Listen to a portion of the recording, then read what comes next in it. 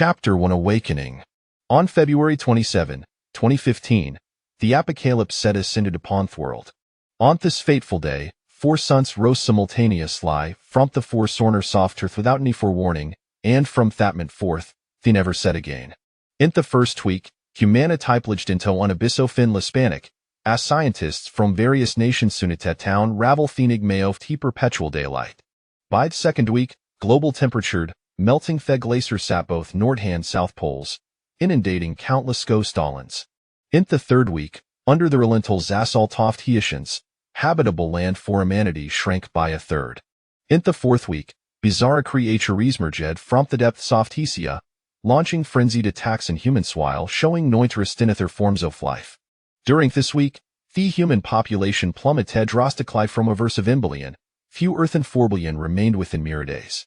Little did humanity know, these was in lie the beginning of teened. Tick-tock, tick-tock. Muddy droplets trickled along the windowsill, seeping into the room gazing outside. It was evident that the flood water should risen top, the level off the second floor windows. Lu Ping furrowed his brow, propping his japasha sat to pin bid after a moment of dizziness. His consciousness gradually returned. Strange, why hasn't Mom Khaled met today? With aerosol Lu Ping wove the cover sand stepped down from the bed. Only to be startled Dasha found himself stand in Jana pull of water thick of the sinkles. Leaking. Hua dead through the water and pushed up the door tossed up outside, discovering that a living room was so inundated all the furniture submerged, with wood and sofa sand door 7 sprouting moss, as if they had been so a ked for a considerable. Mom, Dad, what on earth is happening? Confused, Lu Ping traversed the living room, shouting gash pushed up in his parents' room door. Thedo or waste ajar and Japon entering the bedroom. A musty otter assault had his senses the window shad been tight, lysealed with tape, seeming to block out some ething.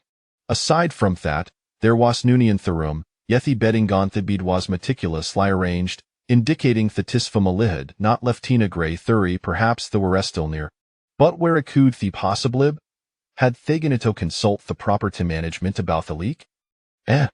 While pondering, a flicker of light caught Lu Ping's peripheral vision outside the window. As she approached at the window, his expression shifted to enough shock, his eyes wide as she stared outside, his face gradual iterations, forming into a mask of disbelief. Before him lay aeroplane expanse of water, the surface and olive with the bottom of the bedroom window nearby.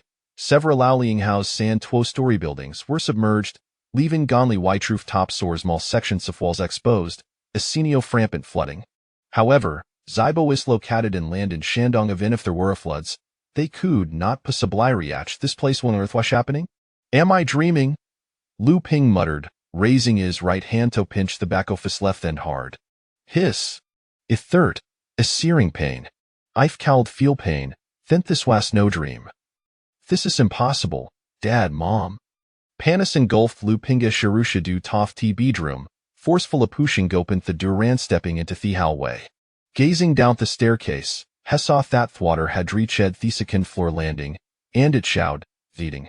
These ways an extremely dangerous sign, had Lu Ping continued to slumber. It would not belong before he had drawn it in his bed. Luke gath water pulling in the hallway, an overwhelming dread surged within him had a shed upstairs, flinging open the door soft his former neighbors' rooms, nanoft his rooms, swear locked, and without exception, the warial indicere, indicating the occupant should left in haste. Where had the Sepiopoli gone? This question haunted Lu Ping's mind, refusing to bebenished, until finally seized his search after inspecting Strumonth's event floor, his gaze complex looking at the distance up to the window. There, hovering Gentheski, worry 3 enormous crimson suns, wave soft radiating gootward with the passage of time, thus weltering temperature causing Lu Ping to bedrin in its. Helitude a bitter law, glancing down at this phone, whereth the bright screen displayed March 27, 2015. Is slept for entire month. What Tony Arth happened during that time?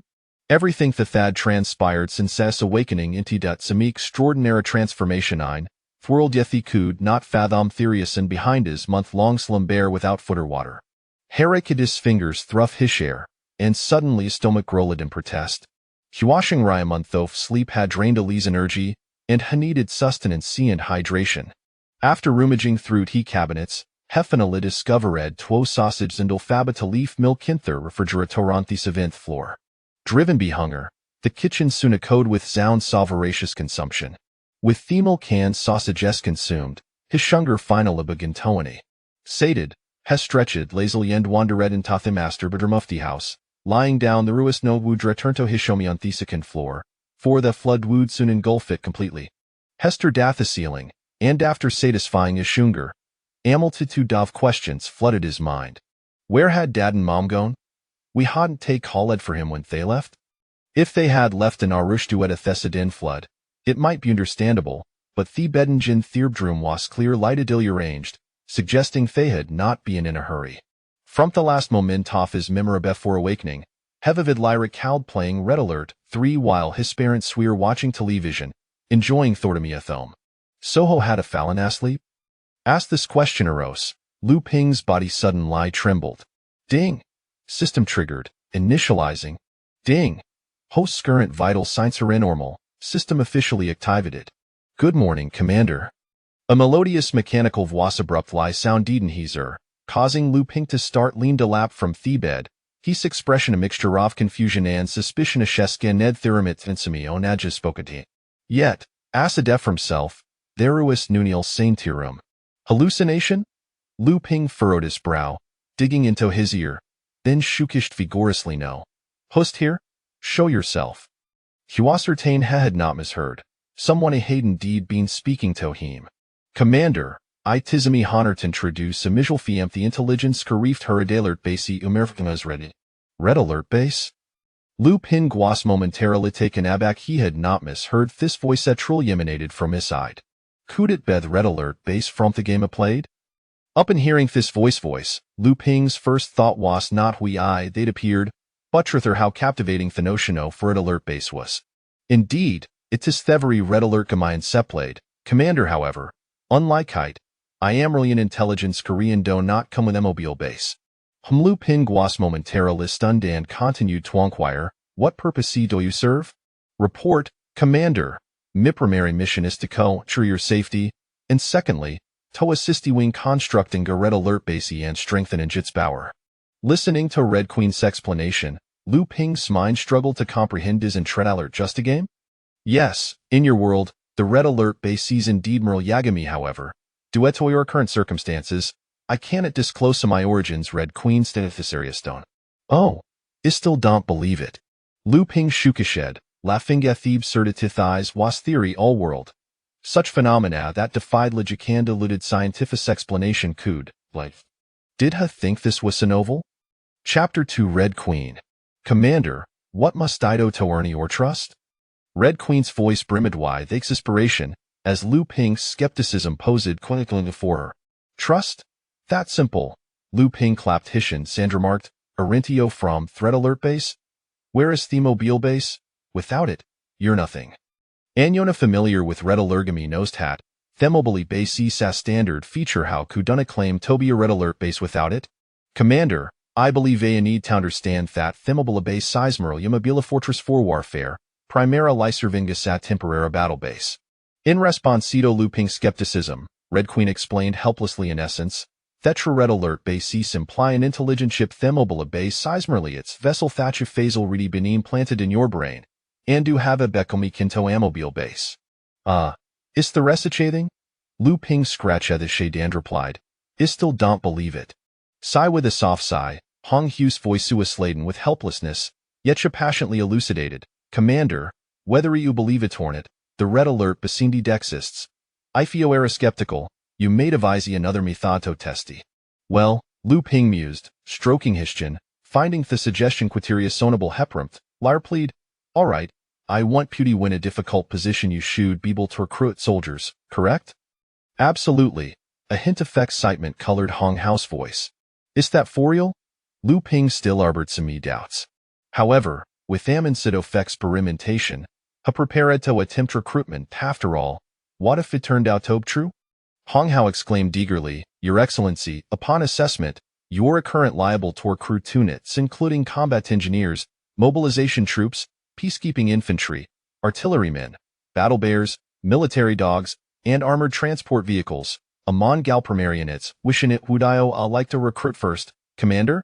Primary units? Lu Ping was momentarily taken aback, then realized it referred to those with low combat capabilities, as well as personal, weapons, and armor still at a primitive Vedic logic level. Even so, if recruitment were indeed possible, it should be sufficient to assist them in escaping this flooded in locale. Thus, had decisively declared, then please help me recruit a squad of mobilization troops and 12 military dogs. Understood. Recruiting gas mall squad of 12 mobilization troops will require 60 energy points. Recruiting 12 military dogs will cost an energy points. Shall we commence recruitment? Then let's begin. Furious and sunk known, Lu Ping felt an inexplicable surge of excitement. Ding! 60 energy points consume 12 mobilization troops successfully recruited. Ding! 10 energy points consumed 12 military dogs successfully recruited. Ding! Shall we activate the space-time portal? Initially, Lu Ping found thesaurus off notifications quite pleasing, but the final inquiry from Hong Hao left the momentarily stunned. What did he say? Space-time portal? What is that for? Lu Ping gasped in confusion. After all, had only heard of that trans-dimensional teleportation device had never encountered a space temportal theridalergum could it possibly? Hong Hao promptly explained, Your Excellency, you must understand threat alert basi and world do currently inhabit territory entire distinctrium, which could also be understood as parallel dimensions. Furthermore, duetat the constraints of cosmicrals, if I wish to bring something from another dimension into E's world, it must bid an EV space-time portal. Is it really that complicated? Why didn't you mention it sooner? Lu Ping grimaced, having never anticipated a convoluted process. This infuriating Hong Hao Zemid to possess no autonomy whatsoever if he did not inquire. She was utter lizzlant, and it was bound to become another significant nuisance. Apologies, Commander, beauty our authority is insufficient Hong Hao, constrained by the rules, cannot voluntarily disclose the information. Hong Hu Stone Borian to resignation, clear lie indicating that Tevin she could not contraveneth his regulation. Forget it. How long do it take it to construct the space-time portal? Or how many energy points are required? Lu Ping opened his mouth, unsure of whom to direct these iriat, ultimately resigning himself to silence. For now, it was imperative to establish the space temportal transport, the mobilization troops and military dogs that was the priority otherwise, should the flood continuatories, Huanu what calamity is my tenshu? If the entire building were to sudden like collapse, even if hadn't drown, he might be crushed shed be falling debris. With mobilization troops, at least there would be correspond increasing the hope of escaping, as more hands scood make a light work. As the saying goes, 3 cobblers with thire was combined can rival Zhuge Yang. Just imagine how many Zhuge Liang's 13 cobblers could equal. Since if this is your first time constructing a space-time portal, the construction cost of you need on like spend 1200 energy points to build a portal connecting. That what dimensions, shall we proceed with the construction immediately? Then what are waiting for? Get on with it. With a delay? Ding! 200 energy points consumed space-time portal has been completed. With a softhum, a swirling blue vortex began rotating counterclockwise before Lu Ping's size the vortex expand rapidly, transforming within mere moments into a colossal whirlpool with a diameter of 2 meters. Upon witnessing the completion of space-time portal, a wavy oscillation washed over Lu Ping with the vortex, he was already convinced that Hong Hao's claims were indeed true. So, the systems, magical artifacts, and adventures from novels really do exist?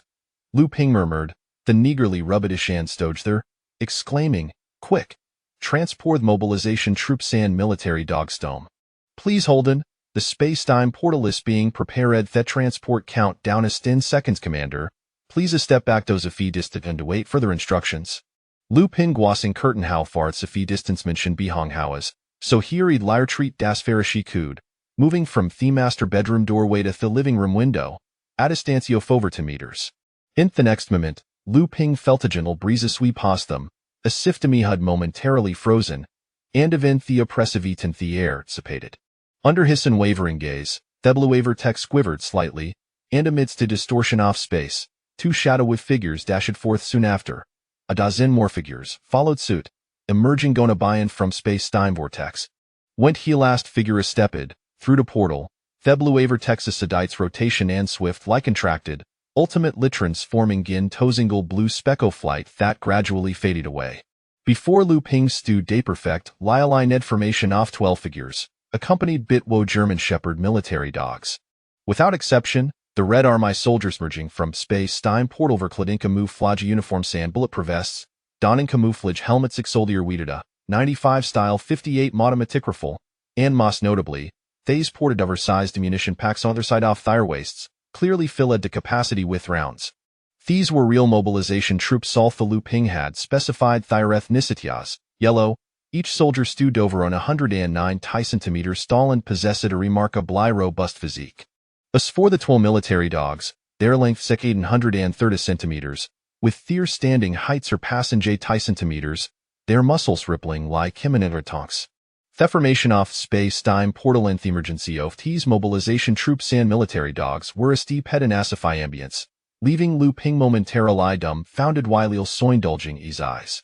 The mobilization troops quickly arrange at themselves a sinoline within the living room, and the soldier positioned at the ferrite stepped forward, saluting Lu Ping with a firm voice, reporting to the commander, the first combat team has arrived for today. Chapter 3. Crystal Core. The 12 mobilizers greeted in unison, their voices resonating loudly, causing a slight tremor in Lu Ping's eardrums. Woof woof. Following the 12 mobilizers, the barks of 2 military dogs echoed. As Lu Ping gazed upon the familiar faces of the yellow-skinned soldiers and heard the fluent Chinese spoken around him, he felt an overwhelming sense of comfort. It must be said that the Red Queen was quite considerate. During the recruitment process, she had chosen soldiers of the same ethnicity, allowing Lu Ping to experience an immediate sense of kinship and security. Excellent, truly excellent. Lu Ping, with a look of excitement, reached out to pat the shoulder of one mobilizer. However, standing at a modest height of 1.75 meters, his gesture appeared somewhat comical compared to the towering mobilizers. Unfazed, he eagerly asked, "Soldier, please tell me your name." Reporting to the commander, "My number is 001. Number?" Lu Ping paused in surprise, suddenly realizing he recalled that all soldiers within the Red Alert base were clones. Thus, it was only natural for them to lack conventional names. After all, with so many clones, even the base's mainframe could not assign suitable names to each one, resorting instead to numerical designations. "Well, that is indeed a peculiar name." Lu Ping shook his head and remarked, "I can't just call you 001 every time, can I? You're not a secret agent." As he spoke, Lu Ping clapped his hands together and declared, "I shall give you a new name. You shall no longer be called 001, but henceforth be known as 1, much more pleasant to say. And you? Your number must be 002, right?" "Yes, Commander." "Then you shall be called 2. You will be 3, you, 4, and as for you, 12. After bestowing names, Lu Ping nodded with satisfaction. Pleased with his naming prowess, he then named the 2 military dogs, one general and the other commander. "All right, 1, 2, and 3. Along with General, you 4 stay here. The rest disperse and search for a way to leave this place." "Yes," came the unified response, and the 12 team members promptly scattered, leaving only 1s, 2s, and 3s to safeguard the commander, while the others swiftly exited with commander. They divided into 2 groups, one descending towards the lower floors, while the others sought a route to the rooftop. Watching the mobilizers depart, Lu Ping summoned General and began to engage it playfully. Meanwhile, 1s, 2s, and 3s stood vigilant by the windows and doorway, embodying the mission bestowed upon them by the Red Alert base. Fully committed to protecting the commander's safety. Rat-a-tat-tat. 20 minutes later, a sudden burst of gunfire erupted from downstairs. Lu Ping sprang up from the sofa, frowning. "Are there enemies?" Without hesitation, he charged out the door, followed closely by 1s, 2s, and 3s. They descended to the 3rd floor with utmost speed, colliding with a few mobilizers who were retreating hastily. 7. "What is happening?" Lu Ping inquired loudly, noticing the number on the shoulder of the mobilizer before him. Reporting to the commander, "We encountered unidentified creatures in the water on the 2nd floor. These beings resemble crocodiles, but possess a pair of fleshy wings. Their offensive and defensive capabilities are formidable. And 4 and 5 have sustained injuries," 7 reported loudly while retreating to Lu Ping's side. Just as he spoke, the gunfire abruptly ceased, indicating that the mysterious creatures had been eliminated. "Let us go down and take a look." Upon hearing the silence, Lu Ping waved his hand, leading the group towards the second floor. The corridor was permeated with the acrid scent of gunpowder due to the recent skirmish. As they reached the second floor, they spotted 4 and 5 lying in a corner. Their faces pale. 4 seemed somewhat better, but 5's body was half gone, clearly on the brink of death. Red Queen, immediately recruit a combat engineer. Lu Ping ordered with a grave expression. Understood.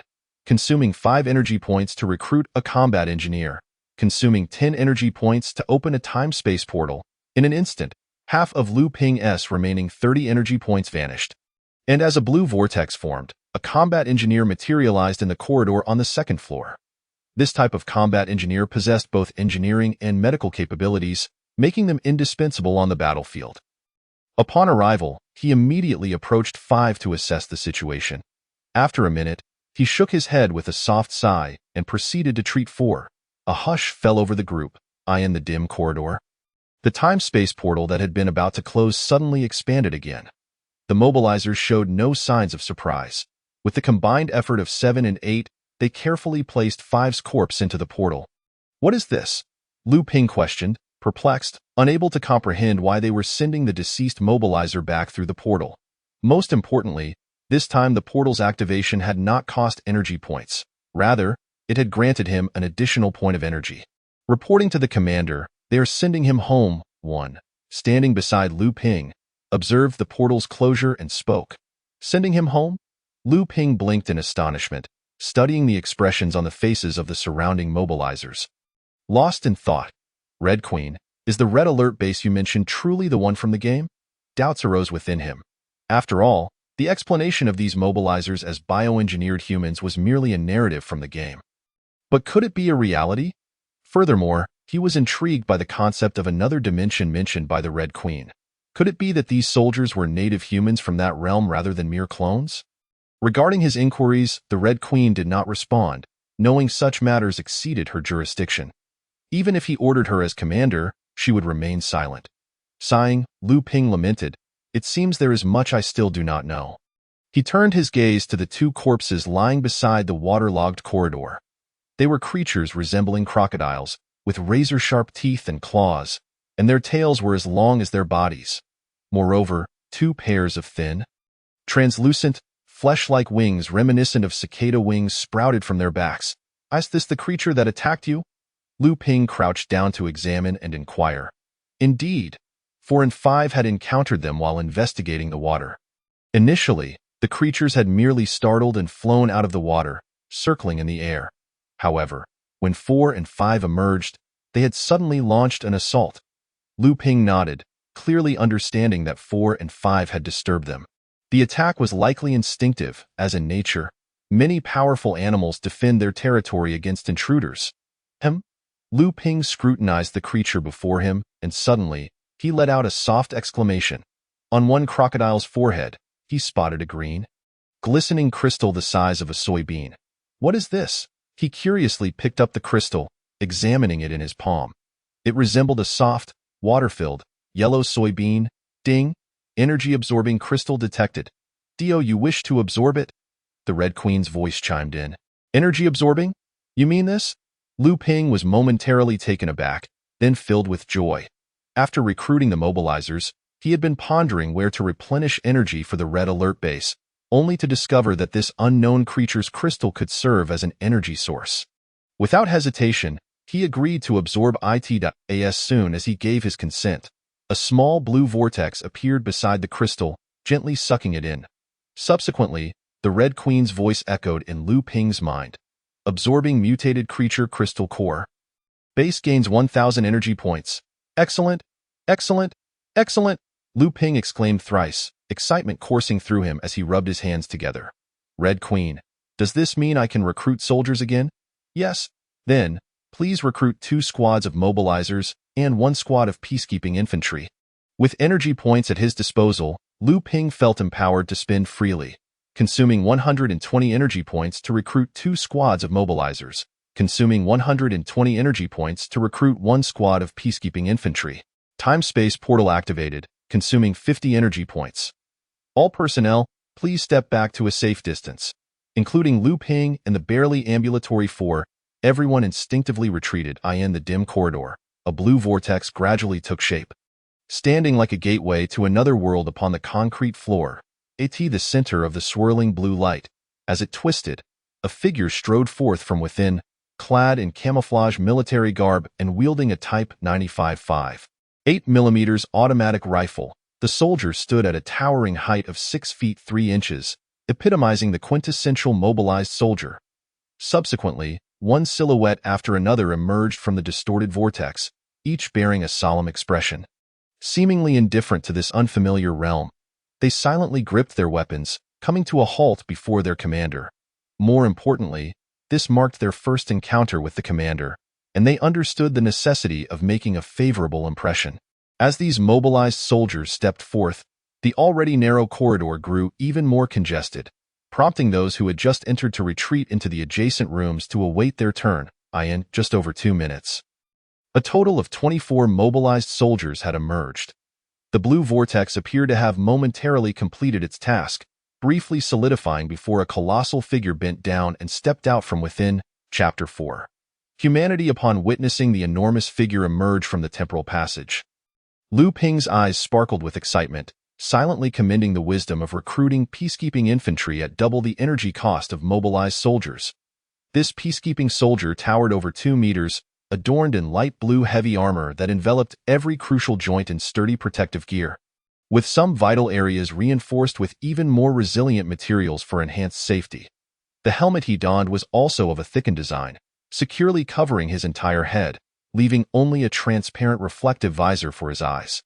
In his hands, he held a standard Genomond 8 pump-action shotgun. Most striking, however, was the massive Roman-style riot shield he carried, nearly 2 meters tall and about 1 meter wide, conveying an immediate sense of reliability and security at a mere glance. From a distance, this peacekeeping soldier resembled a miniature mobile fortress. The mobilized soldiers gazed at the emerging peacekeeping infantry with unabashed envy.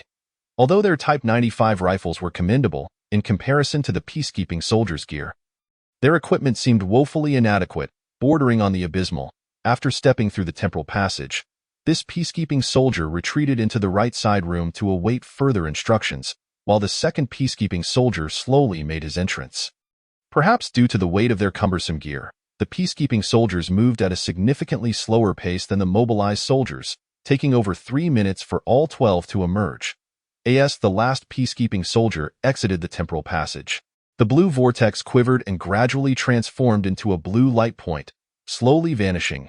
This moment, all 36 red alert soldiers had assembled, observing the neatly aligned 36 soldiers in the rooms on the second floor. Lu Ping felt a surge of exhilaration within. These were his soldiers. Although he understood that this was merely the beginning, with the establishment of the red alert base, his power would only continue to grow. Yet this realization did little to quell his current excitement. Reporting to the commander, the 2nd, 3rd Mobilization Combat Team is here to report. Reporting to the commander, Peacekeeping Unit A is at your service. Please give your instructions. As Lu Ping descended the staircase, the newly arrived 36 soldiers saluted in unison, greatly pleasing him. That moment, a crackling sound emanated from the intercom on his shoulder. Report, Captain. A vessel has been spotted 700 meters to the east. Listening to the clear voice from the intercom, Lu Ping was momentarily taken aback, a flicker of joy crossing his face. A vessel. This meant they had encountered humans. Let us head to the rooftop, he declared, sprinting up the stairs. However, after a few steps, he retraced his path, extracting the crystal core from another crocodile bird's head for Hong Ho to consume before resuming his ascent. Behind him, a total of 44 soldiers, including Unit 1, hurried toward the rooftop. The top of the 7th floor, a circular opening had been made, with a rope ladder descending from it. Clearly the handiwork of Team 10, after leaving the newly recruited mobilized and peacekeeping soldiers in the adjacent rooms. Lu Ping ascended to the rooftop with just the first squad of mobilized soldiers, where he immediately spotted Team 10 peering through binoculars at the distance and Team 11 and 12 patrolling the perimeter. Upon seeing Lu Ping, Team 11 and 12 promptly saluted and greeted him, while Team 10 turned to acknowledge him, ready to salute until Lu Ping waved his hand to halt the gesture. Hand me the binoculars. Let me take a look. As he took the binoculars from Team 10, he followed the direction indicated and peered through the lens. In the distance, a white vessel was slowly navigating through the floodwaters. Through the binoculars, he could clearly see 5 armed individuals on either side of the vessel, vigilantly scanning their surroundings.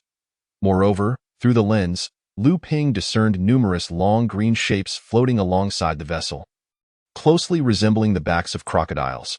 Are those crocodile birds? Lu Ping mused. Having personally encountered these enigmatic creatures before, he immediately recognized the identity of those long green forms.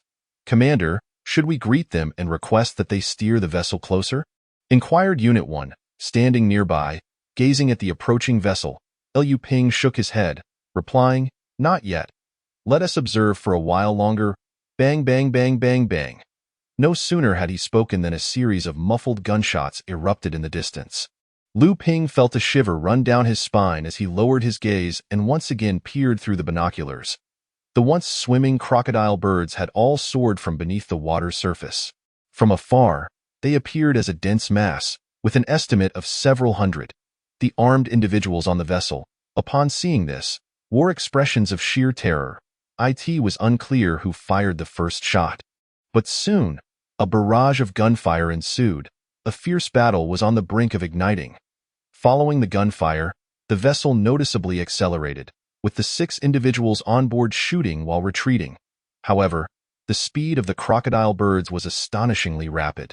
In the blink of an eye, one individual on the right side of the vessel was snatched into the air, blood splattering as they were devoured whole.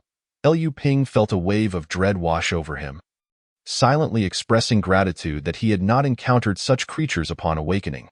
Otherwise, he would have surely become just another lifeless carcass. Observing the mobilized soldiers beside him instilled a sense of reassurance, prompting him to once again peer through the lens for further observation. After the loss of yet another individual, the 6 armed figures finally retreated safely into the vessel's interior.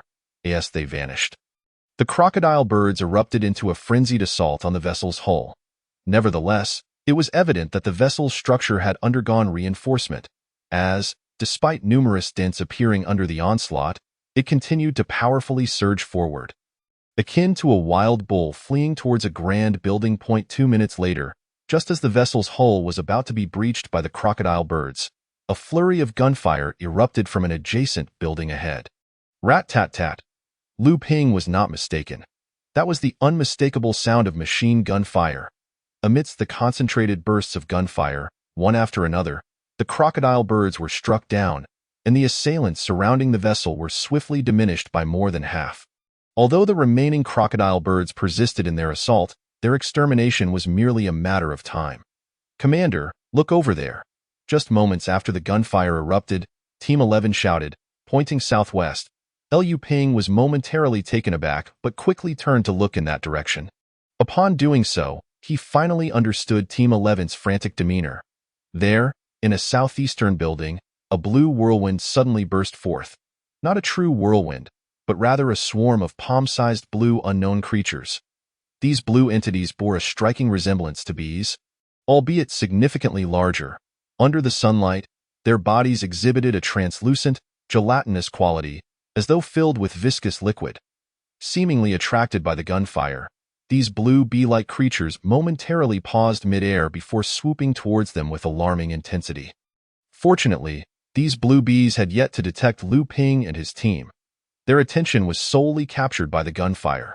As the whirlwind of blue bees swept past the street a few dozen meters away, Lu Ping swiftly redirected his gaze back to the building to the east. At that moment, the gunfire surrounding the vessel had gradually subsided.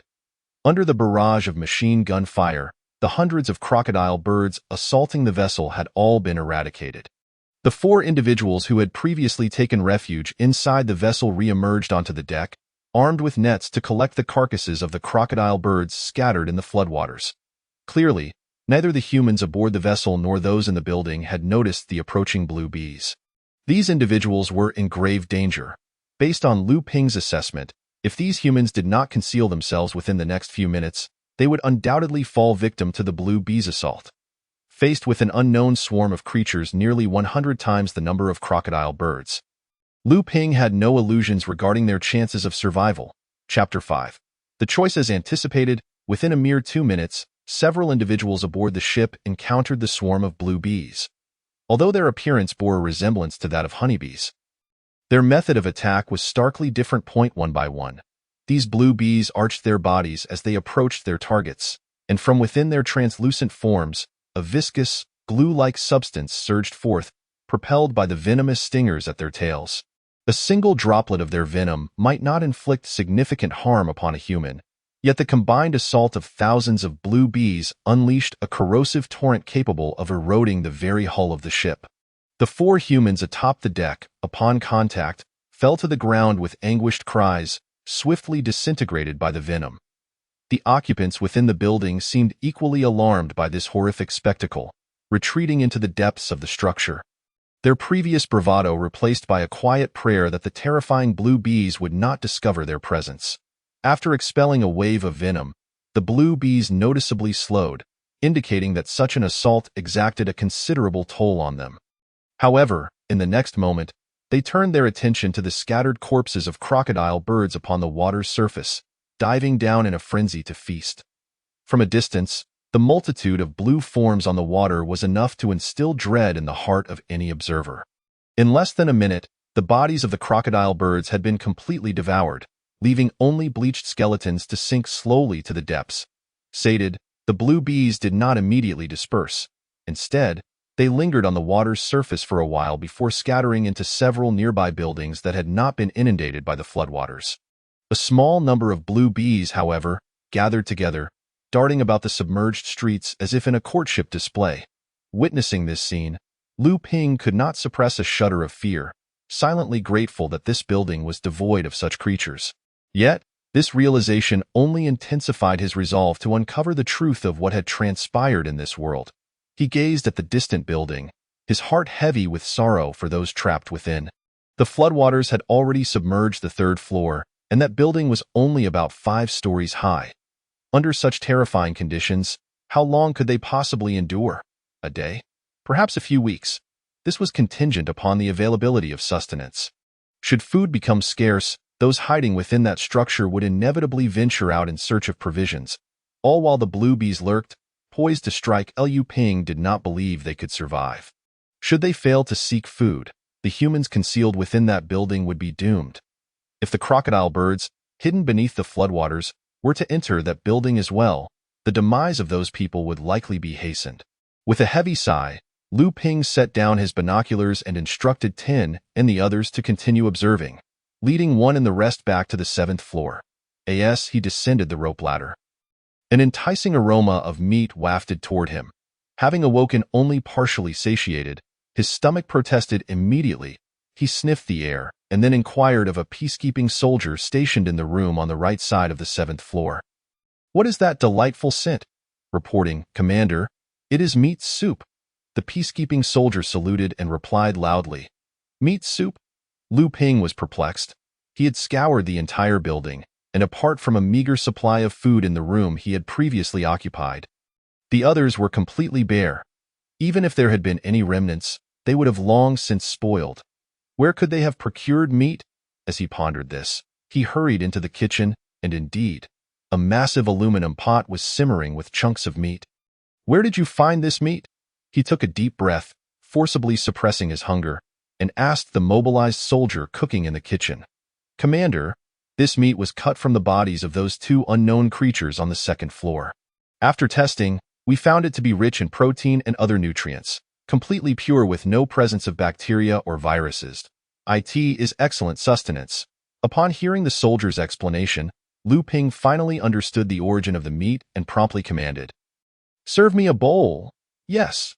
The soldier swiftly filled a bowl with steaming meat soup. Unable to restrain his hunger any longer, Lu Ping sank into the sofa outside the kitchen and began to eat heartily. To his surprise, the meat of the crocodile birds was exceptionally delicious, resembling chicken in texture yet far more flavorful. Upon careful chewing, there was even a hint of sweetness, truly delightful. After consuming a generous bowl of soup, the gnawing hunger within him dissipated entirely, prompting Lu Ping to stretch contentedly and recline on the sofa, comfortably closing his eyes. He did not awaken until evening. After dining on dinner, he returned to the rooftop. Due to the sun's eternal presence, despite the hour being late, the outside remained brilliantly illuminated and oppressively warm. Atop the roof, the patrol had shifted to a newly recruited squad of mobilized soldiers. Comprising 3 members, Commander, the mobilized soldier patrolling the rooftop, was about to salute when Lu Ping interrupted with a wave of his hand. He approached the soldier, observing the distant building, and inquired, "What is the situation?" The swarm of unknown creatures resembling bees seems to have detected the humans hiding within that building. They have been circling it for over 2 hours, and a few of the unknown creatures have already entered the structure.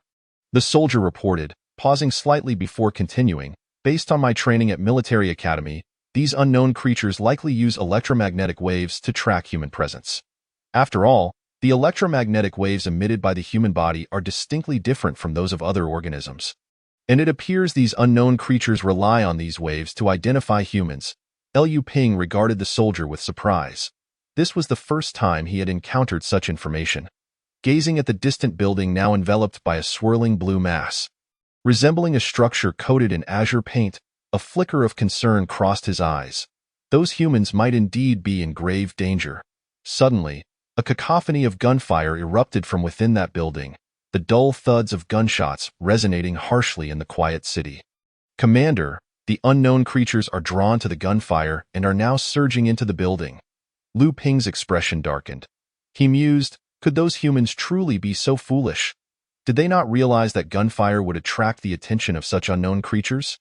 As he observed the distant building erupting with flashes of fire, he fell into deep contemplation. To assist or not to assist? If he chose to intervene, the sheer number of blue bees posed a substantial threat to his current forces. Moreover, the corrosive venom they possessed was a nightmare for anything it touched. Should he inadvertently become contaminated with their venom, it would spell disaster. Yet, if he refrained from aiding them, his desire to uncover the truth of what had transpired in this world was overwhelming. The humans concealed within that building could undoubtedly provide the answers he sought, leading to an internal conflict over his indecision. Chapter 6. The Rescue Commander. You need not worry. The shields of the peacekeeping soldiers possess anti-corrosive properties. These protective shields are forged from exceptionally hard metals, and during their creation, scientists considered such factors. Just as Lu Ping was grappling with his decision, one, who had just climbed up, seemed to discern his thoughts and offered a timely solution. "Really?" Upon seeing one nod, Lu Ping clapped his hands in realization, exclaiming, "Excellent! We have soldiers. Now I require a substantial supply of ammunition. Red, do you have any suggestions? To proceed with a rescue, mere numbers are insufficient. Both mobilized soldiers and peacekeeping troops must be adequately equipped with ammunition, particularly high-impact grenades. Furthermore, Seven and his team have expended a considerable amount of their own ammunition during previous encounters, so it is imperative to find a means to replenish their supplies. Otherwise, they will be unable to participate in the forthcoming battle. Delegating this matter to Red was undoubtedly the most prudent course of action. Commander, I believe you require ammunition supply crates. Precisely. Please exchange for 2 ammunition supply crates. And additionally, recruit 2 squads of peacekeeping soldiers. Lu Ping slapped his thigh and immediately issued the command. Understood. Recruiting 2 squads of peacekeeping soldiers will consume a total of 240 energy points. And 2 ammunition supply crates will require 40 energy points. Activating the time-space portal will cost 100 energy points. The time-space portal is now open. Please ensure that all personnel maintain a safe distance. A blue swirling portal materialized before Lu Ping once more. Despite having witnessed it numerous times, he remained awestruck. This time, the portal stood over 4 meters tall and more than 2 meters wide. And towering figures swiftly emerged from within, forming an orderly line atop the rooftop. As the final 4 peacekeeping soldiers emerged from the swirling vortex, each bearing 2 large green crates, the temporal passage shuddered gently and gradually faded away. A total of 24 peacekeepers stood in 2 neat rows before Lu Ping, their towering figures and superior equipment significantly enhancing his sense of security. After commanding 2 of the peacekeepers to open the ammunition supply crates, a faint scent of gunpowder immediately wafted into the air. Each crate was divided into 2 tiers. The first tier contained 3 compartments. one filled with black magazines loaded with 5.8mm rounds, another housing cartridges for the shotguns used by the peacekeepers, and the last for grenades. The second tier was filled with golden bulk ammunition. According to the labels inside the crate lids, the two ammunition boxes contained approximately 40,000 rounds, while the grenades were rather sparse, with a mere 200 pieces. However, the exchange of merely 40 energy points for such a substantial quantity of ammunition and grenades was undeniably a bargain. Even if it were not worth it, Liu Ping had no choice but to redeem them. In the battle against unknown creatures, bullets were akin to a second life. Possessing them was essential for survival. With the ammunition supply crates in tow, they proceeded onward. After completing the inspection, Liu Ping gestured for the soldiers on the rooftop to descend the rope ladder. Once they reached the 7th floor and distributed the ammunition, they continued their descent. They halted at the 4th floor, where they all surged into a room on the eastern side. "Smash the windows," Liu Ping commanded, and several mobilized soldiers seized their rifle butts. Striking the windows with force, the sound of shattering glass echoed as a massive floor-to-ceiling window was violently reduced to fragments. Gazing at the water surface less than a meter from the window ledge, Liu Ping instructed Hong Ho, "Help me recruit an amphibious transport vessel." "No problem," consuming 100 energy points. Amphibious transport vessel recruited. Opening the temporal passage, consuming 100 energy points, a blue vortex slowly formed on the water surface beneath the window, and a large silver transport vessel gradually emerged from the temporal passage. This amphibious transport vessel measured nearly 100 meters in length and several dozen meters in width, though its height was just over 3 meters. With its hatch perfectly aligned with the 3rd floor window, Liu Ping was the first to open the hatch and step inside, followed closely by his comrades. The once spacious cabin quickly became crowded. However, the temperature inside the cabin was quite pleasant, and upon entering, Liu Ping felt a refreshing coolness. Upon entering the cockpit, he was met with an array of complex control buttons that left him feeling somewhat overwhelmed. Fortunately, the combat engineer he had previously recruited possessed the necessary driving skills. Otherwise, he would have been at a loss on how to operate the massive vessel. With a subtle hum, the amphibious transport ship began to operate, swiftly heading towards the floor where the humans were located. Through the one-way glass in front of the cockpit, Liu Ping could see the building drawing closer. As they approached, the sound of gunfire intensified, and fierce exchanges echoed throughout the vast expanse of Zibo City, with the fighting within the building escalating rapidly. Alas! The sheer number of blue bees was overwhelming. Anguished screams frequently pierced the air from within the building, only to be drowned out by the incessant buzzing in a corridor leading to the 5th floor. A whirlwind composed of hundreds of blue bees surrounded two young men in their 20s. They were fortunate, not having to compete with the main force, easily capturing prey sufficient to satiate every member of their swarm. Under the onslaught of the blue bees, the two young men emitted cries of despair as their flesh was gradually torn from their bodies by the numerous small mouths. Despite the overwhelming numbers, the process of consumption was drawn out due to the diminutive size of the blue bees' mouths. These two young men were tragically destined to witness their bodies being devoured piece by piece before succumbing to excruciating pain. Is it cruel? Not in the least. It is merely the rule of nature. Humanity, in its reckless oppression and slaughter of other beings, was destined to bear this consequence. Damn beasts, bastards, at the end of a corridor on the 5th floor. A middle-aged man in military attire angrily struck the wall with his fist, muttering curses under his breath. In the modest room, aside from him, there were 5 others. 2 men also clad in military uniforms, a father and son pair, and a woman. Fear was palpable on the faces of all 5, their eyes wide with terror as they stared at the massive iron door, their bodies trembling with each agonized scream that echoed from outside. They were the hunting squad from the survivor base, having ventured out solely to gather precious food. Previously, they had boasted a team of over 30, yet now only 6 remained. This building served as a temporary stronghold for the predators, and this particular room was sealed tight, with the windows long since cemented shut, making it the safest place within the stronghold. Consequently, their only escape route lay before the iron door, but outside, a dense swarm of blue bees blocked their retreat. Although this location was secure, it was also a prison in despair. The only woman in the group could no longer contain her fear and began to weep. Hearing her cries, Zhang Yuan, the leader of the hunting squad, furrowed his brow in irritation, his face contorting with anger. "What are you crying about? If it weren't for your reckless gunfire, we wouldn't have attracted these things." He had long known that bringing a woman along would invite misfortune. Yet he had forgotten that without his orders, who would dare fire a weapon? "I don't want to die. There's no food here.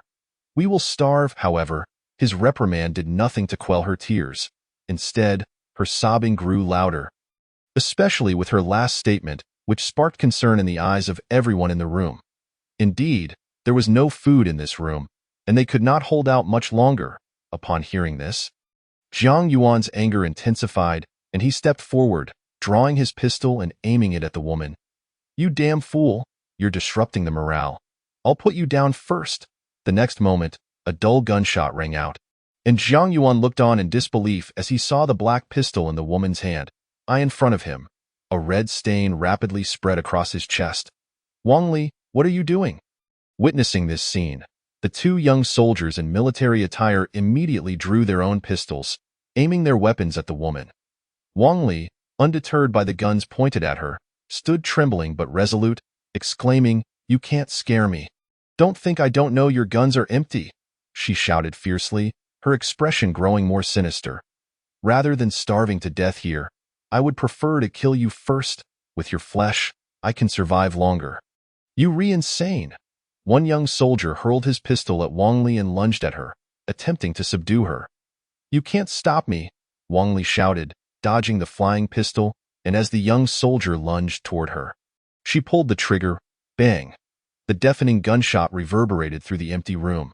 The soldier, who had charged at Wang Li, fell to the ground, his eyes wide open in disbelief, filled with a look of resentment.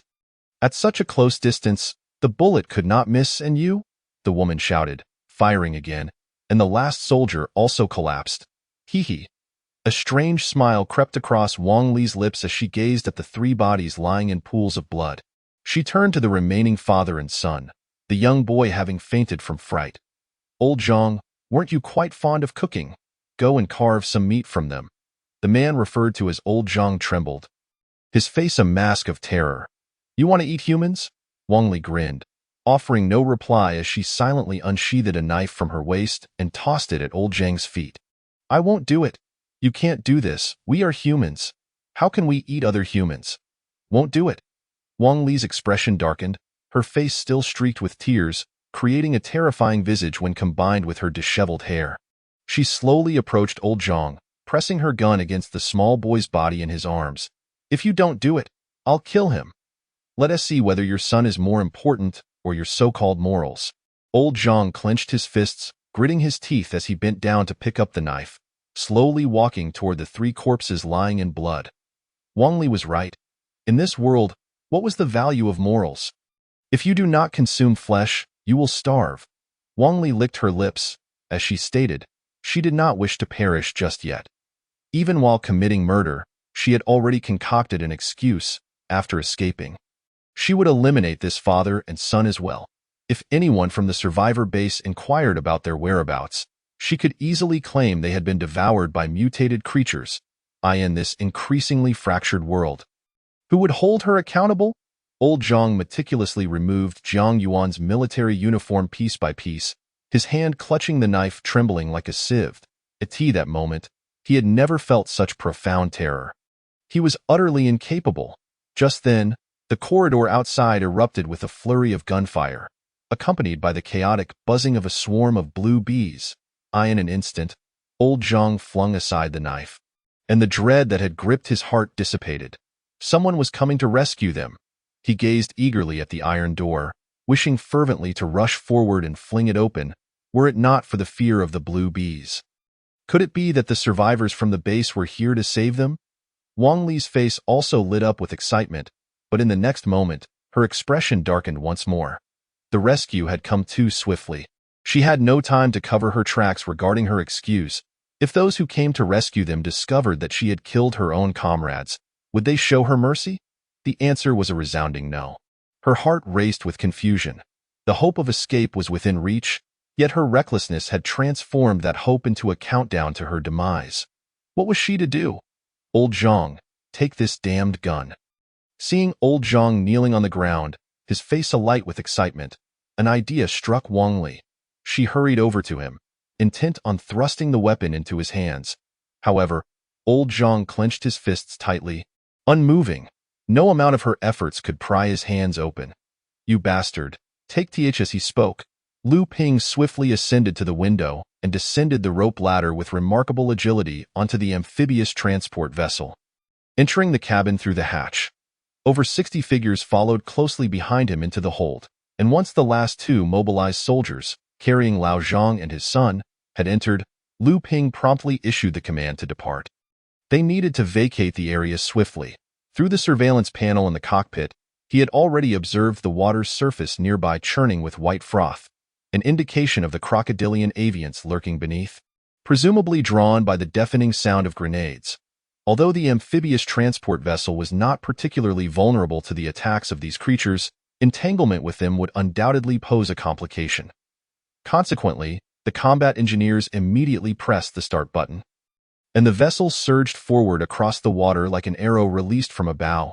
Lao Zhang, reclining in his seat, silently scrutinized the soldiers, his astonishment growing ever more pronounced. In his estimation, these warriors exhibited remarkable discipline.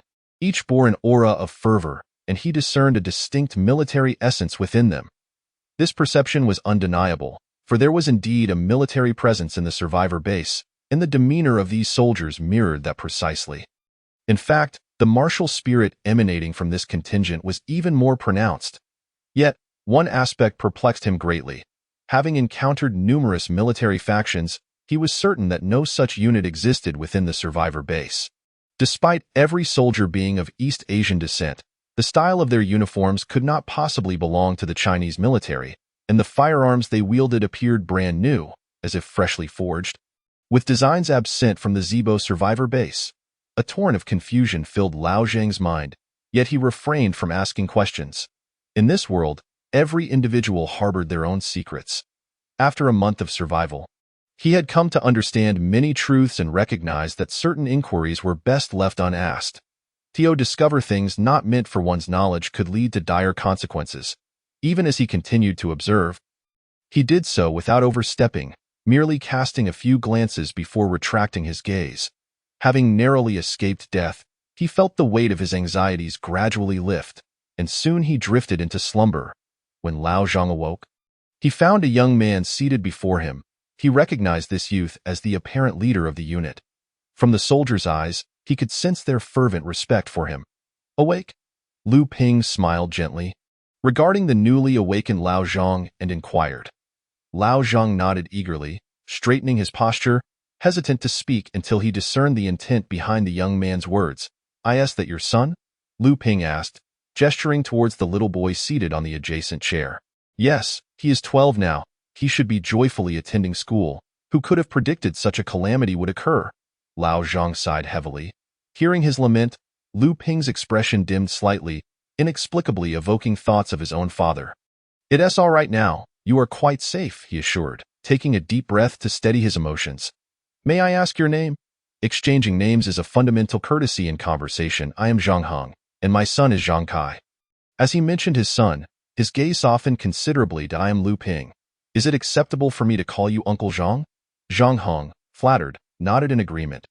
Very well, Uncle Zhang. Would you be willing to share what has transpired in this world? Why do we see 3 suns in the sky? Upon hearing these inquiries, Zhang Heng paused, uncertainty flickering across his face. You don't know? Lu Ping touched his nose, having prepared a plausible explanation.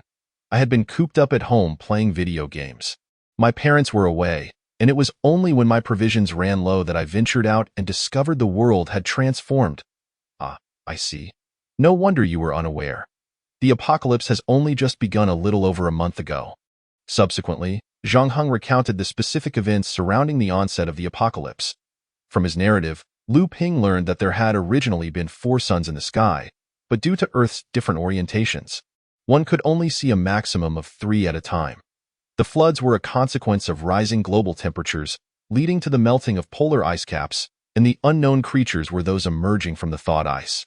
Many scholars referring to them as aberrant insects. These aberrant insects were classified into several categories, including terrestrial, aerial, marine, and amphibious variants. Despite frequent skirmishes among the various species, their ultimate objective appeared to be the eradication of humanity. For these aberrant insects displayed a singular focus on slaughtering humans, showing no interest in other life forms on Earth. Under their relentless assaults, the global population plummeted, and by the time humanity managed to respond, the total number had dwindled to less than 4 billion. The survivors, seeking refuge from these creatures, established survivor bases underground with military assistance, providing both shelter from the floods and protection from the aberrant insects above. After absorbing this information, Lu Ping fell into a profound contemplation. The state of the world seemed even more dire than he had previously imagined. Chapter 9. Special Forces. According to incomplete statistics, prior to the apocalypse, the population of Zibo City exceeded 4 million. After the catastrophe struck, most of those who fled their homes were either swept away by the floods or hunted by the mutated creatures. It was only after the military established survivor bases that casualties began to decline. By that time, Zibo's population had already dwindled to under 2 million. Subsequently, the government took control of the survivor bases. And faced with a massive influx of refugees, the food reserves within the bases began to dwindle. At this point, the government found itself powerless to combat the disaster. To mitigate food consumption, they lifted restrictions on weapon ownership, selling outdated weaponry at exorbitant prices to civilians while also offering military knives at lower costs, halting food supplies and compelling citizens to forage for sustenance. Confronted with a fully equipped military, the surviving populace had no choice but to accept the cessation of food supplies. In this new world, bullets and weapons became a secondary life force. Despite their dissatisfaction, civilians gritted their teeth and emptied their pockets to procure weapons or military knives, then ventured into the unknown in search of food. Meanwhile, the survivor bases frequently dispatched hunting parties to gather provisions, and Zhang Heng's group was one such team, equipped with formidable weaponry, ensuring their safety compared to ordinary individuals foraging alone. Fortunately, the survivor bases did not operate too ruthlessly. Ordinary citizens were permitted to join these hunting parties by surrendering a certain number of bullets, and the spoils were shared with them. After concluding his account, Zhang Heng sighed heavily, stating, "Currently, floods have submerged 2/3 of the land. Most military factories are underwater, and many bullets and high-powered munitions cannot be manufactured. Even the government can only deplete its previous reserves. But this cannot last long. Thus, in this apocalypse, bullets are the most precious resource after food, serving as the currency within the survivor bases." Zhang Heng paused, his expression growing increasingly grave as he cautioned, "Although the bases are government-controlled, the soldiers only concern themselves with preventing civilians from entering the inner sanctum. They remain indifferent to the fates of those on the outskirts. Thus, even if you were to kill someone on the fringes, as long as no soldiers are present, no one would intervene. Moreover, within the survivor bases, there exists a group of extraordinary individuals whose status commands respect even from the upper echelons of the base. This group wields considerable power, and it is said that even if they were to slaughter 1/3 of the survivors, no one would dare to intervene." Lu Ping stroked his chin, pondering the veracity of Zhang Heng's final statement. If true, what manner of individuals possessed such authority? Were they superhumans? Did they possess extraordinary abilities? As if sensing Lu Ping's thoughts, Zhang Heng swallowed hard and cleared his throat, explaining, "To my knowledge, these individuals are referred to by the government as mutants, each possessing immense strength, capable of single-handedly vanquishing hordes of mutated creatures. I once witnessed one person effortlessly lift a truck with one hand, not a bead of sweat on his brow, truly monstrous." Mutants? A flicker of surprise crossed Lu Ping's eyes. The term was not unfamiliar. It bore resemblance to characters from American blockbuster films like X-Men, which featured detailed portrayals of such beings. If Zhang Heng's account was accurate, then these mutants were indeed the superhumans in the eyes of ordinary people, each capable of rivaling an entire army, thus justifying their extraordinary privileges. Are there many mutants within the survivor bases? After thorough consideration, Lu Ping continued his inquiry. Zhang Heng hesitated, then shook his head. How could there be? The known mutants in the Zibo survivor base number only 5. Even if there are some hidden, They likely do not exceed T, and Liu Ping nodded. Among hundreds of thousands of humans, the likelihood of one becoming a mutant was low, yet it underscored the rarity of such beings. Moreover, it has only been a little over a month since the onset of the apocalypse. As time progresses, it is likely that more ordinary individuals will transform into mutants. If each mutant possesses such formidable powers, then should 1/3 of the global population become mutants, this apocalypse would no longer be a source of terror.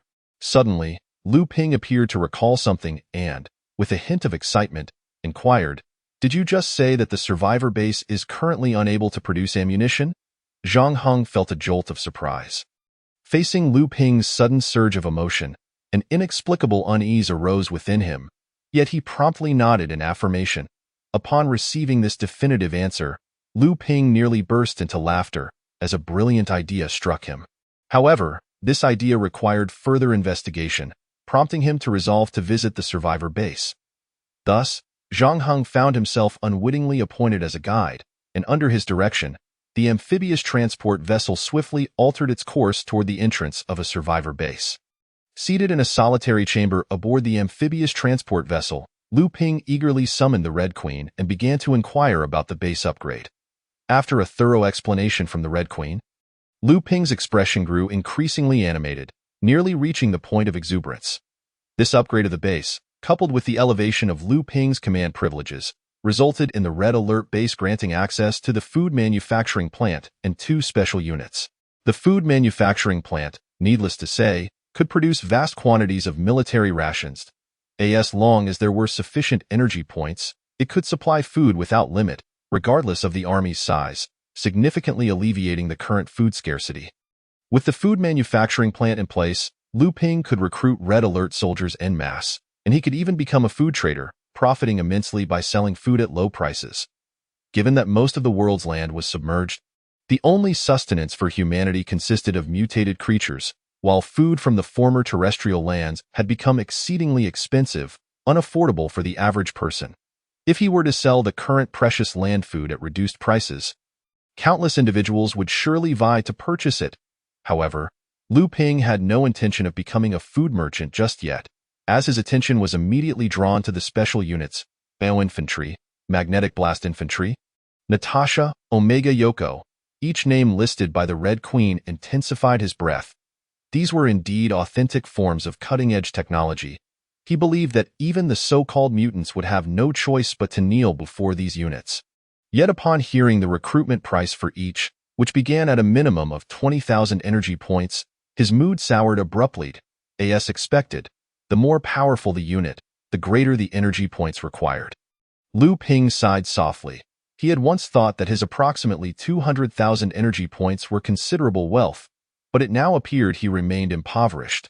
The special units would close in 10 minutes. With the next opening contingent upon the elevation of the commander's privileges to intermediate level. At that moment, the Red Queen's voice suddenly echoed, catching Liu Ping off guard. Red Queen, what does this mean? Report, Commander. To ensure your safety, the Red Alert base will exceptionally open 6 hours of special units upon your first elevation of privileges for your selection.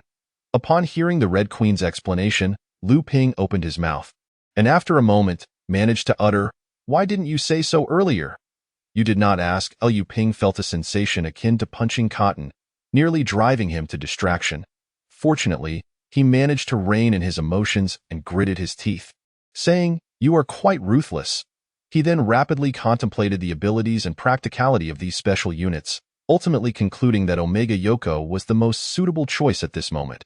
Having made his decision, he promptly declared, "Red Queen, recruit Yoko for me."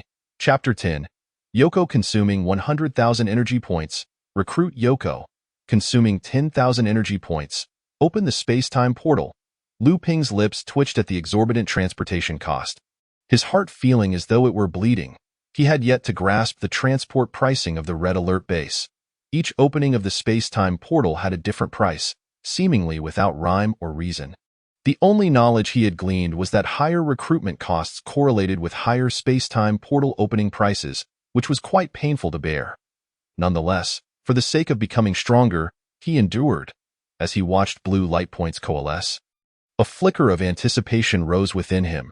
Those familiar with Red Alert 3 knew that Yoko was indeed a terrifying character, not solely due to her extraordinary powers, but also because of her unsettling appearance that made anyone who beheld her feel uncomfortable.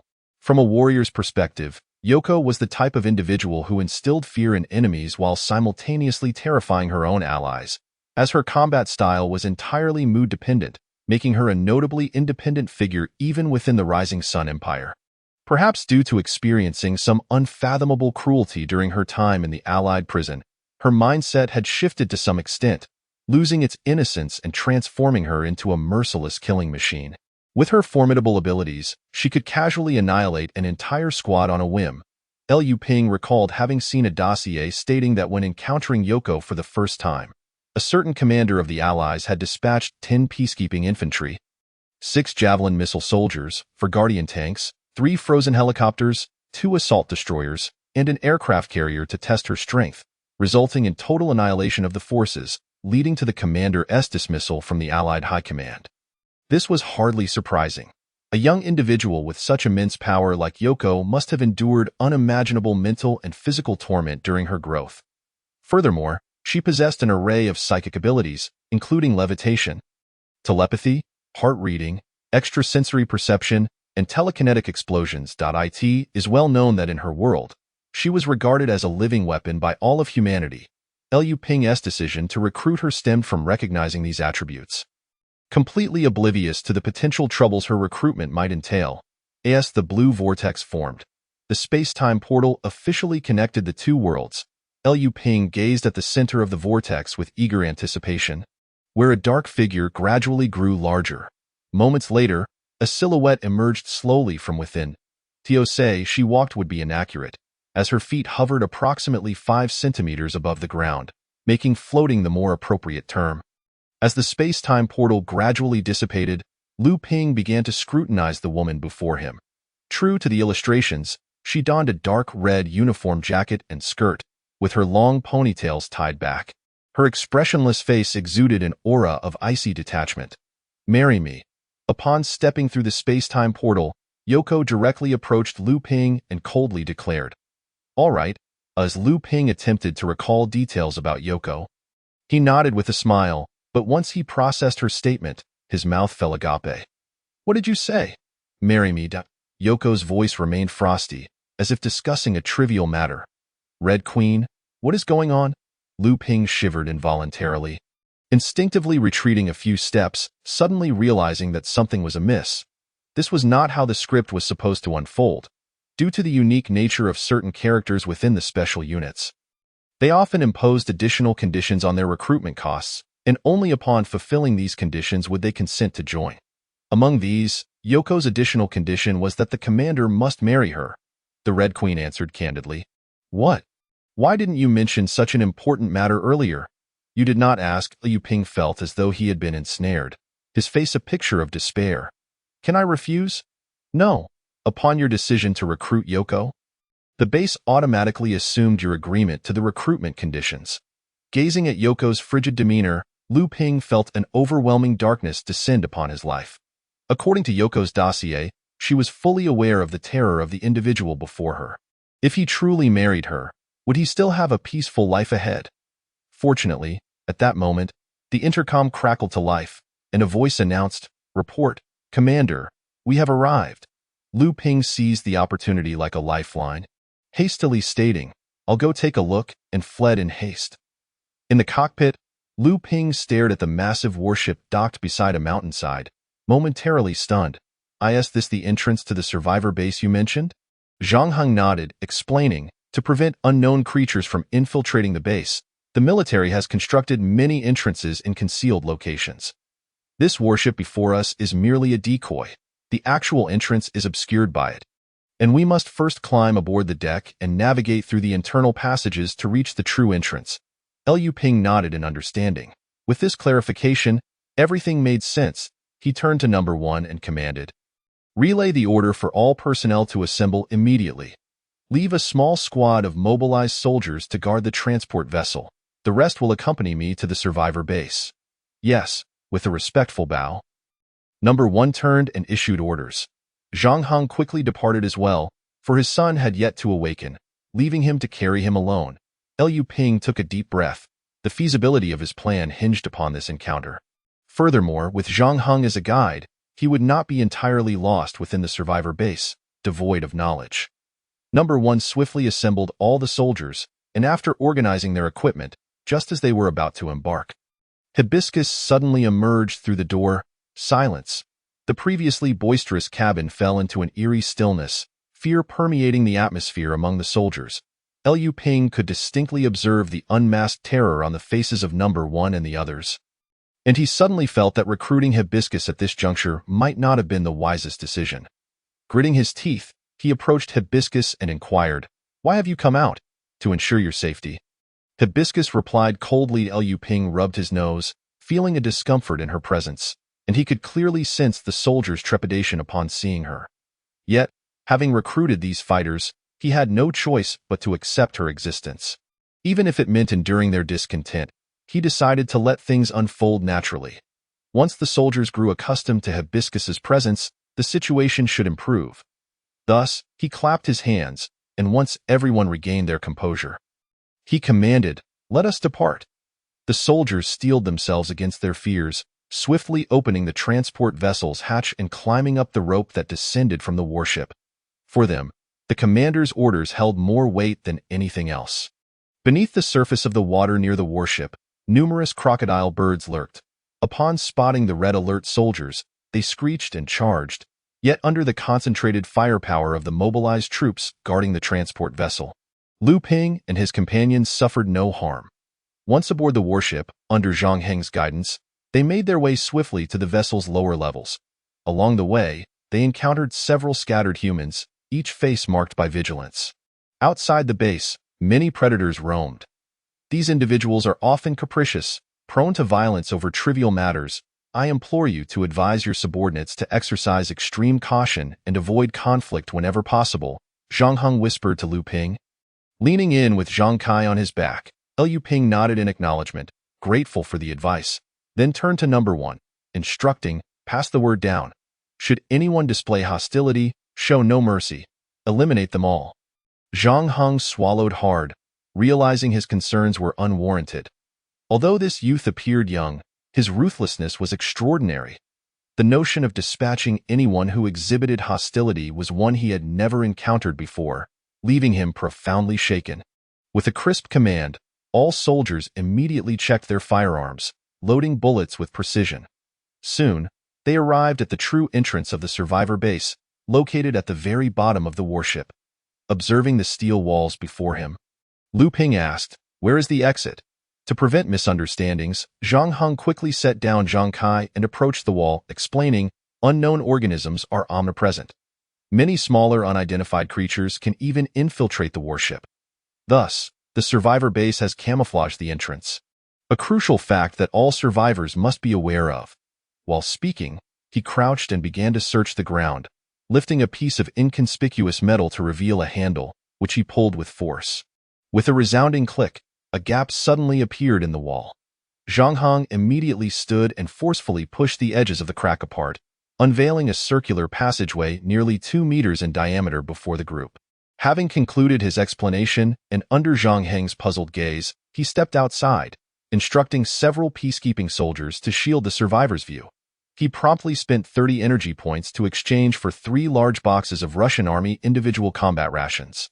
These rations included various items: meat cans, beef and rice cans, ham cans, compressed biscuits, cheese, packets of ketchup, jam, 2 packs of powdered drink mix, purification tablets, a collapsible stove, several alcohol blocks, a pack of waterproof matches, and a can opener. An abundant selection, though its taste could only be deemed average. However, in this apocalyptic world, such combat rations were considered top-tier food, as the flesh of unknown organisms, regardless of its nutritional value, could not compare to terrestrial fare. After retrieving 4 portions from one of the boxes, Liu Ping returned inside, while the remaining mobilized troops and peacekeepers lined up to collect their provisions. Seeing Liu Ping open a cardboard box, Zhang Heng was momentarily speechless with astonishment. It was not merely the pre-apocalyptic food inside that surprised him, but the fact that he had never encountered these boxes before on his journey. Where had this young man procured them? In an instant, he felt as though a veil of mystery was gradually enveloping the figure before him. An arms company? Are you jesting? Zhou Xinping's initial reaction to this statement was disbelief. In this post-apocalyptic world, with floods ravaging the landscape and factories submerged, most nations had lost their basic industrial capabilities. It could be said that 90% of military factories had declared bankruptcy. Was it even conceivable for an arms company to still exist? For instance, in China, aside from a few military establishments inland, all others had been inundated. Particularly in coastal regions like Shandong, even the arms depots had succumbed to the floodwaters. Take Zibo, for example. The high-ranking officials at the survivor base were already troubled by the ammunition shortage. Each day, hunting expeditions consumed vast quantities of bullets, and the military stockpile was dwindling. Although they possessed ample materials for munitions production, they lacked the necessary equipment, rendering even the finest craftsmen powerless to manufacture ammunition, leaving them to squander their resources. Many officials were voicing their concerns. After several days of discussions regarding ammunition reserves, there was a consensus to dispatch troops to brave the submerged depths and salvage equipment from the city's sole military factory, utilizing the limited machines available to expedite ammunition production. This illustrates the desperate demand for ammunition at the survivor base. Yet now, someone was claiming that an arms company sought to market weapons amidst such a perilous environment. Even if sales were made, how could transport be managed? What audacious arms company would dare traverse this chaotic world? What could they possibly require? As a soldier, Zhou Xinping refrained from jumping to conclusions. While he suspected this might be a prank, deep down, he could not instantly dismiss the notion. He sensed that if this were not a jest, it could represent an opportunity for the survivor base. However, in this apocalypse, money had lost its value, reduced to mere scraps of paper. He believed that the so-called arms company could not possibly be seeking wealth. In this grim reality, weapons and ammunition had become currency. If they were willing to trade such items, they must be after something else. You are aware of the crystal cores within those aberrant creatures. Correct? That is what they desire, crystal cores. Zhou Xinping paused, somewhat taken aback. He was familiar with them. The DNA of those mutants evolved due to accidental consumption of these cores, in a bid to acquire more mutants. The survivor base had traded numerous bullets for crystal cores from survivors a few days prior and selected several soldiers for ingestion. However, it appeared that the cores were not effective for everyone. Only a select few could harness their power for evolution. Furthermore, once evolved, the power of the crystal cores became entirely depleted, rendering additional consumption futile, leading to their storage in a warehouse. What could they possibly want with the crystal cores? Despite his curiosity, Zhou Xinping resolved to meet these individuals. If it turned out to be a prank, he would not hesitate to eliminate them. As Zhang Heng headed to report the complete annihilation of the hunting squad to the survivor base, Lu Ping entrusted him with conveying his intent to sell arms to the higher-ups. Initially skeptical, Zhang Heng nonetheless reported it to his superiors with a sense of cautious optimism, only to be surprised when the base's senior officials actually agreed to meet Lu Ping. Upon receiving confirmation, he hurried back to relay their willingness to the latter. I say, brother, this is no jest, though you truly possess arms. If this is a ruse, you still have time to escape, Lu Ping chuckled, assuring him there is no need for concern. I have my plans. Upon witnessing the scene, Zhang Heng ceased his efforts to persuade further. Lu Ping decided to leave all the soldiers behind, taking only Bai Hezi with him toward the inner perimeter of the base. It was then that Zhang Heng noticed, to his astonishment, that Bai Hezi seemed to glide effortlessly above the ground, maintaining a distance of 5 centimeters from the earth with every step. A flicker of disbelief crossed his eyes as he pondered whether this seemingly youthful girl was also a mutant. What category of mutant could she possibly belong to? He had never heard of any mutants in the base possessing the ability to fly. As he glanced at Lu Ping, he found the young man before him even more enigmatic. The inner perimeter of the survivor base was divided into 3 sections. The buildings on the left housed the armory and storage rooms, while those on the right served as residences for the mutants. The 3-story building at the center was formerly the abode of officials and military officers from Zibo, along with their families, as they traversed. Zhang Heng shared his comprehensive knowledge of the inner perimeter with Lu Ping. Deepening his understanding of the survivor base, Lu Ping nodded in agreement, acknowledging that those residing within the inner perimeter were undoubtedly fortunate. They enjoyed ample provisions and a superior living environment compared to other survivors. They did not have to venture out to hunt and could reap the benefits of others' efforts, all while being shielded by the protective layers of the military outside, ensuring their safety. As they navigated through the diverse crowds and wooden houses in the square, the group eventually arrived at a bus stop leading to the underground base. After boarding the vehicle, they soon approached the vicinity of the inner perimeter, located at the very heart of the survivor base.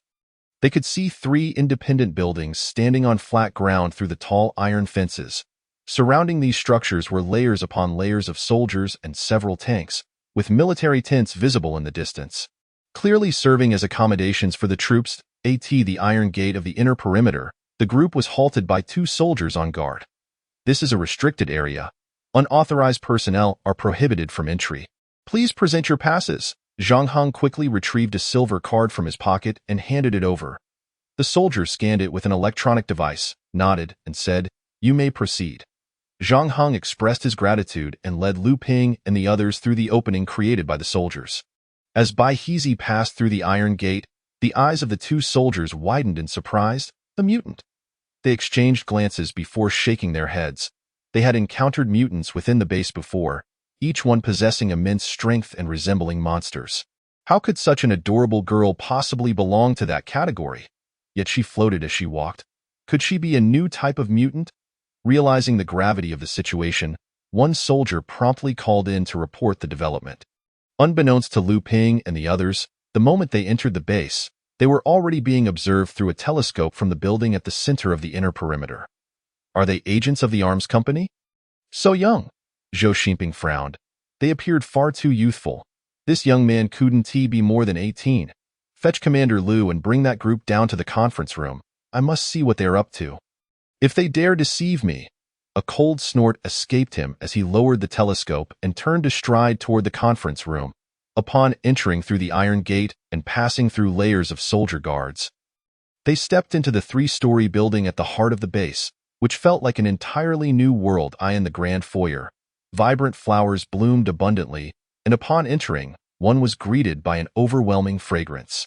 On either side of the hall were transparent bulletproof glass partitions, revealing groups of individuals clad in white coats moving about. Vague outlines of dissected unknown creatures could be seen on various tables, including the crocodile bird and bluebee that Lu Ping had encountered before. Directly facing the entrance was a stone wall, from which several gun barrels protruded through small openings, ensuring a high level of security. Ascending directly to the 3rd floor via the elevator, they encountered several officials in formal uniforms, likely engaged in essential administrative tasks vital to the base's operation. Upon arriving on the 3rd floor, a soldier approached and inquired, "Are you Mr. Lu?" Lu Ping nodded in response. The soldier continued, "Very well, please follow me. The 2 commanders have been waiting for you." Afterward, he led the group toward a room on the east side. As they entered the conference room, 2 individuals looked up simultaneously. One was a middle-aged man appearing to be around 40, with a stern demeanor and an air that repelled others. The other was a young officer in his 20s who stood up with an unmistakable expression of joy upon Lu Ping's entrance. "You little rascal, I knew you were still alive." Chapter 13. Lu Wentao. Zhou Xinping stared at Lu Wentao in astonishment, surprised to discover that he knew the young man. Connecting their shared surname with Lu Wentao's earlier excitement, Zhou Xinping's mind raced, piecing together certain possibilities. For Lu Wentao, it did not matter whether the person before him was the representative for the arms transaction. What mattered was that he was alive. "You little rascal, where have you been for the past month? I searched for you at home but found no trace." Lu Wentao's face beamed with joy as he stepped forward, eager to grasp the shoulder of the person before him. However, Lu Ping took a step back, and Bai Hezi's gaze flickered as she instantly positioned herself in front of Lu Ping. In the next moment, a surge of mental energy locked onto Lu Wentao. With a resounding thud, Lu Wentao was sent sprawling against the wall of the conference room as if struck by an unseen force. Zhou Xinping was taken aback, his eyes now shining with intense realization as he regarded Bai Hezi. She is a mutant, and of a type I have never seen before. Could her power be telekinesis? Bai Hezi. Lu Ping's lips twitched as he offered a symbolic reprimand. then turned with an apologetic look toward the slowly rising Lu Wintao. Inquiring with curiosity, "Pardon me, but who are you? Have we met before?" Upon hearing this, the recently risen Lu Wintao froze in disbelief, staring at Lu Ping. "Is there a crescent-shaped scar on your right elbow?" Lu Ping was taken aback, quickly lifting his arm to inspect the elbow, where indeed a scar was present. When did this happen? He racked his brain but could recall nothing of the sort. "Ah, you are Xiaoping. It's only been half a year. How could you not recognize me? Are you joking?" Lu Wintao rubbed his sore back and approached again. "You little rascal, impressive. In just half a year, you've acquired a mutant?" His gaze swept between Lu Ping and Bai Heezy, his smile growing increasingly pronounced. "What on earth are you talking about? I truly do not recognize you." Lu Wintao's actions froze once more, as he stared in disbelief at the young man before him. "No, you are definitely my brother. Your name is Lu Ping. Your father is Lu Xingyun, and your mother is Lu Minghan, correct?" To Lu Wintao's astonishment, Lu Ping shook his head and replied, "No, my father is Lu Zhengwo, and my mother is Wen Ping. You must have mistaken me for someone else. Impossible. How could you forget even your parents' names? That scar on your elbow is from when you fell while climbing a mountain with me as a child. Look at me. Have you truly forgotten me? I am your brother." Lu Wintao's emotions surged as he spoke, pulling out a time-worn photograph from his pocket, pointing at the figures within. "Look, this is Dad, this is Mom, and this is me. The child on my shoulders is you?" At the sight of the photograph, a thunderous echo reverberated in Lu Ping's mind. The child depicted was indeed a perfect likeness of him in his youth. As he looked at the man and woman beside the child, an overwhelming sense of familiarity washed over him, yet he could not pinpoint where that familiarity stemmed from. What is happening? Have I lost my memory? No, I have never seen these people. He widened his eyes as fragmented memories began to surface in his mind. They seemed to belong to someone else, and as he attempted to connect with them, a sudden searing pain shot through his brain, causing him to emit a soft groan of agony. "Warning. Unstable fluctuations have appeared in your mind. Commander, please cease all thought processes. The base will administer a sedative in 5 seconds. 5, 4, 3. A sharp pain pierced his neck, and Lu Ping felt a substance injected into his body, causing the pain in his head to diminish and eventually fade away completely. "Xiaoping, what is wrong?" Lu Wintao's expression shifted to one of alarm as he bent down to assist Lu Ping, only to be blocked by Bai Heezy. "Brother." After merging with the fragmented memories, Lu Ping lifted his gaze once more to the person before him and, against his will, called out a familiar name. The utterance took both Lu Ping and Lu Wintao by surprise. "Xiaoping, have you remembered?" Lu Wintao hesitantly inquired, but to his surprise, Lu Ping shook his head and replied, "I'm sorry, but I too am uncertain about my condition. Perhaps I have truly lost some memories." With a scoff, he added, "Commander Lu, have you forgotten the purpose of this meeting? If you wish to reminisce, I will arrange a room for you after the transaction so that you may converse at leisure." At that moment, Zhou Xinping, who had been overlooked by everyone, emitted a displeased snort, interrupting the conversation among the others. Lu Wintao furrowed his brow and coldly stated, "I am fully aware of my actions. Commander Zhou, if you have no business here, you may take your leave." This remark clearly indicated that Zhou Xinping was no longer needed for this transaction. "You?" Zhou Xinping's brows shot up, a flicker of anger crossing his face. But he quickly suppressed it. Despite being nearly 20 years Lu Wintao's senior, his military rank was a full level below. Even in this apocalyptic world, where laws had crumbled, the mindset of a soldier remained ingrained within him. The concept of obedience to orders was deeply rooted. Though he felt discontent, he nonetheless stood up and left the conference room with a flourish of his sleeve. Seeing Zhou Xinping depart, Lu Wintao sighed inwardly and cast an apologetic glance at Lu Ping, saying, "As a commander, there are many times when one feels constrained, especially in these times. I must prioritize the greater good. Therefore, whether you are my brother or merely the spokesperson for that so-called future technology company, from now on, I shall regard you solely as a transaction partner. Now, let us discuss the matter of arms trading." Lu Wintao's demeanor shifted swiftly, his face adopting a serious expression. Lu Ping nodded, considering this arrangement preferable. He too wished to expedite the completion of this transaction rather than be influenced by some inexplicable event. Currently, the majority of firearms within the survivor base utilized 5.8 mm, 9 mm, 12.7 mm, and 14.5 mm caliber ammunition. In addition to these, we also require some 23 mm, 25 mm, and 35 mm shells, along with a few grenades. Can your company provide these? No problem, Lu Ping replied. .1 crystal core can be exchanged for 2,000 rounds of ammunition or 200 grenades. 4 23 mm to 35 mm caliber shells. 1 crystal core can be exchanged for 150 shells. After a brief calculation, Lu Ping proposed a price. This exchange ratio seemed quite steep, yet when compared to the ratio of crystal cores to energy points offered by Hong Ho, it appeared somewhat unscrupulous. Moreover, Lu Ping had not specified the size of the crystal cores, revealing the nature of a profiteer. It is important to note that different sizes of crystal cores yield varying quantities of exchangeable energy points, suggesting that Lu Ping harbored intentions to exploit the survivor base. Good, Lu Wintao agreed almost without a moment's thought. The rationale was simple. These crystal cores had initially been purchased at a rate of 2 bullets per core, and now they could fetch a 1,000-fold return. It would be foolish not to sell. This encapsulated Lu Wintao's thought process. Rather than allowing these items to languish in storage, it was far more prudent to trade them swiftly. Lu Ping was momentarily taken aback by Lu Wintao's readiness to agree, and recalling the latter's previous behavior, a twinge of guilt arose within him. Very well, once I ascertain the situation, I shall find a way to compensate him. With a sigh, they signed a written agreement, and Lu Ping prepared to depart. Initially, Lu Wintao attempted to retain him, but upon realizing Lu Ping's resolve, he ceased his efforts and merely cautioned him to exercise caution. Watching Lu Ping's departing figure, Lu Wintao's expression gradually darkened as he sat in the conference room, his gaze slowly shifting towards Inner Mongolia. You old fool, you have indeed acted as I expected. I warned you, if you dared to touch him, I would kill you. Why do you refuse to listen? Chapter 14. Departure. The interior and exterior of the survivor base resembled two entirely different worlds. In stark contrast to the spacious interior with its sparse presence of individuals, the outer lands were notably congested.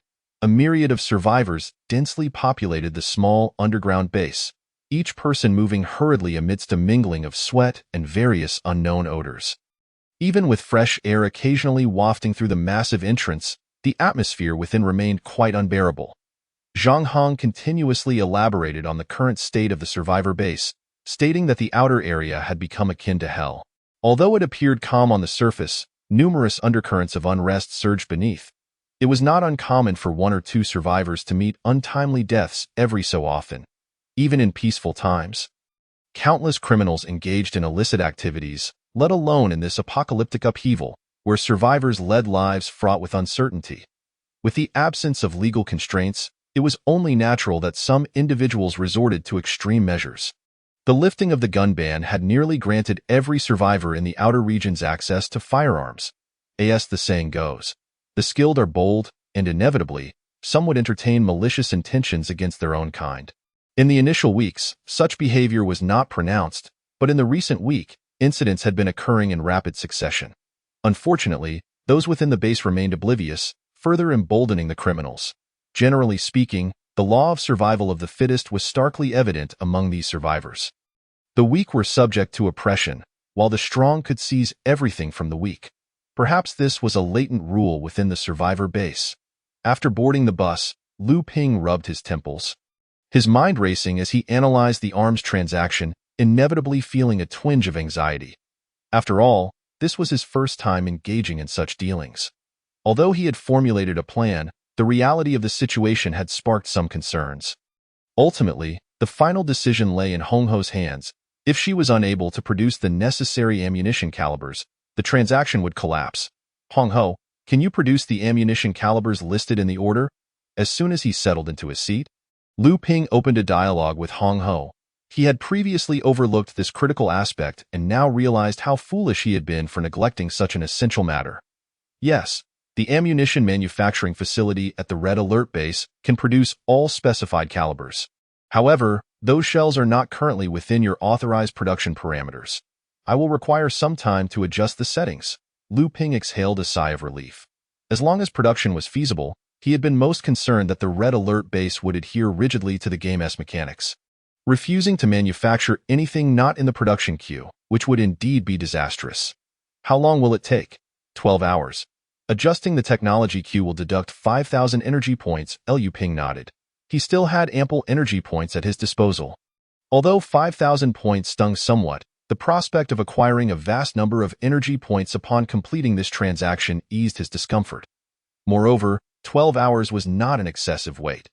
His agreement with Lu Wintao stipulated that as long as they could provide the requisite price, he would deliver the goods within 48 hours, ample time indeed, which was a primary reason for the smoothness of the transaction.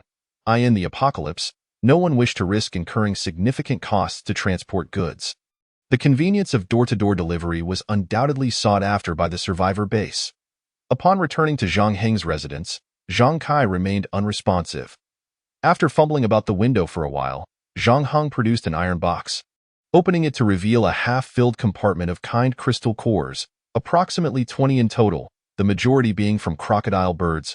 Brother, I have some crystal cores here that I saved. There are 17. Could we perhaps trade? 1 crystal core for 100 rounds of ammunition would suffice. Zhang Heng scratched his head, feeling somewhat embarrassed. These crystal cores had been lying beneath his bed for ages, and now to use them for trade felt rather inappropriate. Since you address me as brother, why speak so formally? Lu Ping smiled slightly, not refusing the offer. He promptly turned to shout outside. Number 1. Bring me 4 ammunition supply boxes and 2 boxes of combat rations. He had initially intended to ask Yehizi to handle it, but upon recalling the fear that the mobilization troops and peacekeeping soldiers had of her, he dismissed the idea. Yes, came Number 1's respectful response from outside. Shortly thereafter, to Zhang Heng's astonishment, Number 1 entered, flanked by a few mobilization soldiers carrying 6 substantial wooden boxes. With a thud, the heavy ammunition supply boxes and food containers were placed on the ground. Zhang Heng's mouth fell agape in disbelief. He distinctly remembered that this group had arrived devoid of any belongings. Where had these items come from? Could they have been delivered just as they were negotiating? Only this explanation could account for the sudden appearance of the 6 hefty wooden boxes. As the mobilization soldiers began to open each box, Zhang Heng's attention was immediately drawn to the 4 boxes brimming with ammunition. His astonishment quickly morphing into shock. What were those black spherical objects beside the bullets? Grenades? He hurriedly approached to examine one, and lo and behold, it was indeed a grenade. It was worth noting that even the military within the base found such explosive weapons to be in short supply. Although grenades possess minimal lethality against the crocodile-like creatures, he could guarantee that 1 grenade would suffice to annihilate a large swarm of blue wasps, should he face them again. Among the surviving individuals on the periphery, the price of grenades had skyrocketed to over 200 rounds of ammunition per unit. Had it not been for their negligible effect on the crocodile-like beings, their price would have undoubtedly soared even higher. Brother, how much ammunition is there exactly? Zhang Heng inquired, his mouth agape in astonishment. Not much, roughly over 80,000 rounds and 800 grenades, came the reply. 80,000 rounds? Zhang Heng swiftly poured the crystal cores from the iron box onto the ground and began counting.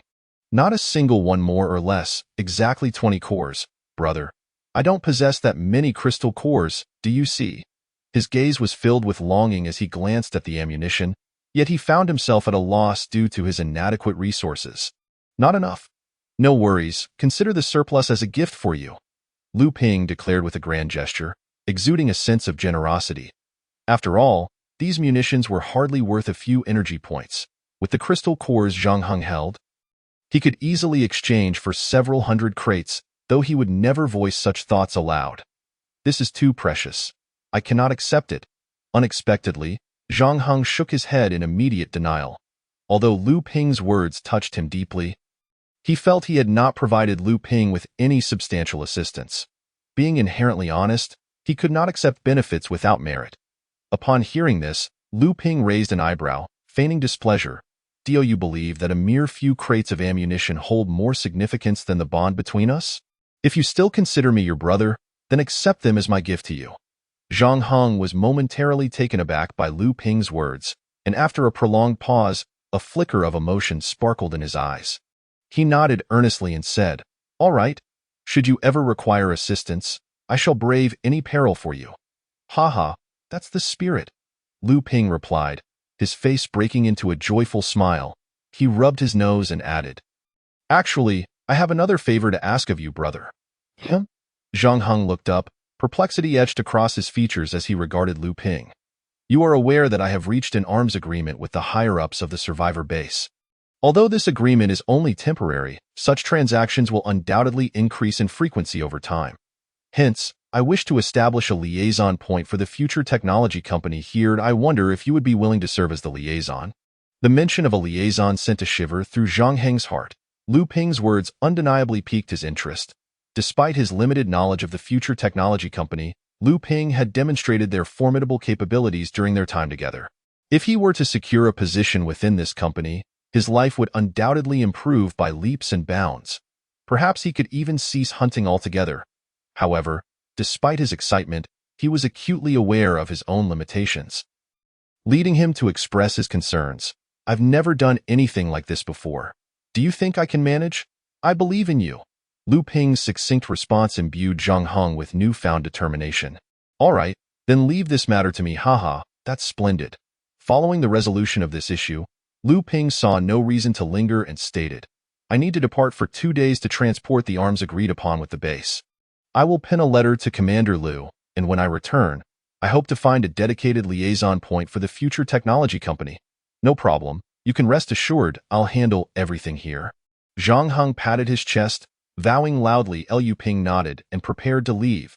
He had numerous tasks awaiting him, so after leaving a letter, he departed the survivor base. Before the transaction commenced, he required some preparations. Although Lu Wentao's demeanor had made him feel quite comfortable, he could not shake the unsettling impression left by the individual who had exited under Lu Wentao's reprimand, leading him to perceive that person as a potential threat. To ensure the smooth execution of this transaction, it was essential for him to demonstrate his strength. He had no desire to see the vast energy points slip away. Chapter 15. Zombies? Within the survivor base, there existed an abandoned subway station platform that had fulfilled its duty of transporting survivors just 2 weeks prior. Following the outbreak, nearly 2 million survivors had relied on it to reach the survivor base. However, this platform had remained sealed for some time now. The dried bloodstains on the ground seemed to narrate the fierce battles that had transpired here. 2 weeks ago, drawn by the panicked masses, a horde of crocodile-like creatures had invaded the subway in a matter of minutes. Countless refugees who had yet to board a train were mercilessly slaughtered. Subsequently, the crocodile-like creatures pursued the fleeing train through the subway tunnels, engaging in a brutal confrontation with the military stationed at the terminal platform. Their numbers were staggering, and their formidable defenses inflicted significant casualties upon the defending forces. Fortunately, the narrowness of the subway tunnels prevented the horde from consolidating their strength to mount a coordinated assault, greatly diminishing their threat. Once the station soldiers regained their composure, they swiftly launched a counteroffensive, decimating the first wave of advancing crocodile-like creatures under a hail of gunfire. The subsequent waves were often gunned down the moment they breached the tunnel's mouth. Unable to penetrate the barrage of bullets, the crocodile-like creatures found their capacity for effective retaliation severely curtailed. The inevitable outcome was clear. The horde, seemingly oblivious to the concept of death, was ultimately eradicated without a single survivor, providing the survivor base with a substantial supply of pure meat. Nonetheless, the survivor base suffered heavy losses in the process, expending nearly 1 million rounds of ammunition and dozens of grenades, while sacrificing over 300 soldiers and countless civilians. Whether such losses were justified remained a matter of debate. Mere days after the battle, the higher-ups of the survivor base ordered the tunnel sealed. Standing on the platform, the entrance had been opened by mobilized troops, and under the maintenance of a newly recruited combat engineer, the sole operational electric train within the station was prepared for use. "All aboard," Lu Ping commanded, and the group swiftly boarded the train. The spacious train comprised 8 carriages, and according to the combat engineer's calculations, it could accommodate approximately 1,000 individuals, more than sufficient for the 4 small squads of soldiers. Creak. With a resounding creak, the automatic doors slowly closed as the train swayed, It gradually began to move, picking up speed as it sped toward the next platform. Within minutes, a faint glimmer of light appeared in the dark tunnel, an area where power had yet to be fully cut off. Nevertheless, the train showed no signs of stopping, continuing onward. Based on the information Lu Ping had gathered, this train would pass through a large platform, a stronghold that the military had begun constructing before the apocalypse, which was typically off-limits to the general populace. Its entrance was situated atop a high peak, a location impervious to flooding, and was concealing a wooden cabin that rendered it exceedingly discreet. However, it had been abandoned following the crocodile-like creature's assault and the subsequent sealing of the subway tunnels. If all went well, this place might serve as his temporary base. Squeak! Suddenly, as the train continued its journey, it emitted a piercing screech of brakes, gradually slowing down. "What is happening?" Lu Ping called out from within the carriage. "Commander, survivors detected ahead," came the swift response from the cockpit. "Survivors?" Lu Ping was taken aback. It was worth noting that this subway station had been completely sealed off, and it was sufficiently distant from the survivor base that even predators would not venture this way. How could there possibly be survivors here? Perhaps they were not from the survivor base, but rather a solitary survivor. This was the only plausible explanation for the presence of humanity within the subway tunnel at this time. After all, only a little over a month had passed since the outbreak, and many individuals remained unaware of the survivor base's existence. It was conceivable that some fleeing individuals had inadvertently stumbled upon this tunnel. With these thoughts in mind, he and Iha quickly made their way to the cockpit. Through the front window, two beams of light illuminated the tracks ahead. Following the combat engineer's guidance, they discerned a figure lingering at the end of the light beam. A silhouette that appeared indistinct. The train's headlights seemed to startle the figure, who abruptly turned to face the oncoming train. However, the distance was too great for the three individuals in the cockpit to discern the person's features. As the train drew nearer, the outline of the figure gradually became clearer, and at that moment, the individual standing in the middle of the tracks sprang into action. They suddenly began to sprint toward the train with astonishing speed, covering a distance of several dozen meters in mere moments, and then crashed violently against the train's window. Bang! The figure pressed tightly against the window of the tram, gazing intently at the three individuals inside. Suddenly, he began to violently batter his head against the glass, each dull thud echoing like a drumbeat against Lu Ping's heart, causing his eyelids to twitch in response. What is this creature? As he peered through the window, he finally discerned the visage of this human being, and a single glance sent a jolt of horror coursing through him. The individual appeared to be afflicted by some grotesque skin disease, with large patches of flesh and skin visibly rotting away. With every relentless impact, the window at the front of the tram soon became smeared with viscous, repugnant flesh. Yet, the person seemed entirely oblivious, continuing to batter the glass with fervor, even as a thin crack began to spread across the surface. A zombie? In that moment, a term abruptly surfaced in Lu Ping's mind. Indeed, the appearance and actions of this figure bore an uncanny resemblance to the zombies depicted in apocalyptic films. Yehizi, eliminate him. Fully aware of the terror that zombies evoke, Lu Ping quickly reacted, commanding Yehizi to raise her right hand without uttering a word. With a swift gesture, she pointed, and the frenzied zombie was instantly hurled away, crashing heavily onto the tracks. Regaining his composure, the combat engineer immediately pulled the control lever, causing the tram to accelerate, its massive body roaring as it rolled over the fallen zombie. Gazing at the grotesque remnants smeared across the glass and the slight crack that marred its surface, a wave of intense unease surged within Lu Ping. He vaguely sensed that this operation might not unfold as smoothly as anticipated. The emergence of the zombie heightened the vigilance of everyone within the tram. In the oppressive silence, both the mobilized soldiers and peacekeeping infantry gripped their weapons tightly, bracing for the battle that might soon ensue. Half an hour later, the tram's speed gradually diminished, revealing a gigantic platform slowly coming into view. However, the sight of the densely packed figures upon the platform instantly darkened Lu Ping's expression. Chapter 16.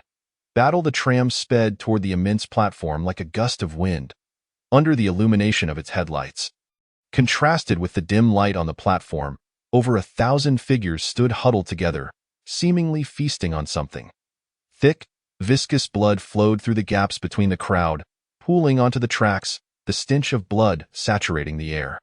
As the tram inched closer, Lu Ping finally grasped the scene unfolding on the platform, and an overwhelming urge to vomit surged within him. Was this a banquet? Human and unidentified creatures' dismembered remains littered the platform, while those gathered were ravenously devouring the grotesque morsels as if they were delicacies, occasional exclamations of excitement erupting from the throng. Flanking the platform were heaps of ominous white bones and skeletal remains, both human and of unknown origin, indicating that this ghastly assembly had been present for more than a day. Creaking, the tram's front finally exited the tunnel, the jarring sound of brakes resonating through the vast emptiness, causing those engrossed in their feast to abruptly cease their consumption and turn to face the slowly approaching tram. Clearly, the noise of the tram's brakes had captured the attention of all the figures. In that moment, Lu Ping finally beheld their true forms. Decayed flesh, eyeless gray orbs, strikingly reminiscent of the zombies crushed by the tram moments earlier. Yeezy, it appears we are about to engage in a fierce battle. And no sooner had he spoken than all the zombies on the platform sprang into action. Roar, roar. As Lu Ping's face drained of color, the horde began to charge, nearly 1,000 zombies roaring as they surged toward the tram. One zombie, positioned closest to the tram, leapt from the edge of the platform, crashing its head against the window. A resounding bang echoed as a bullet pierced its skull, splattering brain matter and crimson blood across the windowpane. Commence the battle. Open fire. The mobilized soldiers and peacekeeping infantry, well prepared for such a confrontation, swiftly transitioned into combat mode. Through the gaps in the window, heated bullets flew forth, transforming the first wave of zombies into a mass of shredded flesh. Roar. However, the actions of the red alert soldiers did little to deter the relentless horde. The thunderous gunfire only seemed to incite their frenzy further. Increasing numbers of zombies closed in on the tram, and despite the barrage of bullets, many managed to breach the tram's vicinity. One after another. The zombies leapt with reckless abandon, slamming against the carriage as if impervious to pain, using every part of their bodies as weapons, creating a cacophony of thudding sounds. Crash, at last, under the relentless suicidal assault. The window of the third carriage could no longer withstand the pressure and shattered, a zombie's head thrusting into the carriage. Bang! What awaited it was a bullet, blowing apart a significant portion of its skull, its body collapsing lifelessly from the window. Yet, 2 more zombies crawled through the shattered opening, and a mobilized soldier quickly raised his weapon, achieving a perfect kill. Crash, at that moment, another window of the third carriage shattered. More zombies surging through the gaping hole. Bang, bang. The mobilized soldier's rifle continued to fire, eliminating one after another of the encroaching zombies. But the sheer volume of the undead was overwhelming, and the effectiveness of firearm combat began to wane. Use grenades. As the temporary commander, Number 1 issued the order without hesitation upon witnessing the dire situation. Boom, boom. Instantly, a flurry of black spherical objects were hurled by the mobilized soldiers out through the windows. After a series of deafening explosions, dismembered flesh rained down, decimating the zombies surrounding the tram and creating a brief vacuum around the vehicle. The pressure on the red alert soldiers diminished drastically. As they shattered all remaining windows, continuously tossing grenades, the resounding blasts echoing through the narrow tunnel, swift and decisive. With the aid of the grenades, the zombies on the platform dwindled to fewer than 200. Under the leadership of the peacekeeping infantry, all soldiers disembarked from the tram, methodically clearing the remaining zombies with their firearms. Minutes later, the horde was entirely vanquished.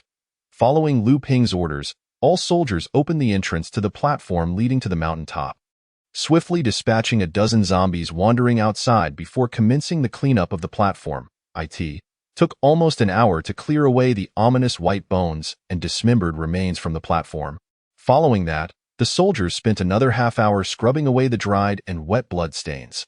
After exchanging energy points for several bottles of disinfectant, all lingering bacteria and viruses in the air were eradicated, and the platform finally regained its original appearance. To ensure safety, Number 1, accompanied by the initial mobilized team and several peacekeeping infantry, ventured toward the other end of the tunnel, since the commander intended to establish this location as a temporary base. They needed to guarantee absolute safety, eliminating any potential threats to the commander's security before they could arise. The crisp sound of footsteps echoed down the tracks, growing fainter as Number 1 and his team advanced nearly 100 meters before they were compelled to halt. Report to the commander. An anomaly has been detected ahead. On the platform, a mobilized soldier's radio crackled to life, transmitting Number 1's voice. Let's go take a look. Lu Ping understood that whatever prompted Number 1 to report to him must be grave. Could it be zombies? No. If it were zombies, Number 1's tone would not be so calm. Accompanied by Yehizi and a cadre of soldiers, Lu Ping swiftly proceeded along the tracks. Before long, he spotted Number 1 and his team standing on either side of the tracks. And he too noticed the anomaly that Number 1 had mentioned. Was that water? Before him, the tracks were covered by a thin layer of liquid. No, it was some sort of gelatinous substance, thick and viscous. As he spoke, Number 1 scooped up a handful of the slime, clearly demonstrating how it stretched into a delicate filament between the ground and his palm. Where did this come from? Following the beam of the flashlight, Lu Ping looked further down the tunnel, only to find the entire passageway saturated with this viscous substance. It's the farthest reach of the flashlight's beam. The slime thickened even more, with puddles adhering to the distant stone walls. And the air was laden with an unpleasant odor, reminiscent of a grotesque behemoth oozing foul pus that had just traversed the tunnel. Holding his nose, Lu Ping frowned and inquired, "Can we clear it away?" He hoped fervently that these repulsive substances were not abundant. Otherwise, he would need to devise an alternative route for the tram, uncertain of how these substances might affect its operation. "Yes, we have sufficient manpower now. But Commander, we will need some tools." Number 1 nodded in agreement, signaling that there was no issue. "All right, I will exchange for some tools for you shortly." Chapter 17. Expanding the ranks due to the absence of tool units within the technological tree of the Red Alert base.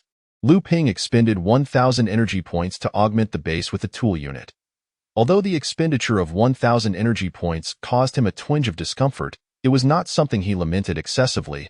For the forthcoming transaction with the survivor base, involving over 10 million rounds of ammunition and hundreds of thousands of grenades and shells, promised to yield him a profit in the thousands.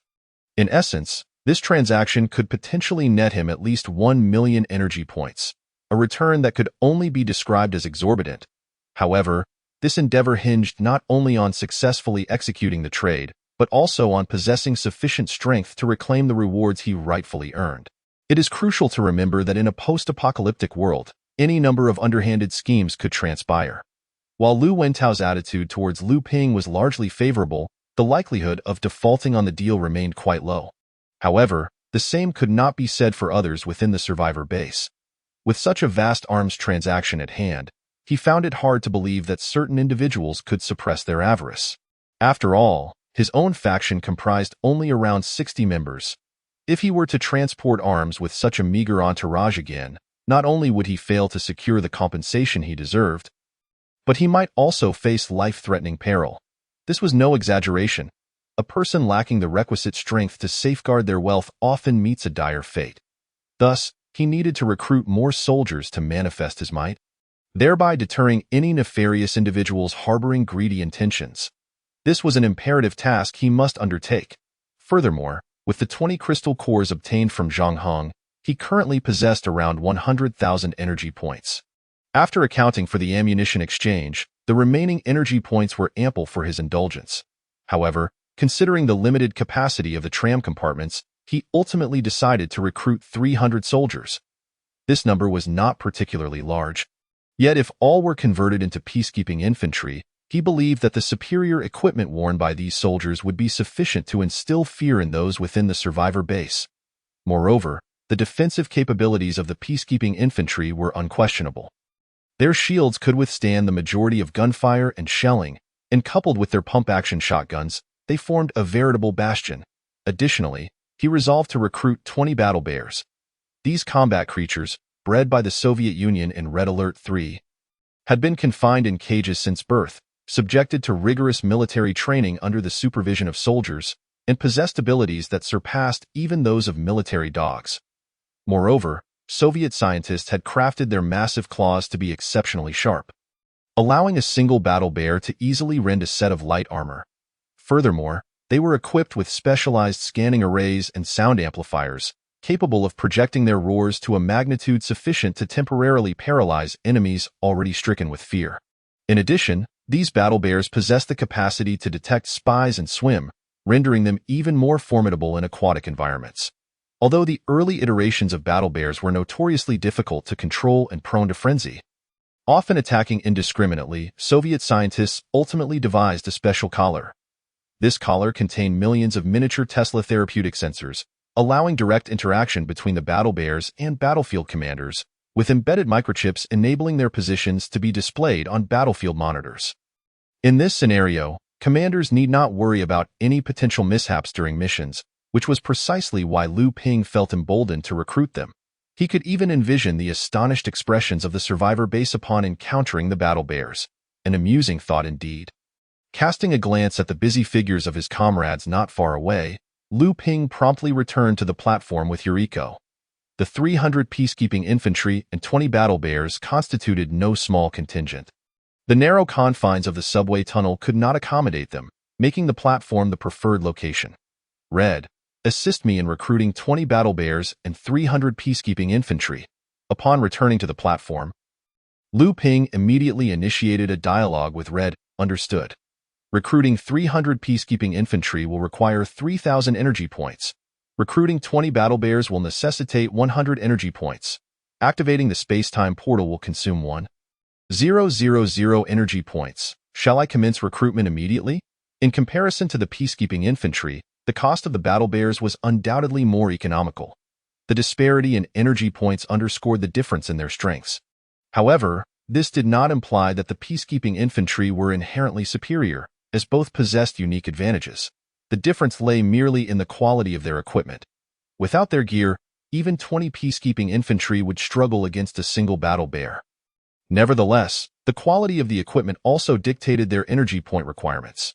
The 10 energy points merely represented the recruitment cost, akin to a salary, excluding the expenses for ammunition replenishment and equipment maintenance. Once combat erupted, their consumption of energy points would be astronomical. Thus, from a perspective of economy, the battle bears proved to be the more prudent choice. Commence immediately. Having resolved to recruit, Liu Ping had no intention of retracting his decision. Consuming 4,000 energy points, recruitment in progress, recruitment complete, consumed 100 energy points. Activating the space-time portal, please ensure all personnel step back to a safe distance. Transport commencing. In the vast, empty subway platform, a sudden hum resonated, and a swirling blue vortex began to materialize on the tiled floor, rotating clockwise. This vortex resembled a portal, bridging two worlds, until it expanded to a diameter of 3 meters before ceasing to grow. Liu Ping gazed calmly at the vortex. Having witnessed it multiple times, the initial shock had long since faded. Yet, he straightened his posture, his gaze deepening with anticipation. A towering figure gradually emerged from the vortex, a peacekeeping infantryman, unwavering and obedient to his command. Following closely behind, more imposing figures stepped forth, aligning neatly on the platform, their demeanor devoid of curiosity, embodying the silence of the shields they held. They understood that their commander was observing them.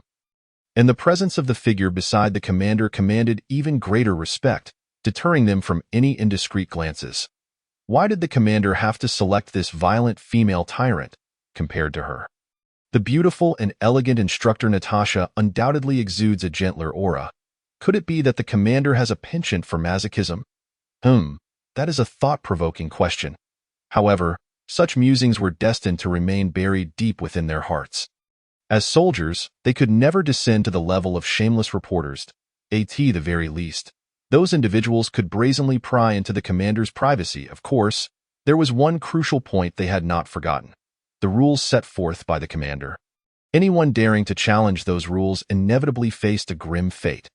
After nearly half an hour, the last of the 300 peacekeeping infantry finally emerged from the vortex.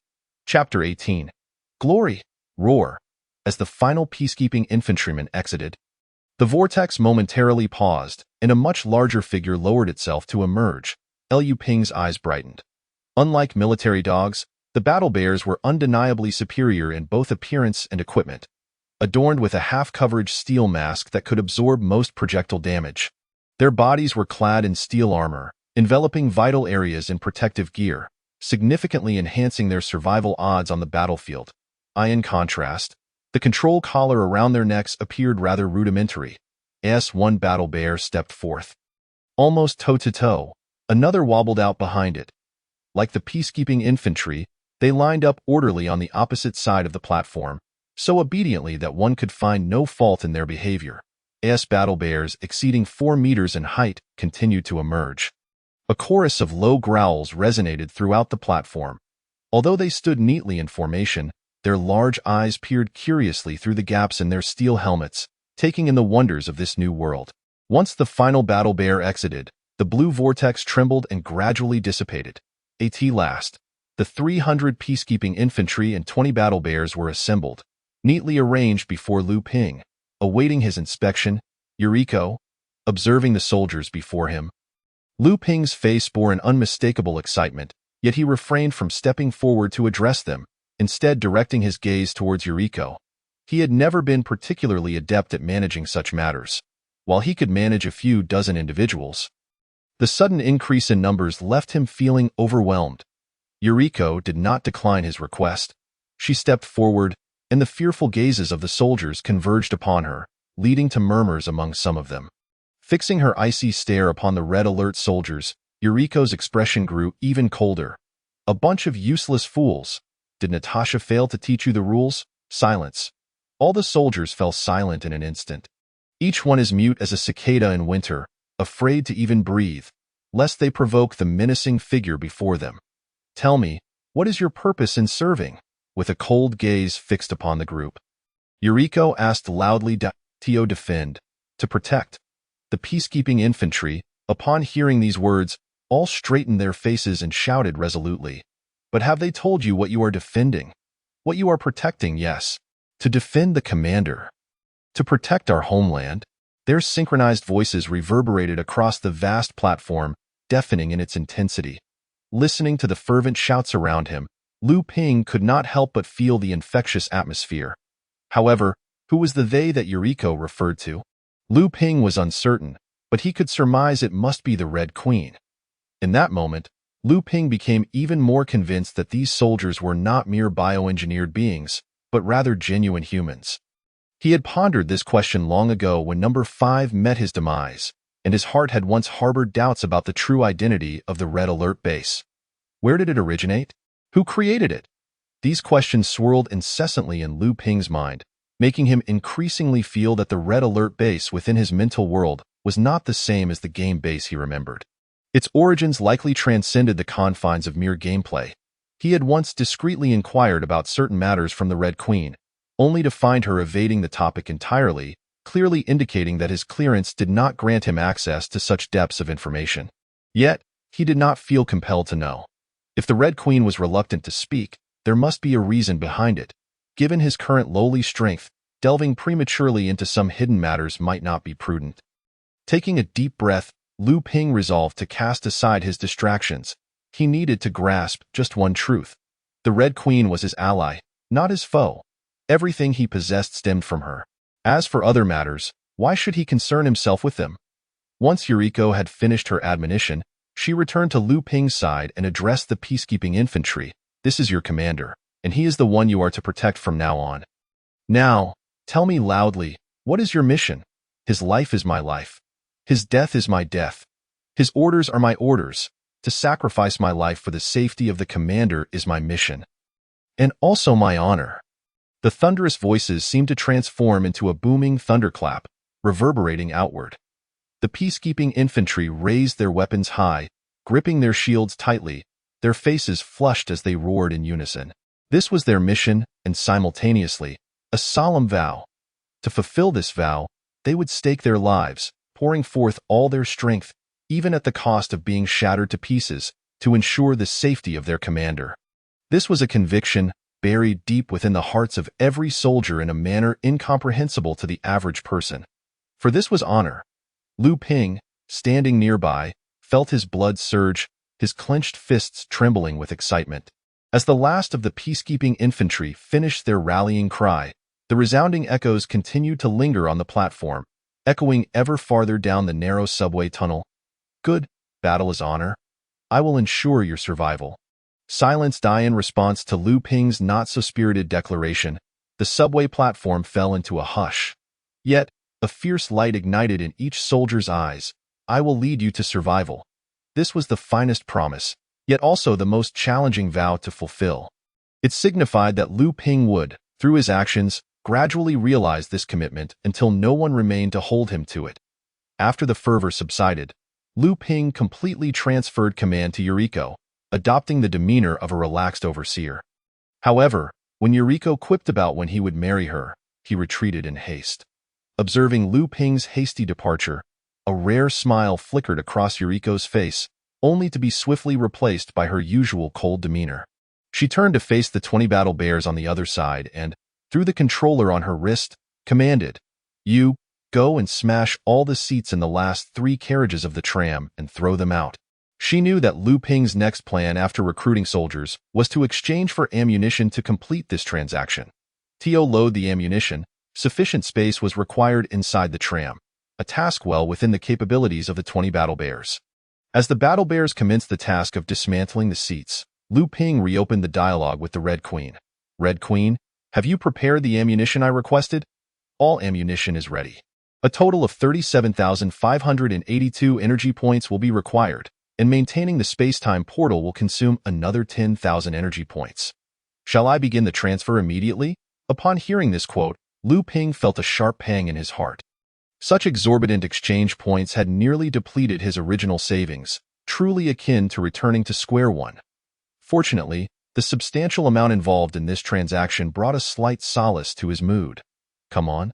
Can't you give me a break?" Lu Ping sighed, responding slowly, "Since it's ready, begin the transfer." As the space-time portal formed, 2 mountain-like stacks of ammunition boxes were hurled from within, neatly arranged on the platform, roughly estimated to number around 1,000 boxes. This was no trivial task, but with the assistance of 300 towering peacekeeping infantry, this monumental endeavor was handled with apparent ease. Chapter 19. Departure. A total of 10 million bullets filled 500 massive iron boxes. Each box could hold 20,000 bullets at a time, requiring at least 2 peacekeeping infantry to lift. However, the bullet calibers varied, leading to boxes of different dimensions, yet regardless of the size, each iron box contained precisely 20,000 bullets, neither more nor less. To alleviate the burden, Lu Ping ordered everyone to shed their heavy gear. Without this unnecessary weight, the speed at which the peacekeeping infantry transported the ammunition noticeably increased. The 300 personnel moved swiftly back and forth between the carriage and the platform, while the battle bears, having completed their task of dismantling the carriages, joined the ranks of the porters. Compared to the peacekeeping infantry, the strength of the battle bears was undoubtedly formidable. Often, a single battle bear could effortlessly lift 2 boxes of ammunition. Leaving the nearby peacekeeping infantry exasperated, Lu Ping stood aside, watching the battle bears with satisfaction. Each Red Alert unit had its strengths. For instance, the peacekeeping infantry excelled in defense while the mobilized soldiers provided cost-effective combat power. Clearly, the battle bears were focused on raw strength. After more than 2 hours of tireless effort, the Red Alert soldiers managed to transport all 500 boxes of ammunition and more than 700 boxes of grenades and shells into the tram. With over 1,000 boxes of ammunition perfectly stacked within the 3 carriages, filling them to capacity. Gazing through the glass of the train window at the rows of military supplies, Lu Ping felt a wave of relief wash over him. In a few hours, this cache of arms would be converted into crystal cores, which, once consumed by the Red Queen, should yield him at least 5 million energy points. This was an astounding figure, equivalent to recruiting 1 million mobilized soldiers or 500,000 peacekeeping infantry. Just a few days prior, Lu Ping would have been elated, but now, apart from a flicker of excitement, he felt no other emotions. The reason for this lay in his command privileges. Due to Lu Ping's current possession of only basic privileges at the Red Alert base, the Red Queen could at most provide him with a limited selection of soldiers and ammunition. The available units were quite scarce. In contrast, the tanks, aircraft, naval vessels, and even more powerful weaponry featured in Red Alert 1-3 could only be recruited upon advancing to higher levels. Once his privileges reached the intermediate tier, he could enlist formidable armor, aircraft, or naval vessels to bolster his forces, granting him greater survival rights in this apocalyptic world. However, to elevate from basic to intermediate privileges, he would need to amass at least 10 million energy points. Thus, 5 million energy points were woefully inadequate. To become stronger, he would need to earn the remaining half. Sighing heavily, Liu Ping lifted his gaze to the subway tunnel. Number 1 and the others had already returned to the platform wielding shovels, buckets, and other tools. "Report, Commander. The passage ahead has been cleared." Liu Ping nodded, instructing, "Number 1, I will assign you 10 battle bears. You are to remain here to guard this site. For the foreseeable future, this will be our temporary base. Additionally, I will recruit a small squad of engineers to assist you in constructing a defensive perimeter. Until the defensive works are completed, you must ensure the safety of those engineers and prevent any unknown creatures or zombies from approaching." "Understood. We will ensure the mission is completed," Number 1 replied loudly.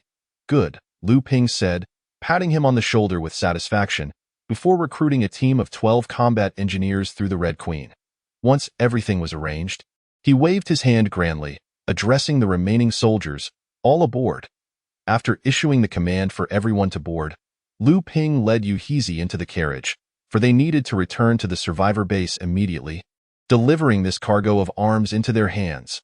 Meanwhile, the peacekeeping infantry on the platform swiftly donned their gear, methodically entering the tram one by one while wielding their protective shields, the battle bears. However, required no preparation. They ambled in only after all the peacekeeping infantry had boarded. Despite their colossal size, the bears were able to fit through the door as they crawled on the ground. "Let us depart. Destination: Survivor Base." With all soldiers ready, Liu Ping took a deep breath and commanded. With a creaking sound, the electronic door gradually closed under the manipulation of the combat engineers. Amid a slight tremor, the tram's motor roared to life, and the vehicle, resting on the tracks, began to move forward slowly, accelerating rapidly until it shot forth like an arrow in mere moments, as the tram disappeared into the distance. All soldiers remaining on the platform sprang into action, dividing into several teams to search for firewood and food. Though the combat rations were edible, the soldiers found their taste rather unpalatable, while a few occasional meals might be bearable. Consuming them at every meal would surely make even the stoutest warriors retch. Meanwhile, the engineers quickly gathered to discuss the defensive perimeter, swiftly finalizing a construction plan. With a plan in place, these combat engineers transitioned into work mode, and the 10 battle bears were regrettably pressed into service as free laborers, causing the platform to bustle once again. Under the guidance of the combat engineers, the tram steadied its speed at 80 kilometers per hour. In the dark tunnel, the only sound was the hum of the tram, not slow by any means, even though there were still several hours remaining until the agreed time for the transaction. While the speed was slightly brisk, it was not due to Liu Ping's eagerness to acquire the crystal core. Rather, he aimed to allow himself ample emergency time.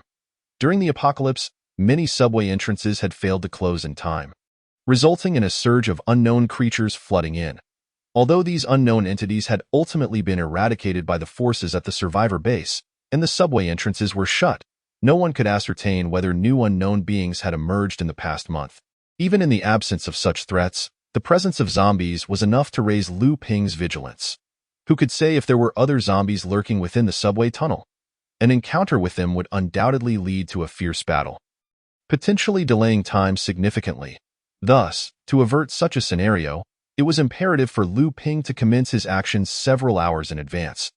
Moreover, this subway station was located to the south of the survivor base. If he wished to return, he would need to choose to head east or west at the upcoming fork in the road to reach the base. Given the sparse subway lines in Zibo City, he would often have to take a considerable detour, consuming half the time just for line transfers, making it impossible to avoid an early departure. After all, this was Liu Ping's first arms transaction. He needed to present a trustworthy image to the other party. Having promised delivery within 2 days, he would not allow himself to be even a minute late. With credibility comes clientele, and only then could he earn more crystal cores from the survivor base. Chapter 20. The transaction completed. The vibrations resonating through the subway tunnel startled the soldiers waiting on the platform. Previously, they had received word from their commander to gather at this abandoned subway station to await a tram, though the specific reason remained undisclosed. Despite their suspicions that the commander might be toying with them, their military instincts compelled them to comply. Initially expecting to wait several days, they were taken aback when, shortly after their arrival, the sound of rattling tracks echoed through the tunnel. They exchanged glances, questioning if a tram was indeed approaching. However, this tunnel had been abandoned for several weeks, and most of its power had long ceased. From where, then, did this tram draw its electricity? Before they could ponder further, the vibrations intensified, and a dim beam of light pierced the darkness of the tunnel. Accompanying it was the characteristic roar of the tram. The light grew brighter, indicating its approach, and moments later, with a jarring screech of brakes, a white tram head surged forth from the tunnel. Squeak! The soldiers present instinctively covered their ears as the tram came to a gradual stop at the platform. Once the shrill sound subsided, all soldiers lifted their gazes, peering through the transparent windows to clearly observe the interior of the carriage, where peacekeeping infantry clad in sophisticated heavy armor were visible. Chen Feng, the commander of the 3rd Battalion, immediately tensed upon witnessing this and sternly commanded, "Load your weapons, level 1 alert." His words prompted the soldiers to become vigilant, dispersing from their original huddle, each pointing their dark muzzles toward the tram. Though Chen Feng was aware of the arms transaction, he remained uncertain if this tram was indeed the correct one. He only knew that within it was a squad of soldiers he had never encountered before. Whether they were foes or allies was still unclear, making caution essential. With a click, the tram's doors gradually opened, and the peacekeeping infantry swiftly disembarked. They seemed oblivious to the numerous dark gun barrels aimed at them, merely lining up on the platform in an orderly fashion. Given their large numbers, the soldiers guarding the platform were compelled to step back, allowing these newcomers a clear space. They still had no idea from whence these soldiers had come. As the last battle bear took its place, a peacekeeping infantryman stepped forward, addressing the group of guard soldiers loudly, "We hail from Future Technology Company.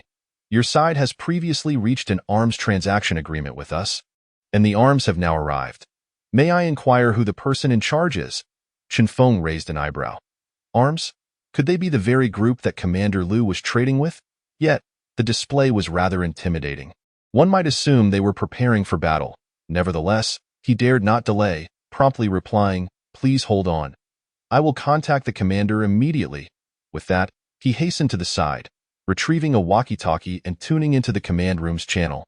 After a crackle of static, a robust voice resonated through the device. "Hello?" The only individuals capable of responding were either Lu Wintao or Zhou Xinping. The voice was evidently that of an elder. It was clear it belonged to Zhou Xinping. "Commander Zhou, the arms transaction previously arranged by Commander Liu has arrived. They are here at the platform. Would you like to come over?" From Future Technology Company? The voice on the walkie-talkie expressed surprise, and once Chen Feng confirmed, Zhou Xinping exclaimed, "So soon? Did they transport it by tram?" "Yes, however, the tram is quite large. The ammunition should be in the latter carriages." After a moment of silence on the other end, he responded, "All right, I will send someone over right away." Putting down the walkie-talkie, Zhou Xinping fell into deep thought. It had been barely 40 hours since the last transaction, yet the other party had already delivered the arms. What method of transport had they employed? The tram was evidently a facade. He was curious about the external transport. A ship, a warship, but with the raging floods and the multitude of unknown creatures outside, even a warship would struggle to arrive so quickly. Could it be an aircraft? He found himself in a state of confusion. Due to the presence of 4 suns in the sky, all military satellites were rendered inoperable, leaving him oblivious to the outside world and reliant solely on his own conjectures for judgment. Rubbing his temples, Zhou Xinping of the Future Technology Company gestured for someone to assist with the arms delivery. After a moment of silence, he dialed the intercom of the reconnaissance battalion. The ammunition dilemma troubling the survivors' base was soon to be resolved perfectly, and Wang Ming, who oversaw the armory, was undoubtedly the most elated. Consequently, upon receiving Commander Zhou's orders, he swiftly drove to the subway station. Observing the standoff on the platform, his attention was immediately captured by 10 battle bears stationed beside the peacekeeping infantry. Bears? A flicker of astonishment crossed his gaze. These are terrestrial creatures. In a world engulfed by floods, the chance to encounter any non-human life forms filled Wang Ming with a sense of elation, significantly improving his impression of the future technology company. What on earth is happening? Is it customary to create such a spectacle for an arms delivery? Someone should hastily lower their weapons. What a disgrace! Wang Ming straightened his attire, lifted a wooden crate from the vehicle, and briskly approached the tram, loudly instructing the base's soldiers to lower their firearms. After all, it was their first transaction, and leaving a poor impression could lead to exorbitant price hikes in future dealings. There was no denying their substantial numbers, and their weapons were far superior to his. A certain level of vigilance was imperative. Moreover, those 10 brown bears looked quite intimidating upon recognizing a familiar face. Chen Feng smiled and said, "All right, since you're here, I'll leave this to you." With that, he waved for all soldiers to lower their weapons. Wang Ming nodded, offering no further words, and continued forward with the wooden crate. "Which one of you is Mr. Liu?" It was only when he stood about 10 meters from the peacekeeping infantry that he halted and inquired. Liu Ping, seated in the driver's cabin, withdrew his gaze from the exterior upon seeing the transaction's participants arrive, and led the young hibiscus towards the vehicle's door. To his surprise, the individual before him was a youthful lad, causing Wang Ming to momentarily pause. Fortunately, years of composure enabled him to quickly regain his poise. He would never harbor a condescending attitude towards anyone, especially not in this post-apocalyptic world. Without any preamble, Liu Ping merely nodded slightly and directly inquired, "Have you brought the goods?" Wang Ming nodded, placing the wooden crate on the ground, stating, "It's all inside, but I need to inspect it first." Vigilance was paramount at all times. "No problem," Liu Ping replied nonchalantly, stepping aside as this was a necessary procedure. "Old Qin, let's go check the goods," he called to Chen Feng, and the two entered the tram one after the other. They proceeded to the 6th carriage before halting. Observing the neatly arranged metal boxes before them, they exchanged glances and together extracted a smaller-looking box. Upon opening it, they found it filled with round black grenades, causing Wang Ming's eyes to gleam as he picked one up for closer inspection. Feeling the subtle protrusions on the grenade's surface, a familiar sensation surged through his palm to his brain. Yes, this was the feeling. Opening another box revealed a pile of golden bullets, their gleaming brilliance igniting an undeniable excitement within Wang Ming. "All right, the goods are in perfect order. We can proceed with the transaction." He took a deep breath, set down the grenade, and turned to Liu Ping behind him. "Pleasure doing business." Liu Ping extended his hand for a light shake with Wang Ming, both displaying satisfied smiles. "Mr. Liu, we have prepared accommodations for you, ensuring comfort, as personally instructed by Commander Liu." After the transaction concluded, Wang Ming extended an invitation to Liu Ping, subtly mentioning Lu Wentao, clearly apprehensive about the latter's potential refusal. "In that case, I shall graciously accept. However, prior to that, I need to meet a friend." Liu Ping did not decline, but before proceeding to the inner circle, he had to meet with Zhang Heng. "You are referring to Mr. Zhang Heng, correct? His current status is quite extraordinary. You may go directly to the inner circle to find him, as your rooms are conveniently adjacent." Chapter 21. The construction unit is activated. Liu Ping sat steadily in the rear seat of the off-road vehicle, albeit with a combat engineer now at the wheel. Since Wang Ming needed to supervise the base soldiers during the arms transfer to prevent any embezzlement, he entrusted the vehicle to Liu Ping, allowing him to navigate the inner circle of the base. Fortunately, with the guidance of a map, he was unlikely to get lost along the way. Rubbing his temples, Liu Ping turned to examine the object beside him. It was a square wooden crate, marred by numerous scratches of varying depths, suggesting it had seen better days, and its surface was still dust-laden. He gently lifted the lid, and a kaleidoscope of colors burst forth, revealing a collection of vibrant, crystalline cores, the largest resembling the size of an egg yolk, while the smallest was no bigger than a sesame seed. The dazzling light made Liu Ping's eyes shimmer with brilliant hues. At that moment, he could no longer contain his excitement. The thought of soon acquiring millions of energy points made his heart race with anticipation. "Hong Ho, it's all yours." No sooner had he spoken than a blue vortex appeared atop the wooden box, and a powerful suction emanated from it. lifting the crystalline cores and causing them to sway and fly into the vortex in the blink of an eye. The once full crate was now completely empty. Moments later, Lu Ping's mind was filled with a continuous stream of notifications from Hong Ho. Absorption complete. The base has acquired a total of 5,078,300 energy points. Congratulations, Commander, on successfully surpassing the million mark. Base upgrading. Base upgrade complete. Building units unlocked. Currently available main units for construction. Red alert base. Available auxiliary units. Mining facility, barracks, nuclear power station, vehicle factory, Air Force Base, research laboratory, port, and rift generator. Units awaiting unlock. Anti-aircraft gun, machine gun bunker, and light tower. The aforementioned 3 units will be accessible once the commander constructs the red alert base. Immediately afterward, Lu Ping felt a jolt, as if a blood-red lightning bolt had flashed through his mind. And a large floating screen materialized before him. It was a dark red display, showcasing a list of buildable structures, most of which were gray and obscured by a large question mark. Only a small selection was in color, including the units previously listed by Hong Ho. Upon closer inspection, this screen bore a striking resemblance to the construction menu from a game. At last, I can build the base.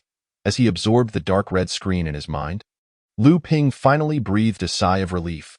With a base, he could truly establish a foothold in this post-apocalyptic world, and the base would also provide him with a secure refuge, at least there. He needn't worry about unknown creatures or zombies suddenly lunging out from some hidden corner to bite him.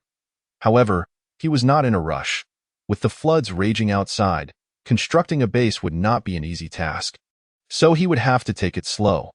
Casually discarding the useless wooden crate from the off-road vehicle, Lu Ping raised his head to gaze ahead, the inner circle of the base now clearly in sight. After a brief interval, the vehicle finally halted before the familiar iron gate. Upon explaining his purpose, the gatekeeper promptly opened the door, indicating that someone must have informed them in advance, for they would not have acted so swiftly otherwise. As he walked on familiar ground, Lu Ping inhaled deeply. This was his second visit, and unlike the first, this time he was accompanied solely by Hibiscus. Moreover, his purpose this time was entirely different from the last. The only similarity was that he would not be staying long. Following Wang Ming's directions, after walking several dozen meters, Lu Ping turned towards a small building on his right. If he recalled correctly, this building was home to the so-called mutants. Although puzzled as to why Zhang Heng would reside here, he dismissed the thought, attributing it to the survivor base's emphasis on this collaboration. Gently pushing open the door to the small building, Lu Ping ascended the stairs directly to the second floor. The hallway was eerily quiet, devoid of any sound, and they continued until reaching the end of the second floor, where they finally paused. Just as Lu Ping was about to knock, the door swung open from within, revealing a robust figure. "Who are you?" A voice, booming like thunder, erupted in surprise, making Lu Ping's ears ring from the volume. "I am here to see Zhang Heng," Lu Ping replied, frowning slightly and speaking softly. "Oh." The man nodded, stepping aside, and from behind him came a voice filled with delight. "Is that you, Brother Lu? Come in quickly." Upon raising his eyes, Lu Ping recognized the source of the voice, none other than Zhang Heng himself. However, unlike a day ago, the somewhat worn clothing on Zhang Heng's body has vanished, replaced by a finely crafted leisure outfit that complements his face, which now radiates a brighter demeanor. Adorned with a more frequent smile at the corners of his lips, Lu Ping offered a slight smile as he stepped inside, but at the moment Bai Heezy crossed the threshold. The burly man stationed at the entrance immediately revealed a glimmer of greedy interest. "Brother Zhang, may I inquire who this is?" he asked, his curiosity piqued as Lu Ping and Bai Heezy entered the room. "Ah, allow me to introduce you. This is Lu Ping, my lifesaver," Zhang Heng exclaimed with a hearty laugh. "Lu, this is Chun Chong. Do you remember when I spoke of the mutants? Brother Chun is the captain of that very team." "Quite impressive indeed." A flicker of surprise passed through Lu Ping's gaze as he began to scrutinize the individual before him. Yet, apart from his well-developed musculature, he found nothing particularly remarkable about Chen Chong. Though he felt a twinge of displeasure at the unusual gleam in Chen's eyes as they lingered on by Heezy. Once the introductions were complete, the two men exchanged a token handshake, after which Zhang Heng called out to the inner room, "Shao Kai, Hurry out. Training is about to commence. Don't keep your Uncle Chin waiting. Training? Lu Ping paused, casting a puzzled glance at Zhang Heng. If his memory served him correctly, Zhang Heng's son was merely around 12 years old. What sort of training could a child of that age possibly engage in? Moreover, from Zhang Heng's words, it seemed that this Chun Chong was somehow Xiao Kai's instructor. Could it be? Indeed. The next moment Zhang Heng's words confirmed his suspicions. Alas, it seems Xiao Kai has had a stroke of luck. Ever since he inexplicably evolved into a mutant after his last bout of unconsciousness, he has displayed remarkable speed, albeit with less pronounced strength compared to other mutants. He continued, you can guess what happened next. Xiao Kai joined the mutant team as a scout, and Brother Chun is his mentor. A glimmer of excitement sparked in Lu Ping's eyes. This was certainly a positive development, however. He soon noticed that after uttering this revelation, Zhang Heng's gaze seemed somewhat unfocused, his face flushed as if he were holding something back. Brother Zhang, what troubles you? He inquired with concern.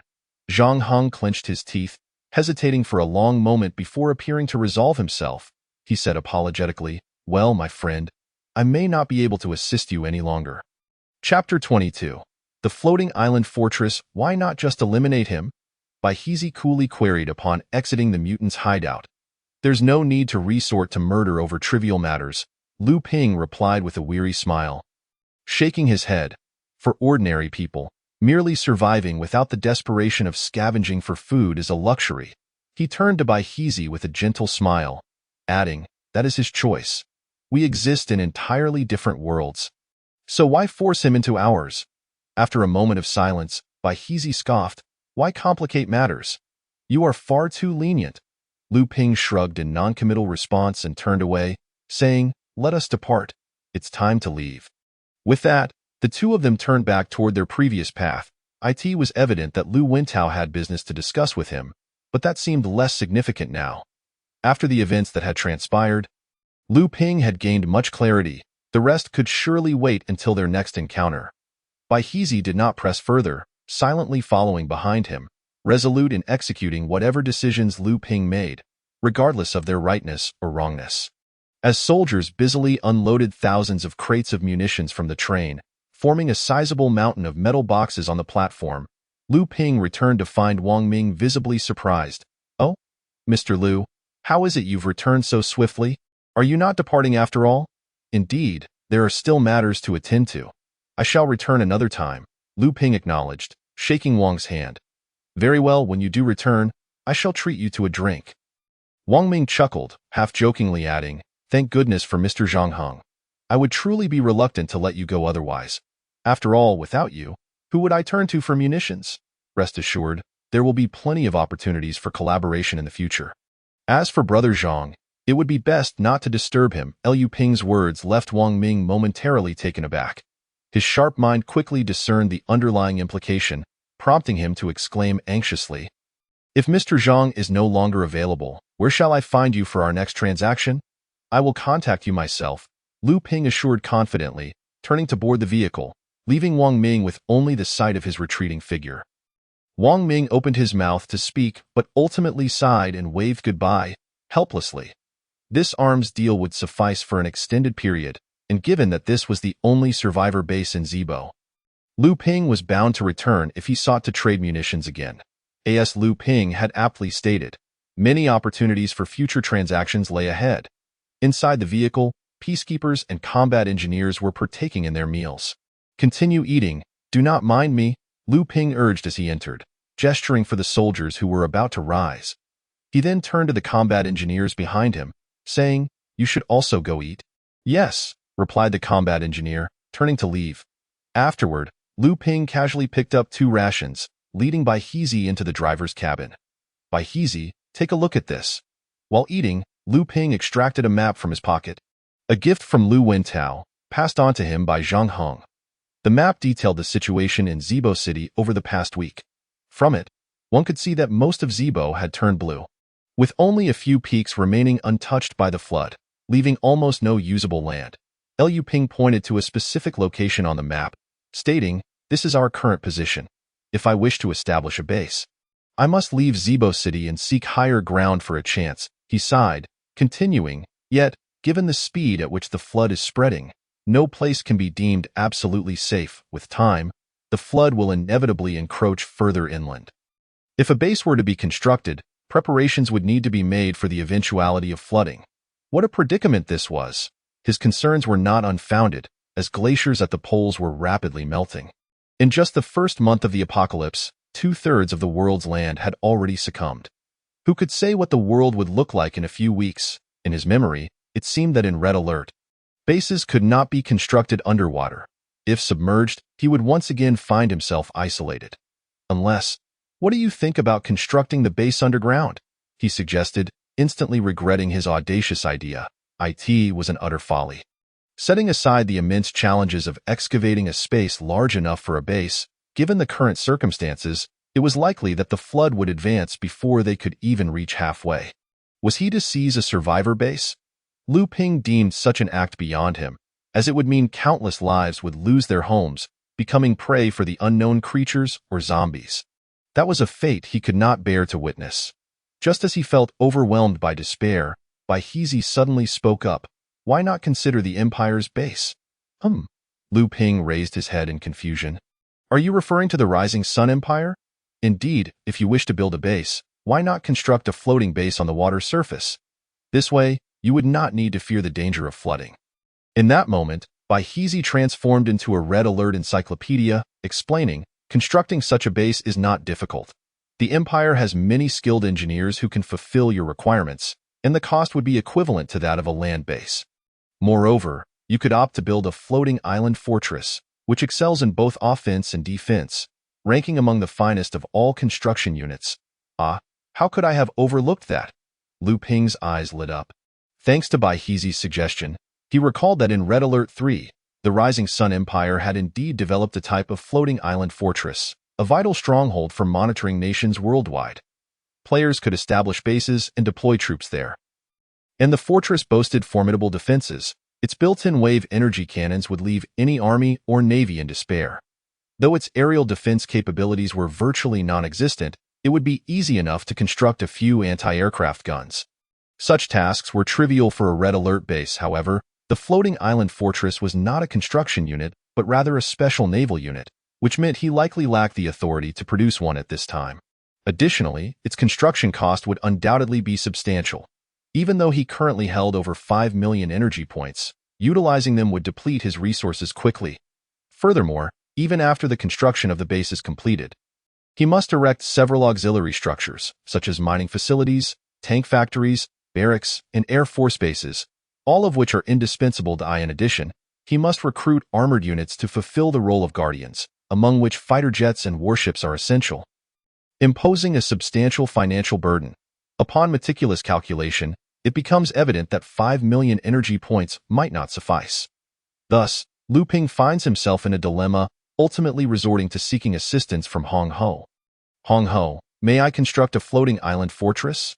Certainly, Hong Ho responds succinctly to Lu Ping's inquiry. It requires the expenditure of 1 million energy points to unlock a certain special unit in advance.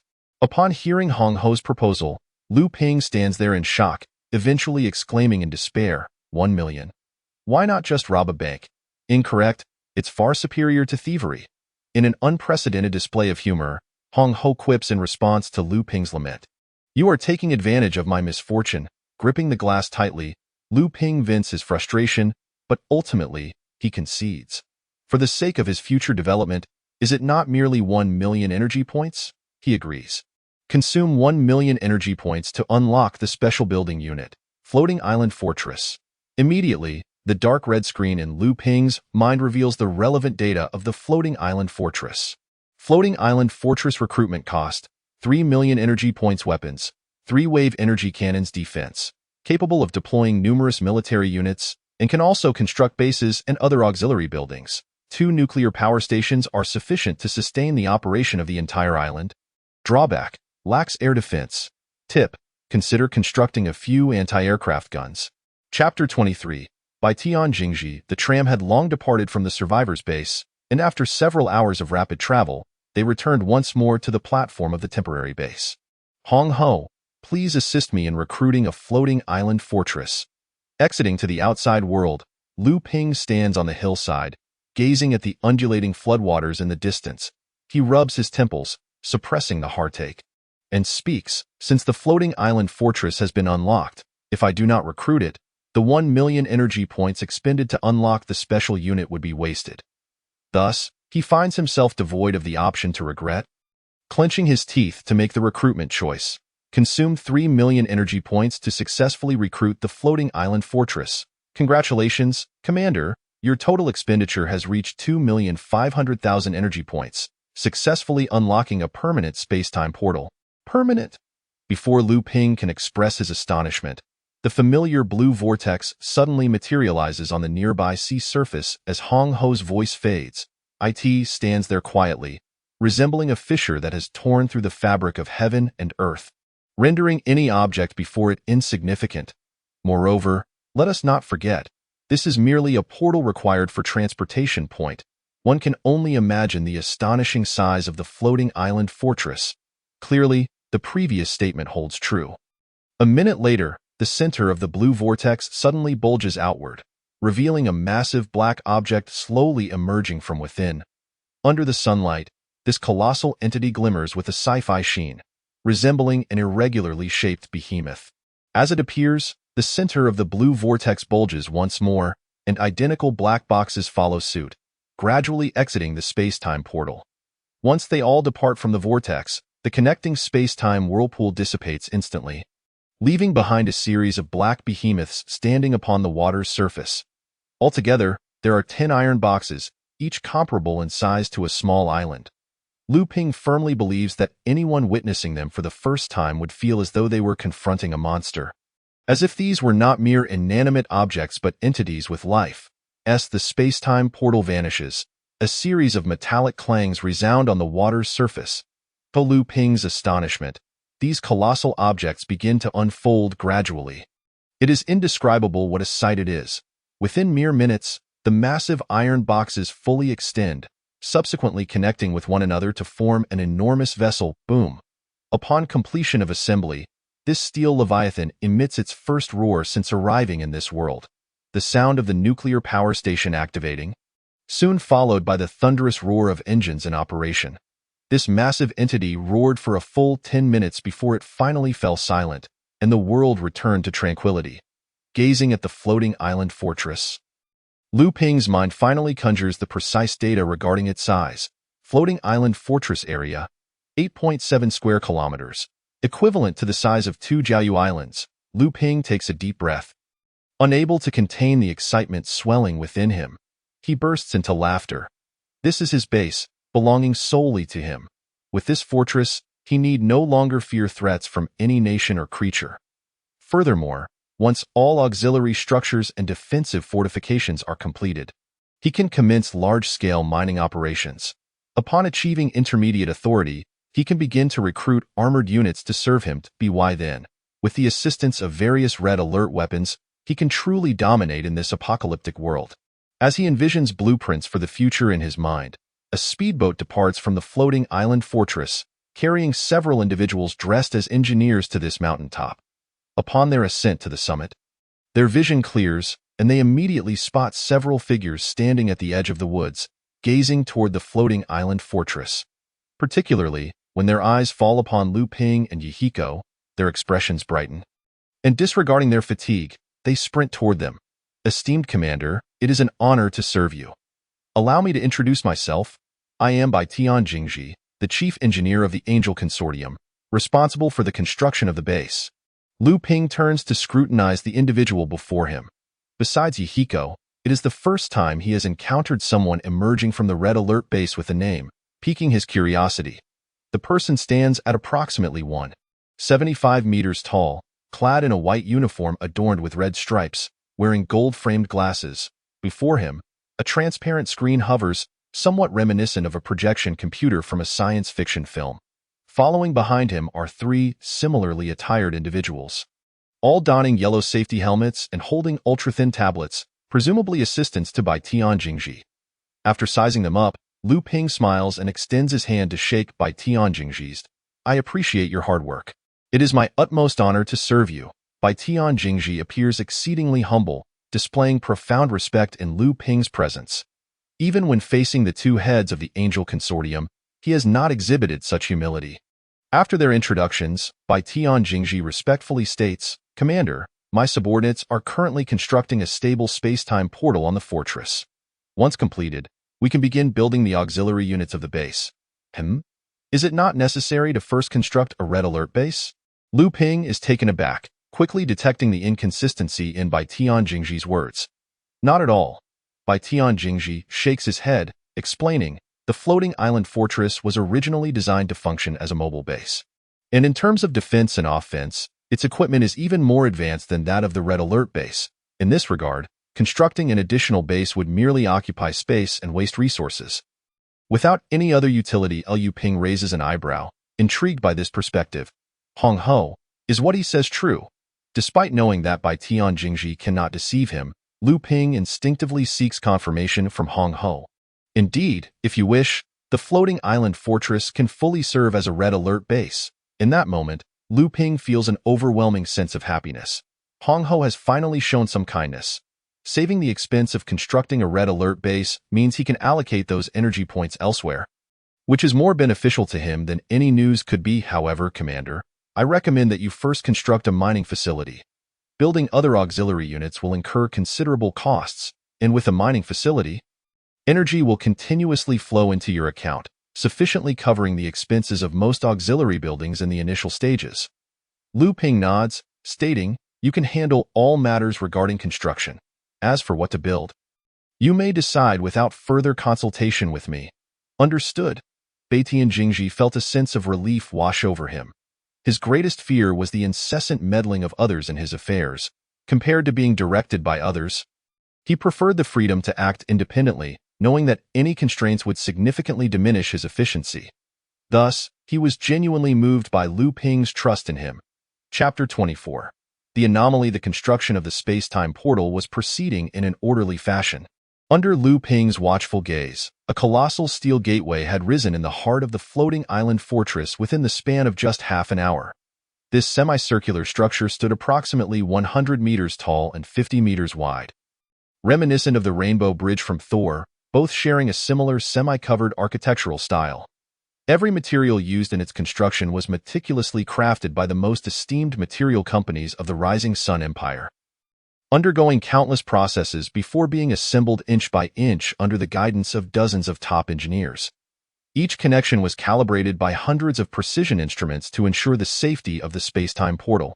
As the final steel plate was affixed, a brilliant spectrum of colors erupted into existence, illuminating the sky in a dazzling display.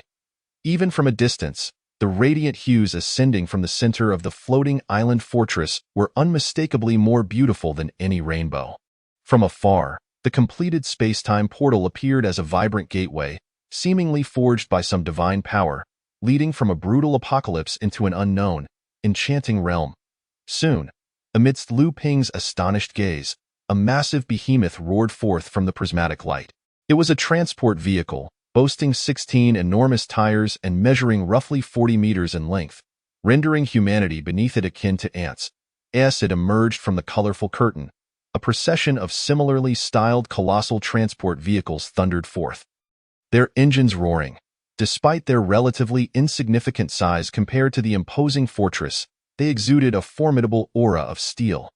After a span of over 20 minutes, a total of 40 transport vehicles had successfully exited the space-time portal. Subsequently, an even grander steel leviathan struggled to break free from the portal. Its semicircular front was followed by a vast cargo hold, while its wheels were replaced by spiral turbine engines, allowing it to hover in the air. Lu Ping discerned after careful observation that it was, astonishingly, a space-time mining vehicle. Unlike the armed reconnaissance vehicles, this mining apparatus possessed a more comprehensive array of functions, capable of extracting terrestrial resources while also hovering over water to harvest marine minerals. The only drawback was its complete lack of offensive capabilities, as if all its potential had been devoted solely to mining. From an aesthetic standpoint, the space-time mining vehicle was undoubtedly the most futuristic in design. As it made its appearance, the vibrant glow of the portal gradually diminished until it vanished entirely, revealing all 41 steel behemoths now stationed above the floating island fortress. Observing this, Beitian Jingji promptly waved his farewell. Eager to engage in his designated tasks, to avoid disrupting the construction of the base, Lu Ping wisely refrained from following him, knowing that for the foreseeable future, he would likely remain cooped up within the confines of the subway station. At this moment, summoned by Lu Ping, the combat engineers who had been stationed at the entrance of the survivor base finally arrived, piloting amphibious transport vessels. Subsequently, Lu Ping recruited another amphibious transport vessel. Leaving behind 20 battle bears and a small contingent of mobilized soldiers and peacekeeping infantry for his protection, he dispatched the remaining soldiers to patrol the waters, aiming to prevent any potential interference from unknown creatures or humans in the base's construction.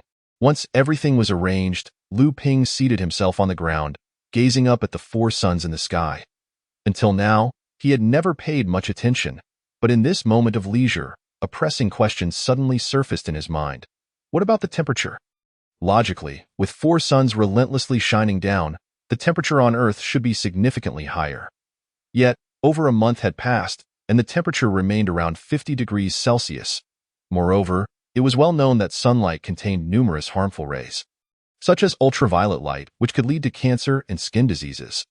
While this may not have posed a significant threat in the past, the presence of 3 additional suns indicated a tripling of ultraviolet density, thus heightening its potential dangers. However, upon inquiring with Hong, he was astonished to discover that all harmful rays within the sunlight remained at normal levels, as per the data provided by the Red Alert base.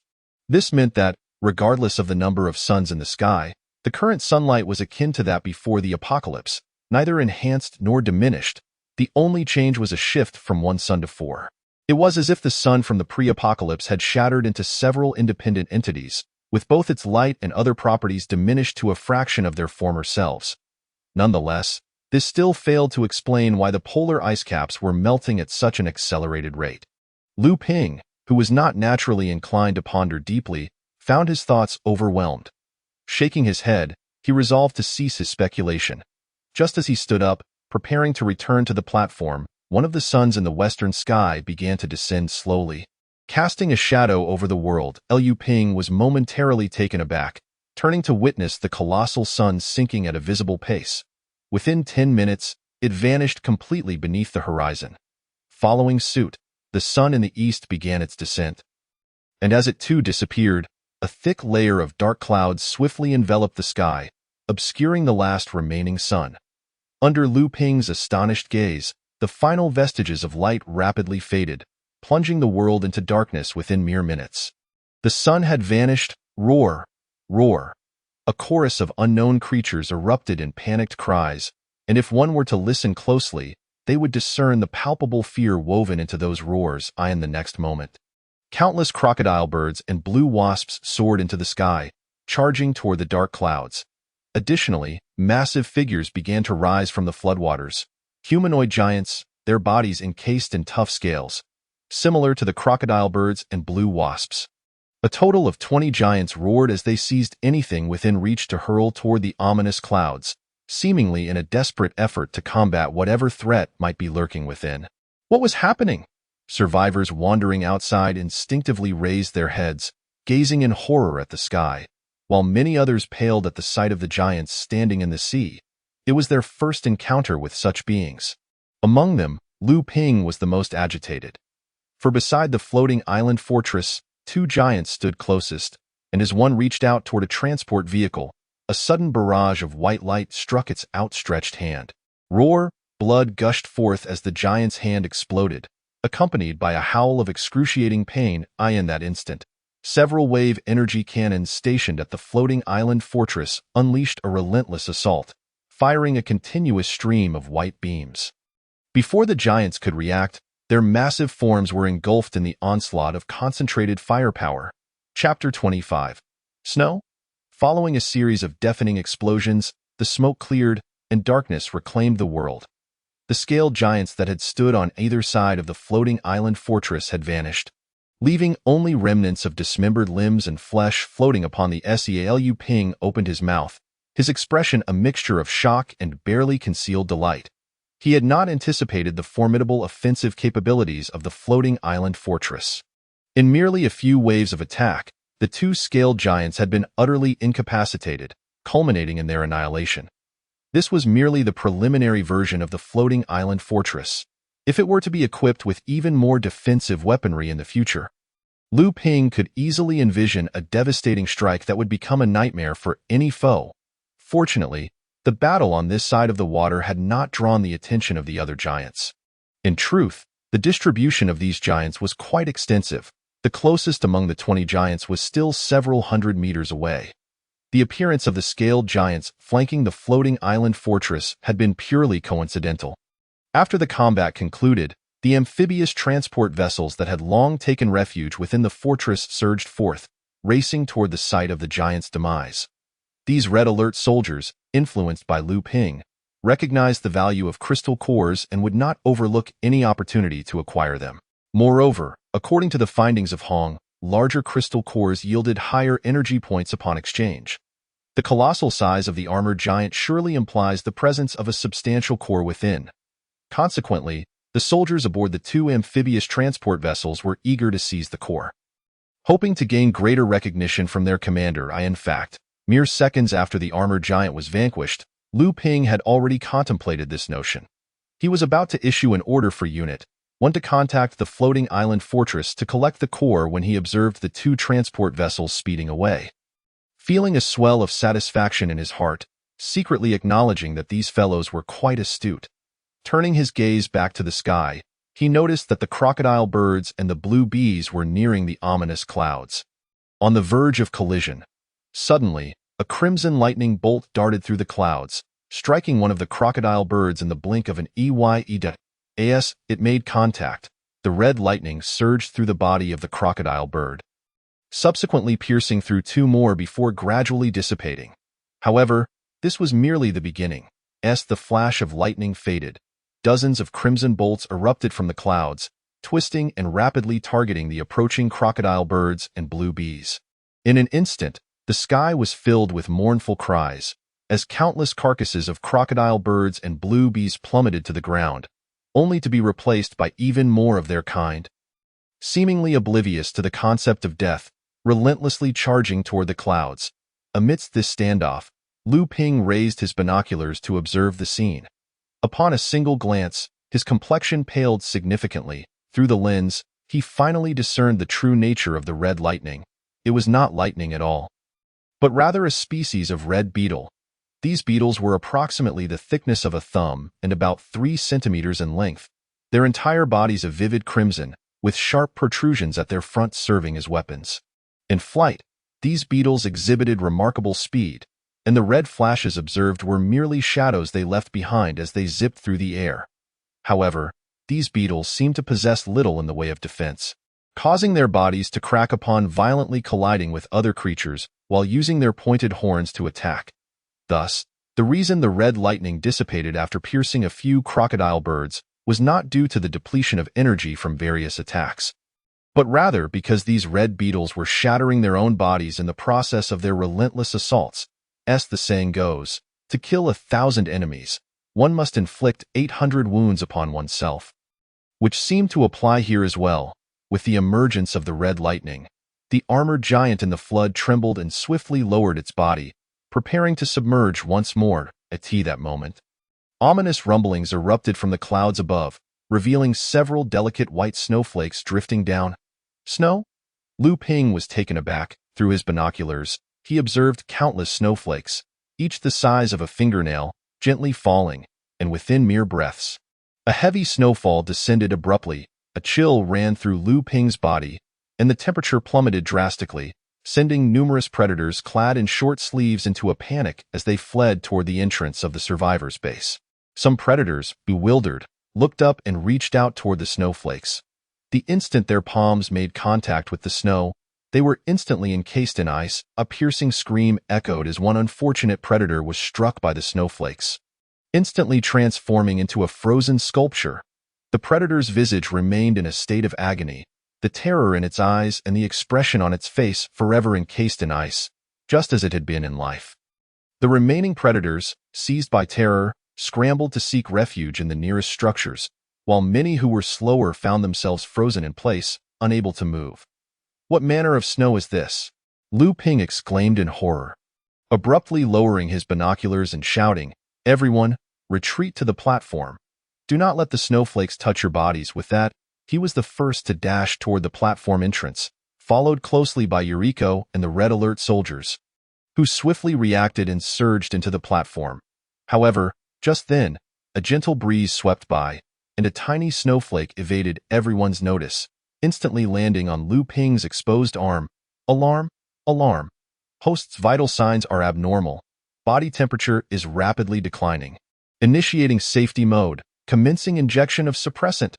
Lu Ping felt darkness engulf him, and he fainted, his arm instantly encased in ice. Fragments of shattered images flickered before his eyes, familiar yet strange figures seemingly calling out his name. Lu Ping clutched his throbbing head, and suddenly, a figure presented him with a cake, a smile of overwhelming affection gracing their face. "Little brother, happy birthday! Little brother? Are they calling me?" He felt a twinge of familiarity with the person before him, and upon closer reflection, he suddenly realized it was Lu Wintao. Just as he was about to speak, the scene shifted again, revealing two middle-aged individuals before him. One was a man wearing black glasses, exuding an air of scholarly elegance, yet with an almost imperceptible authority lurking between his brows, indicative of a superior. The woman, though middle-aged, retained her beauty. "Xiao Ping," they softly called, as if summoning him once more. Lu Ping grasped his head. He seemed to recognize these two figures, yet their names eluded him. Suddenly, a sharp pain pierced his mind, and the images shattered, revealing a world of ice and snow before him. In this frozen realm, he beheld a series of undulating icebergs and an endless expanse of snow, an overwhelming sense of desolation washing over him. "Where is this?" He wandered forward in confusion, the figure of Yuriko slowly materializing before him. Her expression tinged with urgency as she stretched her arms to block his path. From Yuriko's lip movements, Lu Ping vaguely discerned her words, which seemed to be, "Get up, you lazy bum. It's time to wake up." Chapter 26. TG Virus Cold. Piercingly cold. The first thing Lu Ping did upon opening his eyes was demand that Hong Ho exchange some cold-resistant supplies for himself and the Red Alert soldiers, before once again losing consciousness. Yuriko looked on with concern at Lu Ping, who lay upon a makeshift stone bed hastily constructed by the engineers. After Hong Ho transmitted the cold-resistant materials, she immediately wrapped him in thick fur coats and blankets, leaving only one nostril exposed. As for Yuriko, due to her unique constitution and the protection of her superpowers, this level of cold posed no threat to her. However, for the other Red Alert soldiers clad in short sleeves and Lu Ping, the near -20-degree temperatures and rapidly declining body heat were already life-threatening. That moment, a white syringe along with a vial of viscous green liquid suddenly appeared before Yuriko. While she was momentarily stunned, Hong Ho's voice resonated in her mind. "The unknown cold poison brought by the snowflakes has penetrated the heart. The commander is on the verge of losing all consciousness. According to the first rule of safety protocol, the base's AI has the authority to act autonomously. Now, I command you to immediately inject the commander with the TG virus." "TG virus? Are you insane?" Yuriko stared at the green serum before her, her emotions spiraling out of control. "You should know better than I the power of the TG virus. Its aggressive nature is enough to annihilate any cell it encounters. Do you wish to kill him?" "Opposition is futile." Hong Ho's mechanical voice remained icy. "The cold poison has already invaded the heart. In no more than half an hour, the commander will be in mortal danger. Only the most potent TG virus might restore his vitality. Combating poison with poison to save him. Do not forget, you too were injected with this virus in the past. Even as a child, you survived. How much more so can he?" "Absolutely not. You must understand. The virus I was injected with was the TG-237 virus, which had been diluted hundreds of times, and there were dozens of scientists continuously administering suppressants to maintain the virus's stability. The TG virus is the most primal form of the virus, far more potent than the TG-237 virus. Without any protective measures during the injection, even if it revives the commander, What then? Who will stop it from continuing to consume other cells? Yuriko's voice grew colder as she resolutely defied the order, fully aware of the consequences for disobeying the red alert protocols. Strangely, after a moment of silence, Hong Ho, for once, offered an explanation to Yuriko. Though the TG virus is dangerous, it contains many evolutionary molecules. If one could activate this component, the toxins within the TG virus would instantaneously transform into benign substances, posing no harm whatsoever and potentially even facilitating the evolution of the host's DNA. But what if it remains unactivated? Yuriko coldly posed a critical question. This you need not worry about. Under the research of the base's scientists, this project has yielded surprisingly positive developments. The TG virus I am providing you has been artificially activated into a benign form. Having said this, Hong Ho did not forget to add, however, while its aggressiveness has been neutralized, its direction of evolution remains unknown. Yuriko fell silent, fully aware of what that unknown direction entailed. The TG virus's ability to eradicate the cold poison was the best outcome, as that evolutionary direction was controllable, at least devoid of any immediate danger.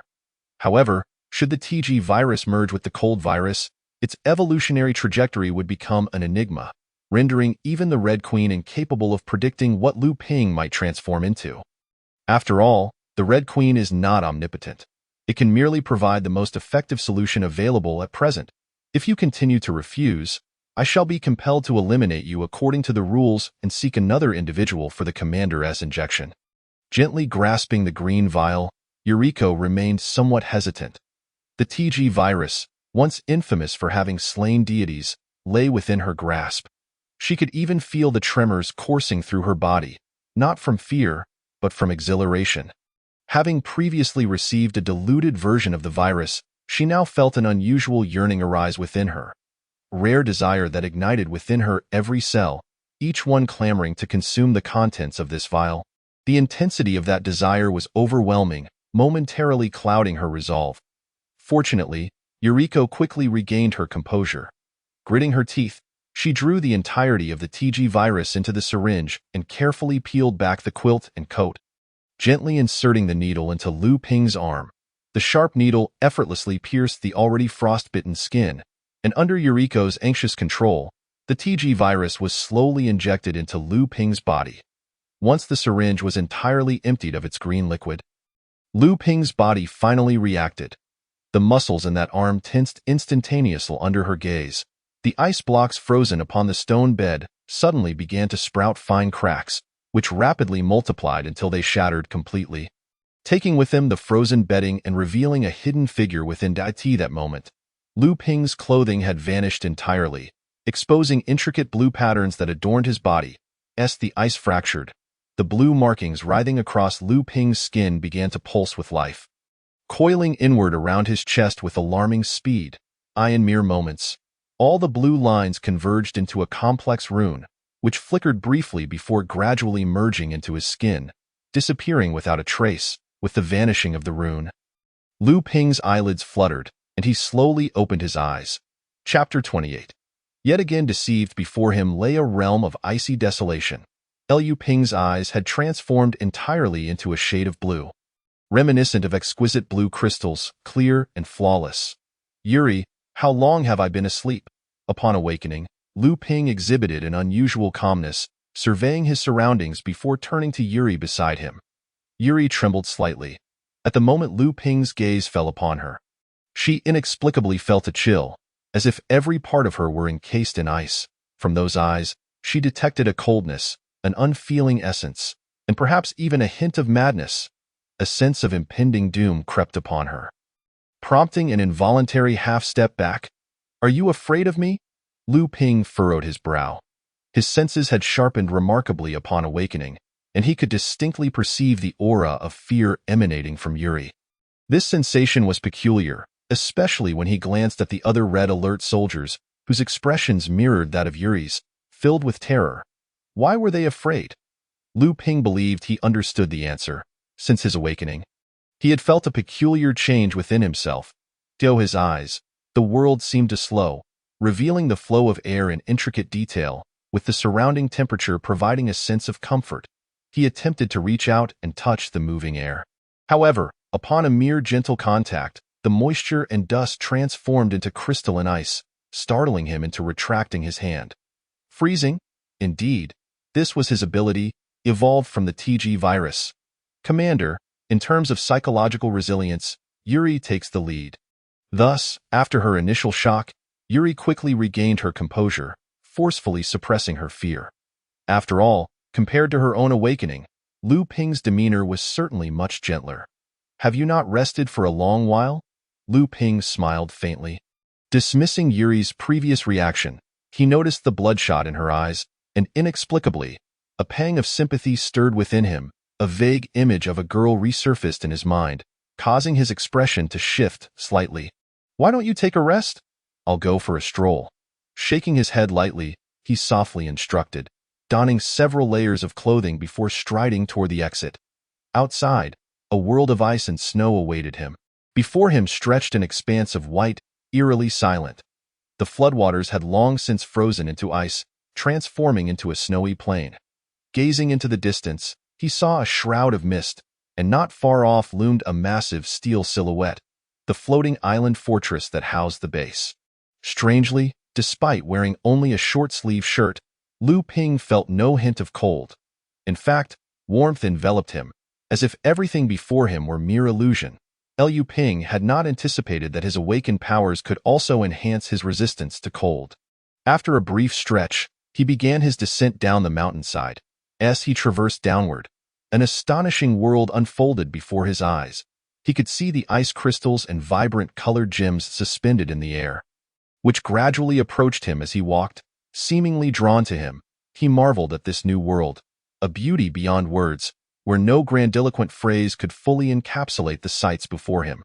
Continuing forward, he was captivated by a reflection within a block of ice. Looking at the image in the ice, Lu Ping instinctively touched the corner of his EYIT was a chilling blue, devoid of life, seemingly imbued with indifference toward all living beings, strange yet beautiful. No wonder Yuri and the others felt fear. He shook his head and straightened up. As long as he did not become disfigured, everything could be managed. Upon reaching the base of the slope, Lu Ping headed straight for the floating island fortress, standing proudly amidst the snowy expanse. A few minutes later, standing less than 10 meters from the fortress, he found himself rendered speechless by the sheer magnitude of it.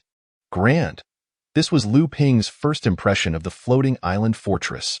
Observing from afar, it had seemed impressive, but up close, the fortress was a colossal steel beast, dwarfing humanity as ants before a dinosaur. Following the open passage beneath the fortress, Lu Ping ascended to the summit. Commander Haku Tada had long awaited his arrival and immediately approached him, flanked by 3 assistants and several peacekeeping soldiers. However, the moment their eyes met, the words on Haku's lips became lodged in his throat, and the smile on his face froze instantly. A chill coursed down his spine, causing him to shudder involuntarily. For the past month and a half, he had remained at the fortress without contact with Lu Ping or Yuri, thus he was entirely unaware of Lu Ping's crisis and transformation. Now, seeing Lu Ping for the first time in days, he struggled to comprehend what could have transpired to alter the commander so drastically. Fortunately, as an engineer, Haku had learned to maintain his composure. After a few seconds of adjustment, he quickly regained his normalcy. Regardless of what Lu Ping had become, even if he had morphed into a monster, he remained the commander. Since he was his superior, why should he feel fear? It was merely an adjustment to the unsettling gaze of those eyes. Commander, the construction of the base is nearing completion. Aside from the harbor, all auxiliary units have been established, and the Fisher generator is ready to be calibrated for operation. Once his emotions stabilized, Haku promptly reported on the progress of the work to mask his discomfort. Additionally, the mining site has commenced operations. We discovered an iron mine 1 kilometer to the southwest, yielding an energy point income of approximately 2,000 to 4,000 daily. However, Lu Ping nodded. 4,000 energy points was not insignificant, and over time, it would accumulate to a staggering amount. Yet Haku's trailing remark was evidently unfinished. But what? He inquired, puzzled. Currently, the base's energy points have reached a negative balance. Without Haku completing his sentence, Lu Ping emitted a cry of despair as he opened the system panel in his mind to check the energy point count. The glaring figure of -1273070 nearly drove him to madness. How could it be so exorbitant? Lu Ping shouted incredulously. Haku recoiled slightly, having anticipated this scenario. He hurriedly presented a bill. What is this? Lu Ping seized the document and glanced at the figures. Mining site construction cost, 500,000 energy points. Barracks construction cost, 250,000 energy points. Tank factory construction cost, 400,000 energy points. Air Force base construction cost, 400,000 energy points. As Lu Ping scrutinized the list of construction costs, his body swayed slightly. Over 5 million energy points, and just like that, they had vanished, especially with over 1 million still owed. It nearly drove him to the brink of insanity. This cursed base. Chapter 29. Mission. Although the construction of the base on the floating island fortress is nearing completion, a floating island fortress devoid of defensive weaponry, no matter how advanced, cannot withstand attacks from unknown creatures or humans. Even though the wave energy cannons may provide some level of defense, this is only effective in the absence of large-scale assaults. Should they face a collective attack from thousands of unknown entities, the floating island fortress would undoubtedly suffer severe losses. Moreover, the current floating island fortress possesses only ground and naval capabilities, while its air defense is alarmingly weak. A substantial installation of anti-aircraft weapons is required to remedy this deficiency, which would entail a significant expense. Lu Ping gazed wearily at the bill in his hand. His energy points had plunged into the negative. With debts exceeding 1 million, if he did not find a way to repay this debt soon, not only would the installation of defensive weaponry become impossible, but even the sustenance and ammunition for his subordinates would be jeopardized. Compounding this predicament is the bitter cold. The unknown creatures have all succumbed to the frost, and many mines require breaking through layers of ice for extraction. The income from energy points is far outstripped by consumption. And a frown etched itself upon Lu Ping's face. At that moment, Haku Tanji approached with understanding, whispering, "Commander, are you troubled by the issue of energy points? There are indeed ways to address this." Lu Ping lifted his head. Sensing that Haku Tanji might have a solution, a glimmer of hope flickered in his eyes. "Oh, you have a way to obtain energy points?" Not at the moment," Haku Tanji replied, shaking his head. "But you could consider a credit arrangement, provided that it is agreed upon it." Lu Ping paused for a moment before the realization dawned upon him. The Haku Tanji referred to must be the Red Queen. If the Red Queen were amenable to a credit arrangement, it could indeed serve as a viable solution. Thus, Lu Ping promptly initiated a conversation with the Red Queen, conveying his desire for a credit extension. After several minutes of silence, the Red Queen's voice finally resonated in his ears. "Agreed, but the limit must not exceed 10 million, and repayment must occur within 6 months, Lu Ping grinned. 10 million is indeed quite generous of the Red Queen. With this arrangement, he could freely expend energy points, though it would be even better if these points did not require repayment. Fortunately, he had a full 6 months to settle the debt, providing ample time for development. He was confident that he would be able to clear these obligations within that time frame. However, prior to that, Lu Ping needed clarification on one matter. "Red Queen, this 10 million in energy points counts as my actual earnings?" "Correct? In theory, yes, that's splendid," Lu Ping exclaimed, slapping his hands together. "Then my permissions should be upgraded to intermediate level, correct?" The Red Queen fell silent. "Red Queen, you must understand that I require strength. Only by acquiring formidable power can I earn sufficient energy points. You wouldn't want me to be unable to repay my debts in 6 months, would you?" Lu Ping projected a thought, fully aware that the chances of the Red Queen acquiescing were slim. Yet he remained hopeful. The response he received, however, was still silence. Lu Ping waited patiently, and after a prolonged moment, the Red Queen finally relented. "I can grant you temporary permissions, but you must undergo an assessment." "Assessment?" Lu Ping was taken aback, quickly inquiring, "What sort of assessment?" The Red Queen elaborated. "To advance from basic to intermediate permissions, you must complete a mission issued by the base to evaluate whether the commander possesses the strength to handle the responsibilities that accompany this upgrade." "Is that so?" Lu Ping was astonished. This was the first time he had heard the Red Queen proactively issue a mission. "What is the mission?" "Please hold on. Data transmission in progress. Transmission complete." The commander can review the mission details on the control panel. Lu Ping promptly accessed the control panel, and indeed, an envelope-like icon appeared at the center of the screen. He clicked on it and began to read intently. Promotion mission requirements. Withstand a wave of enemy attacks and repel them.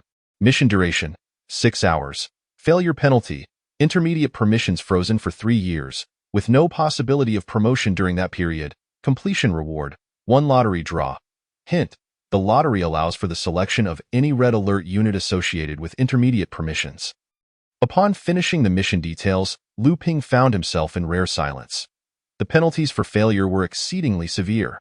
Should he fail to advance to intermediate permissions within 3 years, his development would be severely hindered. And his meager advantages in this apocalyptic world could vanish entirely. Moreover, there was a significant risk of being surpassed or even eliminated by ambitious humans. After all, the floating island fortress was conspicuously appealing.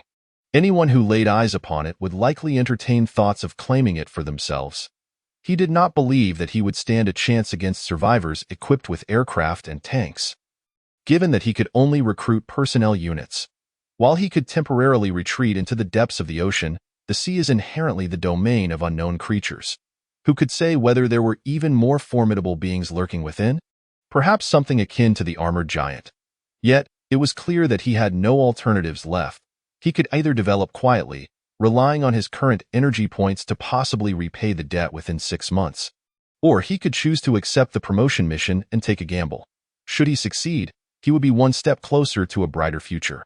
After weighing his options, Lu Ping concluded that the latter seemed more reliable.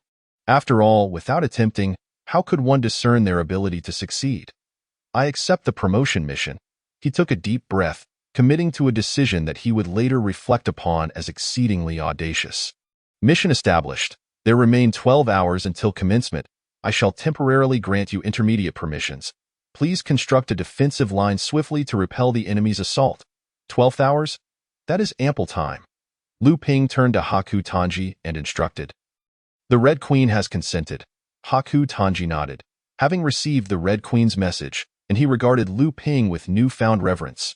This was the first instance he had witnessed such concern from her for an individual. I have a task for you. Within the next 12 hours, you must construct the most basic defensive units. Their strength is inconsequential, but they must be practical. Understood. I will ensure the task is completed. Haku Tanji nodded, sensing a hint of anxiety in Lu Ping's voice. He promptly directed his assistants to begin constructing defensive fortifications. After issuing his orders, Haku Tanji suggested, Commander, constructing defensive units will require some time. Why not allow me to show you around the base? Lu Ping nodded and followed Haku Tanji into an off-road vehicle, heading towards the center of the floating island fortress. Chapter 30. The Ascendant, the Floating Island Fortress. Aside from a few newly constructed ancillary buildings, is comprised of expansive metallic corridors that wind throughout the fortress like passages in a labyrinth. The vehicle is currently traversing the widest corridor within the fortress, the only path leading to the central base and the teleportation gate. On either side of the corridor, patrols of mobilized soldiers and peacekeeping infantry can be clearly seen, while an even greater number of construction workers and engineers are seen riding in large vehicles, each person hurrying to contribute their utmost to the base's construction. After an indeterminate period, the vehicle finally halted before a massive metal gate. They had arrived. Before Lu Ping stood a towering iron wall, adorned with numerous turret-like structures. According to Haku Tanji's explanation, he understood these to be electromagnetic towers, designed to protect the inner base of the iron wall, capable of negating up to 1/3 of a nuclear bomb's power. The vehicle slowly entered through the opening of the base's gate, and through the window, Lu Ping meticulously surveyed the world within the iron wall.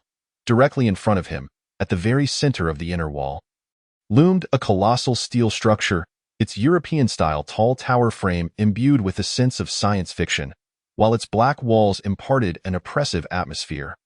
The vehicle soon arrived at the entrance of the tower-shaped building, and as Lu Ping disembarked, he finally set foot upon the metallic floor of the base. Before him lay no road, only an open grand doorway leading into a resplendent main hall. However, within the base, an overwhelming emptiness prevailed. Most rooms remained devoid of furnishings or adornments, save for a single room on the top floor hastily decorated for Lu Ping's residence. Commander, the base is divided into upper and lower levels. What you see before you is the scientific research room. The true base lies beneath it. However, due to time constraints, the lower level has yet to be fully constructed, so you will have to temporarily reside in the scientific research room. Lu Ping nodded, indifferent to the matter at hand. With such a formidable floating island fortress as his backing, it mattered little where he resided. He would even welcome the prospect of sleeping in a corridor. Under the guidance of Bai Tian Jingji, Lu Ping stepped into the scientific research facility. Before him lay a spacious hall, utterly devoid of furnishings, which lent it an air of vast emptiness. The research facility comprised a total of 27 levels, the first 10 primarily dedicated to the study of armored units like tanks and warships. Along with communication equipment, the subsequent 10 focused on the development of combat personnel gear, and the final 5 were reserved for research on pharmaceuticals and viruses. The top 2 levels served as the residence for researchers. As they ascended in the elevator, Bai Tian Jingji seized the opportunity to provide Lu Ping with an introduction to the facility. Thanks to his explanations, Lu Ping gained a foundational understanding of the Scientific Research Center, which would aid in the judicious allocation of personnel in the future. Soon, the elevator shuddered gently as it reached the top floor. Stepping out, Lu Ping was met with an antiquated metal corridor, its soft carpet cushioning his footsteps, rendering the steel beneath virtually imperceptible. Flanking the walls were 2 neat rows of lamps, illuminating the passageway with a bright glow. Of course, these were not genuine oil lamps, but merely electric lights disguised as such.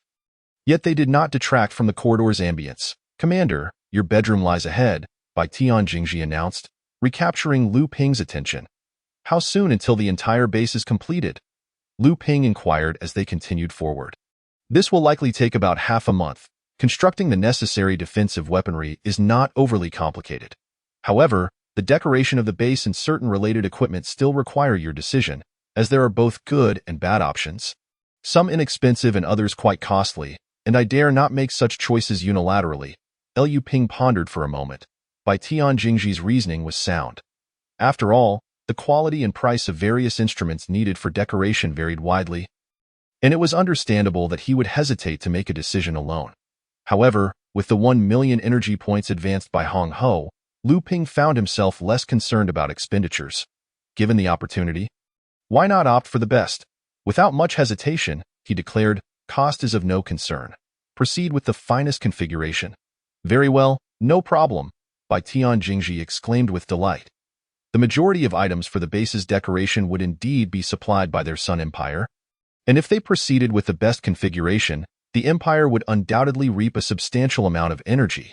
Moreover, as the one executing this task, he would ensure that his family received a generous share of the profits. The thought of the miraculous crystal cores filled him with excitement. With such energy, he was confident that his family would indeed develop even more formidable creations. Who knows, perhaps this time, with those crystal cores, the interstellar fortress could be rendered even more perfect. Though the likelihood was slim, what if? "Commander, I just calculated that the total expenditure will be approximately 180,000 energy points. Additionally, would you like to consider upgrading your equipment?" "Equipment? Indeed. Your status is no longer ordinary.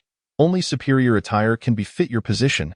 "Well then, I leave it to you," Lu Ping nodded, having no objections to Bai Tian Jingji's suggestion. In fact, even if Bai Tian Jingji had not mentioned it, he would have proactively requested Hong Ho to procure a set of equipment for him.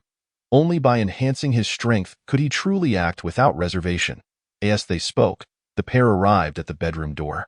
With a creak, Bai Tian Jingji respectfully pushed open the wooden door, and a wave of floral fragrance enveloped them.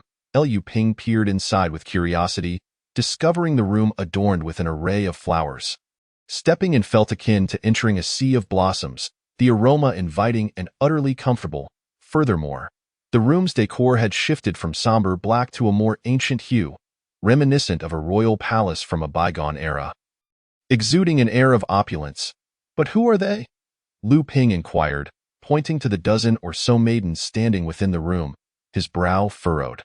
"Commander, they are all hand-picked maidens selected by His Majesty the Emperor for you.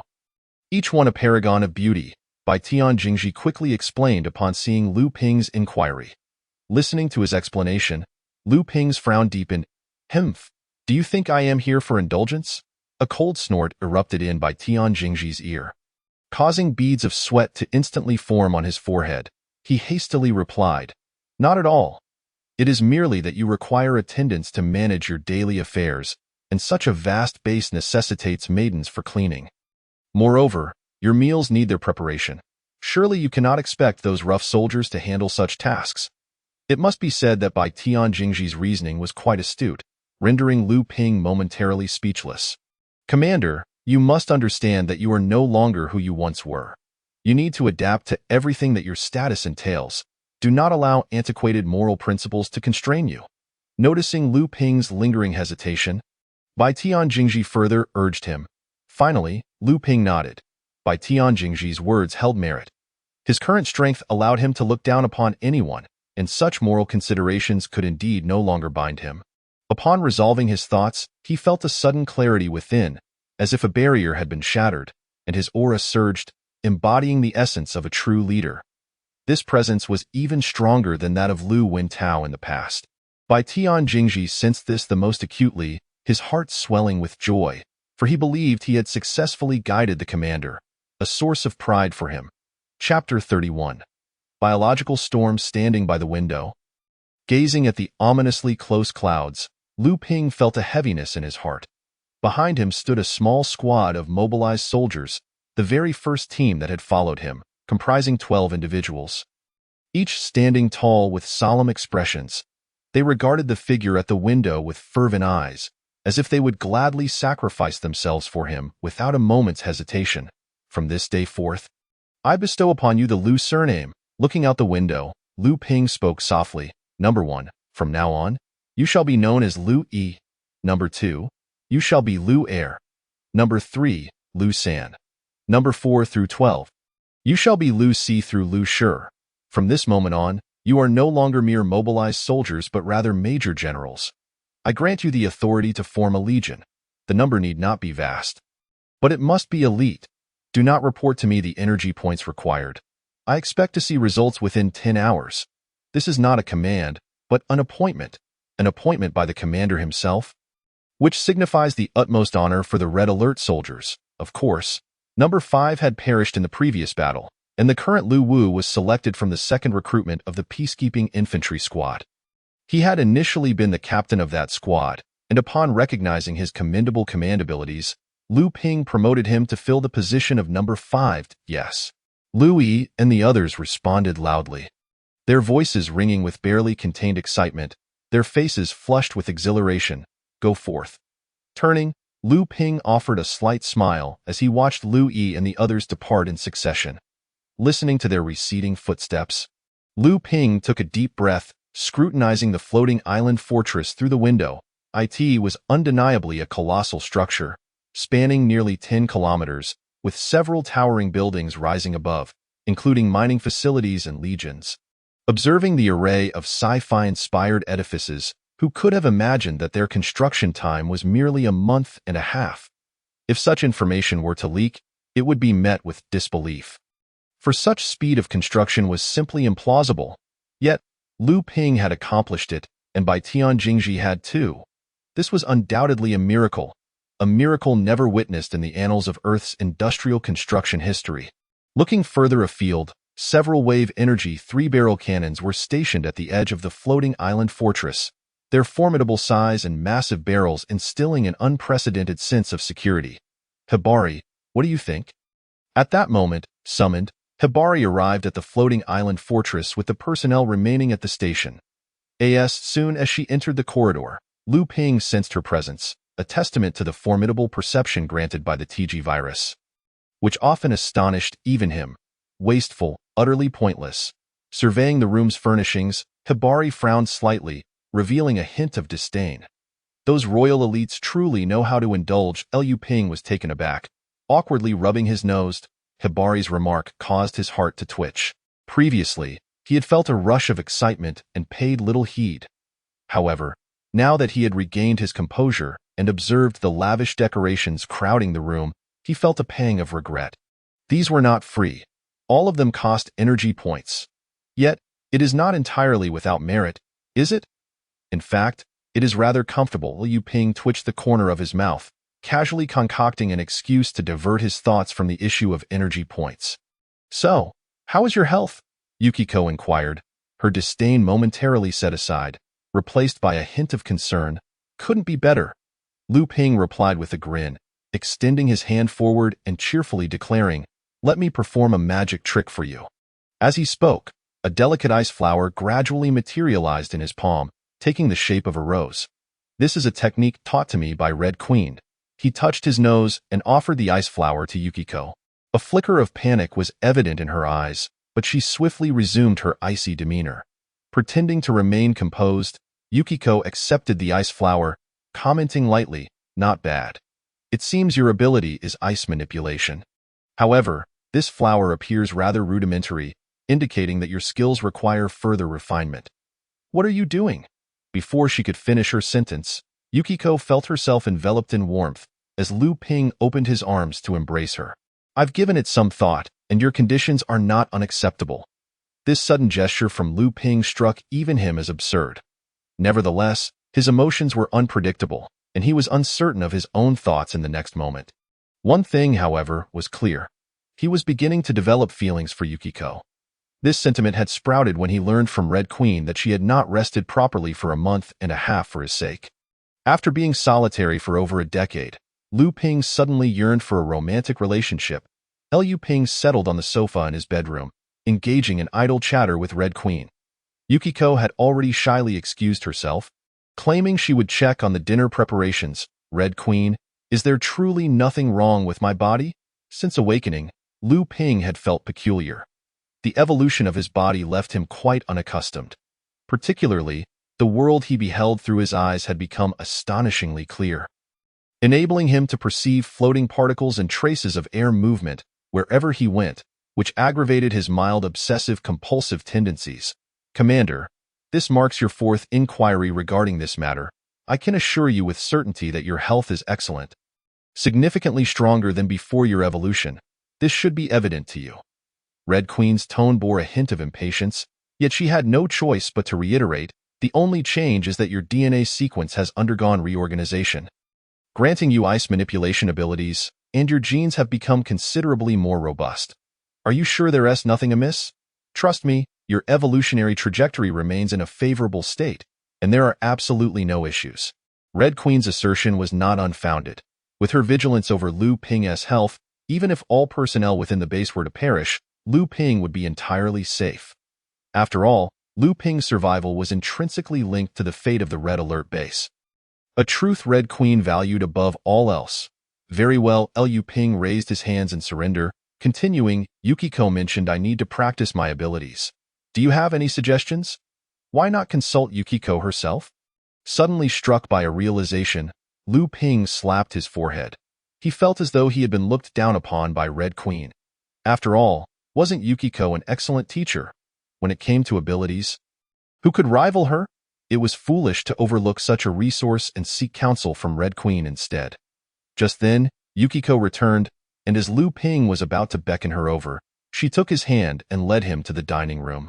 After dinner, Lu Ping expressed his intentions to Yukiko, who readily agreed to assist him, and they promptly commenced their training. Over the next few hours, under Yukiko's guidance, Lu Ping became increasingly adept at wielding his abilities, mastering the basic control with relative ease. The only aspect he lacked was finesse, which could not be taught by outsiders but required innate talent and persistent practice. That will be all for today. I shall take a shower now. After the training session, Lu Ping dove into the bathroom, and upon emerging, he found Major Lu Yi, previously known as Lu Yi, waiting outside. "Lu Yi, what brings you here? Has the army been established?" Lu Ping was taken aback by Lu Yi's appearance. It had only been 4 hours, and they had completed their tasks at such speed. Lu Yi shook his head. "Commander, not yet. I am here regarding a different matter." As he spoke, Lu Yi handed Lu Ping a tablet, directing his attention to the screen. "Look, we have detected a storm to the south of the base, approximately 3 kilometers away. A storm? Is there anything unusual about it?" Lu Ping inquired, gazing at the ominous black tempest on the screen, soon realizing the problem. Is it not an unknown organism?" Louis produced a photo from his pocket, pointing to a creature resembling a bat. According to the reconnaissance images, This is a bat-like unknown entity, and there are countless of them, estimated to be in the millions. Lu Ping froze momentarily, his expression shifting. Are you saying that this black storm is not a storm in the conventional sense, but rather the mass of these creatures? Louis nodded. Liu Ping inhaled sharply and quickly asked, how long until they reach our location? We are uncertain. They have halted 3 kilometers away and seem disinclined to advance. Stopped? Lu Ping expressed his surprise, then appeared to contemplate something, falling into silence. After a prolonged moment, he raised his head and instructed, hasten the establishment of the army. I will recruit some armored units for you shortly. Remember to keep watch on them. And report any unusual movements immediately. Understood. Louis acknowledged before departing. Liu Ping's demeanor grew tense. He realized that the mission Red Queen had mentioned was about to commence. As for how Red Queen knew that these bat-like unknown entities would launch an attack within 12 hours. Lu Ping was unsure and did not wish to inquire further. Even if he did ask, Red Queen might not divulge the information. It was better left unasked. All he could do now was accelerate the enhancement of the base's defenses in preparation for the impending battle. Chapter 32. Battle Garb. Upon entering the main control room, a massive screen unfolded before Lu Ping. Commander, welcome to the main control room. I am the base's intelligence system, Shuzi. With a flash of light, a lovely young girl materialized before Lu Ping, a projection of the base's intelligence system. After a moment of surprise at Shuzi's appearance, Lu Ping nodded and instructed, please assist me in reviewing the war units I can currently recruit. Certainly, please hold on a moment. With that, Shuzi closed her eyes. After several seconds, she opened her eyes and directed her gaze at the large screen, where colorful unit icons began to populate the display. Commander, there are numerous mid-level units affiliated with Red Alert, among which war units comprise over 100 types, all of which have been transmitted to your display. As Lu Ping surveyed the array of units on the screen, he felt increasingly impressed by the might of the Red Alert base. The display showcased an extensive array of unit icons, ranging from a single bullet to aircraft and battleships, encompassing a diverse selection. Most captivating to Lu Ping were the phantom devices, which allowed Red Alert units to become invisible. Their primary function was to obstruct enemy detection. Once operational, no optical, thermal, infrared, electronic, radio, or acoustic detection equipment could perceive them. The current Fisher generators utilize technology based on the Phantom device. Of course, the quintessential example of successfully integrating the Phantom device into warfare was the Phantom tank. Anyone familiar with Red Alert would know that the Phantom tank was a weapon that caused immense frustration for enemies, not due to its offensive capabilities, but because of its formidable camouflage abilities. With this at his disposal, Lu Ping could rest easy knowing that the base would remain shielded from prying eyes. After all, whether it was the floating island fortress or the colossal space-time portal, both were enough to incite greed in anyone. Should anyone attempt to seize these assets, no matter how powerful Lu Ping became, he would be unable to thwart their ambitions, unless he possessed the strength to obliterate an entire nation in an instant. Shuzi, I need to recruit some tanks and aircraft. Can you assist me in equipping them with Phantom devices and floating devices? The Phantom device was essential, and Lu Ping was particularly concerned that if the Four Suns were to rise again and the frozen world transformed back into an ocean, the tanks he painstakingly recruited would be lost to the depths. Of course, I will make the necessary arrangements. Liu Ping nodded, then continued to examine the tank units before shifting his focus to defensive weaponry. The current defenses of the floating island fortress were still too feeble. Even with the light towers and anti-aircraft guns, it was insufficient. The base required more practical defense units, particularly those with high firing rates and efficiency, which were indispensable. Although machine gun bunkers offered high efficiency and firing rates, they were unnecessary for recruitment. In the outer circle of the towering iron walls surrounding the floating island fortress, there exists ample space capable of accommodating soldiers. Should a battle ensue, the troops can readily retreat within the confines of the walls, utilizing various concealed openings to launch their assaults with an array of weaponry, coupled with the assistance of the wave energy cannons. A brief defensive measure would suffice. Liu Ping was the first to dismiss this notion, opting instead to examine the air defense units. After a meticulous selection process, he decisively stated, Shuzi, how many energy points are required to equip the floating island fortress with adequate air defense units? Select only multifunctional anti-aircraft guns. The calculations reported to the commander indicated that a total of 38 multifunctional anti-aircraft guns would need to be constructed, costing a grand total of 380,000 energy points. Then let us commence construction immediately. Although the expenditure of 380,000 energy points caused Lu Ping a slight pang of regret, he recognized these defenses as essential. After all, energy points were meant to be spent. After a moment of silence, Shuzi replied, I have already instructed Engineer Bai Tian, and the construction is expected to be completed within 3 hours. Lu Ping nodded, aware that he also required some close combat units for both land and sea engagements. After pondering for a while, he resolved to recruit a contingent of magnetic explosion infantry.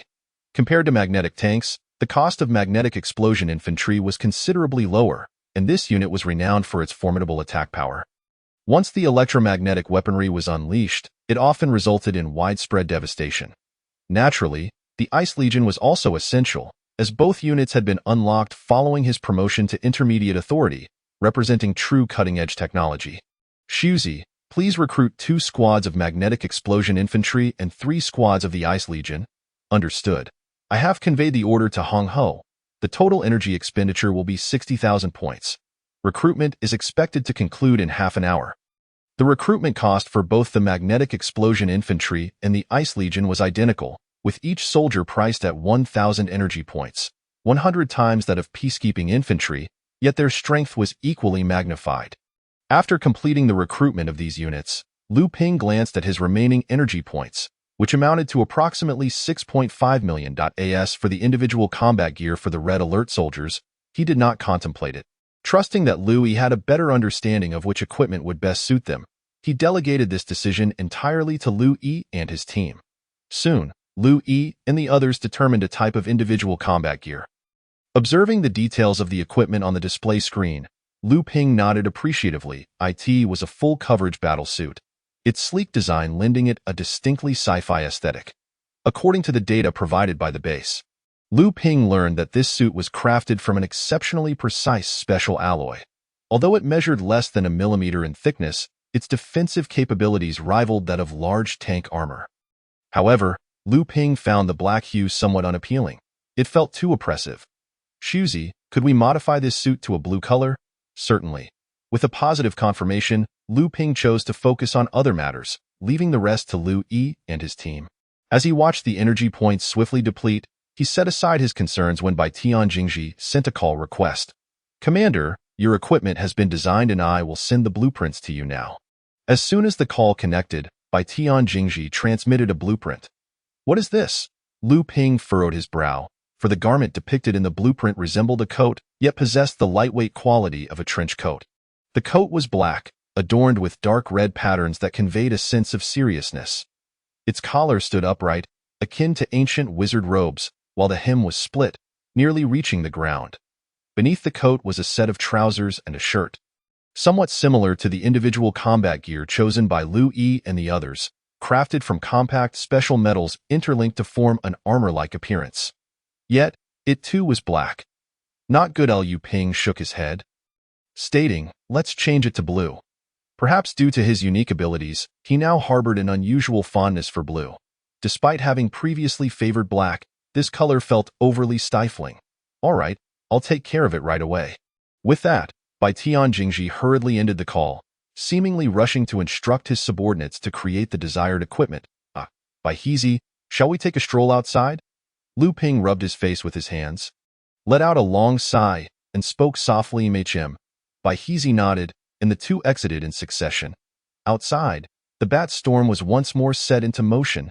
Chapter 33. The mission begins. Everything was unfolding at a rapid pace. Upon receiving news from the front lines, Lu Ping learned that his equipment had been completed, and astonishingly, it had taken less than half an hour. According to Bai Tian Jingji, this set of gear was a gift from His Majesty the Emperor, transformed from the Emperor's battle suit, thus requiring minimal time for completion. Under Bai Hizi's attentive assistance, Lu Ping was soon fully outfitted. Clad in a blue coat, blue armor, and all in various shades of blue. The ensemble was not monotonous. Enhanced by snowflake-like patterns, it exuded an air of purity. Lu Ping's lips twitched as he gazed at his reflection, suddenly realizing that the color and pattern were somewhat mismatched. Were he to wear this into battle, the enemy would likely erupt in laughter before the fight even commenced. Reluctantly, he requested by Tian Jingji to revert the equipment back to black in no time. Lu Ping donned the newly colored armor once more. Not bad. While black exuded an aura of oppression, it was undeniably the ideal choice for looking formidable, particularly the dark red emblem on his chest. Resembling a blood lotus, was a detail Lu Ping had specifically requested. A nation has its flag, and a family its crest. With his power structure nearly complete, it was time to establish a special insignia to serve as a facade. Satisfied, Lu Ping nodded at his reflection, and upon turning around, he noticed Bai Hezi had also changed into her new attire under the assistance of her maid. Since it was a gift, it was only fitting to provide a matching set. Upon learning of Lu Ping's significant regard for Bai Hezi, the Emperor of the Rising Sun Empire had promptly sent an additional set of the Emperor's battle armor, which Bai Tian Jingji had modified to suit a female form. Clad in identical black, the two stood together, exuding an air of complementary elegance. However, the only distinction lay in the semi-transparent eye mask adorning Lu Ping's face, obscuring his unusual eyes and concealing much of his appearance. Now, even Lu Wintao would find it impossible to discern him at a glance. This was Lu Ping's request. Although his unusual eyes posed no harm to himself, they significantly affected those around him, particularly Bai Hezi, who still struggled to meet his gaze. Initially, he had considered crafting a mask, but that would appear rather peculiar, so he opted for a more pragmatic solution, requesting Bai Tian Jingji to create this eye mask for him. Aesthetically, the mask not only avoided appearing strange, but also lent Lu Ping an air of mystery. Paired with a wireless headset, he would truly resemble a battlefield commander. Returning to the command center, reports flooded in one after another. Lue and the others had successfully formed their legion, each recruiting 1,000 soldiers, comprising 100 anti-air infantry, 100 missile launchers, 100 Imperial warriors, 200 American soldiers, and 500 mobilized troops. Additionally, each Red Alert Legion was equipped with 50 medical engineers tasked with tending to the wounded and serving as logistical support. Naturally, not every soldier could be outfitted with individual combat gear. With 12 units totaling 12,600 personnel, and each set of combat gear costing 500 energy points, the total expenditure for equipping these soldiers would amount to a staggering 6,300,000 energy points, an astronomical figure. Not to mention, the rapid pace of advancements in individual combat gear made it impractical for all to be outfitted. Following this report, the recruitment of magnetic explosion infantry and the Ice Legion was also completed. Lu Ping decided to entrust the distribution of these units entirely to Lu Yi. After several more minutes, Bai Tian Jingji, responsible for the overall construction of the base, finally sent word that all defensive units had been completed. At this moment, less than 3 hours remained until the mission commenced. Lu Ping took a deep breath, expending another portion of energy points to acquire ample ammunition, and then settled into a quiet anticipation. Outside, all soldiers sprang into action. Under the commander's orders, each individual assumed their designated combat positions, and the sounds of firearms being readied echoed throughout the fortress. Every soldier understood that a fierce battle lay ahead. Yet there was no fear, only exhilaration for the impending clash. How many years had it been since they last set foot on a battlefield following the Century War? 2 years, or perhaps 3. Time passed swiftly, and 3 hours slipped by in the blink of an eye in the distance. A faint buzzing sound gradually emerged. Initially subtle, it surged into a near-deafening roar within mere minutes. Gazing southward from the fortress, a dark storm loomed ominously, sweeping towards this very place. The atmosphere atop the fortress grew palpably tense. Lu Ping's fists clenched slowly, his body trembling not from fear, but from exhilaration. Success would grant mastery over the future, while failure would squander the initiative, defeat after defeat. Buzz, buzz. The black storm hummed ominously, and within moments, it had traversed 3 kilometers, now less than 500 meters from the floating island fortress. This moment, every soldier on the fortress clearly perceived the true nature of the storm. It was a swarm of bats, each no larger than an infant's fist, adorned with pointed horns atop their heads. Resembling the vampires of Western lore, the mission had commenced. Attack. As the bat swarm encroached within 300 meters of the floating island fortress, the generals of 12 legions issued attack orders without hesitation. Rat-tat-tat. Thousands of firearms simultaneously unleashed brilliant tongues of flame, and the battle erupted swiftly. Bat corpses plummeted onto the icy surface, with more bats rushing in to fill their places, fearlessly charging forward. 250 meters. 200 meters. 150 meters. After the loss of hundreds of thousands of their kin, the bat storm finally breached the 150-meter mark of the floating island fortress. At that moment, the wave energy cannons roared to life. Brilliant shells erupted from the massive barrels, accompanied by a piercing thunder, crashing into the heart of the bat storm. Boom, boom. The explosions resounded in rapid succession, with swathes of bats falling victim to the chaos. In just a single round of bombardment, tens of thousands of bats perished. However, the swarm numbered in the millions, even billions. Such losses were negligible. Yet, in the next instant, multifunctional anti-aircraft cannons, the Guangling Tower, and various defensive units initiated another wave of assaults. As the bat storm approached within 100 meters of the floating island fortress, a deluge of electromagnetic beams and missiles thundered down. In the blink of an eye, hundreds of thousands of bats were transformed into lifeless bodies, crashing onto the ice. All soldiers and defensees. Lu Ping rubbed his temples, letting out a sigh of despair. The toll of this war was indeed monumental, with over 100 lives lost, a burden that weighed heavily upon his shoulders. If such devastation occurred after just the first battle, what lay ahead? He felt it was time to recruit a more suitable individual for the role of commander to assist him. Chapter 35. Bandits. The tally of war casualties had been completed, with 101 corpses lying in neat rows on the ground outside the space-time portal, under the watchful eyes of Lu Ping and all the soldiers. Over 200 mobilized troops collectively lifted these bodies and transported them into the light barrier, returning dust to dust and earth to earth. They had come from their homeland, and now it was time for them to return. The light barrier twisted, engulfing the bodies of more than 100 soldiers, and Lu Ping began to attend to the matters that followed the battle. Since the space-time portal could only transport the living in one direction, only inanimate objects could return. Hence, he first instructed by Tian Jingji to construct a soldier's dormitory in the center of the floating island fortress, accommodating those soldiers who had been maimed due to the war. Marking them as the first batch of his subjects, he could not guarantee much, but he hoped they could live better lives in the days to come, free from the scourge of war. Without the worry of food and clothing, if conditions permitted, he might even find a way to help them establish families. Upon returning to the control room, Lu Ping received a notification indicating the completion of his task, signifying that his future would be smooth sailing. Even without upgrading to senior privileges, he was poised to dominate the globe. Congratulations, Commander.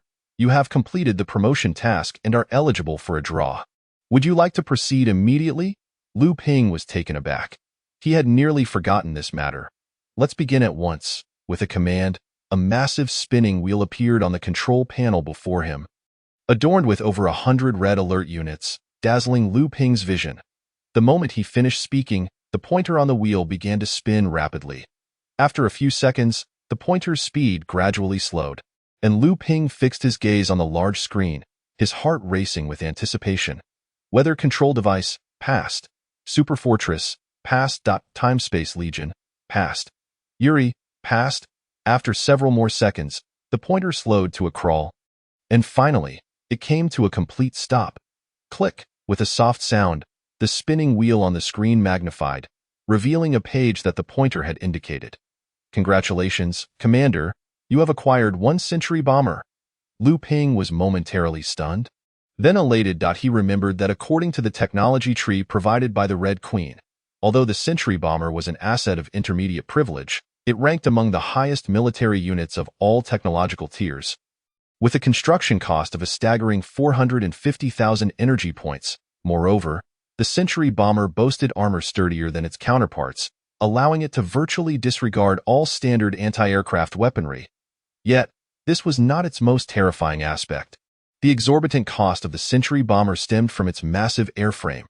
Equipped with a full load of ammunition, the Century Bomber possessed the capability to obliterate an entire large city, especially when armed with high-energy bombs, antimatter. It could often annihilate all visible targets with a single wave of attacks. When necessary, the Sentry bomber could even double as a transport aircraft, making it arguably the safest transport option in the world. Though piloting the Sentry bomber required recruiting specialized pilots, the meager cost of a few hundred energy points for a pilot was negligible compared to its high price, Liu Ping chuckled. He had truly struck gold this time. With the Sentry bomber, he could easily carry out aerial strikes on specific targets and utilize it for troop transport. Whether for combat or logistics, the Sentry bomber was an exceptional choice. He relayed the command to Bai Tianjingji, and at the latter's request, Liu Ping recruited an additional 100 engineers. Now, recruiting military units no longer required the space-time portal. As long as sufficient materials were available, the engineers under Bai Tianjingji could manufacture them directly at the vehicle factory. It could be said that Liu Ping had achieved a preliminary self-sufficiency, aside from ammunition, in a few days. Once he recruited another batch of scientists, he would be able to produce medicines and ammunition independently. Furthermore, the scientists in the research laboratory could develop new combat equipment, such as individual combat gear, new weapons, new combat tanks, warships, and aircraft. As long as he had enough materials without depleting energy points, he could manufacture them, gradually reducing his reliance on the Red Alert base until he became entirely independent. Perhaps that would coincide with the completion of the Red Queen's mission. After pinching his nose, Liu Yi, having finished clearing the battlefield, was led into the control room by a maid. Upon entering, he immediately spotted Liu Ping and Yihiko standing before the control screen. "Commander, this is the spoils of war from our recent conflict. Most of them are here, while some soldiers are still collecting the remainder. They should arrive shortly." Taking a few steps forward, Liu Yi approached Liu Ping, placing a wooden box he had been holding onto the ground. It was evident that the box contained the crystal cores of the spiked bats, and judging by its size, there were likely quite a few within. Yihiko and Liu Ping slowly turned around, and Liu Yi opened the wooden box. Instantly, a box full of gleaming crystalline objects appeared before the three, all of which were crystal cores the size of grains of sand. Liu Ping's face lit up with joy. Based on the box's volume, it was roughly estimated that there were tens of thousands, if not more. After all, the recent extermination of the spiked bat population had resulted in millions of them. And even if 90% of them lacked crystal cores, there should still be at least 1 million cores among the remaining corpses, provided they had not been shattered by artillery fire. "Thank you for your hard work." Liu Ping smiled slightly, and as soon as he spoke, a blue vortex appeared above the wooden box. The vortex resembled a gaping maw, and with a single inhalation, all the crystal cores within the box were promptly devoured. In the next moment, Liu Ping heard the voice of the Red Queen, deducting 2,758,400 energy points. "You still owe 7,241,600 energy points. Please, host, continue to strive to repay your debt." The smile that had just appeared on Liu Ping's face abruptly froze, and after a long pause, the corners of his mouth twitched as he muttered under his breath, "Thief." In the following 2 hours, soldiers continually brought in wooden boxes or cloth bags filled with crystal cores. Without exception, each time Liu Ping wished to examine them closely, the Red Queen devoured them first, subsequently announcing the amounts in a series of figures, transforming into a debt collector in the process and leaving Liu Ping in a state of frustration. These crystal cores were bound to be consumed by the Red Queen eventually. Why was she in such a hurry? Liu Ping sighed helplessly, relieved that the debts had been significantly reduced following this war. Though those crystal cores were as small as grains of sand, when accumulated in the hundreds of thousands, they yielded a considerable amount of energy points, bringing him nearly 800,000 energy points in total. Given that the expenses incurred during the war had approached 7 million energy points, Liu Ping managed to repay that sum, converting the remaining 1 million or so energy points into his current balance. As for the previous 3 million or so energy points, they had all been reclaimed by the Red Queen, meaning Liu Ping had effectively borrowed less than 7 million in total. Undoubtedly, this was a cause for celebration. That very evening, Liu Ping hosted a bonfire dinner in the open space of the floating island fortress. Featuring roasted spiked bats as the main course, of course, in this peculiar weather, distinguishing between day and night had become virtually impossible. Both were shrouded in a dim haze, yet this did not dampen the spirits of the attendees. Chapter 36. Orders from Kyoto Commander. The reconnaissance battalion just reported that half an hour ago, a fierce gunfight erupted southwest of the base, lasting over an hour, accompanied by the sounds of artillery. In the command room, Lu Wentao and Zhou Xinping sat facing each other, while a communications soldier read aloud from the documents in hand. Gunfight? Zhou Xinping frowned. That's impossible. There are no troops from our side in the vicinity, and the survivors are unlikely to possess such ammunition. Could it be an external military force? Perhaps, but it seems unlikely. Lu Wentao shook his head, frowning. Other than Jinan, Jining, and Qingdao, Shandong only has our survivor base in Zibo. How could other cities' military forces possibly arrive here? Those cities are at least hundreds of kilometers away. Could it be? The two exchanged glances and simultaneously exclaimed, "Future Technology Company. If it truly is them, I wouldn't be surprised." Zhou Xinping rubbed his temples and coldly remarked, "In such times, the only faction capable of wielding such formidable firepower is undoubtedly them." Lu Wentao shrugged and remarked, "If it truly is them, there is no need for concern. What worries me is what we are up against. You must understand, all those unknown creatures have been encased in ice, and the entities within the clouds appear to show little interest in humanity, posing no threat to the survivors. Therefore, the enemy that has provoked such a fierce response from them piques my curiosity. Could it be a new mutated being?" As soon as Zhou Xinping finished his statement, the command room fell into silence. After a long pause, Lu Wentao sighed and said, "Continue the investigation. Dispatch more scouts. Our intelligence is still far too outdated with that." He recalled his younger brother, reassured by the thought that with so many powerful subordinates protecting him, he should be quite safe. "Well, that is for the best." Zhou Xinping nodded in agreement, offering no objections. At this juncture, aside from reconnaissance, there was nothing else suitable for them to engage in. Firstly, the strength of the survivors' base is limited. They do not wish to offend anyone nor become embroiled in any faction-s conflict. Secondly, there is an old saying in China, "Know yourself and know your enemy, and you will never lose a battle." Only by thoroughly understanding the situation can they dare to respond. Until then, silence is their only option. Though somewhat frustrating, it remains the most prudent course of action. The communication officer received his orders and left, and once again, the command room was enveloped in silence, with some drinking tea and others perusing newspapers, each tending to their own affairs. It was not until 5 minutes later, when the teapot was empty and the newspaper reached its last page, that another communication officer entered, holding a document stamped with a red seal. "Report to the commander. This is a confidential message from Kyoto." Both men immediately lifted their heads. The Kyoto referred to by the communication officer was not the former capital city, but rather Xinjiang, one of the largest and safest survivor bases in China, which to this day has yet to be affected by the floods. What does it say? Lu Wentao took the document, broke the seal, and began to read carefully. The folder contained only one page, yet Lu Wentao's brows furrowed deeply, prompting Zhou Xinping to lean in, eager to see the contents. "Kyoto intends to send mutants over?" Zhou Xinping exclaimed in astonishment, his face a canvas of disbelief. "Have those fools lost their minds? They actually want us to assist them in locating something? Willing to sacrifice all the survivors in the base as the price?" Lu Wentao's frown deepened. He silently lit a cigarette and sighed. The 5 major bases operate independently, but in terms of strength, even after the apocalypse, Kyoto remains the most formidable. Now the chairman has personally issued orders to our humble survivor base. It appears that whatever they seek holds immense significance for them. Yet, can anything possibly be more important than the lives of millions? Have those lunatics gone mad? Zhou Xinping, filled with rage, tore the document into shreds and cast it into the wastebasket. He had long harbored resentment towards the powers in Kyoto, and this order only served to amplify his fury.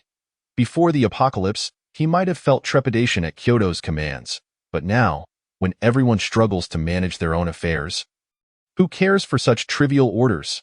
To him, while military obedience is commendable, when orders jeopardize the lives of millions, it transcends mere compliance and becomes a matter of principle. Typically, he could overlook the actions of survivors, even if it meant a few lives were lost. However, this time, he could no longer tolerate it. Absurdity.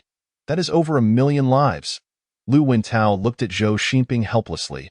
He too was taken aback by the order in the document. But more than that, he felt a cold smirk forming.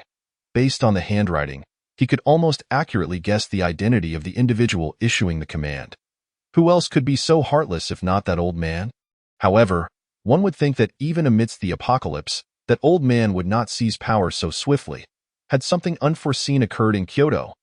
Lu Wintao was perplexed, and as he recalled the item emphasized in the document, a vague sense of unease settled within him, an unease that seemed to stem from Lu Ping. Humph, anger does no good now. It is best to observe the situation. Be why the time that group arrives here. It will be several months later. Lu Wintao waved his hand, rising to leave, his heart heavy with foreboding. He silently prayed that the old man's target was not Lu Ping. Should Lu Ping truly be in danger, he would fight with all his might. In the control room, Lu Ping gazed at the technology tree before him, momentarily at a loss. The task of elevating his authority had been completed, yet the base still lacked reliable combat strength, prompting him to focus on the armored units. Regrettably, as he surveyed the numerous armored units, his choice paralysis struck again. In desperation, he addressed the base's intelligence system. Shuzi, please filter out some highly practical armored units and arrange them by cost from highest to lowest. Understood. The projection of a young girl nodded gently, and the large screen in the control room flickered to life. After a few seconds, several units were filtered out by Shuzi. They included the Terabot, Scythe Mecha, Bullfrog Vehicle, Allied Mining Vehicle, Multifunctional Infantry Vehicle, Thunderbolt Vehicle, Tengu Mecha, and Tsunami Tank, 8 armored units in total, with the highest priced at a staggering 150,000 energy points and the lowest at 60,000 energy points. Lu Ping stroked his chin, beginning to review the relevant data for these 8 units. Only by understanding them could he select the most suitable armored unit without wasting a single energy point. Before long, Lu Ping reached a conclusion. Chapter 37. Recruitment. The Bullfrog Vehicle was the first unit to recruit. It not only boasted powerful artillery but also featured a floating device that allowed it to navigate freely in water, making it a more reliable transport tool than amphibious landing craft. Moreover, its cost was merely 60,000 energy points while accommodating 50 red alert soldiers at once. Although its capacity paled in comparison to the amphibious landing craft, which could carry 200 soldiers, its practicality surpassed that of the latter. Next, the multifunctional infantry vehicle could also be included among the units for recruitment. Its cost was 100,000 energy points, 40,000 points, more than the Bullfrog vehicle. Yet it possessed unparalleled ground and air capabilities, with its missile launcher boasting an incredibly rapid firing rate, capable of unleashing dozens of projectiles per second, rivaling even the multifunctional anti-air cannon.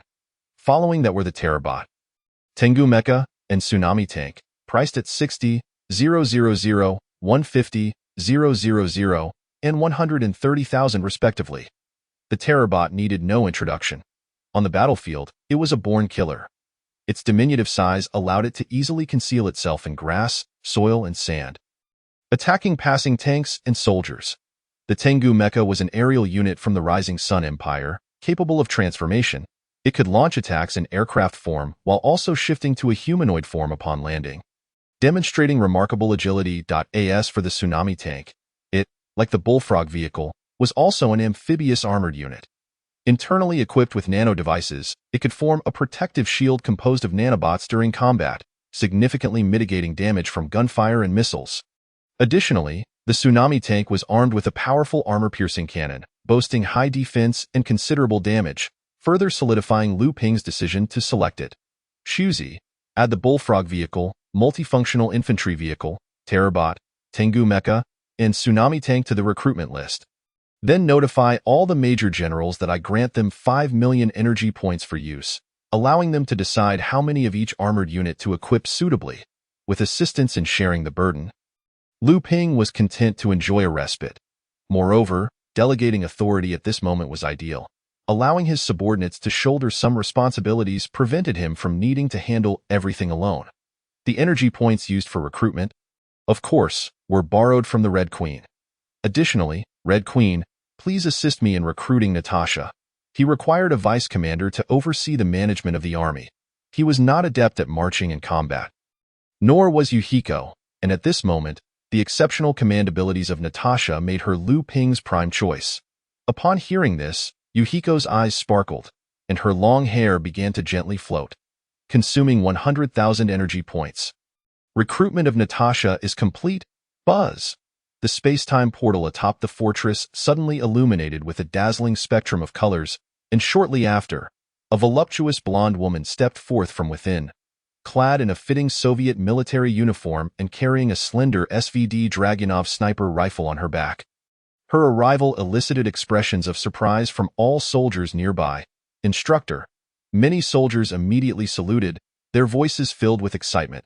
To them, the recruitment of Instructor Natasha was undoubtedly the wisest decision made by the commander in recent days. Natasha was not only stunningly beautiful but also possessed remarkable abilities, far surpassing that peculiar Yuriko. Natasha merely smiled gently at them before swiftly making her way towards the scientific research room. Soon, Lu Ping was there to greet Natasha. "Your Excellency, it is an honor to serve you." A simple smile from Lu Ping brought him a sense of comfort, yet he failed to notice the cold glint in Yuriko's eyes behind him. "Natasha, this is Yuriko. I trust one need not introduce her to you?" "Of course." Natasha smiled subtly as she extended her hand to shake Yuriko's, whose icy demeanor was palpable. In an instant, the veins on their hands became visible. Lu Ping was taken aback, and then a grimace crossed his face as he abruptly slapped his forehead. Realizing the predicament, in the realm of Red Alert, Yuriko and Natasha were natural adversaries, having clashed countless times in that world, each with their share of victories and grievances, resulting in an ever-growing animosity. Thus, every encounter between them inevitably turned into a contest. It appeared that this was the case now.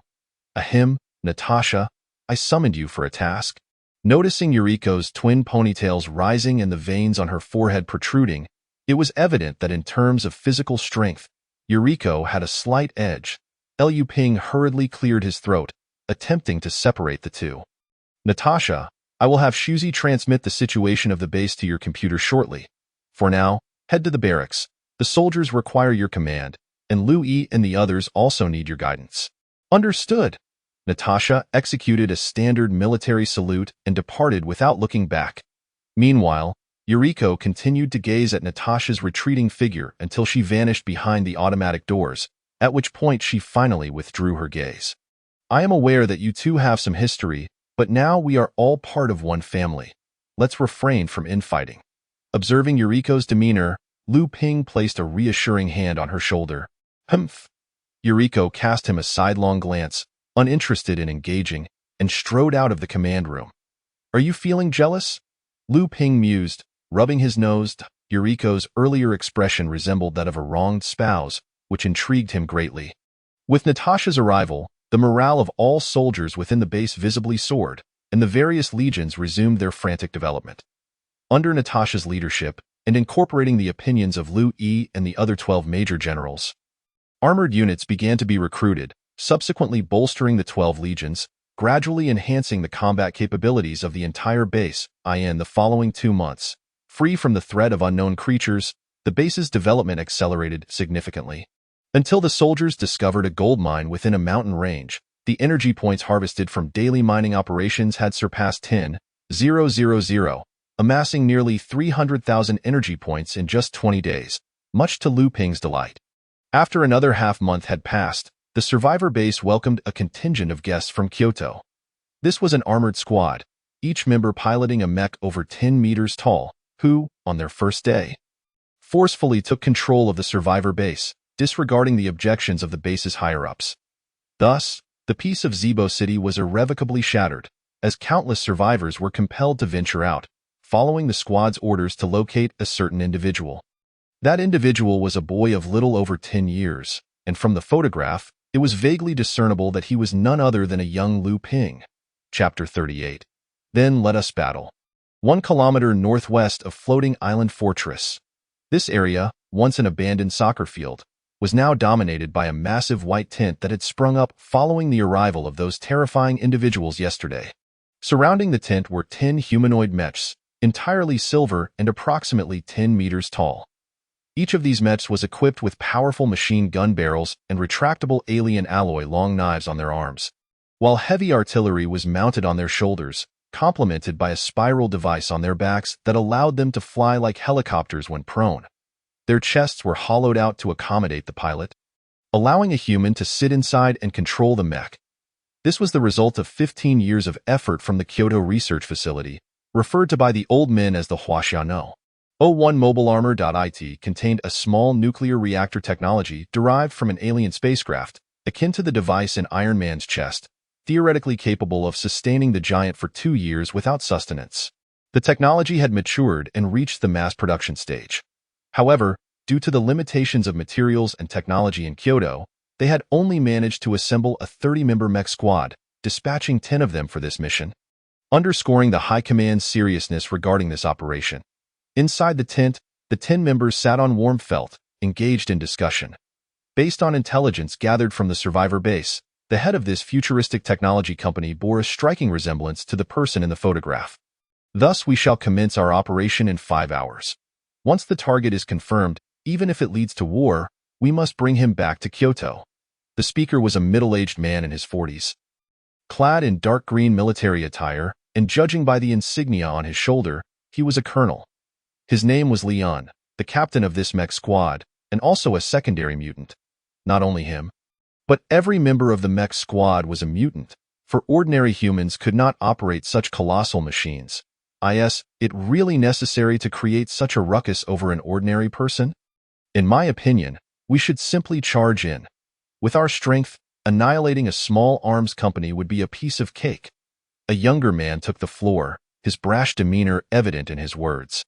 His name was Liwan, Lian's younger brother, whose personality sharply contrasted with that of his elder sibling, being rather hot-headed and having been reprimanded by Lian on numerous occasions. All you know is fighting. When will you ever use your brain? Sure enough, as soon as he finished speaking, Lian landed a slap on his head, chastising. Even a tiger uses all its strength to catch a rabbit. Especially in this apocalyptic world, underestimating the enemy is utterly inadvisable. This is something taught in military academies. Were you daydreaming in class? After receiving the slap, Liwan fell silent, as apart from their father. He feared his elder brother the most. Historically, there have been instances where underestimating the enemy led to reckless wars, resulting in utter defeat or even annihilation of one's forces. If you continue like this, you will inevitably be the one to suffer. Lian, still unsatisfied with the slap, continued his lecture. You must understand, battle is no child's play. Every life is unique and irreplaceable. So, you better cherish it. Liwan nodded begrudgingly, while the other team members watched the spectacle with amusement, treating Lian's reprimand of his brother as a source of entertainment. Little did they know, 1 kilometer away at Floating Island Fortress, hundreds of missile launchers had already locked onto them. Should they make any sudden moves, Shuzi would not hesitate to order their obliteration. There was no alternative. They were simply too close to the Floating Island Fortress. Lu Wentao secretly left the survivor base, driving through the snowy plains towards the location from which gunfire had erupted 2 months prior. He entered the 1 kilometer radius of the Floating Island Fortress. Shuzi had already detected him through surveillance cameras hidden within the surrounding buildings or ice layers. Your Excellency, your brother has arrived. In the dining hall, Lu Ping paused mid-bite on a crocodile bird's tail. Lifting his head in confusion, Lu Wentao? What brings him here? Though puzzled, he quickly exited the dining hall and made his way to the command room. Having regained his memory, he was now aware of Lu Wentao's identity. However, he was uncertain how to face him. To some extent, Lu Wentao belonged to the faction of the old man, and if a conflict were to arise between him and that old man in the future, he truly did not know how to handle Lu Wentao. Shortly, he arrived at the command room and, through the large screen, saw Lu Wentao being intercepted by several peacekeeping infantry and 2 battle bears. Shuzi, please connect me to the intercom within the peacekeeping infantry's masks. Now, all the soldiers in the base were outfitted with entirely new equipment, each clad in modern military attire. This uniform was black, somewhat resembling a wizard's robe. On the soldiers' heads, a white mask adorned with red patterns had replaced the cumbersome helmet. It was evident that this peculiar design was also the brainchild of Shirakawa Keiji. To be honest, The new military attire looked quite impressive, possessing a slightly ancient style, and paired with that strange mask, it would undoubtedly impart a mysterious and oppressive feeling to their enemies. The blood lotus at the center of the mask symbolized the base's emblem, as well as the logo of the futuristic technology company, chosen by Lu Ping himself, for he had a fondness for lotus flowers. With a crackle of electricity, the intercom within a peacekeeping infantry's mask was activated by Shuzi. Inquire about his intentions. Through the intercom, Lu Ping directly issued the command. The peacekeeping infantry nodded in acknowledgement and addressed Lu Wentao. Please state your name and purpose, gazing at the oddly dressed soldier before him. A fleeting haze clouded Lu Wentao's mind. He vaguely recalled that the mercenaries from the future technology company were not equipped like this a few months prior. Could it be that this was another faction? However, the appearance of the warbear dispelled his doubts as he calmly stated, I am Lu Wentao, the commander of the survivor base in Zibo. We previously engaged in a weapons transaction, and now I urgently need to speak with the head of your company. Please clarify your purpose, and I will relay the message. The peacekeeping infantry remained unmoved. Lu Wentao furrowed his brow slightly and patiently explained, You must believe me. This is indeed a matter of great urgency. It concerns the safety of your leader. Let me confer for a moment. The expression beneath the mask of the peacekeeping infantry shifted slightly. This was a significant matter, and he dared not make a unilateral decision. He switched the intercom to speaker mode. Lu Ping was taken aback for a moment before commanding, Understood. The peacekeeping infantry gently pressed a button on his mask, activating the speaker mode of the intercom. Brother. Little brother? Upon hearing this voice, Lu Wentao was momentarily stunned, followed by a face full of delight. You remember now? Fortuitously, my memory has returned in its entirety. This is splendid news. Ha! Lu Wentao laughed heartily, but then his expression shifted slightly as he inquired. So, do you also recall that incident? No need to ask. Lu Ping understood what was being referenced. It was an eternal pain in his heart. Please do not act impulsively. That old fellow is far too powerful. We cannot engage him directly, Lu Wentao sighed. He knew his little brother's temperament. Perhaps in the past, he could have restrained him, but now that he had gained strength, he feared he might do something he would regret for a lifetime. Brother, rest assured, for the time being, I will not seek trouble with him. I in the control room. Lu Ping nodded. Lu Wentao's words warmed his heart. At least for now, it seemed he stood by his side, just as he did in their childhood. That is good, very good, Lu Wentao nodded, choosing not to elaborate further, and instead shifted the topic to another matter. You need to be cautious in the coming days. Formidable individuals have arrived from Kyoto, tasked with capturing you. Capture me? Lu Ping raised an eyebrow, scoffing. Is this yet another order from that old man? Lu Wentao fell silent for a moment before nodding. There are a total of 10 individuals, each piloting a humanoid mech over 10 meters tall. I advise you to leave this place and hide elsewhere for a while. Are you referring to that group from the north? Lu Wentao was taken aback, then nodded. It seems you have already noticed them. What will you do? Strike first, or heed my advice? Lu Ping let out a cold laugh, a glint of coldness gathering in his gaze. If they do not provoke me, I shall not provoke them. Lu Wentao inhaled deeply, a helpless sigh escaping his lips. It appears you have made your decision. Very well, if it comes to that, you may come to the survivor base. There, no one dares to harm you. A warm current flowed through Lu Ping's heart once more as he spoke softly. I will. After Lu Wentao departed, preparations for battle commenced at the survivor base. Lu Ping feared no combat. Possessing a red alert base, he was entirely unafraid of anyone. Since they desired war, let it be war. He absolutely would not allow himself to lose in his first confrontation with the old man in this apocalyptic world. Chapter 39. Swift Combat Attack. Observing the images relayed by the terrifying robots on the large screen, Lu Ping clasped his hands behind his back and calmly issued the command. Yes, in the military camp. Natasha saluted Lu Ping on the screen. Subsequently, all soldiers stationed on the floating island fortress were immediately mobilized, with missiles being loaded into the newly constructed missile launch pads. Target confirmed, 1 kilometer due north. Missiles prepared for target lock, launch. At Natasha's command, the missile tower slowly ascended, and amidst a series of mechanical sounds, the missiles were fully loaded. With a series of sharp sounds, 3 missiles, trailing long white vapor trails, were instantly launched, their speed accelerating to Mach 2 in the blink of an eye, vanishing from sight. Simultaneously, within the makeshift camp of the armored mobile squad to the north, an ear-piercing alarm suddenly blared, an automatic radar alert system embedded within the mobile armor. "Captain, it's bad. 3 objects resembling missiles have been detected approaching from the south." In the midst of their slumber, a patrolling team member abruptly burst into the tent, shouting in panic. "What?" Leon abruptly kicked aside the blanket and, with a grim expression, rushed outside.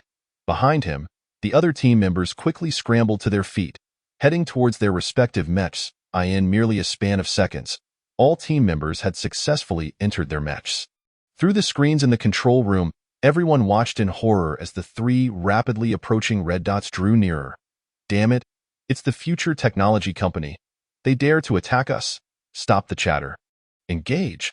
We must not let the missiles land," Leon roared, and all the Huaxia 01 mobile armors turned to face south, simultaneously aiming their machine guns and shoulder-mounted cannons at the incoming missiles. However, they had grossly underestimated the destructive power of the Red Alert ground attack missiles. In order to maximize their destructive capability, scientists had pushed the missile's power to its limit. Especially at Mach 2, how formidable would their strike force be? Soon, the Red Alert ground attack missiles would demonstrate the answer to that question. With a series of piercing shrieks, 3 silvery missiles, accompanied by the wailing of death itself, struck their targets before the mech squad could react. Boom, boom, boom. With 3 colossal explosions, the earth trembled as all 3 missiles detonated in the open ground between the mobile armors.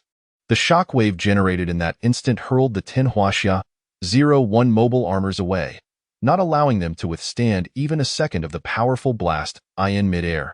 3 mechs could not endure the missile's might and began to disintegrate, their internal mini-nuclear reactors detonating under pressure. Boom. With yet more deafening roars, the soccer field was engulfed in towering red clouds of fire, with 3 more mechs lost in the explosion, leaving the remaining 4 mechs damaged to varying extents. Mech 7's power system is damaged and unable to move. Mech 3's shoulder weapon is malfunctioning. The nuclear reactor has cracked, and energy is rapidly depleting. My left arm is severed." Lian's expression shifted dramatically at the sound of Li Wen's scream. A pang of panic gripping his heart. "Mech 7, Mech 3, fall back. Zhou Chun, quickly adjust your mech and prepare for the second wave of attacks. The enemy cannot possibly strike just once, in an instant." Losing 6 advanced combat mechs left Lian's heart racing with trepidation. He could already foresee the repercussions from Kyoto, which would undoubtedly extend beyond mere military tribunal proceedings. Yet before he could dwell on his pain and concern, the second wave of assault from the Future Technology Company descended upon them.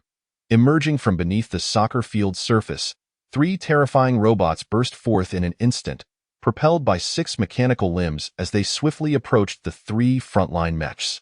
"What in the world is that?" "Open fire. Do not let them approach the mechs." As the terrifying robots neared within 10 meters of the mobile armors, the only relatively intact Mech 1 immediately sounded the alarm. Lian and Zhou Chun swiftly raised their machine guns, unleashing a barrage of fire in an attempt to thwart the robot's advance. However, they had vastly underestimated the capabilities of the terrifying robots. With a swish, as the 2 mechs opened fire, the 3 terrifying robots simultaneously activated their jumping ability, leaping from the ground towards the 2 mechs. Bang! One of the leading terrifying robots landed first upon Mech 3, its sharp metallic jaws immediately gnashing at the armor. Amidst the sparks flying, Mech 3's waist was swiftly torn open, and the terrifying robot promptly contorted its body to force its way through the breach. "Not good, the energy system is compromised. The mech will lose power in 3 seconds, bang." No sooner had the words left their lips than Mech 3's massive frame toppled onto its back, accompanied by a series of hissing sounds. The accomplished terrifying robot penetrated the cockpit through the breach, its razor-sharp claws poised at Zhou Chen's throat. The latter broke into a cold sweat, his body freezing in place, paralyzed by fear and unable to move an inch. Meanwhile, the other 2 terrifying robots lunged toward Mech 1, desperately attempting to burrow inside. "Bastards!" Lian bellowed, gripping one of the terrifying robots with his left hand while relentlessly striking down with his right. Bang, bang, bang. After a series of heavy blows, the back of the terrifying robot instantly dented, rendering it utterly inoperative. However, taking advantage of the moment when Lian was distracted by the attack, another terrifying robot swiftly infiltrated the interior of the first mech. It first severed the power system and then burrowed into the cockpit, restraining Leon in his seat.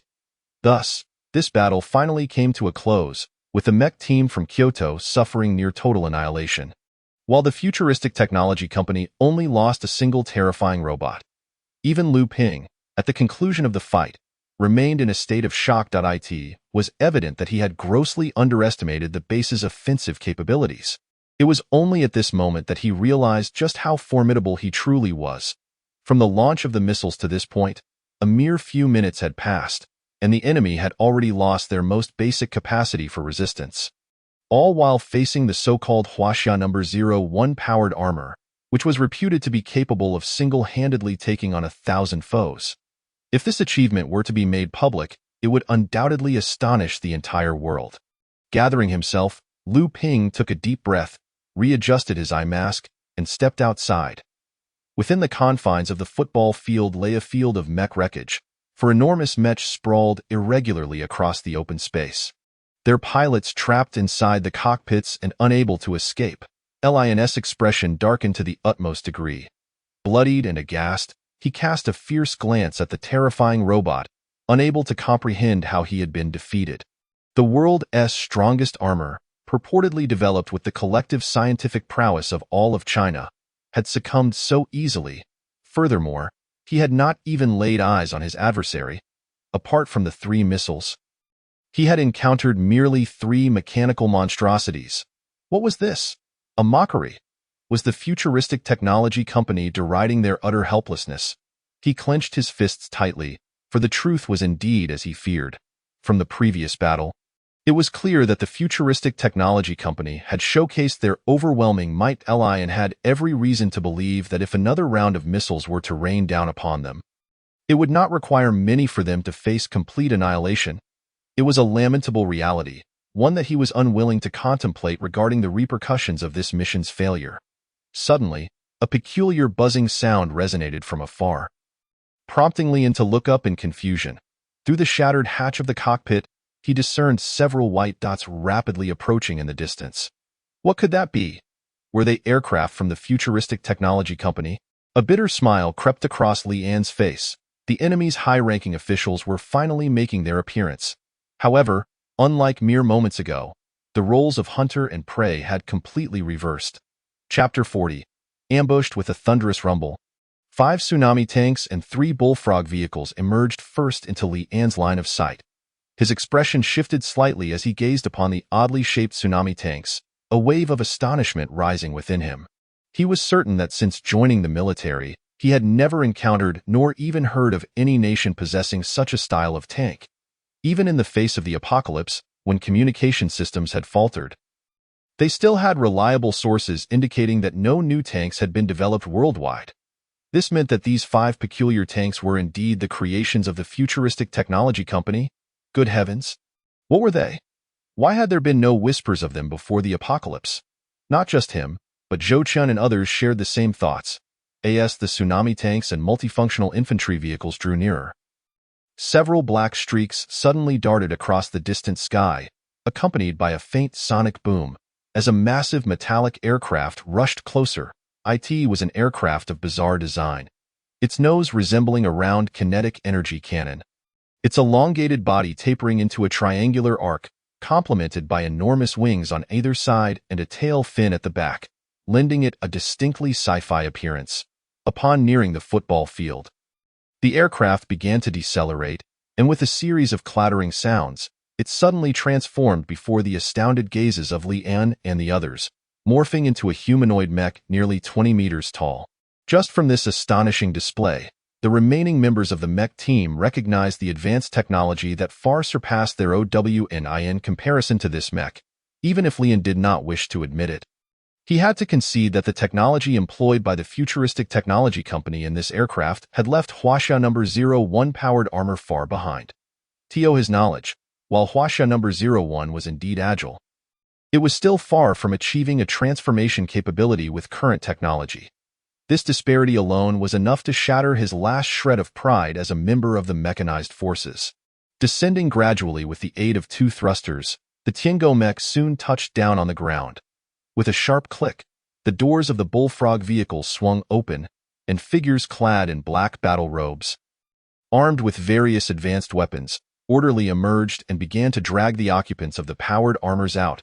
During this process, Leon noticed that these soldiers, dressed akin to sorcerers, all donned masks adorned with red patterns. Moreover, at the center of each mask's forehead, there was invariably a faint blood lotus emblem, which appeared quite eerie. This blood lotus emblem was seemingly ubiquitous, present not only on those peculiar tanks, but also on the strange transport vehicles and the towering humanoid mech before him. No matter how one looked at it, these soldiers and armors exuded an aura of darkness. Even in their silence, they instilled a sense of oppression, as if confronting not humans, but an array of unknown monsters. While Leon scrutinized these soldiers and their armors, the Tiango mech slowly lowered a retractable lift, and 2 individuals clad in formal black attire emerged, flanked by the magnetic explosion infantry for protection. They were none other than Lu Ping and Bai Hezi. Li An's expression stiffened. From their distinctive attire, he could vaguely surmise their identities. The high-ranking officials of the opposing side had finally made their entrance. However, due to a third of Lu Ping's face being obscured by an eye mask and headset, he could not definitively ascertain whether this person was the one Zhou Xinping had mentioned. Moreover, the photograph he possessed depicted a youthful Lu Ping. Unless one was familiar with him, even if he were to remove his eye mask, Leon might not recognize him. Under the protection of the magnetic explosion infantry, Lu Ping and Bai Hezi came to a halt 20 meters away from Leon and the others. He glanced towards the mechs engulfed in flames, where he could faintly see the charred remains of several severed limbs amidst the inferno. Prompting him to frown and sigh, what was the necessity of this? Leon was taken aback. Was he speaking to himself? In the next moment, Lu Ping took a step forward, approaching Leon and the others, and with a faint smile introduced himself. I am Lu Ping, Lu as in land, Ping as in peace, and I am also the president of the futuristic technology company. Lian's pupils constricted. Could it be truly him? Their mission's target was indeed a person by the name of Lu Ping. Yet, he was unsure whether this individual was merely a namesake or the actual person. In the next second, Lu Ping answered the question that lingered in his mind. Was it Lu Zilong who sent you to capture me? Leon remained silent for a moment before nodding. He clearly did not anticipate that you had developed to such an extent. Ha, Lu Ping chuckled lightly. I too did not expect that old coot to still be alive. Lian's facial muscles twitched violently. In that instant, he discerned that this individual seemed to share an unusual relationship with the chairman, for he could detect a faint undercurrent of animosity in his words. He had initially believed that this person was merely an experimental subject of those old-timers. However, it now appeared that the situation was far more complex. Subsequently, Lu Ping inquired about various other matters, to which the already resigned Leon complied, answering everything. Naturally, he withheld certain confidential information. As the two engaged in their exchange, the pilot of the number 7 powered armor, Tian Chong, who had been subdued due to the malfunctioning power system, suddenly had a glimmer of determination in his eyes. Seizing the moment when everyone's attention was captivated by the dialogue between Lu Ping and Leon, he abruptly launched a surprise attack. With a powerful stomp of his feet, he propelled himself forward like an arrow released from a bow. Not good, Tian Chong. The expression of those around him changed dramatically, especially Leon, whose face paled. Inwardly cursing Tian Chong's recklessness, he attempted to intervene. Yet, Tian Chong, having already reached the pinnacle of a second-tier evolver, was naturally a speed-type mutant, his velocity unmatched by ordinary individuals. Everyone merely perceived a fleeting shadow as Tian Chong's hands curled into claws, aiming directly for Lu Ping's neck. Just at that moment, a thin layer of frost began to spread across the ground, freezing the moisture suspended in the air instantaneously. A cold smile curled upon Lu Ping's lips. Having anticipated this, he activated his abilities in an instant. With a sharp crack, a visible layer of frost rapidly enveloped Tian Chong's body. What is this? With a cry of disbelief, within mere seconds, a magnificent ice sculpture abruptly materialized between Li An and Lu Ping. That moment, the magnetic infantry soldiers and the remaining troops could barely react. Their weapons instantly aimed at Li An and his companions. Eliminate them.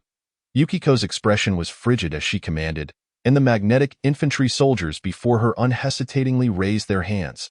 No. The color drained from Li An's face. As soon as the words left his lips, he was struck by the electricity emitted from the hands of the magnetic infantry, instantly turning him into a charred remnant. As for Li Wan and Zhou Qian, they too were mercilessly shot into a sieve by the enraged Red Alert soldiers. The commander nearly fell victim to an attack in front of his subordinates, igniting a profound sense of shame among all the soldiers. Chapter 4. Upon returning to the floating island fortress, Lu Ping meticulously organized the information he had just acquired. It was evident that the old man had already seized control of Kyoto. Should he wish to oppose him, it would be tantamount to declaring war against the hundreds of thousands of troops in Kyoto. However, Lu Ping felt no trepidation about this. On the contrary, the greater the old man's power, the stronger his desire to eliminate him would become. This was his inner demon. If he did not personally bring an end to that old man, it was likely that he would be haunted by this issue for the rest of his life. Unable to extricate himself, sighing, Lu Ping rubbed his temples and sat at his desk, casually pulling out a notebook. After a moment of contemplation, he began to write. Crocodile bird-shaped characteristics, resembling a crocodile. Possessing wings, attack methods, tail, sharp claws, and biting. Defense methods, hard skin armor. Note: the skin armor softens after death. Characteristics, gregarious. Vital weakness. Eyes, others unknown. Blue bee-shaped characteristics, entirely blue, resembling a palm-sized bee. Attack methods, contains blue venom within its body, which is shot out from the venomous stinger at the tail, exhibiting strong corrosive properties. Defense methods, unknown. Characteristics, gregarious. Vital weakness, weak defenses, stamina decreases as venom diminishes. Zombie-shaped characteristics, Walking Dead. Attack methods, any part of the body may carry a lethal virus capable of turning individuals into zombies. Defense methods, none. Characteristics, no sense of pain. Vital weakness, head. Blood beetle-shaped characteristics, a red beetle. Attack methods, sharp angles with strong penetrating power. Defense methods, unknown. Characteristics, as fast as lightning. Note: appears disinterested in humans. Vital weakness, fragile body, high chance of disintegration upon head-on collision with an enemy. Scaled giant-shaped characteristics, a giant nearly 30 meters long, humanoid, covered in scale armor. Attack methods, unknown. Defense methods, unknown. Characteristics, unknown. Vital weakness, slow-moving. Spiked bat-shaped characteristics, bat-like creature with 2 horns on its head and vampire-like fangs. Attack methods, biting and claw attacks. Defense methods, unknown. Characteristics, unknown. Vital weakness, afraid of fire. After finishing the descriptions of each creature, Lu Ping took a deep breath and set down his pen. As the apocalypse descended, one unknown species after another had invaded humanity's awareness. He could not prevent these occurrences, but he could document the information of every unfamiliar species.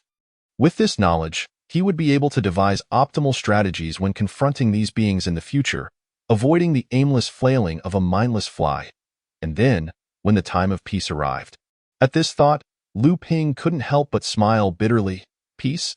He himself did not know whether he would ever return to that era of tranquility in his lifetime. Even with the extraordinary support of the Red Alert base, Lu Ping could not guarantee he could completely eradicate these unknown creatures. After all, he still had not figured out why they had appeared in the first place. Although survivors claimed they emerged from melting glaciers. Was that truly the case? What about those strange 4 suns in the sky? Why did they only emit heat and never harmful ultraviolet rays? If the 4 suns were genuine, the Earth would have been obliterated countless times by now. One question after another flooded his mind, leaving Lu Ping's head throbbing. These matters were beyond his solitary comprehension. With a soft sigh, he was about to abandon his thoughts when suddenly, his body jolted, and a chill swept over him. Visibly, Lu Ping's body began to turn a shade of iron blue, and his palms displayed signs of frostbite as if caused by the cold. Warning, warning, Commander's body temperature is rapidly declining. Consciousness is about to be lost. Before Red could finish, Lu Ping trembled all over, his consciousness fading as he succumbed to slumber. Is that so? Lu Ping's words faltered. Then he reluctantly released his embrace, stating seriously, "It seems we must rise." With that, Lu Ping quickly got out of bed and began to dress. Though he felt a reluctance to part with the warmth in his embrace, their relationship had not been overly intimate. Even now, it was merely tinged with a hint of ambiguity. It would be rather awkward to linger any longer, wouldn't it? As Lu Ping donned his attire, Yukiko also rose from the bed. She seemed utterly unconcerned by Lu Ping's presence, leisurely picking up her clothes from the floor and beginning to dress herself. Seeing Yukiko's demeanor, Lu Ping hurriedly finished dressing, not even having the chance to utter a word before he fled in a panic. Witnessing Lu Ping's hasty retreat, Yukiko paused momentarily, then covered her mouth with a smile, the chill on her face instantly vanishing. Chapter 42: Extreme Heat and Extreme Cold. Two apocalyptic scenarios. Lu Ping stared blankly at the ice-coated teacup in his right hand and the table he was leaning on with his left, momentarily at a loss for words. After a long while, he gently set down the cup and furrowed his brow, asking, "Red, what is happening? Why does everything I touch instantly freeze into ice?" "It is an ability," Red responded. "While you were unconscious, a dormant portion of the TG virus within you triggered your secondary evolution, enhancing your superpowers. Then why is Yukiko unaffected?" Lu Ping raised an eyebrow, noting a detail. Red explained, "Commander, you must understand, Yukiko is also a superhuman, and her abilities are even more formidable than yours. Her telekinetic powers can completely insulate against your superpowers." Lu Ping nodded, and Red continued, "Furthermore, the armor and battle robe you are wearing are made from a special material, possessing the same insulating properties as telekinetic abilities. They serve as excellent insulators." Lu Ping quickly touched the fabric of his clothing, discovering that his ability to freeze everything he touched was indeed ineffective against it, which eased his mind somewhat. How long will this ability last? What if I undergo a third or fourth evolution? I can't possibly avoid touching everything, can I? How am I supposed to use the restroom? The thought of potentially freezing his own manhood sent a wave of discomfort through Lu Ping. "This ability poses no harm to you. You need not worry about that," Red reassured him, simultaneously opening a small temporal portal and tossing out a pair of black gloves adorned with red patterns. "These gloves are made from the same material as your clothing. Once you wear them, you need not fear your superpower harming nearby objects." Lu Ping caught the gloves and quickly donned them. Moving his hands around, he felt no discomfort. On the contrary, the gloves fit snugly, as if he were wearing nothing at all. Had it not been for the exquisite texture he felt, he might have thought they were an illusion.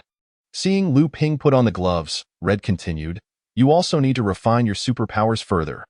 Once you achieve a level of control over your abilities, you will not need to worry about accidentally freezing anything." Even without gloves, Lu Ping nodded. Red's words were quite insightful. His primary issue lay in his unfamiliarity with his own powers. Even with Yukiko's guidance, mastering them completely would take time. He had merely become somewhat proficient, still far from complete control. Fortunately, with the Red Alert base as his support and a top-tier mentor like Yukiko, he was confident he could master his abilities in the shortest time possible. By then, he believed he would possess the capability to survive independently in the apocalypse, even without the protections of Red and Yukiko. With this thought in mind, he promptly rose, entered the bedroom, called for Yukiko, and headed towards the training room. Under Yukiko's instruction, he dedicated an entire afternoon to mastering his secondary evolution abilities. However, it is merely a matter of grasping. In the ebb and flow, he still cannot perfectly control the output of his abilities. According to Yuriko's estimation, it is likely that he will need nearly half a year to fully master his superpower. It seems he will have to wear these gloves for quite some time. As evening approached, of course, this was based on the clock at the base. The sky, which had been gathering dark clouds for nearly 5 months, suddenly began to churn. Akiko quickly relayed the report. By the time Lu Ping arrived at the control room, a faint ray of sunlight had pierced through the clouds, illuminating the icy surface. Under the glow of that sunlight, the ice began to melt at a visibly rapid rate. according to Akiko's measurements. The temperature of that ray of sunlight reached a staggering 180 degrees Celsius. Lu Ping hurriedly instructed Natasha to ensure all soldiers took refuge in the barracks or other places shielded from the sunlight and swiftly ordered Akiko to activate the air conditioning system. Such a temperature could be lethal if fully exposed. 5 minutes later, the dark clouds in the sky dissipated at an observable speed, and beams of sunlight shone down, causing the snowfield to melt rapidly. Within mere moments, more than half of it was gone. By this time, the external temperature had reached a terrifying 300 degrees. The world was awash in crimson, akin to a raging inferno. As the clouds dispersed, charred corpses of blood beetles began to rain down onto the now partially melted ice, producing a sound akin to raindrops hitting the ground. Lu Ping gazed solemnly at this scene, uncertain how long this phenomenon would last. Based on the snowfall that occurred months prior, it would likely persist for at least 24 hours, one full day. Furthermore, as the clouds dissipated at an increasing pace, combined with all he had experienced, Lu Ping began to gain a faint understanding. The apocalypse should be categorized into two types. One represented by the four suns, embodying a scorching end of days with heat capable of melting all things, which might weaken over time but would not drop below 45 degrees. The other represented by the snow clouds, signifying a frigid end of days with cold capable of freezing everything, with the most lethal aspect being the snowflakes drifting from the clouds, capable of encasing all they touch, including living beings. Similarly, just as the frigid apocalypse and the scorching apocalypse exist, the greatest harm would likely occur during the initial phase of their interchange, with subsequent effects diminishing to temperatures bearable by ordinary life forms. However, with the transition between the frigid and the scorching apocalypses, two distinct types of species would emerge. One type would arise from the floods, including creatures such as crocodile birds, blue wasps, and armored giants. The other would emerge from the clouds and elsewhere, manifesting clear characteristics of pre-apocalyptic life, such as blood beetles and spiked bats.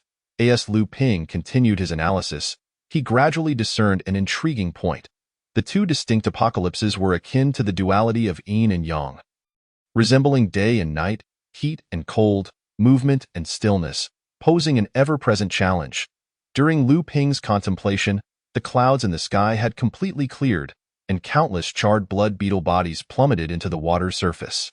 Meanwhile, crocodile birds and blue wasps revived with the melting ice, rising from beneath the water's surface like pilgrims, screeching as they ascended into the sky.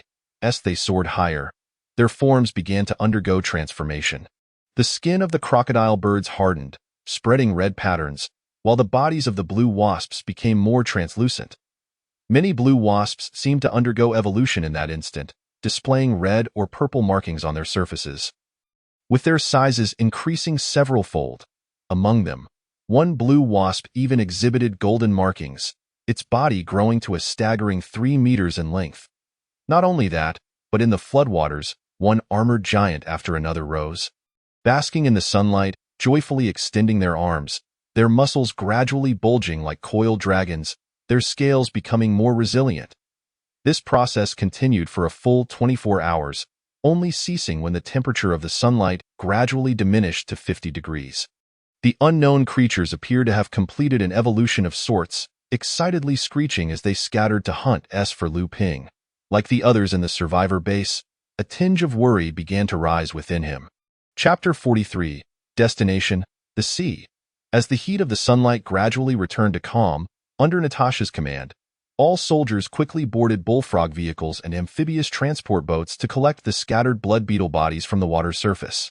After more than an hour of effort, the Red Alert soldiers finally gathered all the blood beetle corpses within a 2-kilometer radius. Naturally, during the collection process, they encountered attacks from swarms of blue wasps and crocodile birds. But under the soldiers' powerful firepower, the damage inflicted was negligible. Gazing at the fully packed box of crystal cores before him, without needing Lu Ping to say a word, Hong Ho immediately opened her mouth wide and devoured them all without leaving a single one behind. Energy points: 1,520,300 consumed, remaining 479,700. Lu Ping rubbed his temples. Although he had repaid some, a significant debt remained. Fortunately, with a 6-month deadline, he was not overly anxious. Each occurrence of the apocalypse brought him at least some free benefits, which delighted Lu Ping. However, in the next moment, a new issue quietly arose. The floating island fortress had been completed, and the headquarters beneath the scientific research lab was also fully equipped. Now it was time for him to depart. After all, his goal was not merely the small city of Zibo, but rather the vast ocean. Only there could he develop his strength without concern. Even if nations might covet him, they would have to consider whether their might could withstand the endless unknown creatures of the sea. As for the floating island fortress, there was no need for concern on that front. With the interference of the Fisher generator, even passing by those unknown creatures, they would undoubtedly fail to detect the existence of the floating island fortress. At most, they might sense the intensified water currents. However, with that, the base, which had already ventured deep into the ocean, rendered ordinary satellite detection methods obsolete. He required more powerful satellites to serve as a rear guard. Yet, according to Akiko's preliminary assessments, the temperature outside the atmosphere was exceedingly high, and any object would be melted by the heat emitted from the four suns. Therefore, launching satellites would be futile and would instead waste a significant amount of energy points. Consequently, finding a more effective means of monitoring and communication became paramount. Observing the reconnaissance units listed on the main control room's large screen, after a moment of contemplation, Lu Ping ultimately opted for spy satellites. This type of satellite comes in two modes. One involves launching a spy satellite into space to monitor the globe, while the other entails distributing small solar-powered spy towers around the vicinity. If positioned correctly, they can serve the same purpose as the spy satellite, of course. As long as the spy towers are equipped with floating devices, the effect remains the same, as unknown creatures would not be foolish enough to bite into a metal block.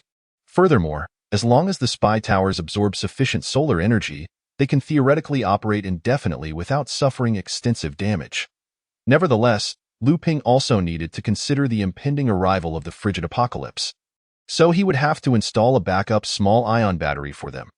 Prior to this, Lu Ping specifically consulted with both Yuriko and Natasha regarding their opinions, and both unhesitatingly supported his decision, as spy satellites were indeed quite reliable. With their endorsement, Lu Ping promptly and decisively chose to construct the spy satellite. Constructing a spy satellite requires the consumption of 350,000 energy points. Shall we commence construction immediately?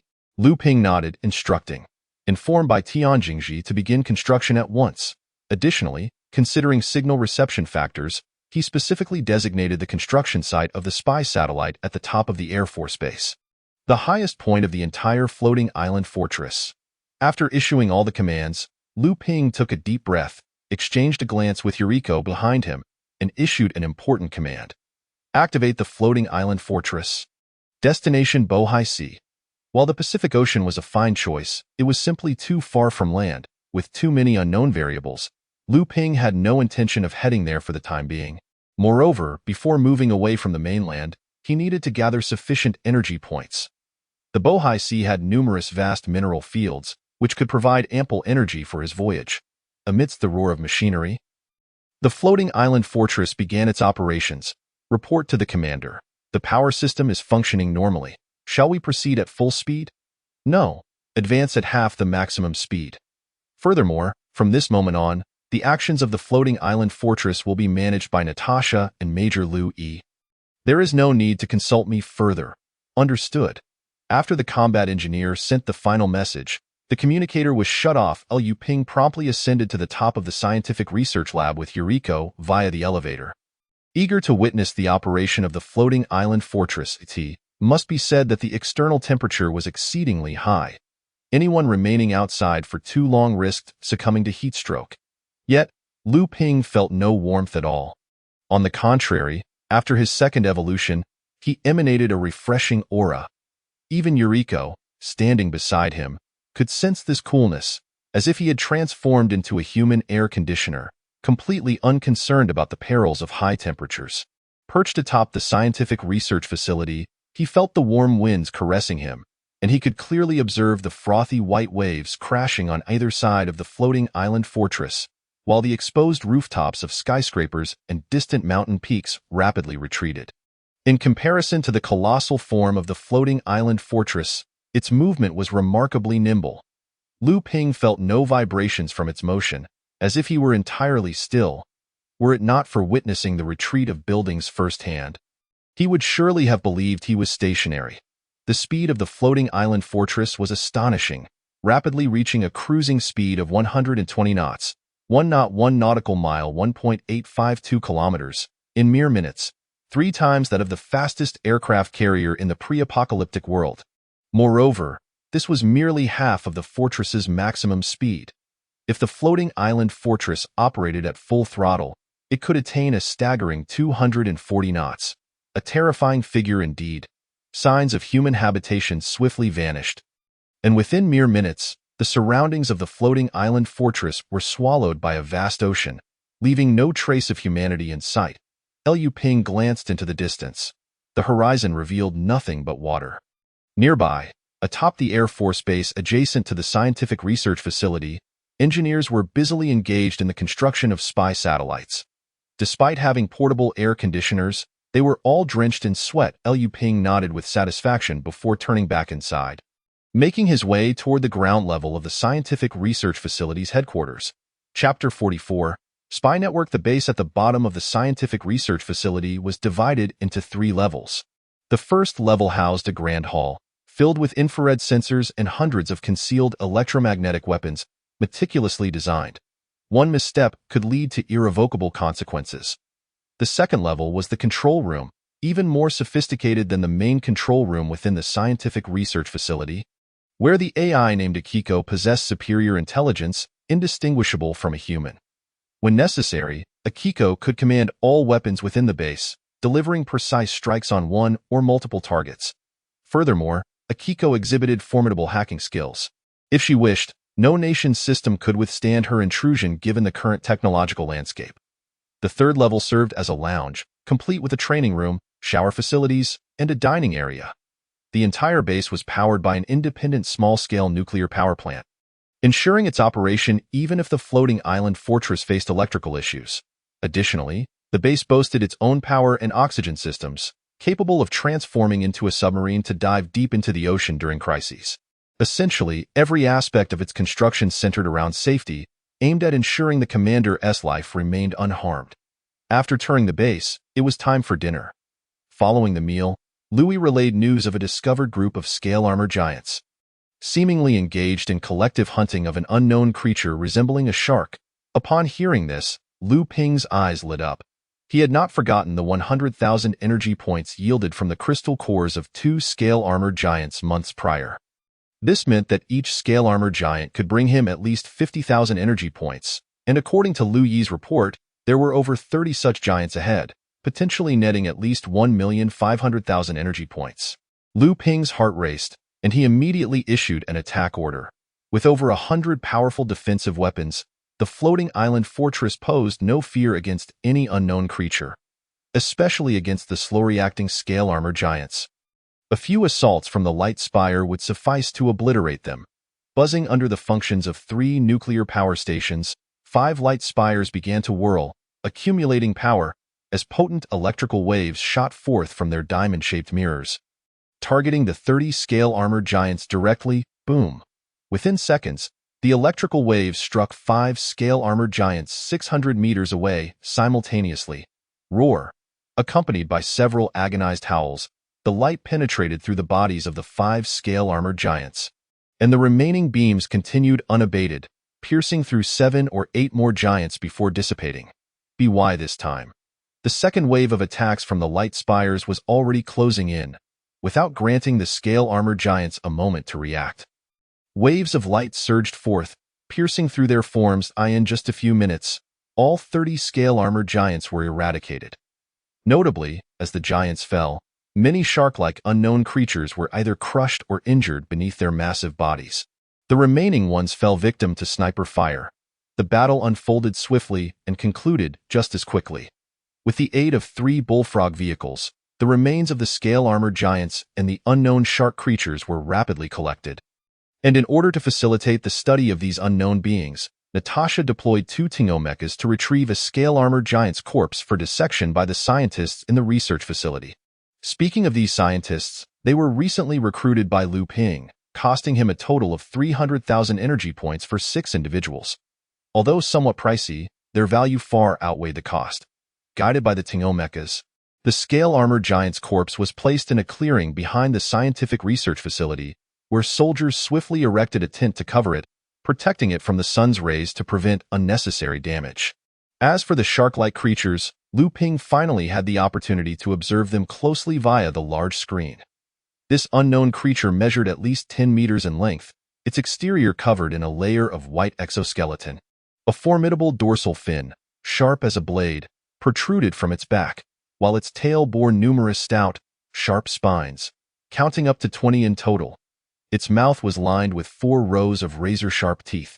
Somewhat reminiscent of a tiger shark from the pre-apocalyptic era, though far more grotesque, at this moment, the bullfrog vehicles returned, laden with 2 full crates of crystal cores.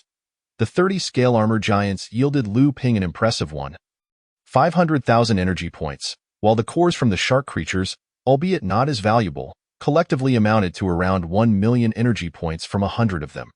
After being consumed by the Red Queen, Lu Ping had little energy debt remaining.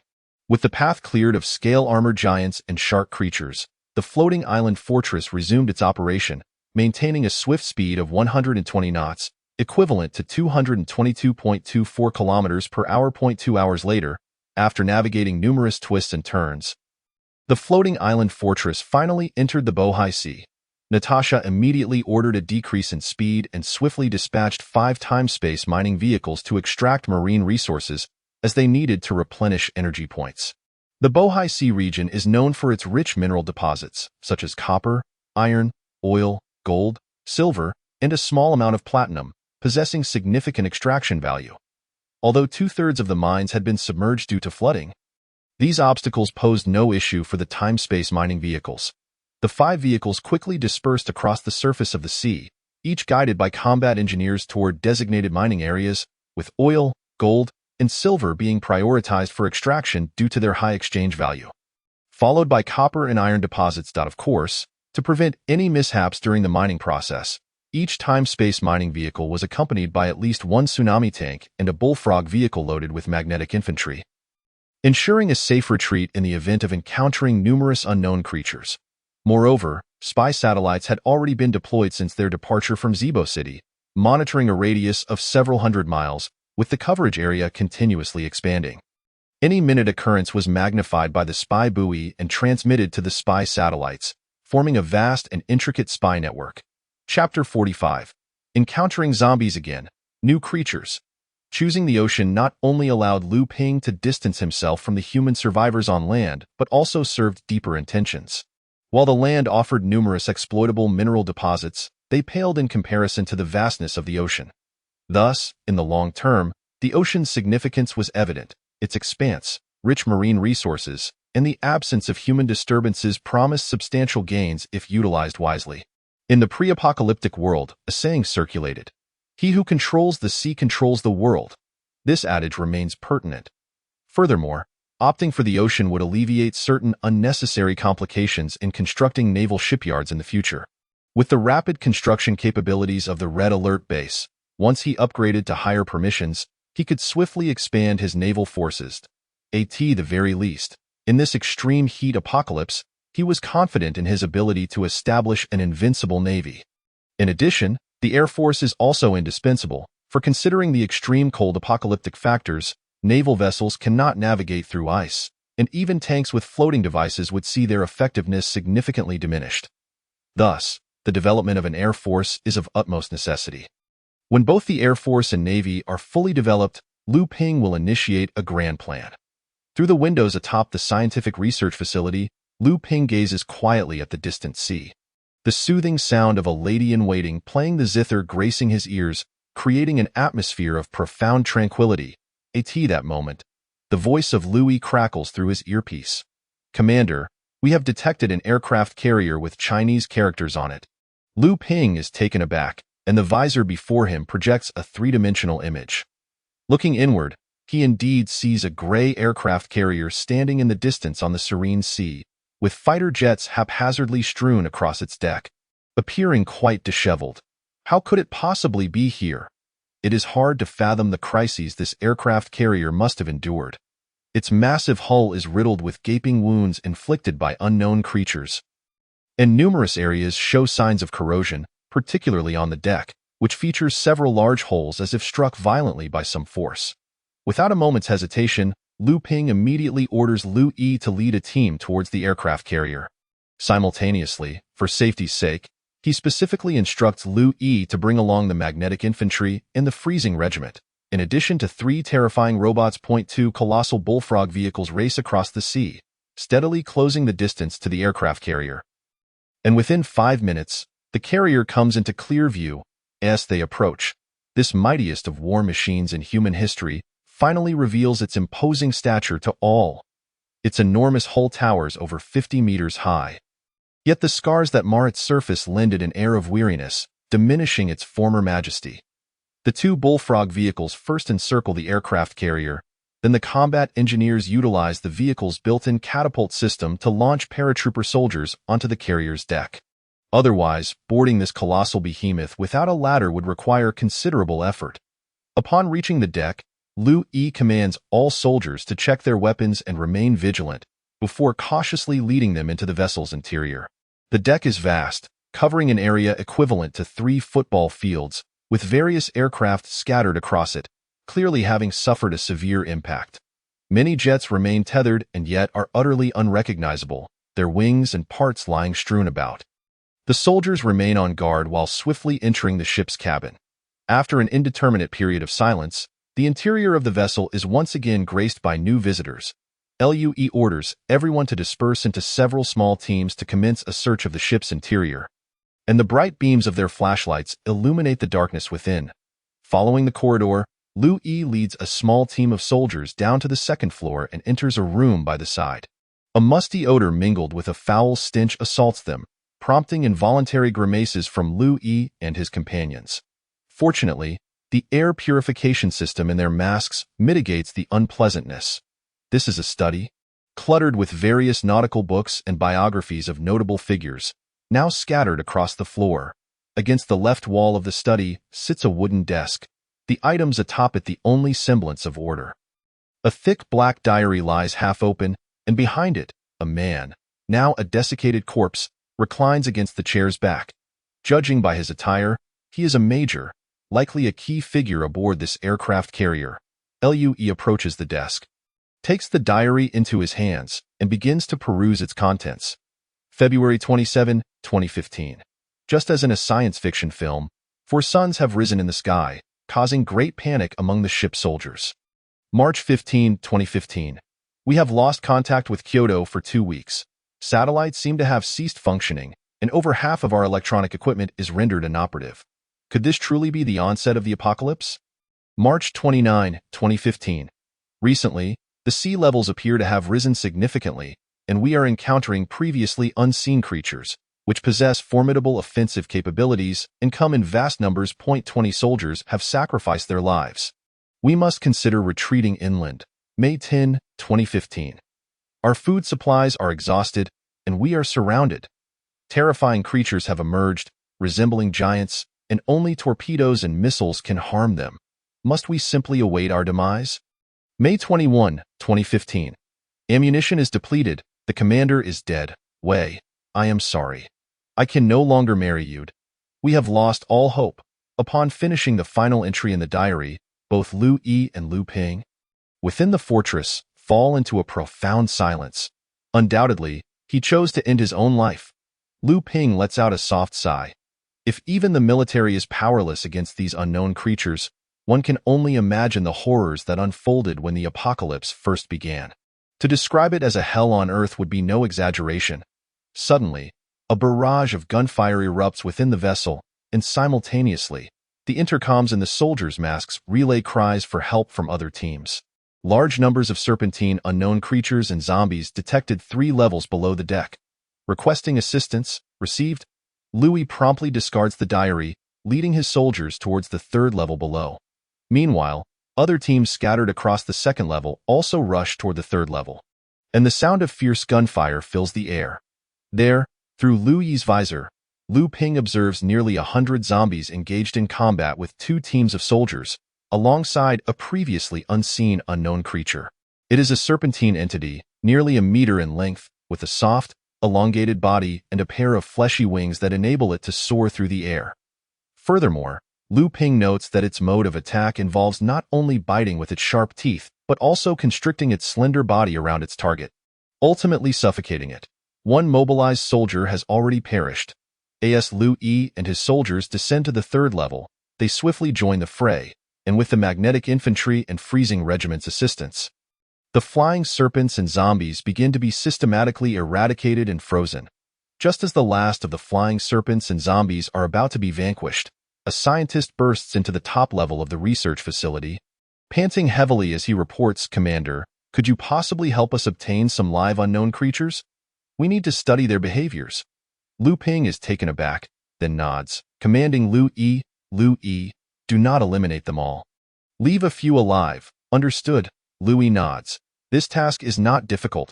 He immediately instructs 2 magnetic infantry to capture them. After all, they are encased in heavy armor and need not fear the attacks from these flying serpents and zombies. Chapter 46. Repairing the aircraft carrier. With the last shell casing falling, all zombies and flying serpents are eradicated, except for 2 zombies and several flying serpents captured by the magnetic infantry, designated as experimental subjects by the commander. These specimens are swiftly transported back to the floating island fortress under the escort of 5 soldiers, where they are handed over to the scientists in the research facility. Once Lu Ping and his team ascertain that no further threats lurk within the aircraft carrier, he issues orders for the floating island fortress to advance towards the aircraft carrier, halting only when they are less than 3 meters away. Under the assembly of the combat engineers, a makeshift ramp is secured between the floating island fortress and the aircraft carrier. Subsequently, clad in a black robe, Lu Ping, accompanied by Yuriko, steps onto the aircraft carrier. Under Lu Yi's guidance, he first explores this vessel, once hailed as the pinnacle of war machines before the apocalypse, before arriving at the control room. Here, the instruments lie dormant, the dimly lit room scattered with chairs and documents strewn across the floor. Along with patches of dried blood, as he pushes the door open, a musty odor assaults him, prompting Lu Ping to wrinkle his brow and call out, "Combat engineers!" "Here," comes the prompt reply as a figure swiftly enters from the corridor. Observing the combat engineer who has arrived, Lu Ping inquires, "Can it be repaired?" The combat engineer hesitates briefly, contemplating, before nodding. "Yes, but I will need 200 engineers. Furthermore, this aircraft carrier is severely damaged. I require the soldiers to conduct a thorough inspection of the entire hull to identify the damaged areas before we can formulate a repair plan." "Very well. I will recruit 200 combat engineers immediately." Lu Ping nods, then turns to Lu Yi, instructing Lu Yi, "Dispatch 3 teams of soldiers to inspect the entire vessel. Every inch of the hull must be examined. Then report the damage to him." As he spoke, he gestured towards the combat engineers before him. "Indeed." Lu Yi saluted, then turned and issued commands. Meanwhile, Lu Ping promptly recruited 200 combat engineers, who swiftly ascended from the floating island fortress to the aircraft carrier and began discussing plans with the previous combat engineer. In the meantime, Lu Ping leisurely returned to the floating island fortress, carrying fishing gear he had discovered in a room, and settled at the edge of the fortress to fish. Beside him, Bai Hezi sat quietly, eyes closed in serene contemplation. Before long, the inspection results for the entire aircraft carrier were reported. A total of 375 damages were identified, with 3 massive craters on the deck representing the most significant breaches. However, this was not the gravest concern. Deep within a room 3 levels below the hull, the floor bore a large gaping hole, leading soldiers down to the 5th level underground, where they finally uncovered its source. It appeared that a section of the hull submerged beneath the water had sustained damage, with seawater having inundated the 6th level and leaving several centimeters of standing water on the 5th. This posed an exceedingly serious issue. Unless measures were taken to repair the breach on the 6th level, the aircraft carrier, despite any repairs, would inevitably succumb to sinking. Thus, after a brief discussion, the 201 combat engineers resolved to employ the massive lifting machinery at the fortress to hoist the aircraft carrier from the water and effect repairs within the floating island fortress. This was indeed a commendable plan, and they set to work without delay. The combat engineer appointed as captain immediately contacted by Tian Jingji, and upon receiving his consent, a colossal salvage operation commenced. The combat engineers first calculated the tonnage of the aircraft carrier, then selected the optimal lifting points. Ultimately, they decided to thread steel cables through the 3 craters on the deck, securing 4 ropes on each side of the vessel, thereby ensuring it would not fall during the salvage operation. With the plan established, 5 enormous lifting machines, each over 20 meters in length, were secured at the fortress's edge, amidst the thunderous roar of machinery. The salvage operation officially began. It must be said that the lifting machinery produced in Germany proved to be quite reliable. As the hull of the aircraft carrier slowly emerged from the water, the 5 lifting machines increased their lifting force, and amidst the tumultuous sounds of cascading water, the aircraft carrier was gradually hoisted up. Although the process appeared swift, it actually took nearly half an hour for the entire hull of the aircraft carrier to be raised above the water's surface. With a resounding boom, as the aircraft carrier broke free from the water, torrents of water cascaded from the breach in the hull like a waterfall. Once the accumulated water within the vessel had mostly drained away, the 5 lifting machines deftly reversed direction, gently lowering the aircraft carrier onto the ground of the fortress. The combat engineers, who had been waiting anxiously, immediately sprang into action, surrounding the hull to draft blueprints and determine the materials needed for repairs. Just then, as if drawn by the commotion of the salvage operation, white frothy waves suddenly erupted on the distant sea. The fortress's spy satellites promptly locked onto the phenomenon, transmitting urgent warnings to every soldier's visor. Judging by the sharp dorsal fins protruding from the water, it was likely a school of bone sharks, an unknown species reminiscent of sharks that the soldiers had encountered prior to their arrival in Bohai. To their astonishment, this second encounter came so swiftly, and in even greater numbers than before. Just from the sheer volume of the rolling white waves, it was evident that there were over 300 bone sharks. Without hesitation, Natasha issued the command to attack. Instantly, the fortress revealed the muzzles of a dozen machine guns, and as the school of bone sharks entered within 300 meters of the fortress, the guns erupted in a blaze of brilliant gunfire, bullets raining down as if they were of no cost. With their previous experience battling the spiked bats, the red alert soldiers found themselves considerably more at ease in this encounter with the unknown creatures. As the bone sharks approached within 100 meters of the floating island fortress, their numbers had already dwindled significantly.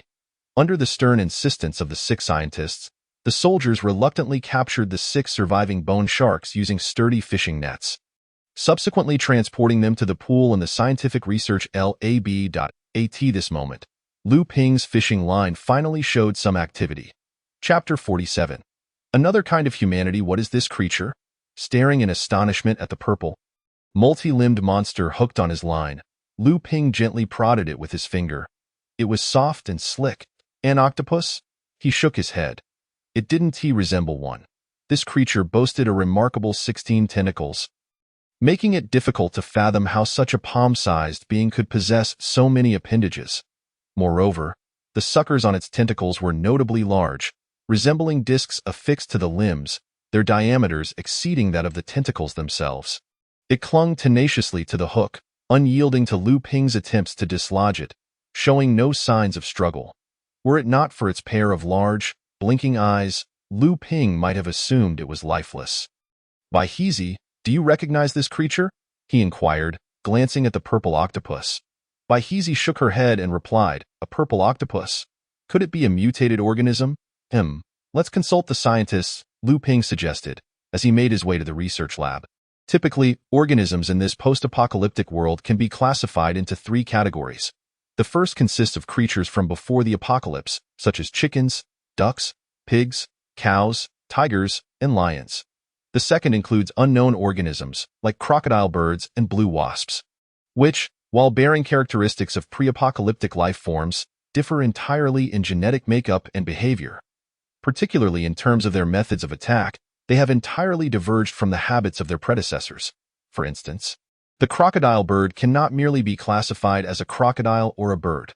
It resembles a hybrid of the two. Its method of attack is neither akin to the crocodile's death roll nor that of typical avians. Similarly, the blue wasp, while resembling a honeybee, exhibits a translucent body and corrosive venom, indicating that it is merely superficially similar to bees. This distinction has been confirmed by Hong Ho, who stated that unknown organisms may resemble pre-apocalyptic life forms in appearance. Yet their genetic structures represent entirely different species. The third category encompasses mutated organisms, which largely retain the characteristics of pre-apocalyptic life forms, suggesting they may have evolved from them. Whether in their methods of attack or other behaviors, they remain quite similar to their pre-apocalyptic counterparts. For example, the spiked bat shares a remarkable 93% genetic similarity with an ancient bat species from pre-apocalyptic Europe. Judging by the appearance of the purple octopus before him, it likely belongs to the category of mutated organisms. If it were an unknown species, Lu Ping would have yet to encounter any that lacked aggressive tendencies. Upon Lu Ping's arrival at the scientific research lab, two scientists immediately set aside their tasks to study the purple octopus. Shortly, their findings emerged. This purple octopus was indeed a mutated organism, with a genetic similarity of 91% to the giant octopus, indicating that this little creature could potentially grow into a colossal being measuring several meters or even dozens of meters in length. Upon hearing this news, Lu Ping's eyes lit up. He suddenly recalled a naval unit from Red Alert, characterized by colossal squids capable of dragging warships, vessels, and submarines into the depths of the ocean for destruction. Thus, if the purple octopus was properly trained, could it not also acquire similar abilities as it matured? Lu Ping shared this thought with the scientists, who nodded in agreement. After a moment of silence, one of the scientists explained, "Theoretically, this is entirely feasible, though we remain uncertain about its growth cycle. Therefore, we will need to conduct a comprehensive assessment on that front." "Very well, I leave it in your capable hands," Lu Ping replied, recognizing the significance of this matter. If its growth cycle required several years or even a decade to reach a length of several meters, it would be more expedient to focus on upgrading to higher permissions instead. "Commander, there's one more thing. The detection report for the scale giant has come in." Lu Ping was taken aback and quickly asked, "What are the results? What did you find?" The scientist furrowed his brow in perplexity, seemingly puzzled, and replied, "Remarkably, they share a staggering 98% genetic similarity with humans, suggesting that, to some extent, they are also human." "What? 98%? That's extraordinarily high," Lu Ping exclaimed, astonished. "Are you certain there are no errors?" The scientist shook his head, firmly stating, "Absolutely not. We have conducted the tests repeatedly, ensuring there are no mistakes. Moreover, their brains are indistinguishable from those of humans, and conversely, they likely possess a high level of intelligence." Lu Ping's body stiffened for a moment, and after a brief silence, he murmured, "Could it be that the legend of an Atlantis empire existing beneath the sea is true?" After emerging from the scientific research lab, Lu Ping was lost in thought. The astonishing fact that the scaled giants shared an extraordinary 98 genetic similarity with humans, coupled with the possibility that they might possess intelligence comparable to that of humans, left him utterly astounded. This revelation was swiftly followed by a cascade of questions. Where did these scaled giants originate? From melting glaciers? Or some other place? Did they possess tribes or even a kingdom? Was the legend of the Atlantis Empire indeed genuine? Lu Ping's eyes sparkled as he turned to Baihizi, saying, "I'm afraid we have our work cut out for us." "Huh." Baihizi blinked in confusion, evidently unable to grasp the specific matter Lu Ping was referring to. However, Lu Ping paid no heed to her bemusement, promptly dialing Natasha's intercom. Shortly thereafter, Natasha and Major General Lu Yi, along with 11 other officers, arrived at the conference room on the lower level of the base, where Lu Ping and Baihizi were already seated. "Commander, has something occurred?" Natasha inquired, her brow furrowed with curiosity as she entered the room. This marked the first time since his arrival at the base that Lu Ping had summoned her so formally, especially with all the high-ranking officials present. In no time, even Kintabai arrived, thus gathering all the senior personnel of the base in one place. Everyone cast puzzled glances at Lu Ping, uncertain of the commander's intentions. After a brief silence, Lu Ping suddenly asked, "Mr. Bai, can you construct a sturdy cage? It needs to be large." Sure," Kintabai replied, momentarily taken aback. Although he was unaware of Lu Ping's purpose, he nodded in affirmation.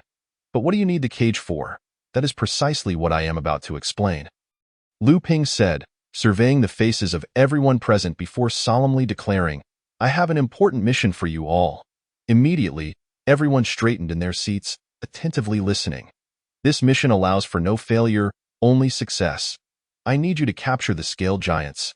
Chapter 48. Capture the Scale Giants. This revelation swept through the floating island fortress like wildfire. To ensure the flawless and safe execution of this mission, Natasha and Major General Liu Yi, along with the other 11 officers, engaged in an in-depth discussion. Ultimately, they settled on the most reliable approach.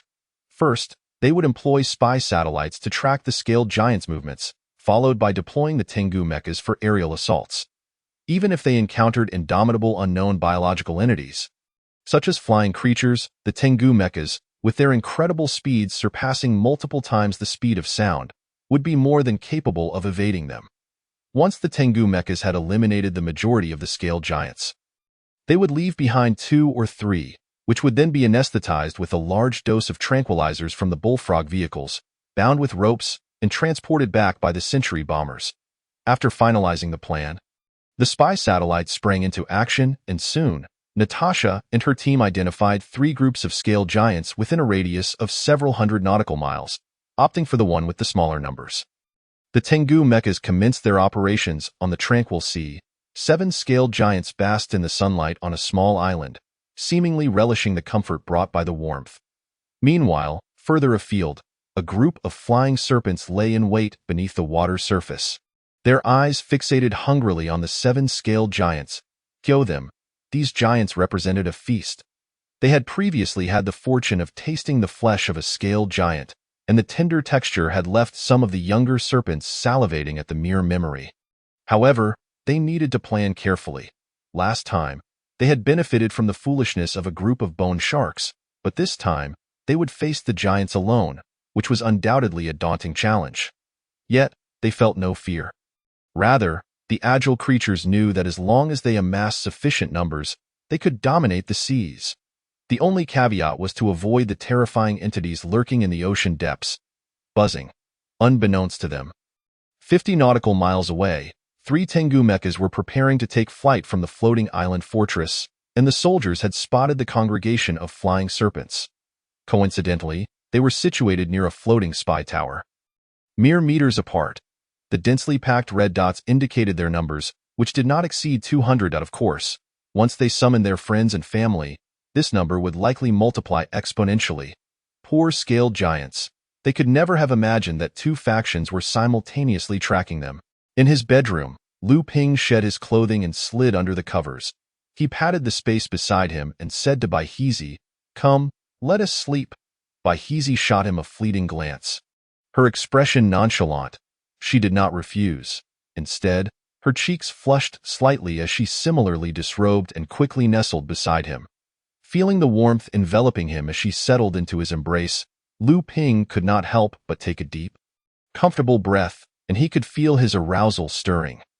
Holding Bai Hezi close, he forcibly suppressed the urge to take advantage of the moment, swiftly closing his eyes and drifting into slumber, in the military camp. Natasha gazed at the screen displaying numerous red dots, among which 7 large dots indicated the presence of the Scale Giants. The smaller red dots signified the flying serpents and other unknown creatures. "Commander Natasha, the Tengu mechas are ready for takeoff." Listening to the report from the combat engineers beside her, Natasha nodded and instructed, "Then let them take off. We must resolve this battle in the shortest time possible. Additionally, deploy 5 tsunami tanks to monitor the unknown creatures and prevent any interference with the capture operation." Understood. The combat engineers swiftly began inputting commands into the computer, and the 3 Tengu mechas rose into the air with a series of engine roars. Darting across the sea like 3 bolts of black lightning, heading toward the island where the Scale Giants resided. Simultaneously, 5 tsunami tanks also mobilized, racing toward the location of the flying serpent swarm as indicated by the satellite. The 2 teams of soldiers executed their respective duties, while the bullfrog vehicles quietly set out, and the Century bombers were simultaneously filled with fuel, awaiting the command to reap the rewards of battle. In Zibo City, at the survivors' base, Lu Wentao frowned as he stared at the document before him, rendered speechless. That rascal has left Zibo? Previously, the waters above were devoid of anything, and the subway station he was aware of seemed to have been abandoned by humanity for quite some time. rendering radio communications impossible. All these signs indicated that his younger brother had indeed departed Zibo. When will you ever behave? Please, just don't go to Kyoto. He rubbed his temples, setting the document down. It was a letter from Kyoto. The new content bore no significant differences from the previous one. However, this time, the mission was not to capture but to request the mechanized armor team to bring Lu Ping back. The disparity between the two letters was so stark that one could only wonder what the old man was thinking. Yet, the mechanized armor team had already been annihilated by his younger brother. He couldn't help but speculate whether the old man would fly into a rage upon hearing this news. Liu Wentao grinned, for he held no fondness for the old man. Reflecting on the cannon fire that had erupted days prior, by the time the soldiers at the survivors' base went to investigate the next day, the mechanized armor team had been completely wiped out. This left him in awe of his younger brother's prowess. Especially when his subordinates reported finding missile fragments, he finally felt reassured. His brother possessed the strength to survive in this post-apocalyptic world, which delighted him more than anyone else.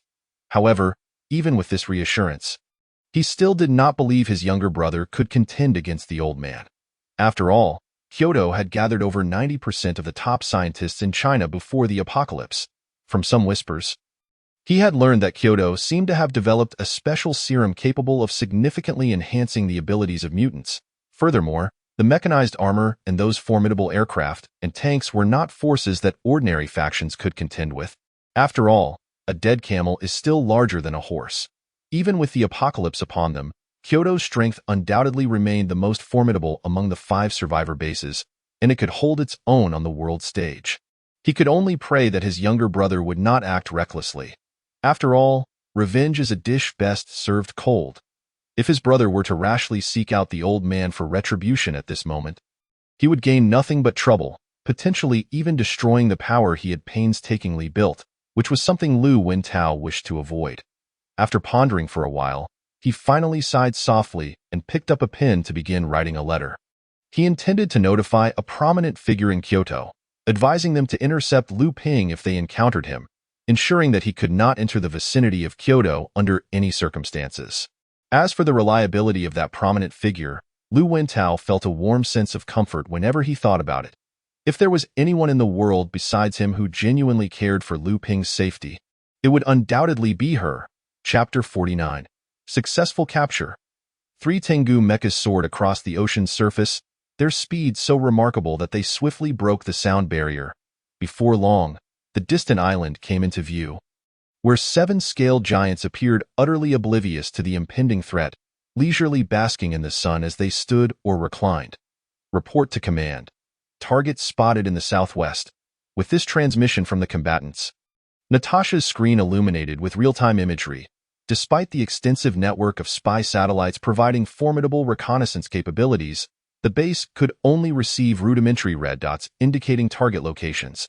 She gazed intently at the 7 scaled giants on the screen, her heart echoing the shock she felt upon their first encounter. They bore an uncanny resemblance to the abominations cultivated by the Allied forces. Yet, Natasha understood that this realm was no longer her own.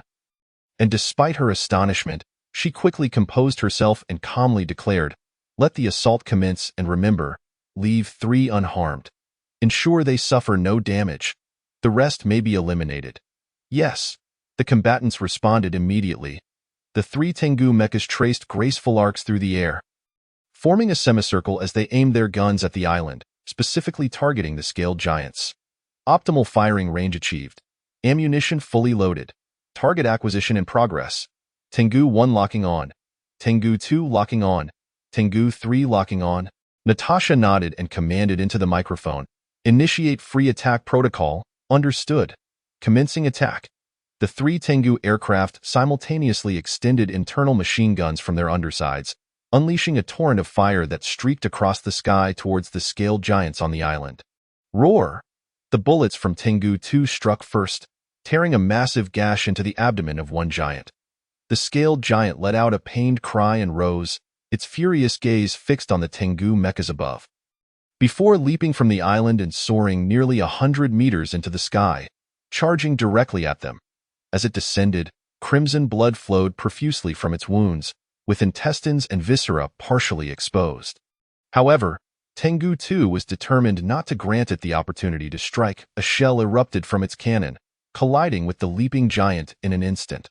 The impact resonated with a tremendous roar, splattering flesh and blood as the giant's lower half disintegrated, eliciting a mournful wail as its body plummeted.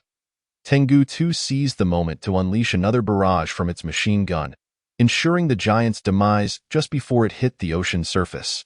Meanwhile, Tengu I and Tengu III also engaged their targets, prompting the remaining scaled giants to roar in fury and leap into the air, charging at the Tengu mechas. The three Tengu mechas deftly evaded, accurately targeting the scattered giants while skillfully preserving three intact scaled giants. In an instant, the waters surrounding the island were stained crimson, the pungent scent of blood wafting far and wide, inciting agitation among the distant swarm of flying serpents. What had they witnessed? Their intended prey had been slaughtered by three grotesque creatures, and in a brutally decisive manner. Such waste was intolerable.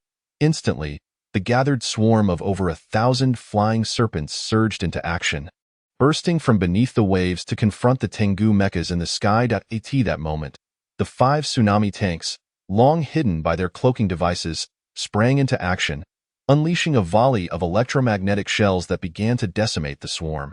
The serpents, enraged, ceased their flight and turned toward the source of the incoming projectiles. However, the area was empty, devoid of any foes.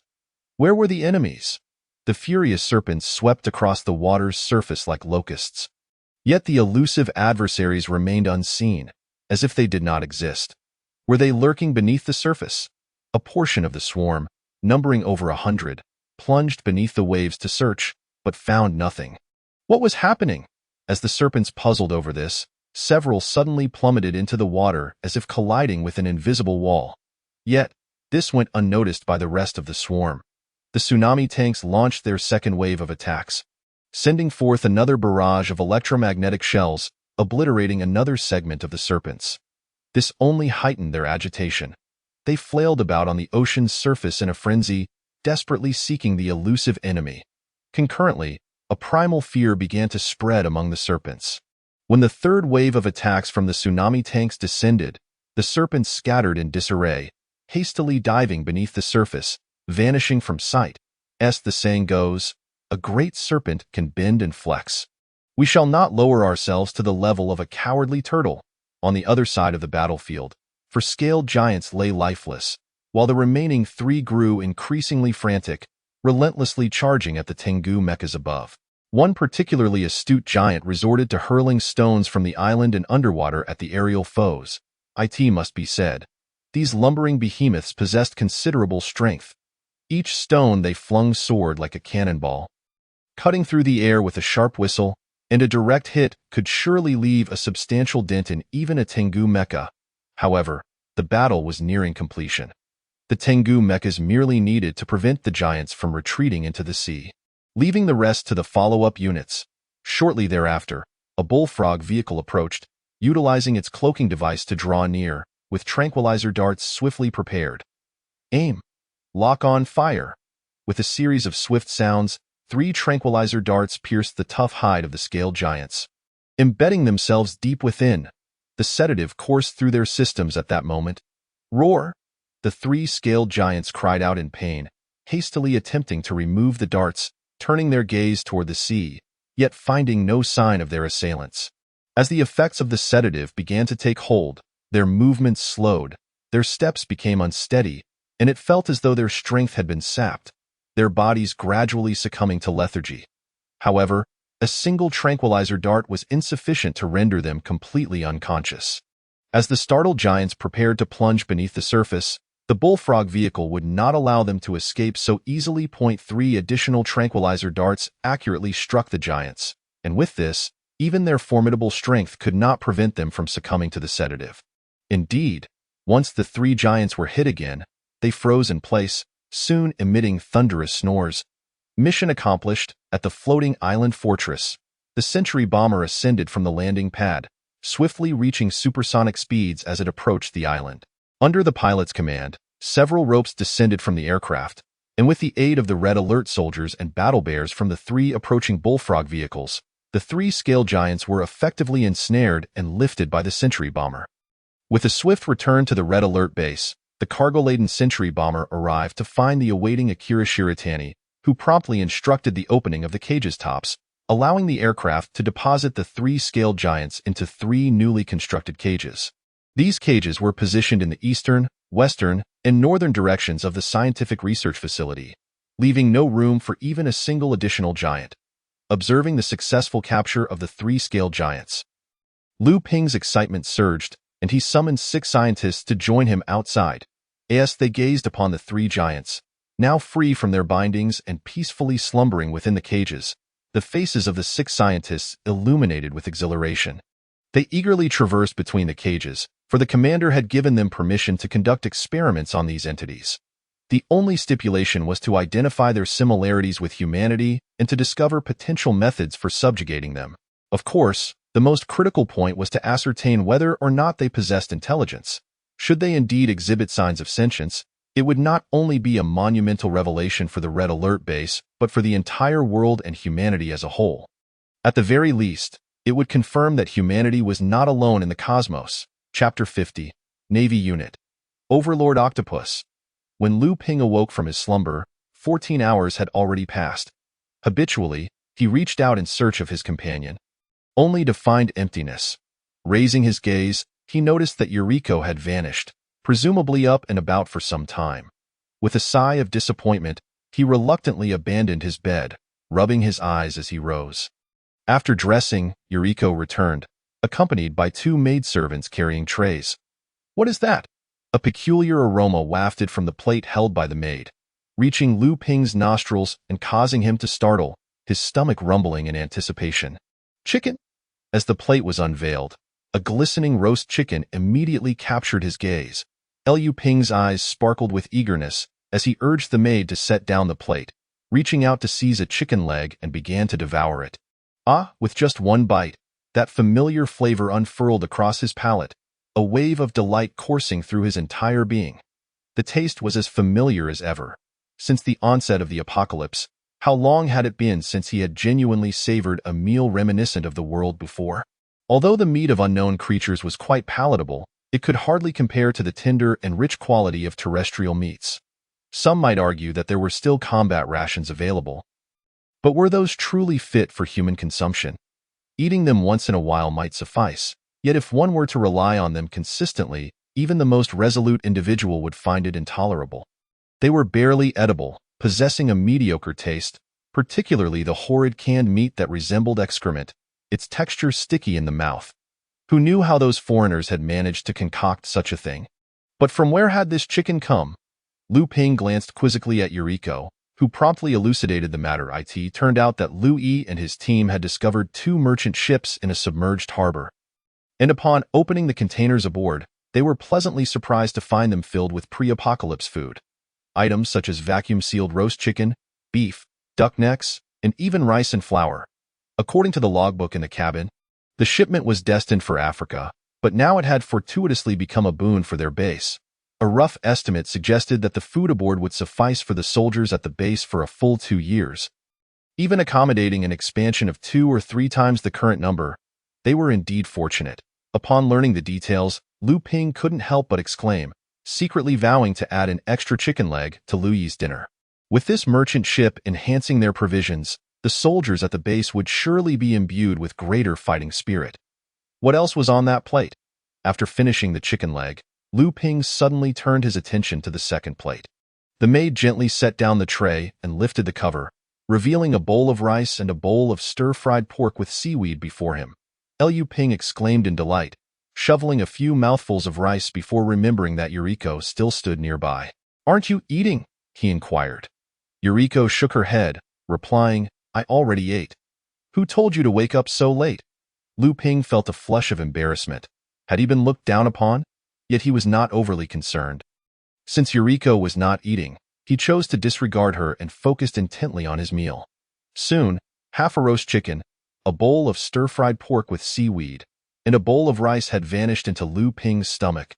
After washing his hands, he settled onto the sofa, clutching his belly with a contented sigh. The joys of life were truly simple. The maid swiftly cleared away the dishes, and Yuriko approached, taking a seat beside Lu Ping. The old men upstairs seem to be looking for you. Lu Ping raised an eyebrow, quickly realizing that the old men Yuriko referred to were the 6 scientists.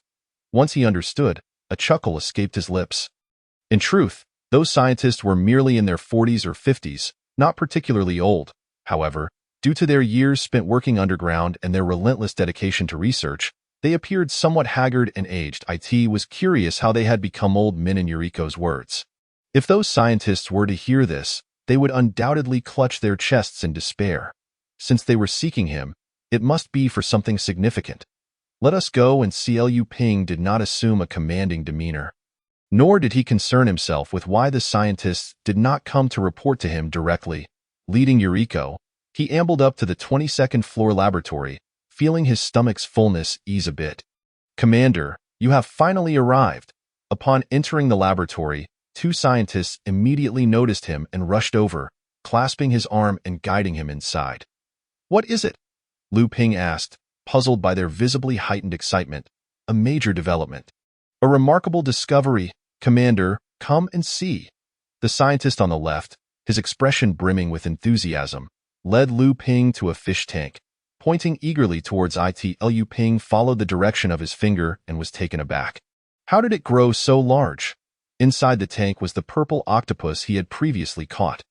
What had once been a palm-sized creature had now burgeoned into a magnificent octopus measuring a full 50 centimeters in length. Its 16 tentacles becoming robust, with suction cups firmly adhering to the tank's walls. Lu Ping could even discern the sharp teeth within the suction cups through the transparent glass at its mouth. Lu Ping mused in confusion. Indeed, the scientist promptly explained. Upon examination, we discovered that this mutated octopus exhibits an astonishing growth rate, over 10 times that of a typical giant octopus, in other words, while an ordinary giant octopus takes about 10 years to mature. This one requires only a year to complete the entire process. Oh, that's impressive, Lu Ping exclaimed, his astonishment renewed as he gazed at the tank. Indeed, within just over a day, this little creature had grown so significantly. It was not implausible to believe its growth rate surpassed that of ordinary giant octopuses. However, the scientist's excitement clearly stemmed from more than just this discovery. Moreover, he continued, we have found that this octopus possesses extraordinary learning capabilities, prompting us to conduct several intelligence tests, the results of which were truly astonishing. The scientist took a deep breath, struggling to contain his excitement as he stammered. The test results revealed that this little fellow's intelligence is equivalent to that of a 5-year-old human child. What? Lu Ping was momentarily stunned. Equivalent to a 5-year-old human child. He understood precisely what that implied. If the scientist's tests were accurate, this creature's learning ability was undoubtedly the strongest among all known marine life. This also indicated its trainability, especially considering its current juvenile state. If they commenced training now, it would undoubtedly evolve into a formidable asset by the time it matured. Furthermore, they could potentially use this octopus as a foundation to cultivate a unit that could only be trained at a naval base, a supreme octopus, perhaps. Chapter 51. Distress signal. Unfortunately, capturing the purple supreme octopus, which likely resided in the depths of the ocean, would not be an easy task. It could be said that until a submarine was constructed, this plan was virtually unattainable. Lu Ping considered himself exceedingly fortunate to have caught this supreme octopus purely by chance. Nevertheless, he did not feel regretful. Having a naval unit before the base could be constructed was already quite advantageous for him. Moreover, judging by the looks of this supreme octopus, its attack power would undoubtedly be formidable, allowing it to serve as a stealthy assassin lurking around the floating island fortress, eliminating any hidden foes. The following month passed in tranquil serenity. Lu Ping spent his days indulging in food and relishing peaceful slumbers beside Yuriko. Meanwhile, under the operations of the time-space mining vehicle, the rare mineral deposits and precious metal veins in the Bohai Sea were rapidly depleting, while the energy points within the base surged exponentially. During this month, they accrued nearly 2.1 million energy points, and any outstanding debts had long been settled, leaving a substantial surplus. With the debts cleared and his spirits lifted, Liu Ping recruited 10 additional scientists, assigning them to the scientific research department.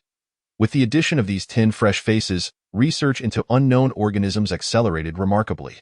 Within mere days, they comprehensively studied the armor giants, ultimately determining that despite their seemingly large brains, they possessed little intelligence. In other words, they only had the instincts of beasts and lacked any intellect akin to that of humans. Upon hearing this conclusion, Liu Ping felt no disappointment. Since they could not be tamed, he decided to redirect their focus towards other research. After all, the skin of the armor giants was an excellent material. If they could invent a new type of combat garment from it, it would be nothing short of splendid. Just then, a strange radio wave traversed the vast expanse of the Atlantic Ocean, intercepted by a spy satellite. What is this? Natasha listened intently to the static in her earpiece, which seemed to be interspersed with some language, though the noise rendered it unintelligible. Yukiko, can you filter out the noise? She furrowed her brow, setting down the headset and turning to Yukiko, who had taken charge of all computer units within the base at Liu Ping's behest. Such a powerful intelligent system should not merely assist her in the control room. That would be a gross misallocation of resources. Regarding the issue of whether Shuzi might betray us, there is absolutely no need for concern. With Hong Ho present, should Shuzi even contemplate any action that poses a threat to the commander's safety, Hong Ho would unhesitatingly eliminate her. That is the rule. It is a rule that every unit recruited by Liu Ping must adhere to. Certainly, I require 2 minutes. Shuzi nodded and closed her eyes. 2 minutes later, she opened her eyes, signaling Natasha to don the headphones. Natasha complied immediately, and then Shuzi reached out to touch the headset, causing a stream of information to flow from her fingertips into the device, allowing Natasha to finally discern the hidden voice amidst the static. Help! Help! Our ship is sinking. Anyone, no matter who you are, please come and save us. We will offer you a reward. Help! Natasha's expression grew serious. It was evidently a distress signal, and in Chinese, it appeared to originate from Chinese individuals. But who among the survivors would still have the leisure to venture out to sea? Were they perhaps stranded there since the onset of the apocalypse? This thought was swiftly cast aside by Natasha. Setting aside the extreme cold of the Doomsday scenario that most could not withstand, even if they had miraculously survived, the searing heat of the apocalypse could easily claim their lives. How had they even managed to reach the sea? Regardless, this situation must be reported to the commander for his decision. Natasha dared not issue any rescue orders on her own. Soon, she connected to Liu Ping's intercom. A distress signal? In a state of drowsiness, Liu Ping suddenly jolted upright in bed. Are you saying there's a distress signal from Chinese individuals? In this maritime area? Yes, Natasha nodded, replaying the muted distress signal for Liu Ping. The latter's demeanor turned grave as he promptly stated, given that we have seen it, we cannot ignore it. Deploy the Bullfrog vehicle to investigate. Oh, and don't forget to activate the Mirage device. Liu Ping reminded, as this was the apocalypse. Any entity capable of venturing out to sea would either be a formidable faction or a military force, and he had no intention of recklessly exposing the existence of their base without first understanding the situation. They could only consider rescue if it was confirmed that the other party posed no threat to the base. Upon receiving the order, Natasha immediately commanded 20 ordinary soldiers and 2 from the Frozen Legion to proceed to the location from where the signal originated. On the tranquil surface of the sea, the Bullfrog vehicle, equipped with the Mirage device, sped across, creating a trail of white froth. If an aircraft were to pass overhead at that moment, it would undoubtedly witness a solitary plume of white waves on the sea surface, with neither an underwater nor surface presence to account for the disturbance.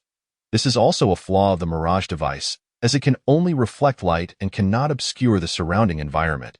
After traveling approximately 400 to 500 nautical miles, the driver of the Bullfrog vehicle finally spotted a massive merchant ship looming in the distance, its silver hull reflecting glimmers of light under the sun. However, at that moment, the ship was encircled by a mass of red objects, which from afar resembled blood dissipating in the water. But as they drew closer, the red alert soldiers within the Bullfrog vehicle were astonished to discover that these were crabs the size of dinner plates. Moreover, these crabs seemed to be drawn by some force, gathering in ever-increasing numbers, with many already climbing the hull, striving to ascend to the deck. On the deck of the merchant ship, Several mercenaries clad in short sleeves were brandishing firearms, incessantly shooting at the crabs that had climbed aboard. Yet, the sheer number of these mutated crabs was overwhelming.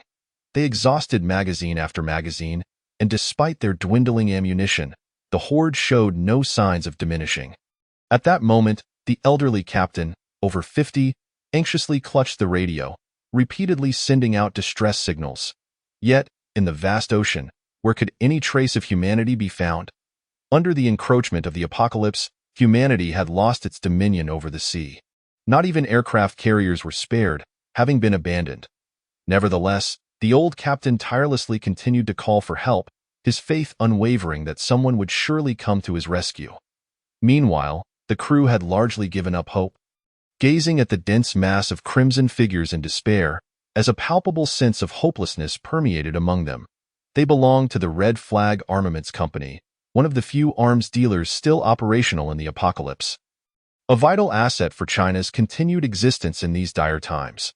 This merchant vessel was laden with a shipment of weapons from Japan, and the journey had been remarkably smooth, with no encounters with even the most insignificant of unknown biological entities. The crew had initially believed they would be safe once they entered the Bohai Sea, but just as they were celebrating, disaster struck. It was unclear who among them had recklessly opened a crate of classified materials, inadvertently inviting the scrutiny of these mutated crabs, which subsequently trapped the ship here. It had been 5 days, and still, no military aid had arrived. Ammunition and food were running perilously low, and it was no wonder they felt despair. Chapter 52. Rescue approaches. Bang, bang, bang. At the edge of the merchant ship, dozens of mercenaries, drenched in sweat, fired their weapons. Yet the mutated crabs continued to multiply, with many already poised to ascend the deck. Captain, what should we do? These beasts are increasing in number, one mercenary exclaimed, wiping sweat from his brow. Another chimed in, damn it, my gun is out of bullets. Mine too, Captain. The storage room is out of ammunition. Damn it, the captain, a mercenary in his 40s, slammed his fist against the ship's wall, gritting his teeth as he turned and shouted, get the cargo out, use grenades. But those are the arms for the survivor base, protested a crew member. Shut up. The captain's roar sent a shiver through the soldier, who immediately fell silent. Is your life more important than the cargo?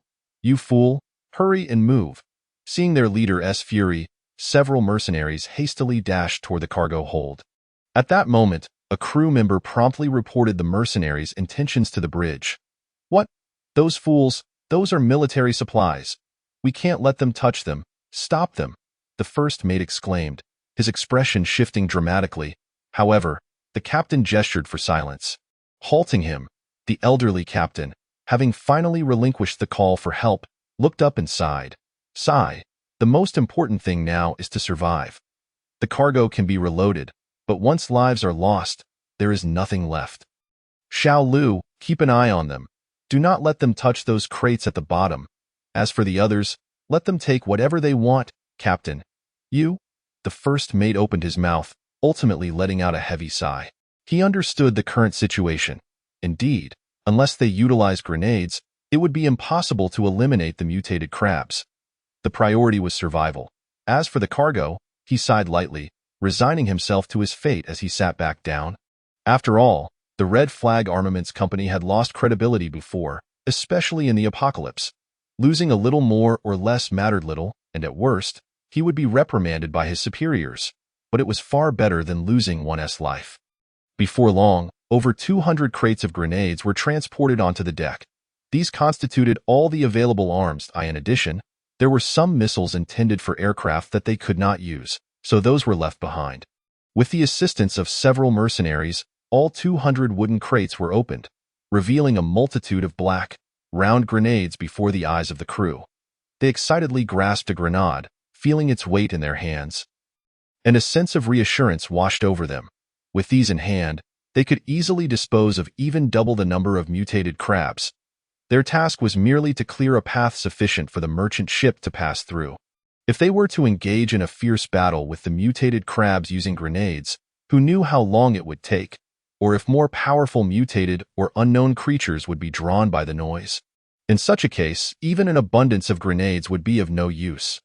Under the captain's guidance, a portion of the mercenaries broke away from the line of fire, taking grenades to clear the mutated crabs surrounding the merchant ship. Instantly, the air was filled with resounding explosions, boom, boom. The sea trembled, causing the merchant ship to sway, yet the number of mutated crabs began to diminish in patches. However, the mortality rate compared to their vast numbers was negligible. Thus, the mercenaries merely cleared a circle around the merchant ship before they began tossing grenades into the waters ahead, attempting to carve out a safe passage. Initially, the effort was relatively successful, but as they continued, they gradually realized that the mutated crabs seemed completely oblivious to the concept of death. Often, after clearing a space, more crabs would fill in that void. After exhausting a full 100 crates of grenades, the mercenaries were horrified to discover that the number of mutated crabs had not diminished in the slightest. Were it not for the lifeless corpses drifting upon the surface of the sea, they would undoubtedly believe that the grenades they had hurled caused no harm whatsoever.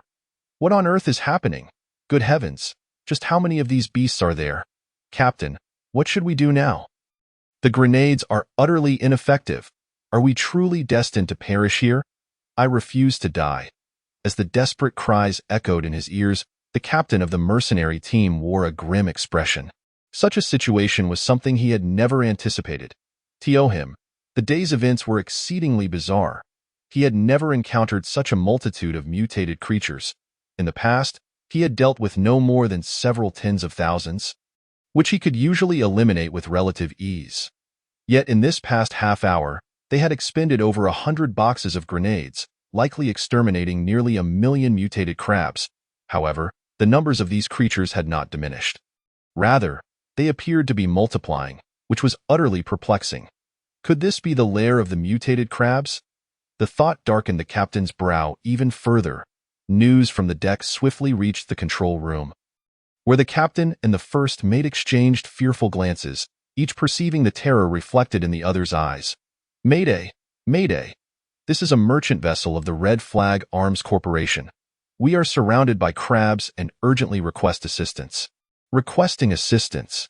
After a moment of silence, the captain lunged toward the microphone once more, initiating another round of distress broadcasts.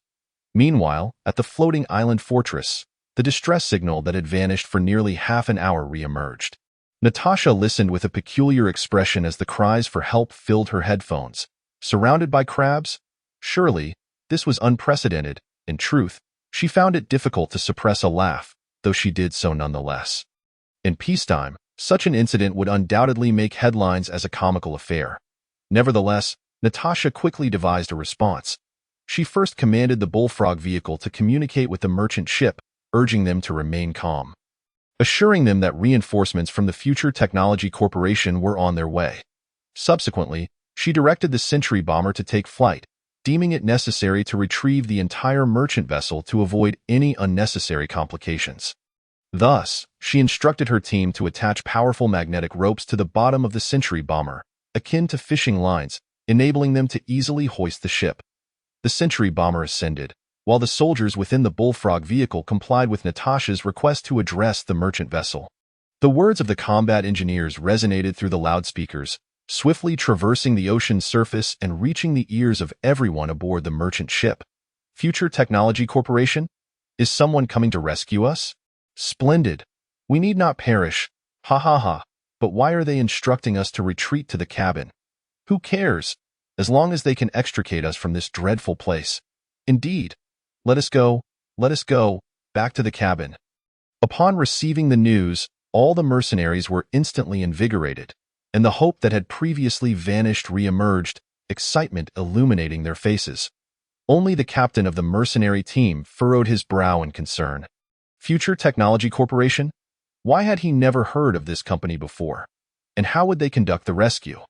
With so many mutated crabs, even divine intervention might prove inadequate. Before long, he would learn of the rescue plan devised by Future Technology Corporation, leaving him profoundly astonished. Chapter 53. The peculiar boxes in the distance, a strange humming sound began to resonate from the horizon.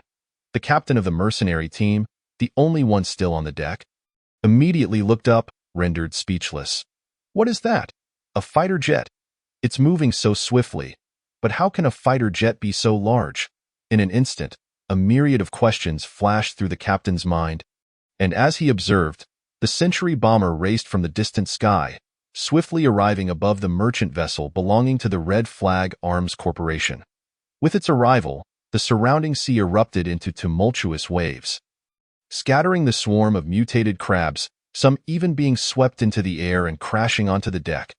The captain of the mercenary team lost his footing, tumbling to the ground, as he watched the bottom of the Century bomber lower several ropes equipped with massive discs. A sudden realization struck him. Was this aircraft planning to lift the merchant vessel using magnets? Good heavens, how utterly insane! With no time to ponder further, the magnetic pull was already upon him.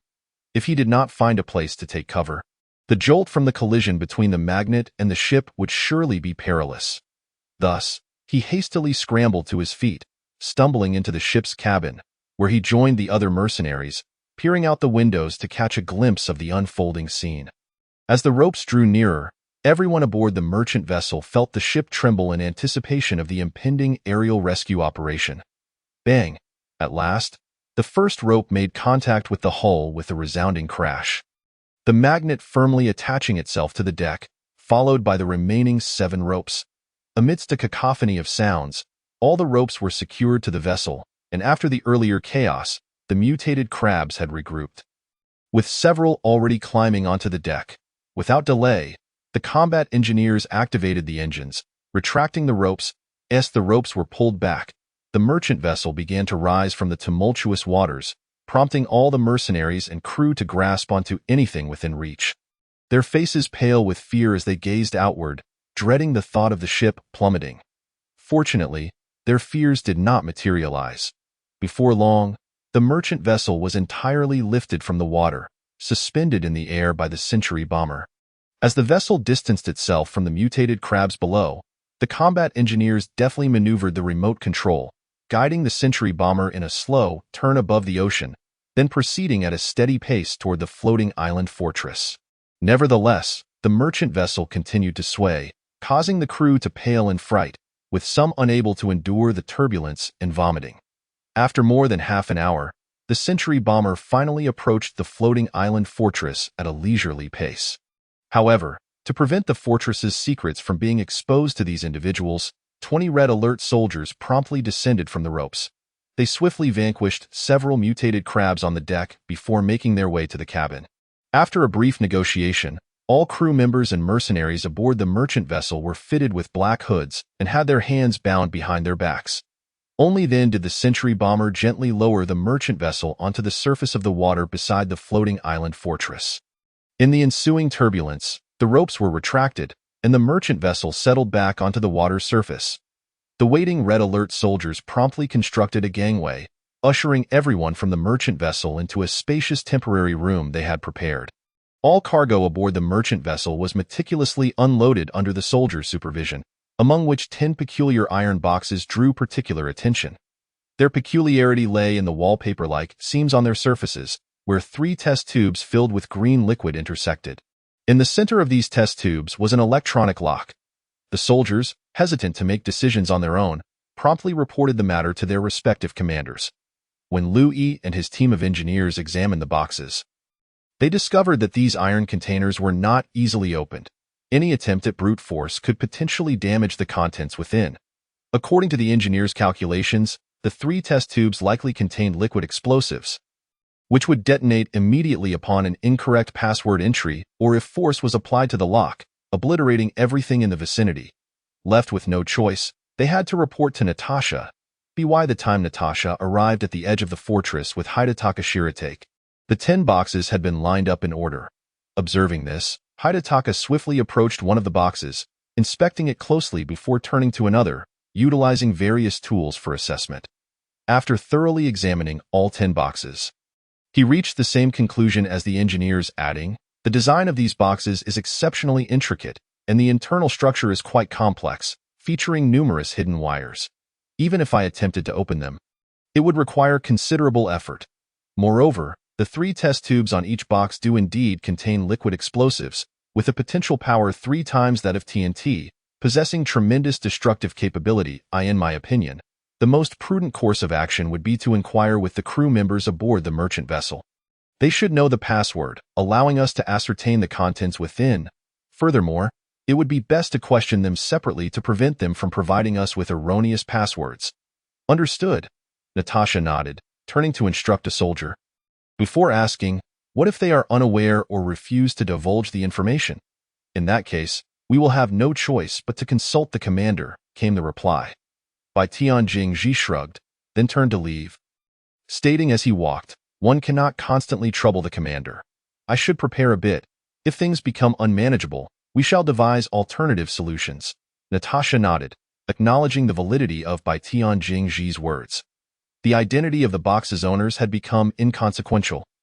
And regardless of the crew's willingness or unwillingness, since the boxes had fallen into their possession, they would henceforth bear the surname Liu.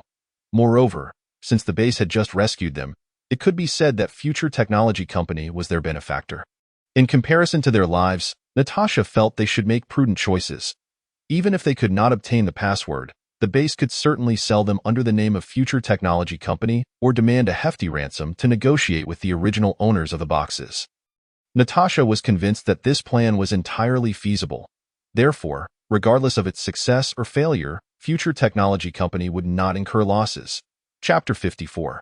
An excellent plan. After considerable effort, Natasha finally extracted the password for one of the boxes from the crew members. According to the old captain, each of the 10 boxes possessed a unique password, and he was only privy to one, which he had inadvertently overheard. To be prudent, Natasha instructed the old captain to open the box himself. After entering a lengthy password consisting of over 100 digits, one of the iron boxes emitted a sharp pop, and all its seams unfurled, slowly opening outward. As the iron box opened, a cloud of white mist wafted forth, and once fully opened, the contents within were revealed to all. It was a peculiar sculpture, formed by 2 twisted stones intertwined, adorned with nearly 100 diamond shapes, resembling a genetic sequence. What is this? Natasha furrowed her brow, unable to fathom the purpose of such an extraordinary sculpture. Only Bai Tianjing showed a slight frown, uncertainly stating, "It appears to be DNA." Upon receiving the news, Lu Ping promptly arrived at the southern side of Floating Island Fortress. As he entered the square, he beheld 9 iron boxes and the peculiar sculpture displayed on the ground. "Commander!" Upon his arrival, everyone immediately raised their hands in salute. Lu Ping nodded, refraining from further inquiries, and gestured for the scientists behind him to examine the sculpture. The 5 scientists, upon seeing the sculpture, were instantly captivated. Following Lu Ping's command, they eagerly approached and began their inspection of the sculpture. After a considerable time, one of the scientists straightened up, excitement evident on his face, and said, "Your Excellency, may we study this sculpture?" Lu Ping was taken aback, genuinely perplexed by the scientists' inquiry, as it was intended for their research. After all, within the base, no one else possessed the expertise to decipher this sculpture.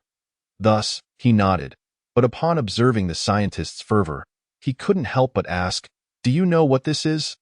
Unexpectedly, the scientist eagerly nodded, exclaiming, "This is DNA. Moreover, its genetic arrangement is unprecedented.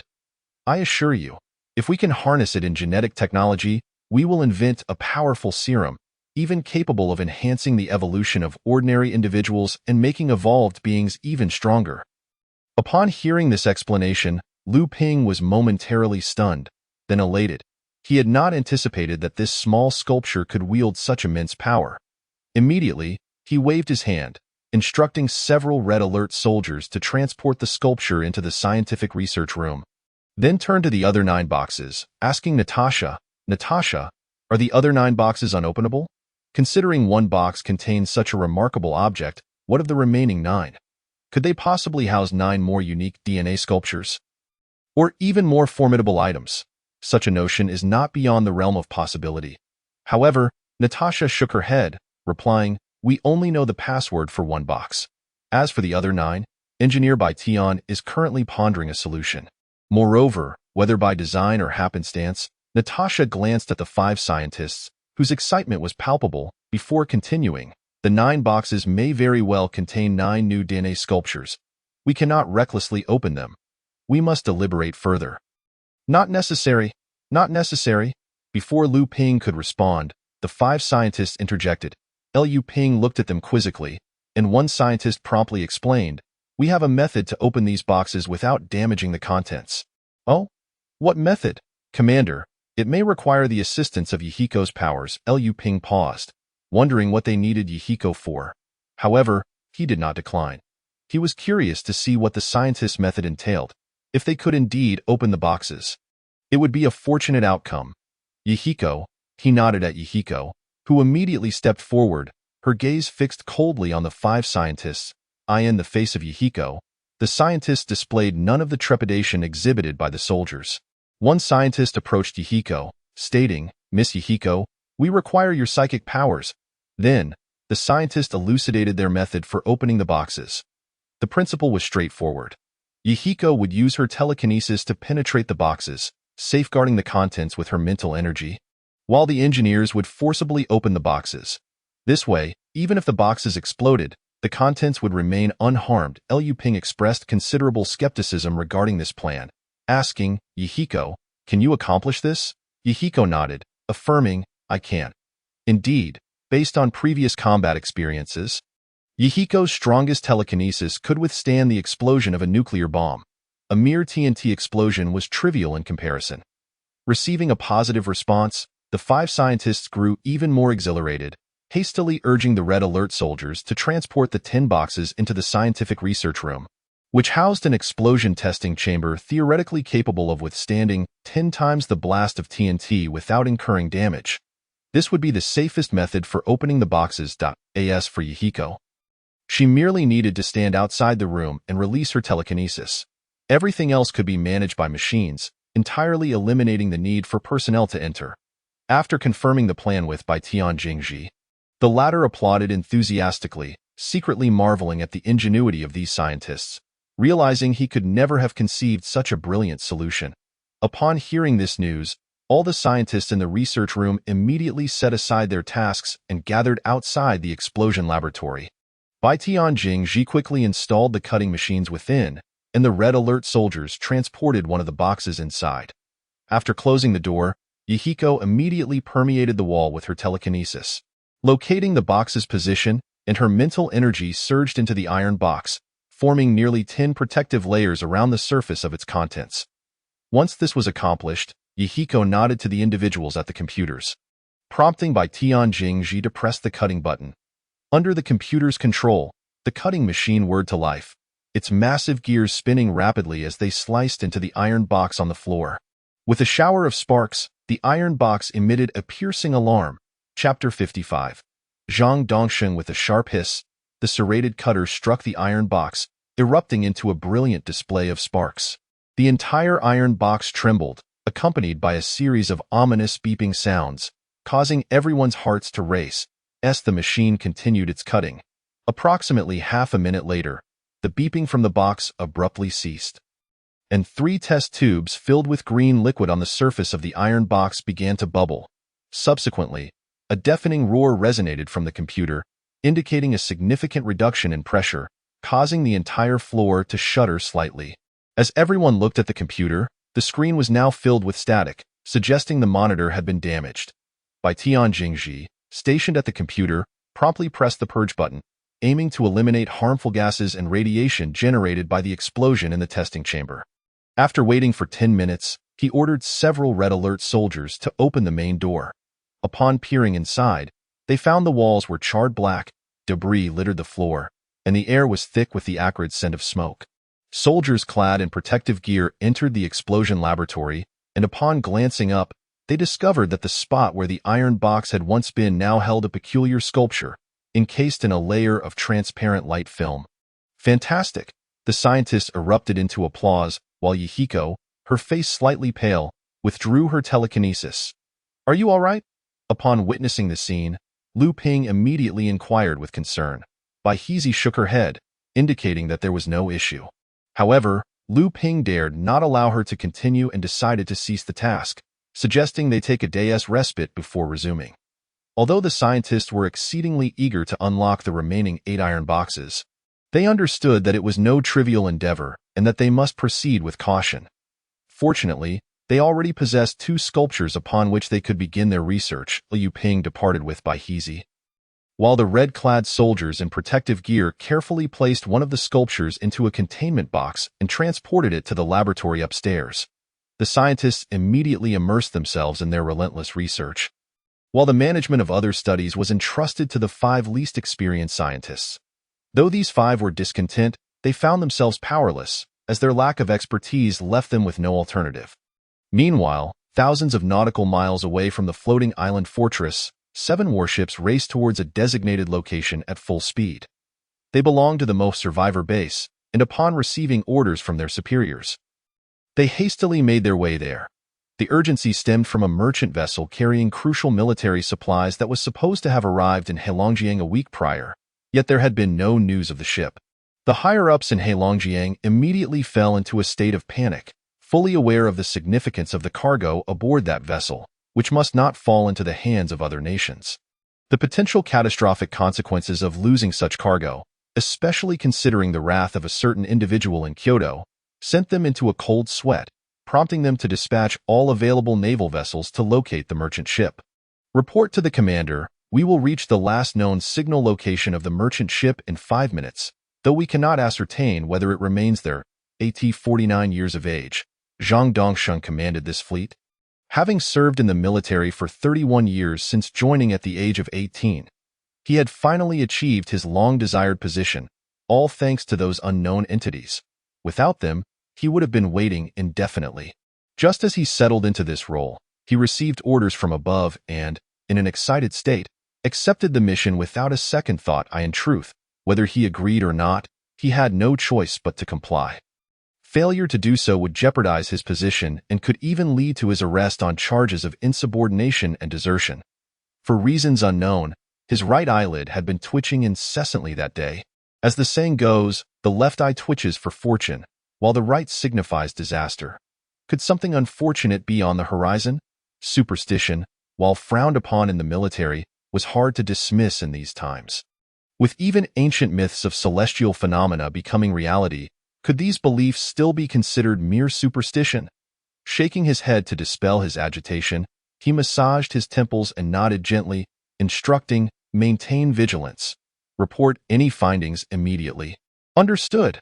The fleet sped across the ocean's surface, swiftly arriving at the last known signal point of the merchant ship.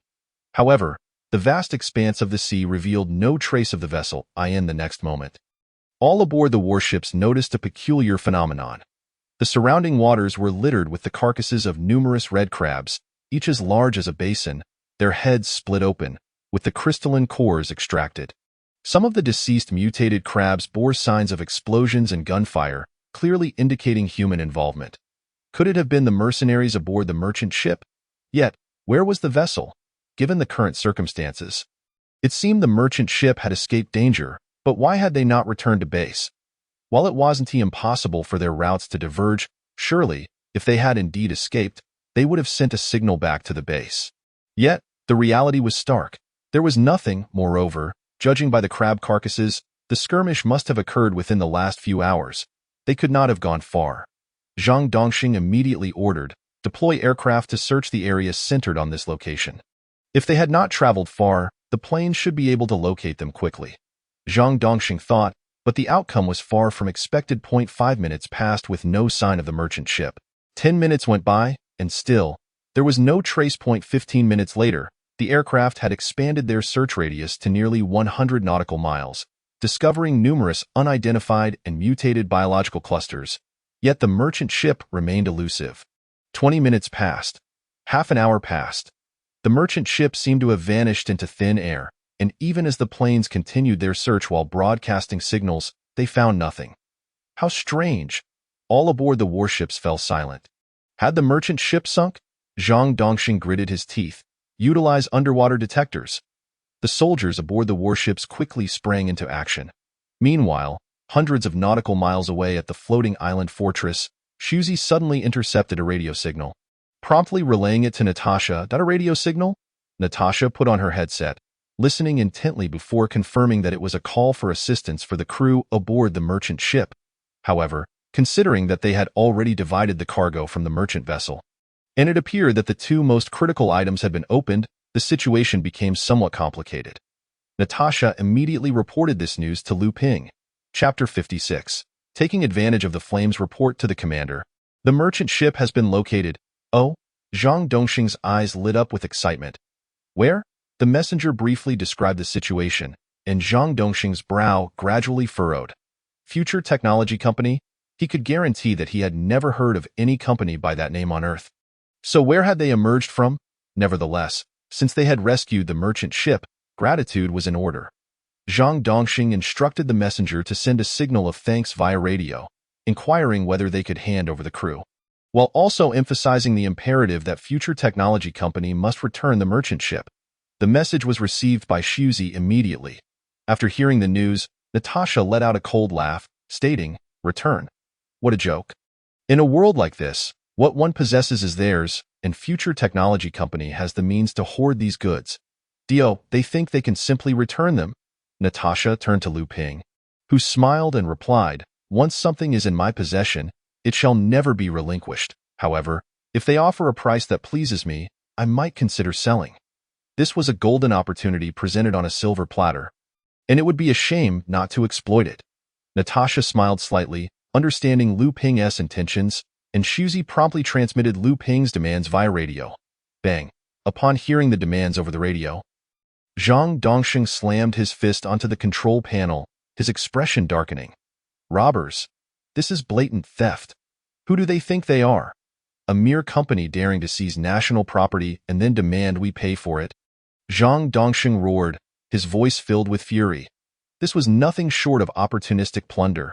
I can tolerate a lot, but this is utterly outrageous. Find them. Discover their location." Zhang Dongxing's orders were swiftly relayed, but hours passed without any sign of the enemy vessels. As if they were non-existent in these waters, in reality, the aircraft from Zhang Dongxing's fleet had flown over the floating island fortress several times, but due to the interference from the fissure generator, even the naked eye could not perceive the fortress's existence, resulting in the scouts being unable to locate Future Technology Company's position. Curse it! After the failed reconnaissance, Zhang Dongxing's expression darkened further. Did he truly have to negotiate with them? Though he found it hard to swallow, it was the best course of action given the current situation. Otherwise, what could he do? Without knowing their location, he could not forcibly reclaim the merchant ship. And if they decided to withdraw their offer, where would he turn? In a state of helplessness, Zhang Dongxing had no choice but to dispatch the Zhu Feng warship back to the Mo survivor base. The Future Technology Company sought the crystal cores, an item he could hardly carry on his person at all times. Only the warehouse at the base still held a stockpile of these cores, reserved for the training of the mutants. Yet now, to redeem the crew and cargo of the merchant ship, it seemed the mutants would have to suffer some indignation. Zhang Dongxing was uncertain of the price that would satisfy the other party, so he instructed the survivor base to gather as many crystal cores as possible. Upon learning this news, the higher-ups at the survivor base were indeed furious, but compared to the special cargo, the crystal cores seemed rather insignificant.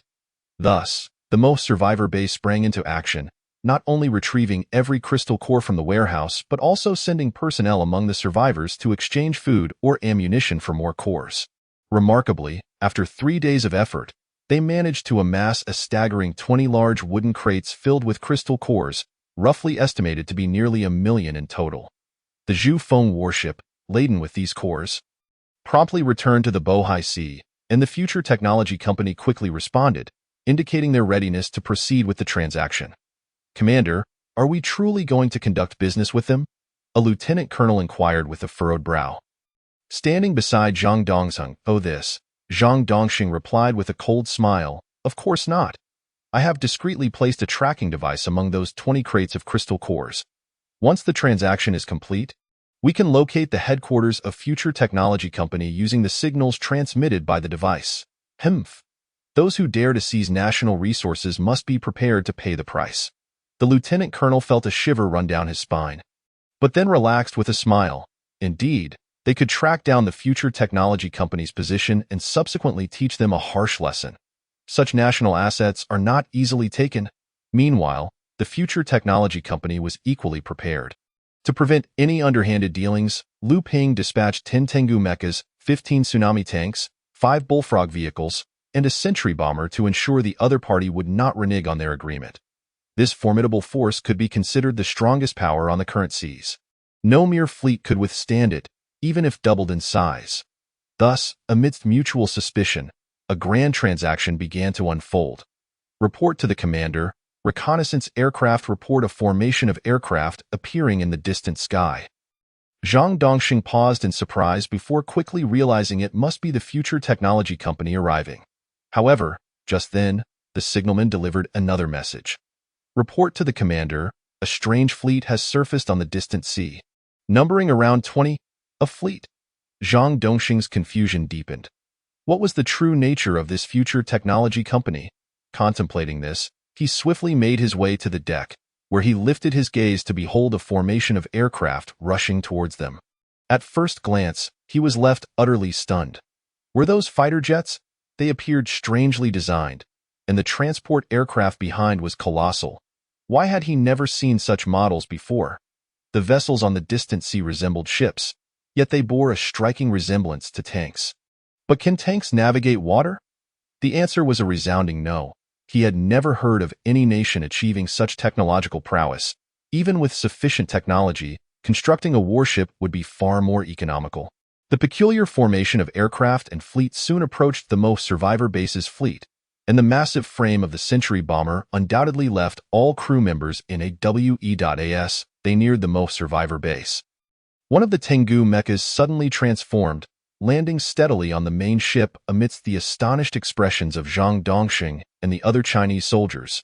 Had it not been for the assurance of their benign intentions, Zhang Dongxing might have immediately ordered an attack. However, they were somewhat displeased by this unexpected display from Future Technology Company. Yet, in the face of the Tengu mecha, all soldiers found themselves momentarily dazed. Had Earth's technology truly advanced to such a level? Zhang Dongxing, in particular, stared in astonishment at the humanoid metallic body of the Tengu mecha, feeling a shock deeper than anyone else. Black technology. It was undoubtedly black technology. Good heavens, aside from the nations of the world, were there other factions wielding such advancements? Yet, given the agility and transformation of this war machine, was it possible that the technology of Future Technology Company surpassed that of all nations? This was a profoundly serious concern, and Zhang Dongxing deemed it imperative to report this information back to Kyoto. Chapter 57. Those accursed thieves watching several soldiers clad in black uniforms emerge from the towering mecha before him. Zhang Dongxing felt a flicker of surprise. It wasn't merely due to their unusual attire, but rather the masks adorning their faces, reminiscent of a certain Western mercenary group. Could they be sent by a Western nation? If so, the situation would become quite troublesome. However, he quickly regained his composure, extending his hand with a smile. Greetings, I am Zhang Dongxing, commander of the Mo fleet. May I inquire your esteemed name? With a handshake, Lu Yi introduced himself. You may call me Lu, commander of the 1st Legion of Future Technology Company. Zhang Dongxing's eyes widened in surprise once more. His Mandarin was impeccably standard. Was he perhaps Chinese? Following this, he noted the implications in Lu Yi's words. A commander? Such a title belonged only to military ranks. Could this individual truly be a general? Moreover, the surname Lu was not lost on him. It bore a striking resemblance to a prominent figure in Kyoto, where nearly all high-ranking officials seemed to share the same surname. Could it be? Quickly dismissing the thought, Zhang Dongxing reasoned that if he were indeed from that family, he would not be in the position to seize their possessions. Furthermore, he was aware of the current state of China. Despite possessing some unknown black technology, they had only managed to develop a type of powered armor. Reluctantly, Zhang Dongxing had to admit that the mechanized armor created in Kyoto was utterly inferior compared to that of Future Technology Company. Taking a deep breath, he released Lu Yi's hand and smiled. We are immensely grateful for your company's willingness to assist our merchant vessel in this world. Friends as generous as yours are a rare find. In his interaction with Future Technology Company, Zhang Dongxing's demeanor was exceedingly courteous. There was no alternative. The items were in their possession, and he had to swallow his pride and suppress his anger to maintain politeness. Should the other party decide against the transaction, he would be unable to pursue them. His greatest concern was that they might renege, in which case he would need to prepare for battle. Thankfully, the merchant vessel had been brought over. Although he had yet to see the cargo and crew, they should be relatively safe. Now was the time to avoid conflict at all costs, with the intention of discussing matters further after the transaction was completed. For Lu Yi, however, Zhang Dongxing's level of politeness was of little concern. His primary goal was to finalize the transaction and depart with the crystal cores. The only commonality between the two was their mutual wariness of one another, lest either party spring a surprise attack. Through the mask on Lu Yi's face, Lu Ping, stationed in the control room, monitored the transaction closely. Yet, no matter how he viewed it, he sensed an air of insincerity emanating from Zhang Dongxing. Despite the overt cordiality, he felt something was amiss. Upon deeper reflection, he discerned the source of his unease. A relatively young soldier had been shadowing Zhang Dongxing, remaining silent throughout, yet his displeasure and the flashes of anger in his gaze towards Lu Yi and others were unmistakable. Furthermore, the expressions of those accompanying Zhang Dongxing occasionally betrayed hints of indignation. No matter how composed Zhang Dongxing might be, such excessive cordiality was implausible. Moreover, considering that they were the aggrieved party in this transaction, Lu Ping would have been far less accommodating. But this Zhang Dongxing, the only explanation that made sense was that an item aboard the merchant vessel held immense significance for them, so significant that Zhang Dongxing was unwilling to let any misfortune befall the transaction. Besides the tin crates, Lu Ping could think of no other item that would warrant such treatment. But would he be willing to relinquish those tin crates? The answer was undoubtedly no. He had never intended to return them. While this approach may seem somewhat unscrupulous, Lu Ping believed that since Zhang Dongxing had only mentioned the return of the merchant vessel and crew without stipulating the cargo, it was not his fault. After all, if he managed to claim this cargo, what could they do about it? He was determined to secure those crystal cores. The merchant vessel and crew have been delivered. Now, let us discuss the terms of the transaction. Facing Zhang Dongxing, Lu Yi received instructions to expedite the deal, and without further ado, he cut straight to the heart of the matter. Seeing the other party's straightforwardness, Zhang Dongxing ceased his preamble and gestured for the 20 crates of crystal cores to be brought forth. Upon seeing the 20 enormous crates displayed on the screen, Lu Ping's eyes widened in shock, his expression igniting with excitement, nearly drooling in anticipation. "Have them open the crates!" Lu Ping shouted excitedly. Lui nodded slightly and repeated Lu Ping's words. As the 20 wooden crates were opened, the 20 crystal cores gradually emitted a dazzling brilliance under the sunlight. Lu Ping immediately sprang up from his chair, his excitement reaching a fever pitch. "Mine! All mine! So many crystal cores! There must be nearly 1,000,000 here, which could at least be exchanged for tens of millions of energy points, right?" Although he still had a long way to go to reach the 100 million energy points required for upgrading to high-level permissions, this would significantly shorten that distance. With these energy points, he could lavishly expand his base and army, making the 100 million energy points seem like a trivial goal.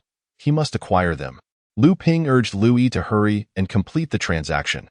Fortunately, both parties were eager to finalize the deal, and thus, they exchanged goods, each departing joyfully with their respective items. One could only wonder what expressions Zhang Dongxing and his companions would wear upon discovering that the cargo aboard the merchant ship had vanished. After Lu Yi and the others left, they transferred all the boxes into the bullfrog transport. They inspected the boxes containing the crystal cores and disposed of all 10 tracking devices installed within by throwing them into the sea. Once they were certain everything was in order, the group swiftly returned. After distancing themselves from the fleet, Lu Yi commanded all units to activate their cloaking devices. As for Zhang Dongxing, he immediately ordered his men to board the merchant ship and remove all the headgear from the crew, then sent some of them into the cargo hold. At that moment, everyone was left dumbfounded. Where were the goods? To say there was nothing would be false, as several hundred crates containing military supplies remained in place. Yet the most crucial cargo was conspicuously absent. Heavens, how am I supposed to report back? Zhang Dongxing nearly went mad. He turned angrily to the direction in which Lu Yi and the others had disappeared. Unable to restrain his fury as he shouted, "Those damned robbers!" Chapter 58, Migration? Exchange 57,830,000 energy points. After exchanging all 20 crates of crystal cores, Hong Ho presented an astronomical sum. Over 50 million energy points. What does that signify? Lu Ping, brimming with excitement, could no longer contain his elation and burst into hearty laughter. Once he calmed down, he waved his hand grandly to allocate 30 million energy points to Natasha. The immediate priority was to recruit sufficient military units and gather as many crystal cores and mineral veins as possible. Once he upgraded to intermediate permissions, he could commence the construction of a navy. Speaking of the navy, Liu Ping specifically recruited 100 scientists to begin research on naval units.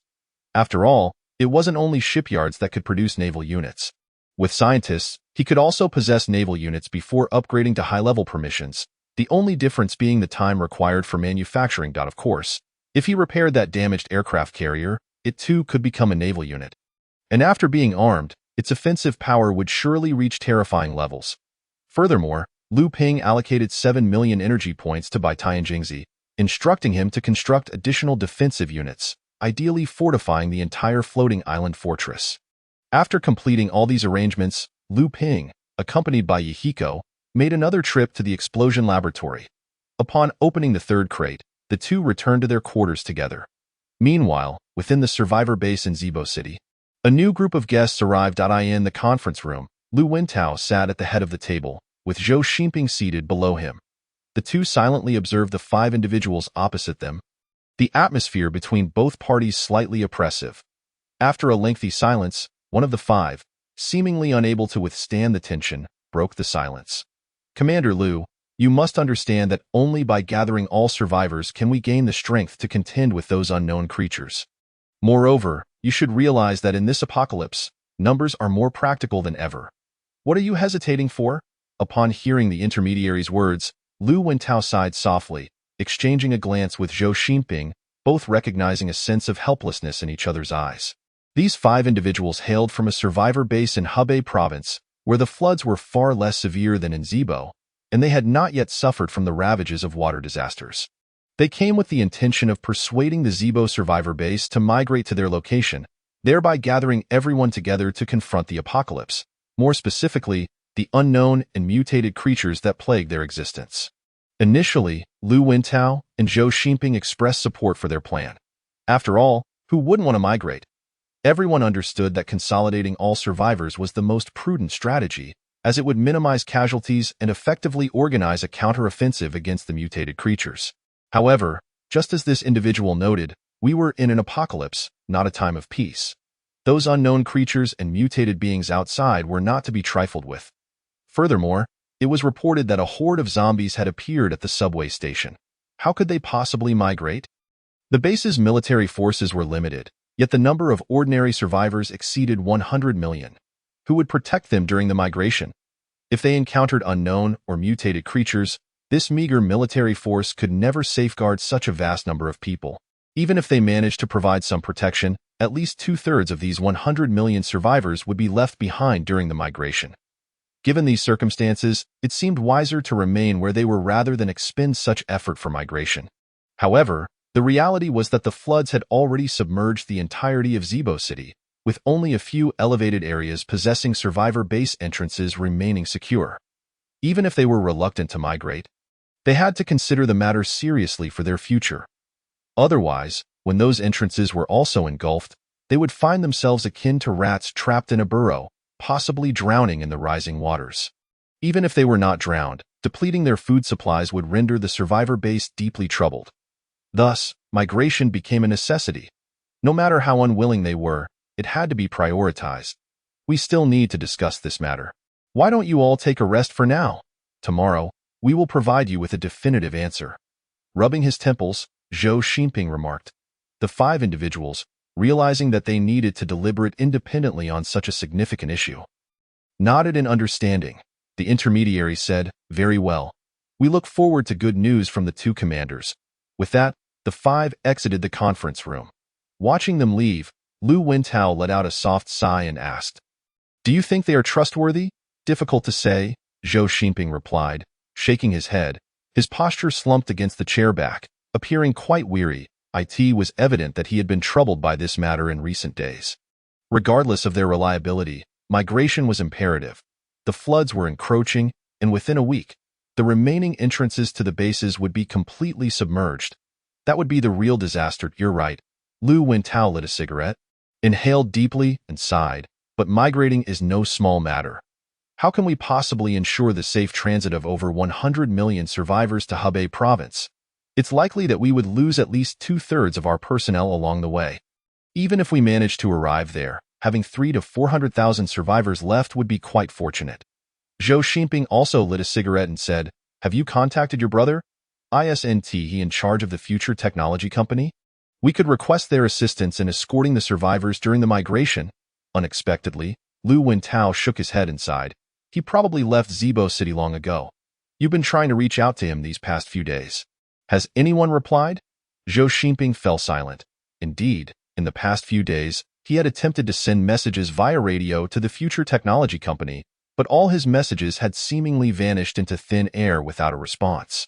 If Lu Wintao was correct, and the future technology company had already departed from Zibo, then they would truly be out of options. Were they really going to risk losing two-thirds of their personnel in exchange for a successful migration? Zhou Xinping was unwilling to do so, but for the faint hope of survival for the survivor base, he had no choice but to contemplate it. Ultimately, he sighed heavily, extinguished his cigarette, and declared, "Let us make one last attempt. Let the soldiers venture out to a farther location to send out a radio signal. If there is still no response in 4 days, we will proceed with the migration. That's all we can do." Lu Wintao nodded, praying that his younger brother would receive the message. Otherwise, the loss of two-thirds of their personnel would haunt him for a lifetime. Chapter 59. The Devourer's Commander. Another person has died. The conference room door was suddenly pushed open, and Chen Feng entered with a grim expression. He looked at Lu Wintao and Zhou Xinping, who sat at the head of the table, his face filled with shame. Is this really worth reporting? People die all the time. It's hardly surprising. Zhou Xinping frowned. In the survivor base, deaths occurred almost weekly. With over 100 million survivors, conflicts were inevitable and fatalities from fights were not uncommon, particularly among those wielding firearms. Thus, one more death was hardly shocking. However, this time, the discovered corpse was unlike any before. Chen Feng hesitated, and Lu Wintao inquired, "What is different?" It seemed that the deceased had been torn apart by some creature. It was as if they had encountered a ferocious beast. The body was riddled with bite marks, and in many areas, the flesh had been completely devoured. Moreover, upon examination, it was revealed that those bite marks were human. "What?" Zhou Xinping and Lu Wintao exclaimed in unison, their expressions darkening as they exchanged glances. This was indeed a grave matter. Food supplies at the base were undeniably scarce, yet they had never imagined that someone would resort to such desperate measures. Such a heinous act must be dealt with immediately. Send out a manhunt. Upon confirmation, there is no need to report. Execute them on the spot. Zhou Xinping slammed his hand on the table, his voice laced with fury. Lu Wintao nodded in agreement, supporting Zhou Xinping's course of action. Although both had pondered the possibility of the zombies being responsible, they dismissed the notion. Not only would mindless zombies struggle to infiltrate a survivor base, but even if they did, their grotesque appearances would undoubtedly draw attention, making it impossible for them to remain undetected. Unless they had somehow gained intelligence, learned to conceal themselves, that was simply implausible. They had never encountered zombies of such high intellect. Not even the ones lurking in the subway tunnels. Furthermore, you should inform the survivors at the Hebei base to refrain from venturing outside. Should they cross paths with those deranged individuals, it would spell disaster. Understood. Chen Feng nodded and withdrew. Shortly thereafter, one of the 5 who had previously departed returned to the conference room. "Commanders, I have heard rumors of cannibalism within the base. Is it true?" Lu Wintao nodded and replied, "Indeed, it is true. For your safety, it is advisable that you refrain from going out. Of course, that is only natural, but I believe I can offer you some assistance to—" "Oh?" Lu Wintao and Zhou Xinping simultaneously turned their attention to the man before them. "With the onset of the apocalypse, some zombies have emerged. This is something you must be aware of, correct?" Zhou Xinping nodded. "To be frank, there are quite a few zombies in the subway tunnels." The man acknowledged this, stating, "I suspect that the cannibalistic incidents within the base are the work of these zombies. That is impossible." Zhou Xinping immediately shook his head in denial, asserting, "If zombies were present, we would have received some form of notification. Besides, those zombies are decayed and grotesque.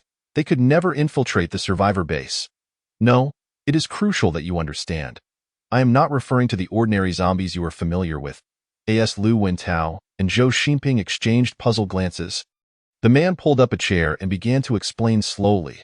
This may be the first time you are hearing this, so allow me to elaborate. When the apocalypse struck, certain deceased individuals became infected by an unknown virus, resulting in a mutation that transformed them into the grotesque zombies you see today. However, the Creator is fair.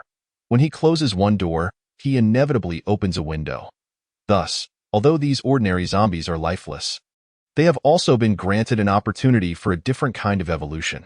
Once they embark on the path of evolution, their bodies begin to progress towards perfection, and all negative attributes, such as decay, gradually dissipate until they resemble ordinary humans, signifying the completion of their evolution. At this point, the evolved zombies regain their memories from life, but you must understand, they may be human, yet they are not truly human. For fundamentally, they remain zombies, albeit evolved ones, possessing forms and intellect indistinguishable from humans. These evolved zombies can seamlessly blend into survivor bases, and scientists from Kyoto have aptly named them Kugu. Zhou Xinping and Lu Wintao's expressions turned serious. This was the first time they had encountered such information and learned that zombies could evolve, much like mutated humans, and were even given a name by human scientists. The man continued, however, distinguishing between humans and Kugu is quite simple. According to our research, Kugu's eyes turn black during combat, and red vein-like patterns appear.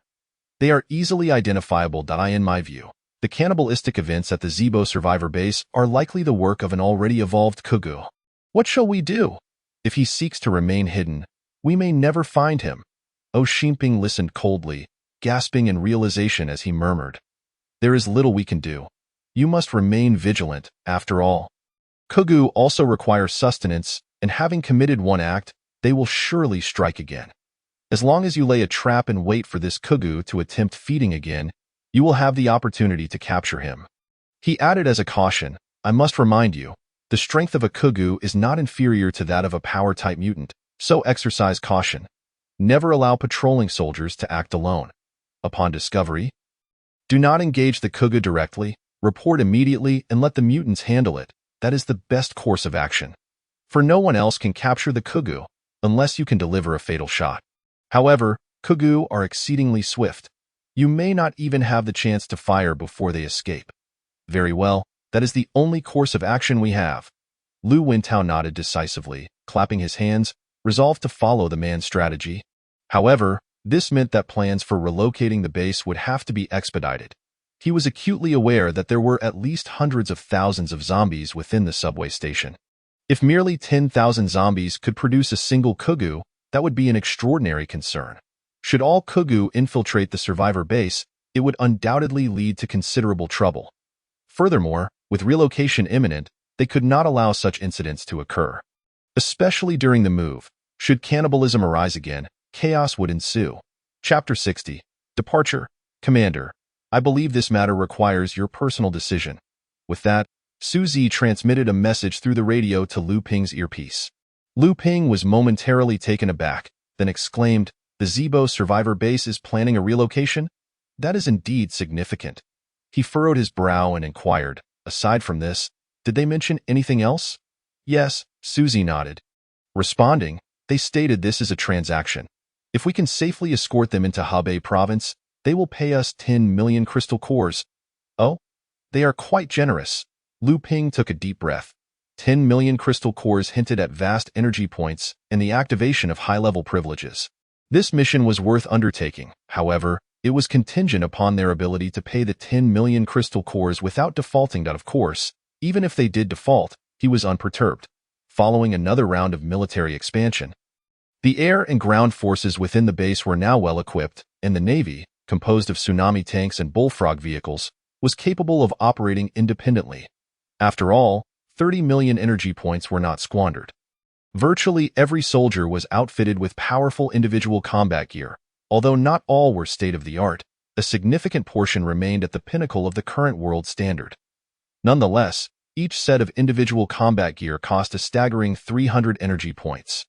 The soldiers within the Red Alert base had also expanded from over 10,000 to several tens of thousands, with Natasha even recruiting some magnetic blast infantry and virus units. while the freezing units were not enlisted due to their comparatively low efficacy, as they required replenishment of freezing agents after each attack, unlike the magnetic blast infantry, which could launch waves indefinitely using a small nuclear reactor, and the virus units, which possessed devastating destructive capabilities. After contemplating for a moment, Lu Ping smiled slightly, snapping his fingers. If that is the case, then we shall accept this mission. 10 million crystal cores. Let us hope they do not default, for I would rather not be at a loss. Suzy, do you have any good suggestions regarding this escort mission? Suzy fell silent for a moment before stating, I believe that for this escort mission, the personnel need not be numerous, but they must be elite. Indeed, Lu Ping replied, and what else? Suzy continued, in light of this, the commander could recruit some practical yet powerful units. With the current energy points at your disposal, you can now enlist those expensive units. Lu Ping was taken aback, asking, expensive units, such as? For instance, you could recruit rocket angels or reaper mechs. They possess exceptionally formidable firepower, but their costs are equally exorbitant. Take the rocket angel, for example. The price of a single rocket angel is twice that of a Tengu mech. So expensive? Lu Ping scratched his head, but upon contemplating the formidable offensive capabilities of the rocket angels, he felt a sense of relief. In terms of combat prowess, the rocket angels were more than capable of single-handedly confronting the Tengu mechs. In fact, one rocket angel could easily take on 10 Tengu mechs without breaking a sweat. As for the harvest mechs, it was an entirely different matter. These machines were practically bristling with gun barrels and cannon ports, effectively functioning as mobile fortresses on the battlefield. A harvest mech could undoubtedly be deemed a weapon of war, capable of withstanding an entire battalion's assault. However, it seemed they could only operate on land. Though with the installation of buoyancy devices, they might manage to traverse water, albeit at a significant reduction in combat efficiency. Lu Ping stroked his chin and asked, how many energy points do I have left? There's still 19,760,000 energy points remaining, Suzy replied. That's ample. Lu Ping clapped his hands and promptly decided, Red Queen, assist me in recruiting a small squad of rocket angels and 3 harvest mechs. Ensure that all harvest mechs are equipped with buoyancy devices. I certainly do not wish for the units I have painstakingly recruited to sink into the sea. Understood. The Red Queen, who had been silent for quite some time, readily acquiesced to Lu Ping's request. Once everything was completed, Lu Ping patiently awaited the conclusion of the recruitment process. Before long, news arrived from the Red Queen confirming the successful recruitment. The light from the space-time portal flickered. A contingent of 12 rocket angels emerged. Guided by attendants, they swiftly made their way to the underground base of the scientific research facility. In the control room, Lu Ping met them. The 12 girls appeared to be around 16 or 17 years old, each clad in thick white armor, a form of semi-exoskeletal mech suit reminiscent of the armor created by Tony Stark in the Iron Man films, albeit more advanced. Furthermore, these rocket angels were extraordinarily beautiful, embodying the quintessential traits of the East Asian ethnicity, each standing at a uniform height of approximately 1.65 meters.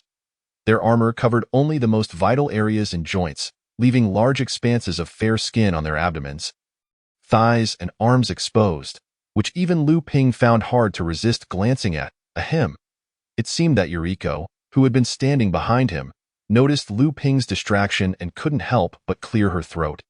Lu Ping immediately averted his gaze, awkwardly smiling. Welcome to our team. It is our honor to serve your highness. The leader of the rocket angels, named Yao Yi, responded, unfazed by the earlier impropriety.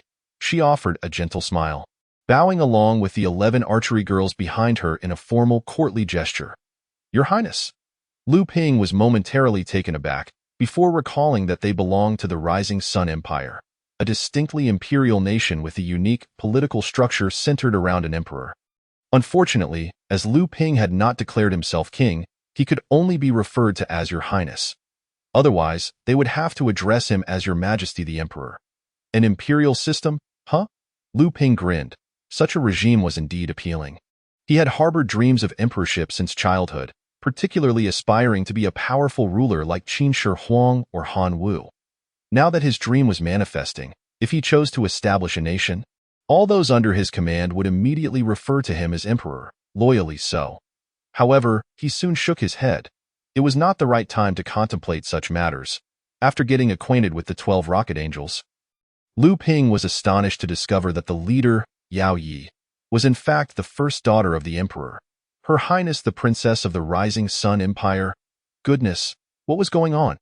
A princess of a nation had come to serve as a subordinate? Moreover, the space-time portal only allowed entry, not exit. They surely could not be unaware of this. Seemingly sensing Lu Ping's confusion, Yao Yi calmly stated, "Your Highness, you must understand, I am a warrior." Just like Yuriko, Lu Ping paused. Then suddenly comprehended, "I am a warrior." This explanation was more than sufficient. It was their choice, and Lu Ping would certainly not treat them poorly. After all, a princess from a royal family choosing to serve him was a significant favor, and he owed it to her to provide fair treatment.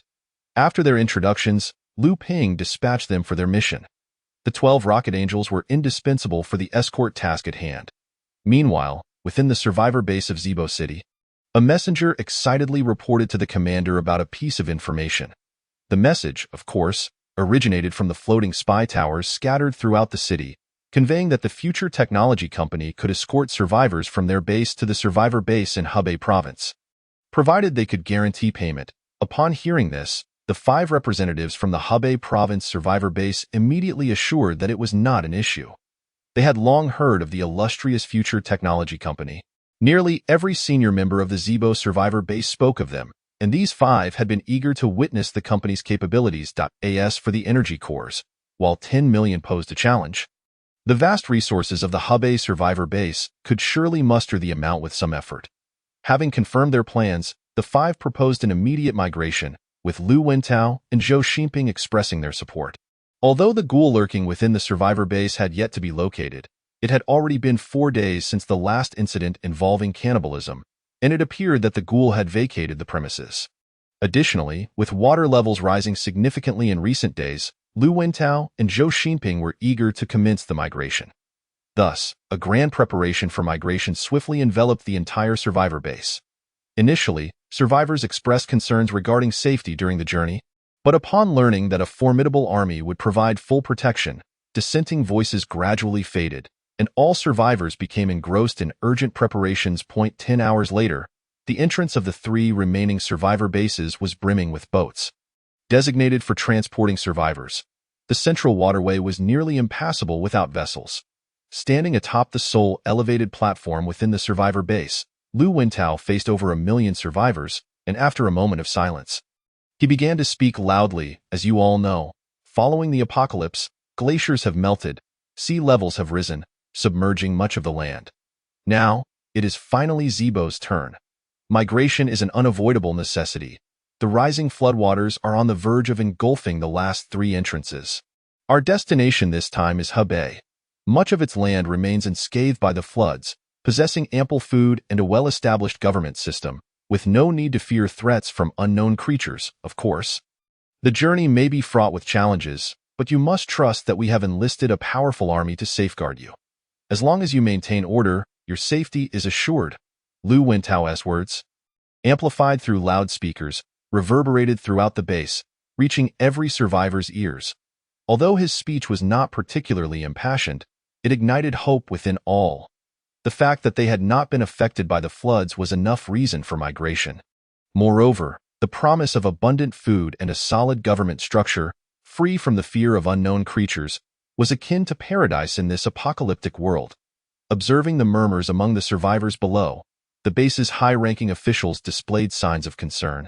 The journey from Zibo to the Hubei survivor base spanned over 400 kilometers, a path destined to be tumultuous, likely littered with the corpses of survivors and unknown creatures alike. Regarding the future technology company, they held little hope. No matter how powerful they were, how many people could they truly protect? The survivor base had prepared for the loss of 1/3 of its population, a far more palatable figure compared to the previous 2/3.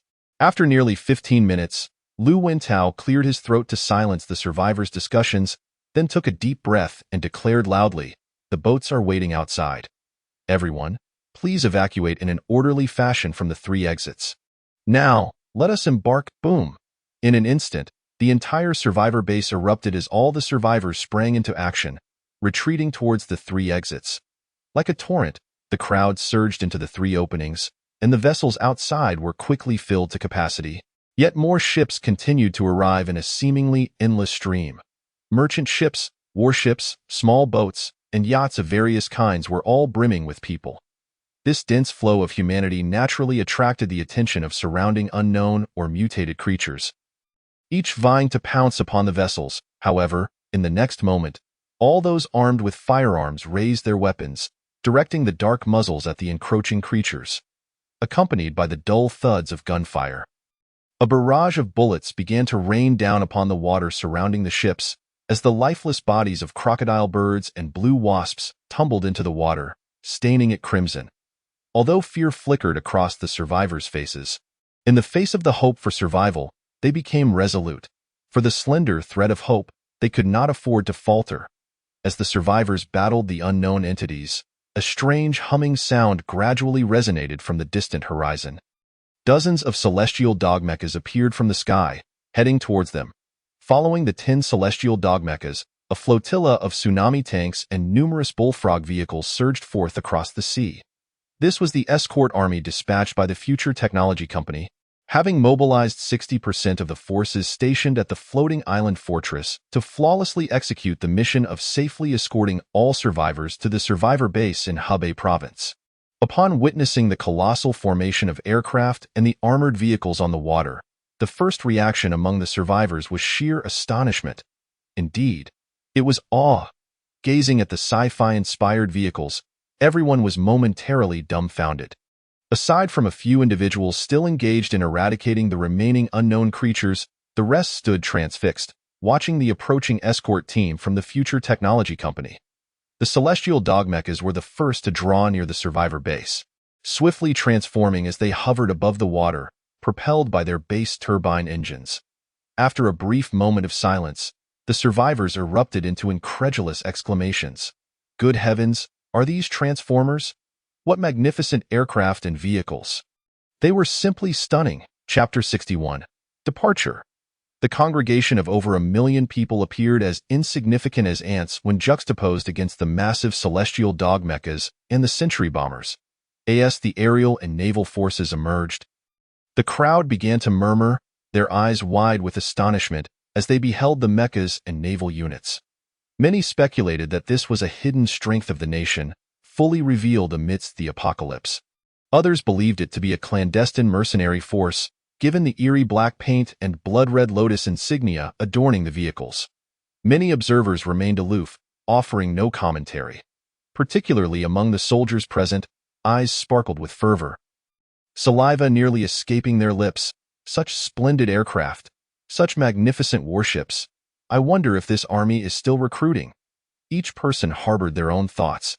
Yao Yi, take the other rocket angels down to negotiate with them, Natasha commanded, peering at the crowd through the display screen before her. Yao Yi nodded in agreement, not refusing the task.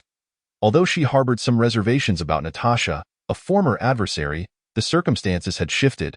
They were now both serving the same commander, rendering past enmities moot. Soon, the enormous Century bomber gradually opened its cargo bay doors, and 12 rocket angels, resplendent in black, red, and white hues, emerged in an orderly fashion from the open hatch, with the powerful flapping of their mechanical wings.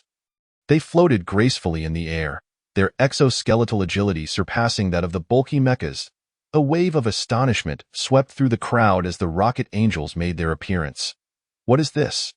Robots? Do mechanical girls from anime truly exist? No, wait. Good heavens, how are they flying? Could it be those 2 pairs of wings that look softer than silk scarves? This is impossible. Current technological capabilities surely cannot reach such heights. Indeed, the crowd's thoughts were astute. Contemporary technology does not possess such advancements. If such technology truly existed, civilization on Earth would undoubtedly ascend to a new echelon. Yet, the technology of the Red Alert base was not included in this equation, a fact that they would never come to know. Who is the person in charge here? Princess Yao Yi inquired softly, her gentle voice resonating melodiously through the crowd. Shortly thereafter, a massive warship parted the surrounding vessels and drew closer. Lu Wentao and Zhou Xinping stood upon the deck, gazing up at the rocket angels, the imposing mechas, and the naval forces. their eyes reflecting profound astonishment. The last time they met, they had not possessed such formidable armaments, and their equipment had been updated so rapidly. Zhou Xinping swallowed hard, recalling that during their previous encounter, their gear had still been at a global standard. Yet now, a few months later, the Future Technology Company showcased an overwhelming display of might, leaving him utterly speechless.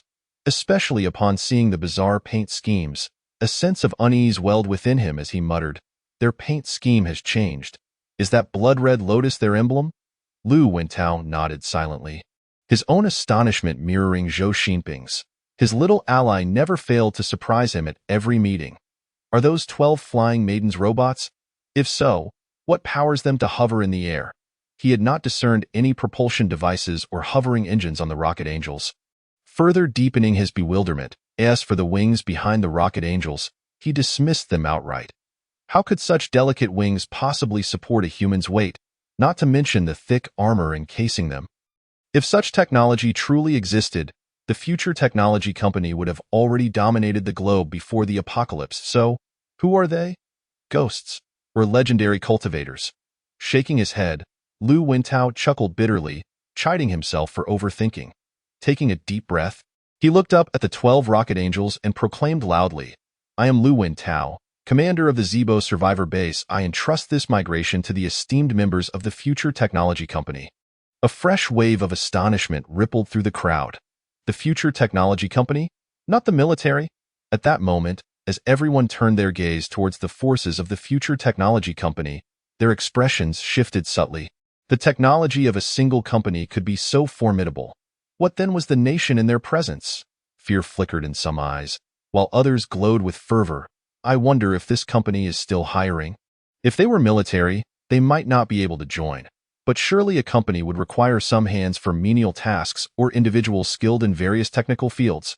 Upon hearing Lu Wentao's response, Yao Yi nodded and stated, "Prepare everyone. Our Future Technology Company will escort you the entire way.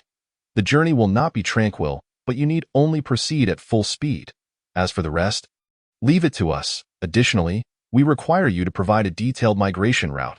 "That is not a problem," Lu Wentao nodded, quickly procuring a map marked with a crooked red line. "Yao Yu, go retrieve it."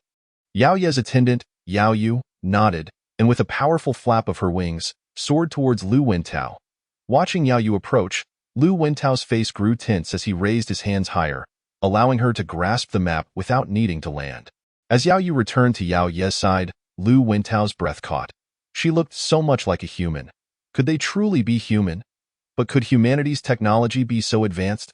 Before he could ponder further, Yao Yu had already taken the map and returned to Yao Yi. "Prepare yourselves. We depart in 10 minutes. You need only follow the predetermined route. We will handle any threats along the way." Having concluded their discussion, Yao Yi, accompanied by 12 Rocket Angels, returned to the Century Bomber. Subsequently, 2 Tengu mechas ascended gracefully, embarking on their predetermined migration route. Their mission was to strategically deploy floating spy towers along the way, enabling surveillance of the migration path through spy satellites. With an ample supply of energy points this time, Lu Ping upgraded all floating spy towers, equipping them with real-time cameras to ensure panoramic monitoring of their surroundings. With the addition of visual surveillance, this migration promised to be significantly safer. Furthermore, each floating spy tower was outfitted with underwater detectors, capable of constantly monitoring all movable objects beneath the water's surface. Should any danger arise, information would be relayed to the temporary control room of the Century Bomber with utmost speed. These preparations were crucial for the Future Technology Company to confidently undertake this mission. In the skies above, the presence of Tengu mechas and Rocket Angels alleviated concerns regarding aerial threats from unknown or mutated creatures.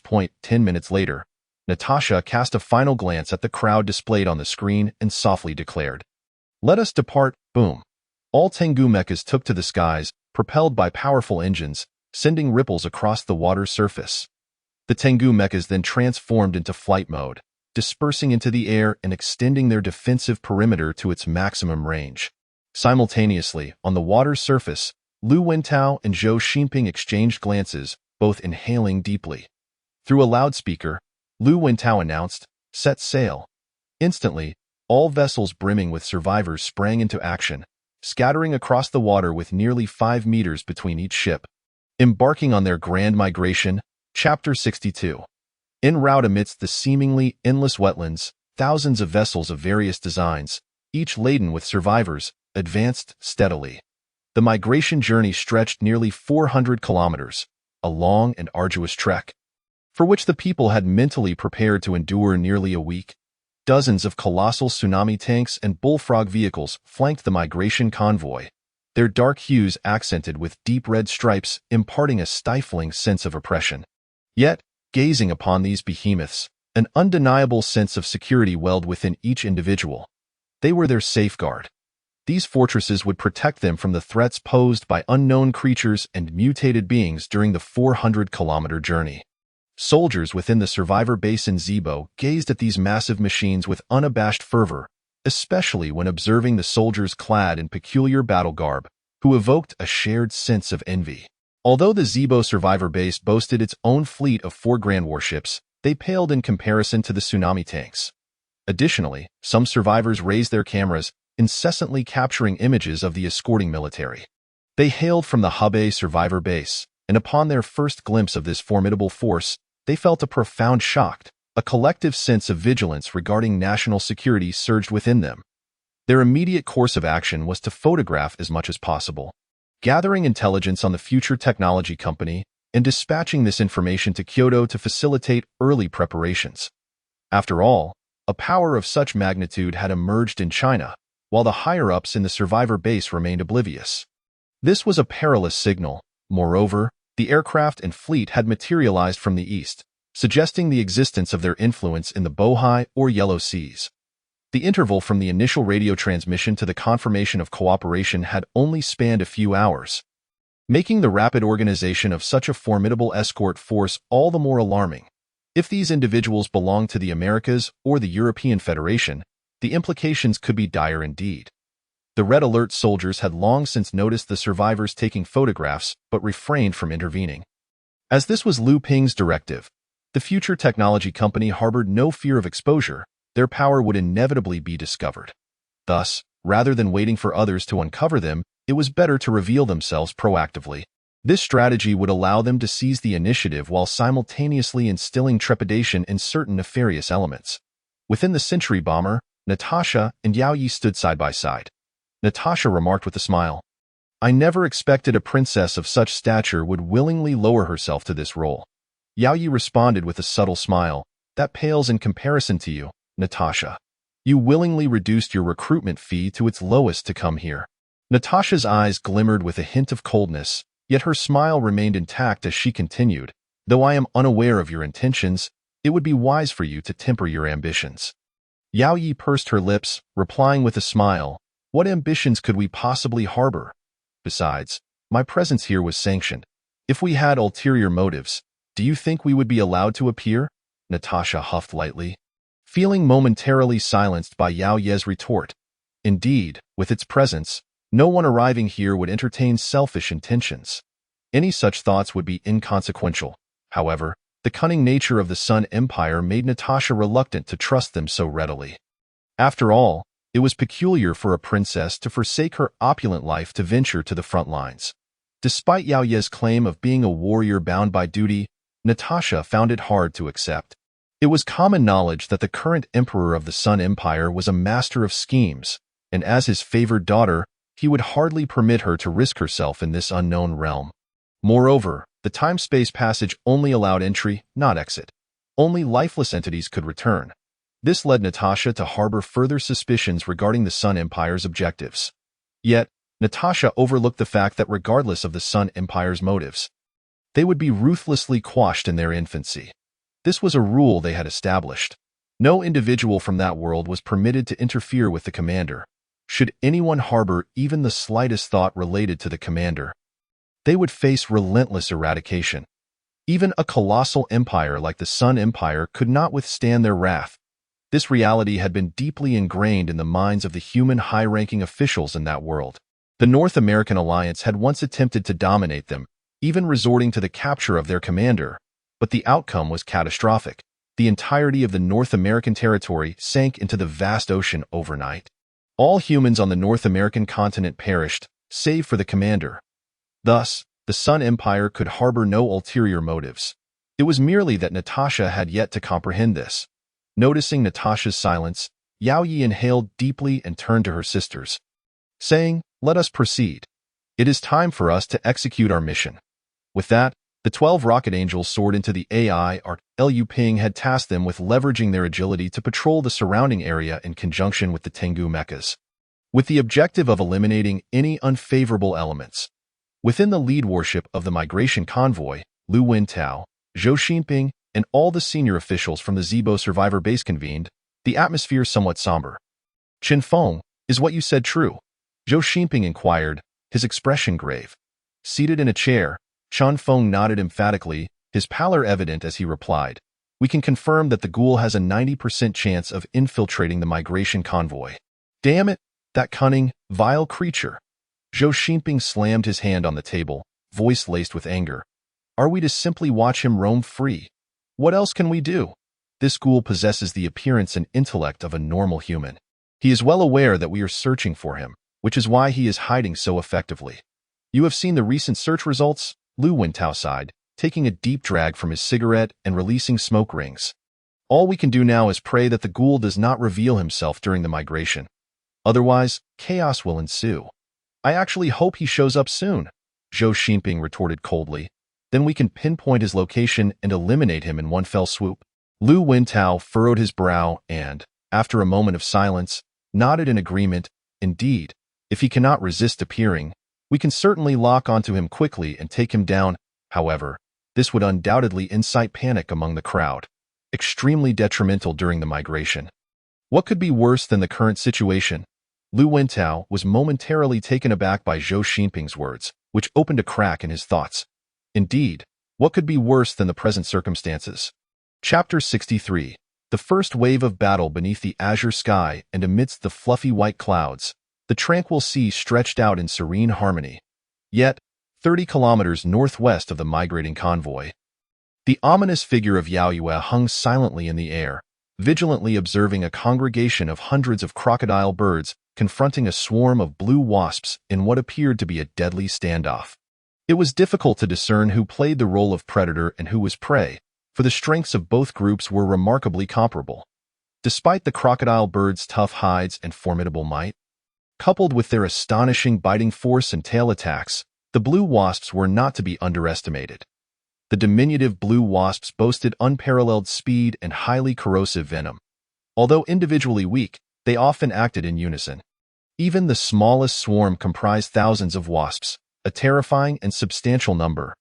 When a certain entity reaches a critical mass, its inherent frailty is compensated by sheer numbers, much like ants that understand the power of collective effort. The blue wasps, too, were adept at cooperating as a swarm. While their individual strength may not stand out, once they amassed into the thousands, the blue wasps transformed into a fearsome killing machine, their combined venom capable of corroding anything that obstructed their path. However, it was evident that both the blue wasps and the crocodile birds represented the smallest and weakest factions within their respective groups.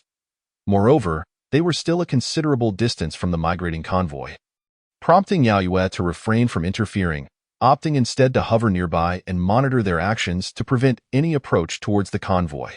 Nevertheless, she duly reported the situation to Yanya, the leader of the 12 rocket angels. 90 kilometers east of the migrating convoy, Yanya was conducting a survey when a Tengu mech flew past him. He listened to reports from the other 11 rocket angels via the team channel. He assimilated all occurrences within a 100-kilometer radius into the mech system.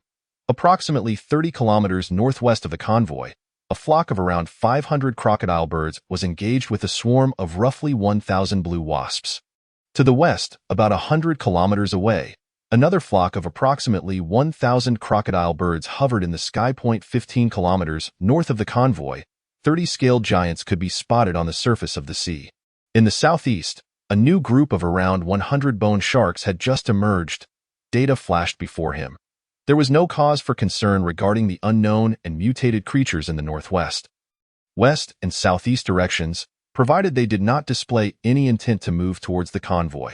However, he instructed his sisters to remain vigilant in the north, where the convoy was destined to pass, the scaled giants posed a significant threat that needed to be neutralized or driven away before the convoy's arrival. Given the time constraints, extermination seemed improbable, and the cacophony of battle might attract nearby unknown or mutated creatures. Therefore, after careful consideration, Yanya decided to defer the decision to Natasha. Upon receiving the news, Natasha swiftly issued commands, dispatching 2 Reaper mechs to lure the scaled giants eastward, away from the convoy. Should the scaled giants refuse to disperse, they would have no choice but to eliminate them. Soon, the 2 Reaper mechs departed from the convoy, accompanied by a tsunami tank. The people within the migrating convoy exchanged puzzled glances at the retreating mechs and tank, speculating about the potential discovery of unknown creatures, leading to a momentary disturbance among the crowd. However, reassured by the soldiers from the Zebo survivors' base, the unrest quickly subsided, and they glanced once more at the escort team dispatched by the Future Technology Company, feeling a modicum of calm. Before long, the 2 Reaper mechs and the tsunami tank arrived at the location of the scaled giants. One Rocket Angel hovered approximately 100 meters south of the scaled giants, quietly observing them. Noticing the arrival of the Reaper mechs and tsunami tank, she nodded and swiftly departed, leaving everything to these formidable iron behemoths. Following the predetermined plan, the Reaper mechs began attracting the attention of the 30 scaled giants with their machine guns. The optimal strategy involved inflicting minor injuries to ignite their wrath and subsequently leading them away from the convoy's migration route by several dozen kilometers. Once in position, the 2 Reaper mechs commenced firing. After a succession of gunfire, a total of 15 scaled giants sustained injuries. Roaring in response to the assault, the remaining 15 scaled giants turned to face the source of the disturbance, successfully diverting their attention. Witnessing the 30 scaled giants charging through the water, the Reaper mechs and tsunami tank swiftly dispersed, racing eastward in 3 separate directions. Behind them, the scaled giants also split into 3 groups, pursuing the scattered Reaper mechs and tsunami tank. This luring operation had proven remarkably successful. Within mere minutes, they had drawn the 30 scaled giants away from the migration route, leading them further into the sea. Simultaneously, the soldiers within the tsunami tank relayed news of the successful operation to Natasha aboard the Century bomber. Natasha breathed a sigh of relief, knowing that the path ahead was now clear. Within the migrating convoy, everyone had heard the intense gunfire that erupted a few minutes earlier, lasting for several seconds, a sound reminiscent of machine gun fire. Could they have encountered unknown or mutated creatures? Yet, the brevity of the gunfire suggested that the numbers of any such entities were likely limited. Had there been many, the battle would not have concluded so swiftly. Had they truly encountered unknown creatures so soon? In the naval vessel at the front of the convoy, Lu Wentao and other senior members of the Zebo survivors base strained to listen to the distant gunfire, a flicker of anxiety rising within them. Fortunately, the gunfire was short-lived, allowing them to collectively exhale in relief. This was merely the first wave. Throughout this migration, it was uncertain how many challenges lay ahead. Sighing, Zhou Xinping remarked, "Let us hope that the Future Technology Company fulfills their promise of safely escorting all survivors to Hebei Province." Lu Wintao nodded in agreement. Indeed, but we must also prepare for scenarios they may not be equipped to handle. The others nodded in unison, recognizing that the scenarios Lu Wintao alluded to involved vast swarms of mutated or unknown creatures, particularly the blue wasps and scaled giants. They believed that even with the prowess of the Future Technology Company, escorting over 1 million individuals without any losses was an unrealistic expectation. They were prepared to accept casualties, having long anticipated that tens of thousands might perish along the migration route. However, should they encounter situations beyond the capabilities of the Future Technology Company, they would stand and fight alongside them. After all, both parties were tethered by fate, and even with the escort duties entrusted to the Future Technology Company, their confidence remained tempered. Chapter 64. 200,000 unknown creatures. Approximately 5 hours had elapsed since the last confrontation. Aside from a brief skirmish with a small flock of crocodile birds, the migrating convoy had encountered no further impediments. After hours of travel, the survivors within the convoy were famished, parched under the relentless sun. Many had extracted their provisions and water, while others fashioned makeshift shelters from cloth to shield themselves from the sun's rays, and those without fabric resorted to umbrellas from their luggage. given the sweltering heat. Prolonged exposure could lead to dehydration or heat stroke, posing a grave danger over the nearly 400-kilometer journey. Without appropriate rescue measures, those suffering from heat stroke might succumb to the heat, a fate that had not been uncommon even within the previous survivors' base. However, as everyone began to eat or rest, a piercing alarm blared abruptly, echoing across the expanse.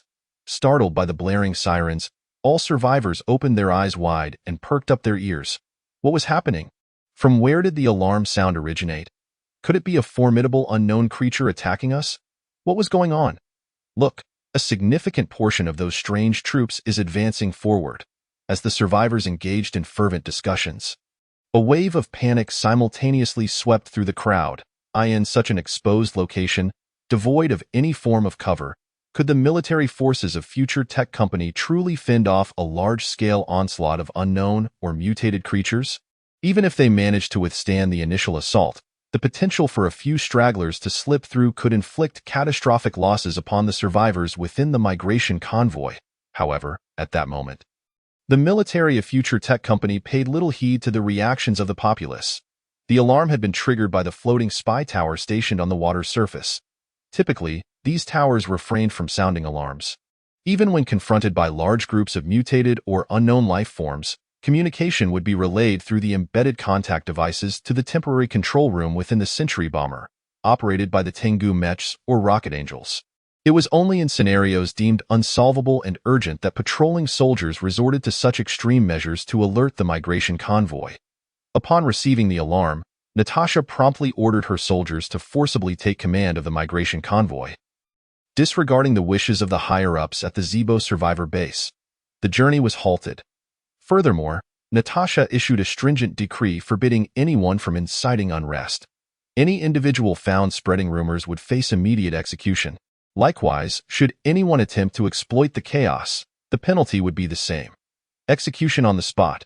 Despite the fury of the higher authorities at Zebo survivor base regarding this approach by Future Tech Company, they were left with no recourse, acknowledging the superiority of their power. What was unfolding? Within the control room of the Sentry Bomber, Natasha furrowed her brow as she communicated with Yaoya. Reports indicated that a substantial number of unknown biological traces had been detected approximately 50 kilometers ahead of the migration convoy. Among these, swarms of blue bees and crocodile birds were particularly numerous, alongside several scaled giants and flying serpents. Preliminary estimates suggested that this group of unknown life forms numbered nearly 200,000. If we fail to eliminate them, we shall be forced to take a detour. Upon hearing Yaoya's report, Natasha couldn't help but gasp. 200,000 unknown life forms. This was undeniably an immense quantity, posing a significant threat to the current military forces of Future Tech Company. Should they begin to advance in this direction, it would spell disaster for the migration convoy at Zebo survivor base. Consequently, Natasha immediately commanded the convoy to cease its advance and dispatched all aerial units alongside two-thirds of the ground units to confront the assembly of 200,000 unknown life forms.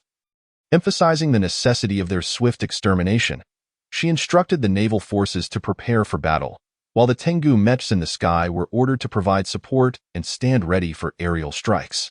Having contemplated the potential ramifications of this situation, Natasha issued her orders decisively. Yes, in the skies, Tengu Mech soared past, while on the surface, tsunami tanks, bullfrog vehicles, and harvesting mechs raced forward, both converging on the gathering of 200,000 unknown life forms. This spectacle instantly captured the attention of the survivors within the migration convoy, leading to a flurry of speculation among the crowd. Yet, they dared not voice their concerns loudly, aware that the peculiar soldiers clad in strange combat attire and wearing enigmatic masks were not to be trifled with. Should anyone dare to defy the commands issued by those in authority, the survivors of Zebo survivor base had every reason to believe that this strange military force would not hesitate to open fire on them. The Rocket Angels approached their target. 12 Rocket Angels had arrived at a location 50 kilometers ahead of the migration convoy, gazing upon the vast swathes of unknown life forms. Yaoya took a deep breath and communicated within the team channel. The Tengu Mechs closed in on the target. Following closely were the Tengu Mechs, with Liu Yi personally directing operations from within one of the units. The tsunami tanks approached the target. The bullfrog vehicles closed in on the target. The harvesting mechs neared the target. All combat units were now within optimal firing range. Lue inhaled deeply and commanded, "Ground forces, prepare to attack, boom, boom, boom." At the sound of his command, all tsunami tanks and harvesting mechs unleashed a barrage of fire. While the bullfrog vehicles joined the fray, launching interference grenades developed by scientists in the floating fortresses research labs. These grenades contained a highly irritating gas, invisible and odorless to humans, but intensely provocative to unknown and mutated life forms. Akin to being thrust into a kitchen where 20 pounds of red-hot chili peppers were being stir-fried. No unknown or mutated creature could withstand such stimulation. Shells and bullets struck their targets with precision, causing the water's surface to tremble as unknown creatures were either blown apart by explosions or gunned down, drawing the attention of the 200,000 unknown life forms entirely. Hiss, roar. All the crocodile birds, blue bees, and scaled giants simultaneously advanced toward the ground forces on the water's surface. Enraged by the assaults, Tio claimed that the ground forces were unafraid would be a falsehood. Yet, as soldiers, they could not retreat, they could only fight. Meanwhile, in the skies, every soldier within the Tengu mechs and the 12 rocket angels wore solemn expressions as they beheld the oncoming tide of 200,000 unknown life forms, a scene that defied description. The soldiers' hearts were filled only with astonishment. Beyond astonishment, there were no other emotions. Chapter 65. The fierce battle coordinates 25-24, target locked, missiles ready, 3, 2, 1, launch. Following the initial shock, the Tengu mechs initiated their assault. Missiles were fully loaded and launched from the massive cannons at the front of the Tengu mechs, crashing into the heart of the 200,000 mutated creatures. This coordinated strike from dozens of Tengu mechs, bolstered by their powerful missiles, resulted in the annihilation of nearly 20,000 unknown life forms. This staggering figure indicated that the striking power of the Tengu mechs had reached a formidable threshold, capable of effortlessly dispatching large swathes of unknown creatures. The cost incurred was merely a handful of expensive missiles. Hiss! The 200,000 unknown life forms, now enraged by the aerial bombardment, had not anticipated such vile treachery from their foes. In an instant, more than half of the crocodile birds, blue bees, and flying serpents surged into the air, fueled by their wrath and intent to kill as they charged toward the Tengu mechs above. Sisters, it's our turn to step into the fray. However, at this moment, the 12 rocket angels, who had long been prepared, were poised for action. With a call from Yao Yi, they surged forth simultaneously at 3 times the speed of sound, slicing through the air like a dozen keen blades. They carved 12 massive gaps in the ranks of at least 100,000 unknown flying creatures, plunging their formations into utter chaos. Although, in theory, the rocket angels' maximum speed could reach 5 to 6 times the speed of sound, this was merely the extreme velocity attainable by the mechs, excluding the human pilots within. After all, no matter how formidable the mech, the bodies of the rocket angels remained fragile. Even though the mech alleviated much of the pressure during flight, the remaining fraction was still sufficient to overwhelm the pilots. Moreover, it is crucial to note that the mechs of the rocket angels were not fully encasing. A significant portion of their skin remained exposed, unprotected by the mech's armor. Thus, should they exceed 3 times the speed of sound, their bodies would be unable to withstand the immense pressure, potentially leading to fatal consequences. Therefore, 3 times the speed of sound remained the current limit for the rocket angels. Even so, their velocity far surpassed that of the unknown flying creatures, rendering any attempt by the latter to attack them futile, as they would first need to catch up. As a result, the 12 rocket angels penetrating the throng of unknown flying entities resembled wolves among sheep. Fully exploiting their speed advantage combined with their deft attacks and energy projectiles, efficiently decimating the unknown beings. Meanwhile, the Tengu mechs did not remain idle. With the rocket angels engaging the airborne unknowns, they refrained from launching attacks, for the speed of the 12 rocket angels was exceedingly rapid. Their presence was felt at nearly every location within the swarm of unknown creatures. Any rash assault could inadvertently harm them. Consequently, the Tengu mech retreated to a safe distance and, under Lu Yi's command, began to regroup, leaving 5 Tiango mechs to stand guard in case the Rocket Angels required assistance due to fatigue. As for the naval forces, despite facing tens of thousands of unknown entities, they managed to eradicate the entire horde without sustaining any losses. After all, whether employing tsunami tanks or bullfrog vehicles, their speed significantly outmatched that of the unknown creatures. Even the harvesting mechs, whose mobility was severely restricted in the water, were faster than the unknown beings. When encircled by the unknown creatures, the tsunami tanks could easily shield the bullfrog vehicles and harvesting mechs. And with their nano-protective shields, they faced no fear from the creatures' attacks, though one must note that exceptions existed for hulking brutes like the scale giant. Thus, Liu Yi could confidently command the air fleet to return, knowing that the cleanup would be handled by the soldiers aboard the bullfrog vehicles. All units prepare. Switch all armor-piercing rounds to magnetic storm rounds. 3 waves of simultaneous fire. Commence. Bang. Bang bang bang. One after another.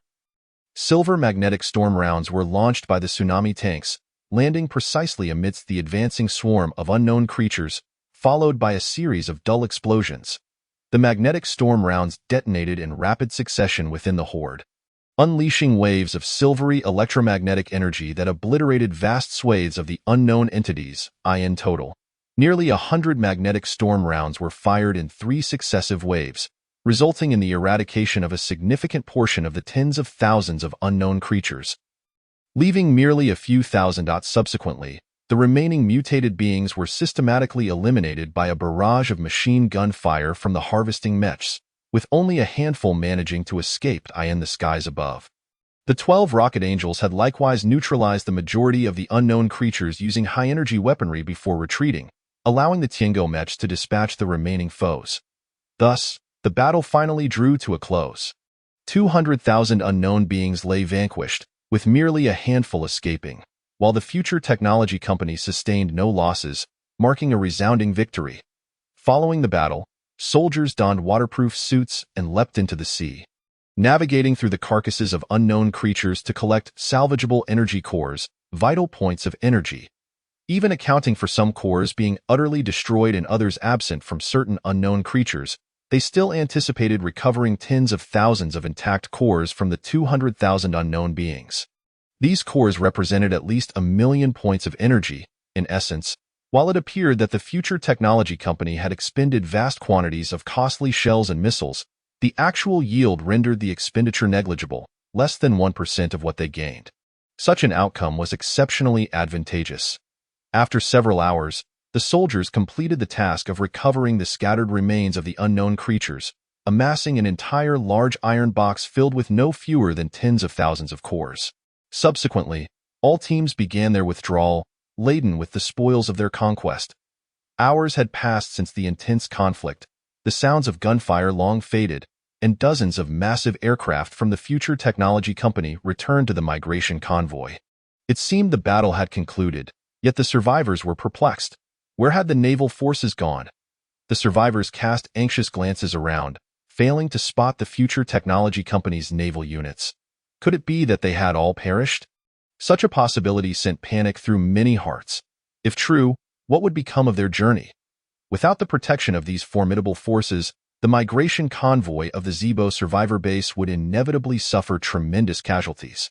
However, upon the return of the Future Technology Company's military, all survivors inexplicably breathed a collective sigh of relief. Upon closer inspection, the naval forces of the Future Technology Company had all returned to the base unscathed. Yet, the next moment, the survivors within the Zibo survivor base erupted in astonishment, for every tank and peculiar vehicle was teeming with the corpses of unknown creatures, the quantity overwhelming, eliciting gasps of disbelief from all. It was hard to fathom how many unknown beings had been vanquished in the battle mere hours prior. All they knew was that nearly every returning naval unit of the Future Technology Company was laden with the remains of these creatures. Furthermore, the soldiers of the Future Technology Company distributed the remains to the survivors within the Zibo base, recognizing that the migration journey would be lengthy, at least over a week, and the provisions prepared by the survivors would surely be insufficient. Chapter 66. As Natasha and her companions escorted the migration convoy toward the survivor base in Hebei province, Liu Ping experienced yet another evolution within himself. This marked his third transformation since the viral injection.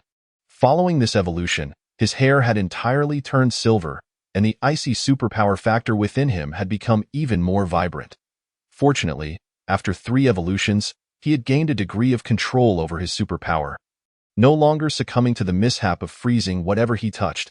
However, with the completion of the 3rd evolution, some changes occurred within Lu Ping. "Are you scared?" Lu Ping gently placed his hands beside Zi's form.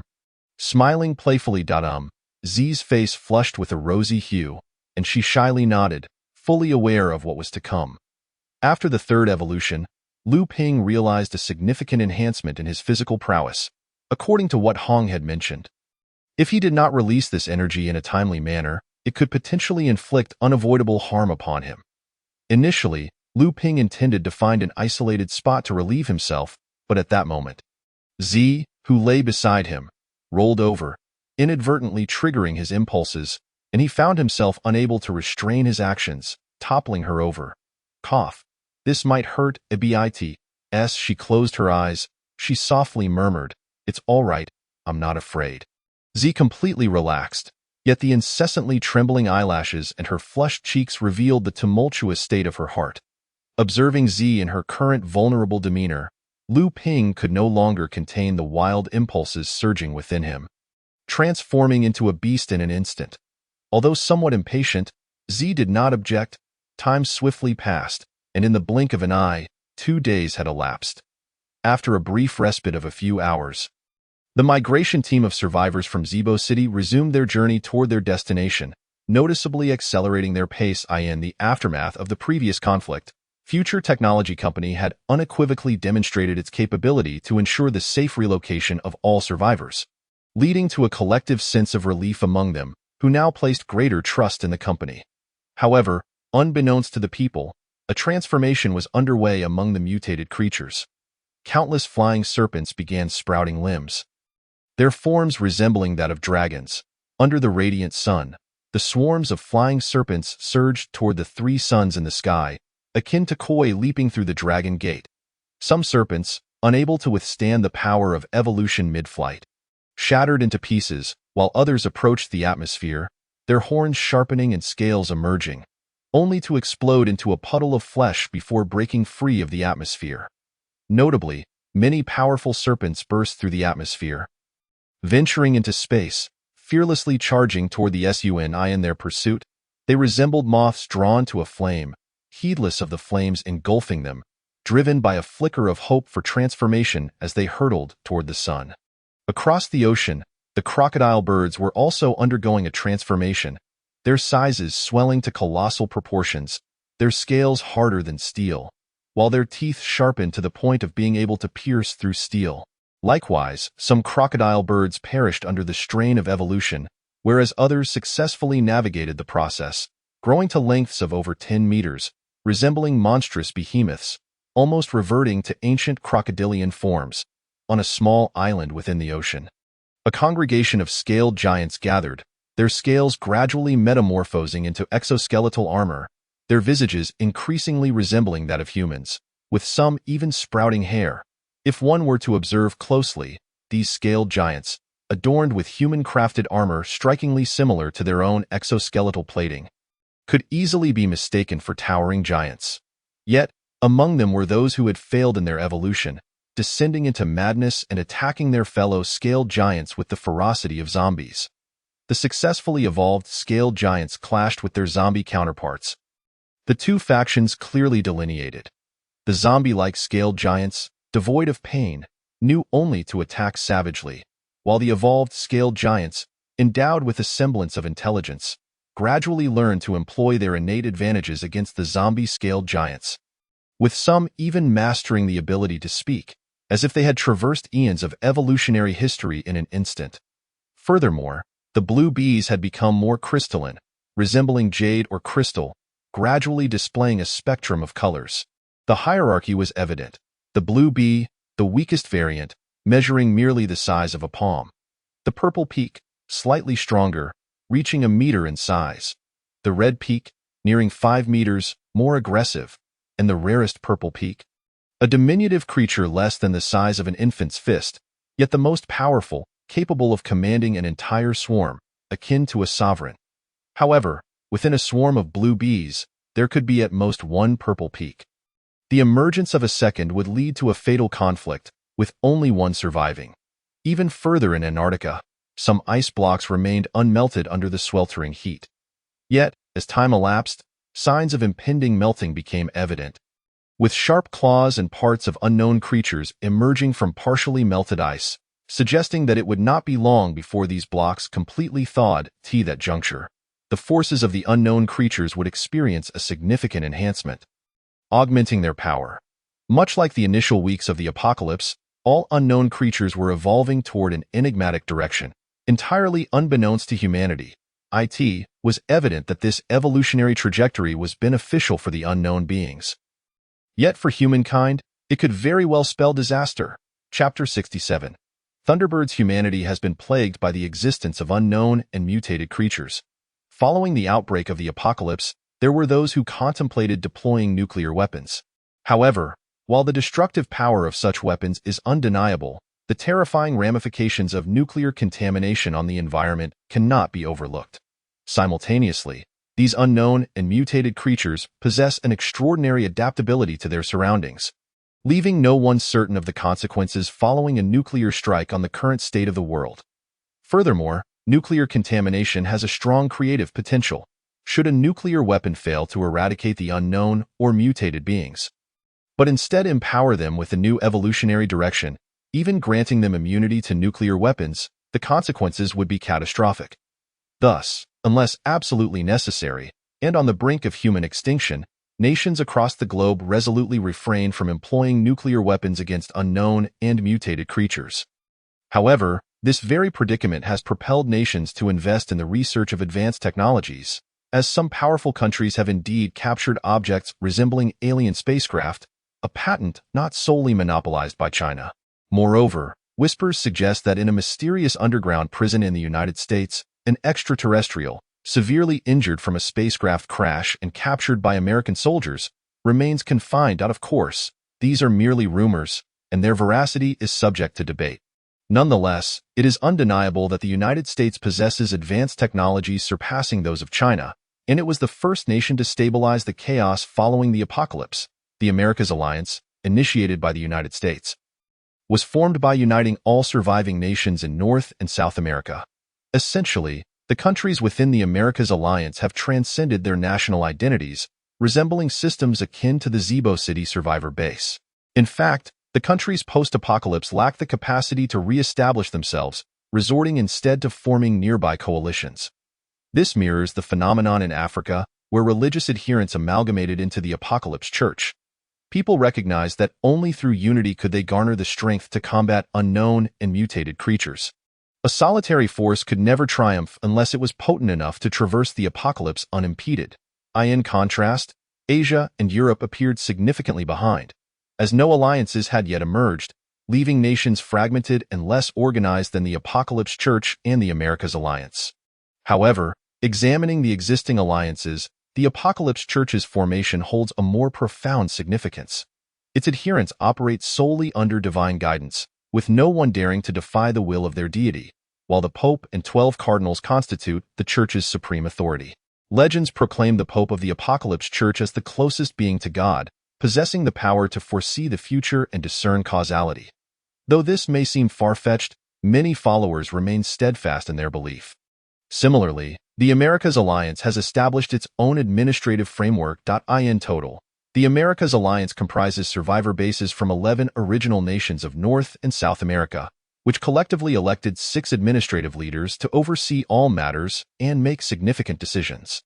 Beneath these 6 leaders are 11 alliance representatives, each endowed with 1 affirmative and 1 negative vote, capable of casting votes on actions or decisions when the 6 leaders cannot reach a consensus. Within the Americas Alliance, the American base occupies 4 of the leadership positions, rendering it the dominant force, in a bid to consolidate its position and win over the remaining nations, ensuring that they harbor no resentment. The American base shared its nation's rudimentary advanced technology on the very first day of their alliance. Of course, this was merely the most basic of the black technologies at their disposal. The truly sophisticated innovations remained firmly within their grasp, and they would never truly share them, unless, perhaps, their minds were clouded by folly.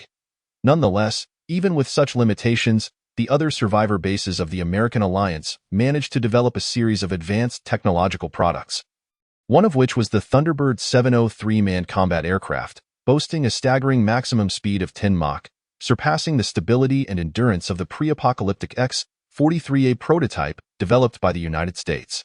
At that moment, above the waters of the Yellow Sea, a Thunderbird X-43A manned combat aircraft sped across the distant surface of the sea, plunging headlong into the airspace of Shandong.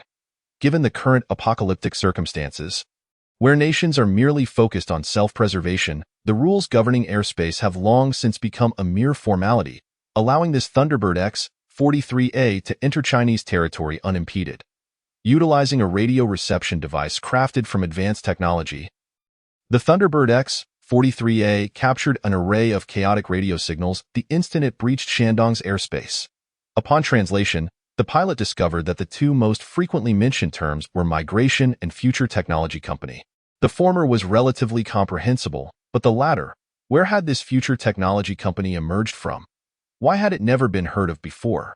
While the emergence of a previously unknown company in the world was not overly surprising, one must not forget that we are amidst an apocalypse where any ambiguous information becomes exceedingly sensitive. Particularly, anything related to technology is an immediate focal point for investigation by nations. The abrupt appearance of this future technology company raised suspicions. Could it be a clandestine technological collective hidden by China? If so, might it be connected to China's advanced technologies?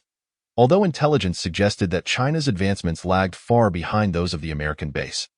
Even so, this so-called less developed technology could still offer valuable insights, potentially shedding light on China's current state of development.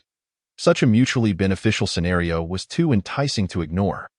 Thus, the Thunderbird X-43A immediately altered its course, setting out towards the northwest of Shandong based on the information gleaned from the chaotic radio signals. At this juncture, 3 days had passed since the survivor base in Zibo had commenced its migration. Covering a third of the distance, Chapter 68, Transformers, Commander Natasha, we have detected an unidentified reconnaissance aircraft flying towards us from 500 kilometers southwest. Should we intercept? Listening to the report from Yao Yi over the communicator, Natasha shook her head and replied, "There's no need. We merely need to monitor it closely." "Understood," Yao Yi responded, severing the communication. On the surface of the sea, 500 kilometers away from the migration convoy, the Thunderbird 703 combat aircraft was swiftly traversing the skies, having scoured much of Shandong without any findings and now intending to proceed northward as per its plan. Its speed, though not rapid, was nearing Mach 4, allowing it to swiftly cover the 500 kilometers to the vicinity of the migration convoy. "What is that?" The pilot of the Thunderbird 703 felt a surge of excitement as he spotted the migration convoy.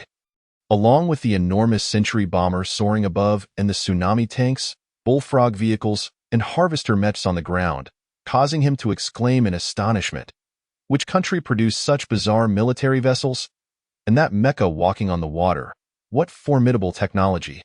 In an instant, this keen-eyed pilot discerned numerous details, including the floating technology of the harvester mech and the design of the tsunami tank. Yet he overlooked the Century bomber in the sky. In his view, the technological prowess exhibited by the naval forces surpassed that of the American alliance, as no similar mecha capable of traversing water had been developed within the alliance to date. The floating technology posed a significant challenge, and constructing a waterborne mecha was far more complex than building a powerful warship, which is why the American alliance had not delved deeply into this field. Instead, channeling its resources into aerial combat aircraft, he never fathomed that such a difficult floating technology had been successfully developed, especially in China. This was nothing short of astonishing. Quickly, he maneuvered the aircraft to ascend to 40,000 feet, distancing himself from the enormous aircraft in the sky, and immediately activated the recording device to capture everything he beheld. However, his actions soon caught the attention of the patrolling Tiango mech. "Commander Natasha, the unidentified aircraft is photographing our migration convoy. Should we intervene?" "Photographing?" Natasha furrowed her brow. "Inform Major Liu Yi to expel it immediately. If that fails, we may resort to more forceful measures. The sudden emergence of the future technology company was bound to draw attention. So Natasha was not surprised by the appearance of this aircraft. In fact, she anticipated that it would disseminate information about the future technology company to a wider audience. The sooner the name of the future technology company was spread, the more likely it would be for survivors in other nations to become aware of this emerging power, thereby laying the groundwork for future business endeavors. After all, the future technology company would not be confined solely to China. Lu Ping intended to expand its operations globally, profiting through the sale of weapons and military hardware in exchange for crystal cores, currently the fastest means of generating revenue. Lu Ping even contemplated selling tsunami tanks and bullfrog vehicles, versatile amphibious units, to other countries, although this notion was swiftly dismissed. At least until he attained higher authorization, he would refrain from such actions. To date, tsunami tanks and bullfrog vehicles remained the mainstay weaponry within the base. Even if they were to be sold, it would only be after they were phased out by the base. However, while the future technology company did not oppose others documenting its data, such actions could inadvertently lead to the misconception that the company was weak and easily bullied. Thus, the necessity of expulsion in critical moments was paramount, serving as a means to demonstrate strength and convey an air of dominance to outsiders. Upon receiving the order, Lu Yi promptly instructed the pilot to turn towards the high-flying Thunderbird 703 combat aircraft. As they approached within a kilometer of the other aircraft, Lu Yi activated the loudspeaker on the Tiangong mech, addressing the unidentified aircraft. Attention, unidentified aircraft. You have entered our airspace. You are required to vacate within 3 minutes, or you will bear the consequences. It must be said that Lu Yi's tone was exceedingly arrogant, bordering on hubristic, devoid of any semblance of politeness. To outsiders, his words might have seemed provocative, yet the future technology company indeed possessed the capital to be so audacious. What is he saying? The pilot of the Thunderbird 703 furrowed his brow, as the communication was in Chinese. Even with the translation device, he could only grasp a few key terms, failing to comprehend the entirety of the message. However, it was apparent that they were being ordered to depart. Humph, it's not that easy, the pilot scoffed coldly. Having come this far, he was determined to gather sufficient intelligence. This was a veritable treasure trove of merit points. He felt reluctant to return empty-handed. 3 minutes later, Lu Yi's expression darkened. The other party had completely disregarded his warning? In that case, do not blame me for resorting to force, attack, with a single command. The pilot of the Tiangong mech swiftly aimed at the Thunderbird 703 combat aircraft and pressed the firing button. Rat-a-tat-tat. The machine guns erupted with fiery sparks, unleashing a barrage of bullets at high velocity without hesitation. Initiating an unyielding assault. They're attacking me? The pilot of the Thunderbird fighter was incredulous, yet he quickly reacted, maneuvering the aircraft to ascend and evade the incoming fire. Unidentified aircraft, you are ordered to leave immediately, or we reserve the right to shoot you down. This time, the pilot of the Thunderbird fighter fully comprehended the command. As Lu Yi had switched to English, "Damn it, do you think I won't fight back?" The pilot of the Thunderbird fighter seethed with fury. "You think you can just order me to leave? What about your attack on me?" In his view, the opponent's aircraft, with its unappealing appearance, could not possibly match the capabilities of his own Thunderbird 703 fighter. Thus he felt confident that he could easily escape after the skirmish. With the Thunderbird fighter's speed of 10 Mach, he was certain he could leave these country bumpkins far behind. However, in the next moment, his expression shifted dramatically as he beheld the transformation of the opposing aircraft. Suspended in the air, it astonishingly transformed into a humanoid mech. Is this a parody of Transformers? Has China's cutting-edge technology reached such unprecedented heights? Such agile transformation of the body is something even the United States has yet to achieve. No, a wise man does not suffer losses in front of him. This technology is beyond my capacity to confront. I must hasten back to the Alliance and report this matter. Swiftly pressing the capture button, I took a photograph of the Tiangong mech before the Thunderbird 703 fighter jet executed a sharp turn in midair. With the thrust of its engines, it effortlessly broke through the speed of 7 Mach, fleeing into the distance. Chapter 69. Ceding power to the capable? The Thunderbird 703 soon returned to the Americas Alliance. and the known information regarding the future technology company was rapidly transmitted to the Parliamentary Hall, AT this moment.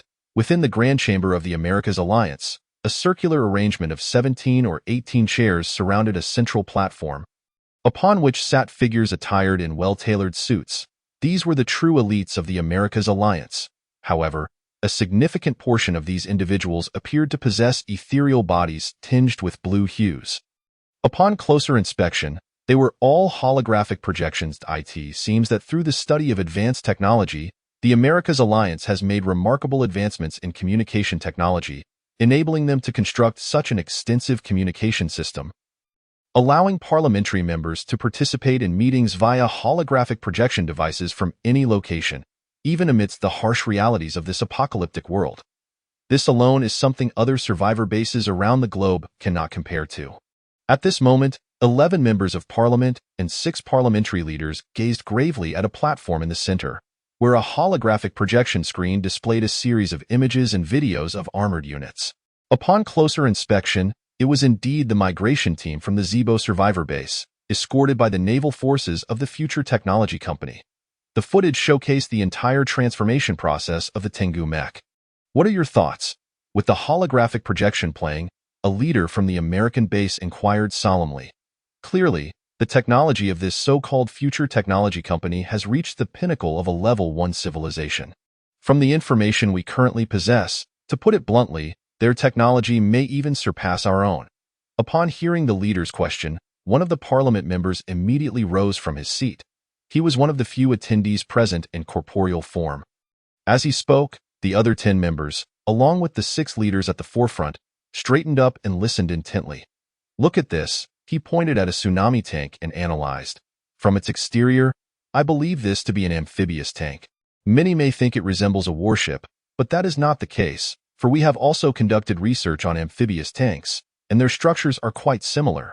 However, he paused, a hint of shame crossing his features. Ultimately, we abandoned the idea, not due to the complexity of its technology, but because we found its production costs to be prohibitively high. A tank constructed from equivalent materials could easily yield 2 small warships. Then, Mr. Muse, by how much does their technology surpass ours? At this moment, another member of parliament posed the question. Hold on, let me explain slowly. Muse glanced at the inquiring member, his tone deliberate. Based on this amphibious tank, I believe their technology does not exceed ours by much, or one could argue that it is comparable. However, observe this aircraft.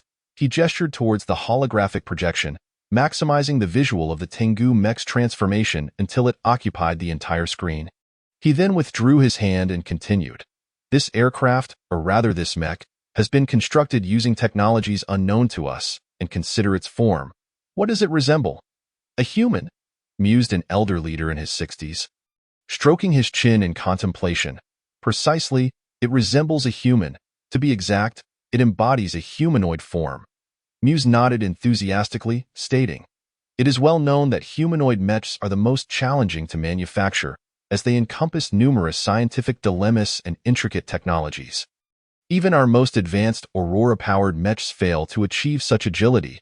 In fact, the sophistication of this mech from the future technology company far surpasses anything this world has encountered, for in addition to its mech form, it possesses another, a fighter jet form. Such flexible transformation likely requires technology approaching that of a level 2 civilization. This is already a pinnacle achievement of black tech in its initial stage.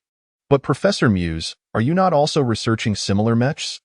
I have heard you have made considerable progress, interrupted a leader with a cough. Indeed, as you have stated, I am developing a mech akin to this. The humanoid armor offers exceptional agility, providing superior responsiveness and striking power in combat compared to other weapon units. However, due to a lack of relevant data, our fighter jets are incapable of achieving such flexible transformations. Are you suggesting that with sufficient data, you could successfully develop it? Leader Kelly raised an eyebrow, visibly excited. Absolutely, Muse affirmed, nodding, his voice imbued with immense confidence. Very well, we will grant you advanced access to the technology repository. But we expect to see results within 6 months. 6 months? Muse furrowed his brow. That timeline felt excessively tight. Leader Kelly replied with displeasure. Professor Muse, you must understand that the Alliance has already invested considerable time and resources in you. If you fail to deliver results, Dr. Alpha has long been eyeing your position. Indeed, Professor Muse, you are aware that the magnetic cannon developed by Dr. Alpha plays a crucial role in the Alliance's defense against unknown and mutated organisms. Currently, a majority of the Alliance's defensive units have been replaced by magnetic cannons. Following Leader Kelly, another leader from the American base nodded in agreement. In addition to the aforementioned information, I have news that Dr. Hilton has reportedly obtained a set of mech data from that alien, and I believe it will soon be developed. Leader Kelly smiled slightly, stating, "The Alliance is currently in a period of vigorous development, with every scientist striving tirelessly to research black technology in hopes of inventing powerful weapons to bolster the Alliance's strength and protect its members from threats posed by unknown and mutated life forms. Yet, now there exists an unknown power with technology that far surpasses our own. Professor Muse, do you not think we ought to accelerate our research efforts?" The implication was clear. Should you fail to surprise us, you may have to step aside in favor of more enthusiastic scientists. A fleeting shadow of coldness crossed Muse's eyes, yet he nodded, declaring, "Very well, in 6 months, I shall present my research results to you." With that, Professor Muse swept his sleeve and exited the parliamentary hall. Chapter 70. No. It is better than seizing. What is happening? Natasha furrowed her brow as she gazed at the screen, where another migration team was approaching from the left front of the first, with several individuals in suits among the Zibo Survivor Base's migration group shouting to them, indicating they should join their convoy. Yao Yi, go inquire about this. Understood. Yao Yi, who was patrolling nearby, returned swiftly to the migration team and made her way to the warship where Lu Wintao and others were stationed. What is going on with that migration team? Who permitted them to approach? Yao Yi was far from courteous towards Lu Wintao and his companions, not out of arrogance, but due to the vast disparity in their statuses. Moreover, she represented the Future Technology Company. Since her side had already taken charge of this migration team, she felt a deep-seated anger at the audacity of Lu Wintao's group to allow another migration team to merge without consent. How dare they disregard us so blatantly? The opposing team is from the Jinan Survivor Base, and like us, their destination is the Survivor Base in Hebei Province. However, they have suffered tens of thousands of casualties during their journey due to the lack of a strong military escort. So I believe, enough. The leader from the Hebei Survivor Base was interrupted by Yao Yi's chilling glare, causing him to involuntarily shiver. You must understand that this team is now under the jurisdiction of our Future Technology Company. No actions may be taken without our consent. Furthermore, our responsibility is solely to ensure the survivors of the Zibo Survivor Base reach the Hebei Survivor Base safely. We are not obligated to oversee the well-being of individuals from other survivor bases. Yao Ye's voice was frigid, silencing everyone present with her words. Are we to watch them suffer without extending a hand? The leader of the survivor base from Hebei Province appeared to harbor lingering resentment. Furrowing his brow as he spoke, when you are barely able to look after yourself, do you still wish to drag along a burden? With a cold snort, Yao Yi declared, "Let them leave. This place is already at full capacity. Wait, we can offer additional crystal cores." As Yao Yi was about to turn away, Lu Wintao swiftly stepped forward to mediate. "Oh?" Yao Yi halted, contemplating for a moment before responding, "Since this is a business matter, let us discuss it properly." Although reluctant, a faint smile graced Yao Yi's face, an aspect imparted to her by Lu Ping, who had advised that one must treat clients as if they were deities, always greeting them with a warm smile. It is only when they refuse to settle their dues that one may strike them. Observing her swift change in demeanor, those present were momentarily taken aback, with many displaying subtle signs of discontent. Nevertheless, Yao Yi remained unfazed by their sentiments and promptly contacted Natasha. After a brief exchange, Natasha relayed the matter to Lu Ping.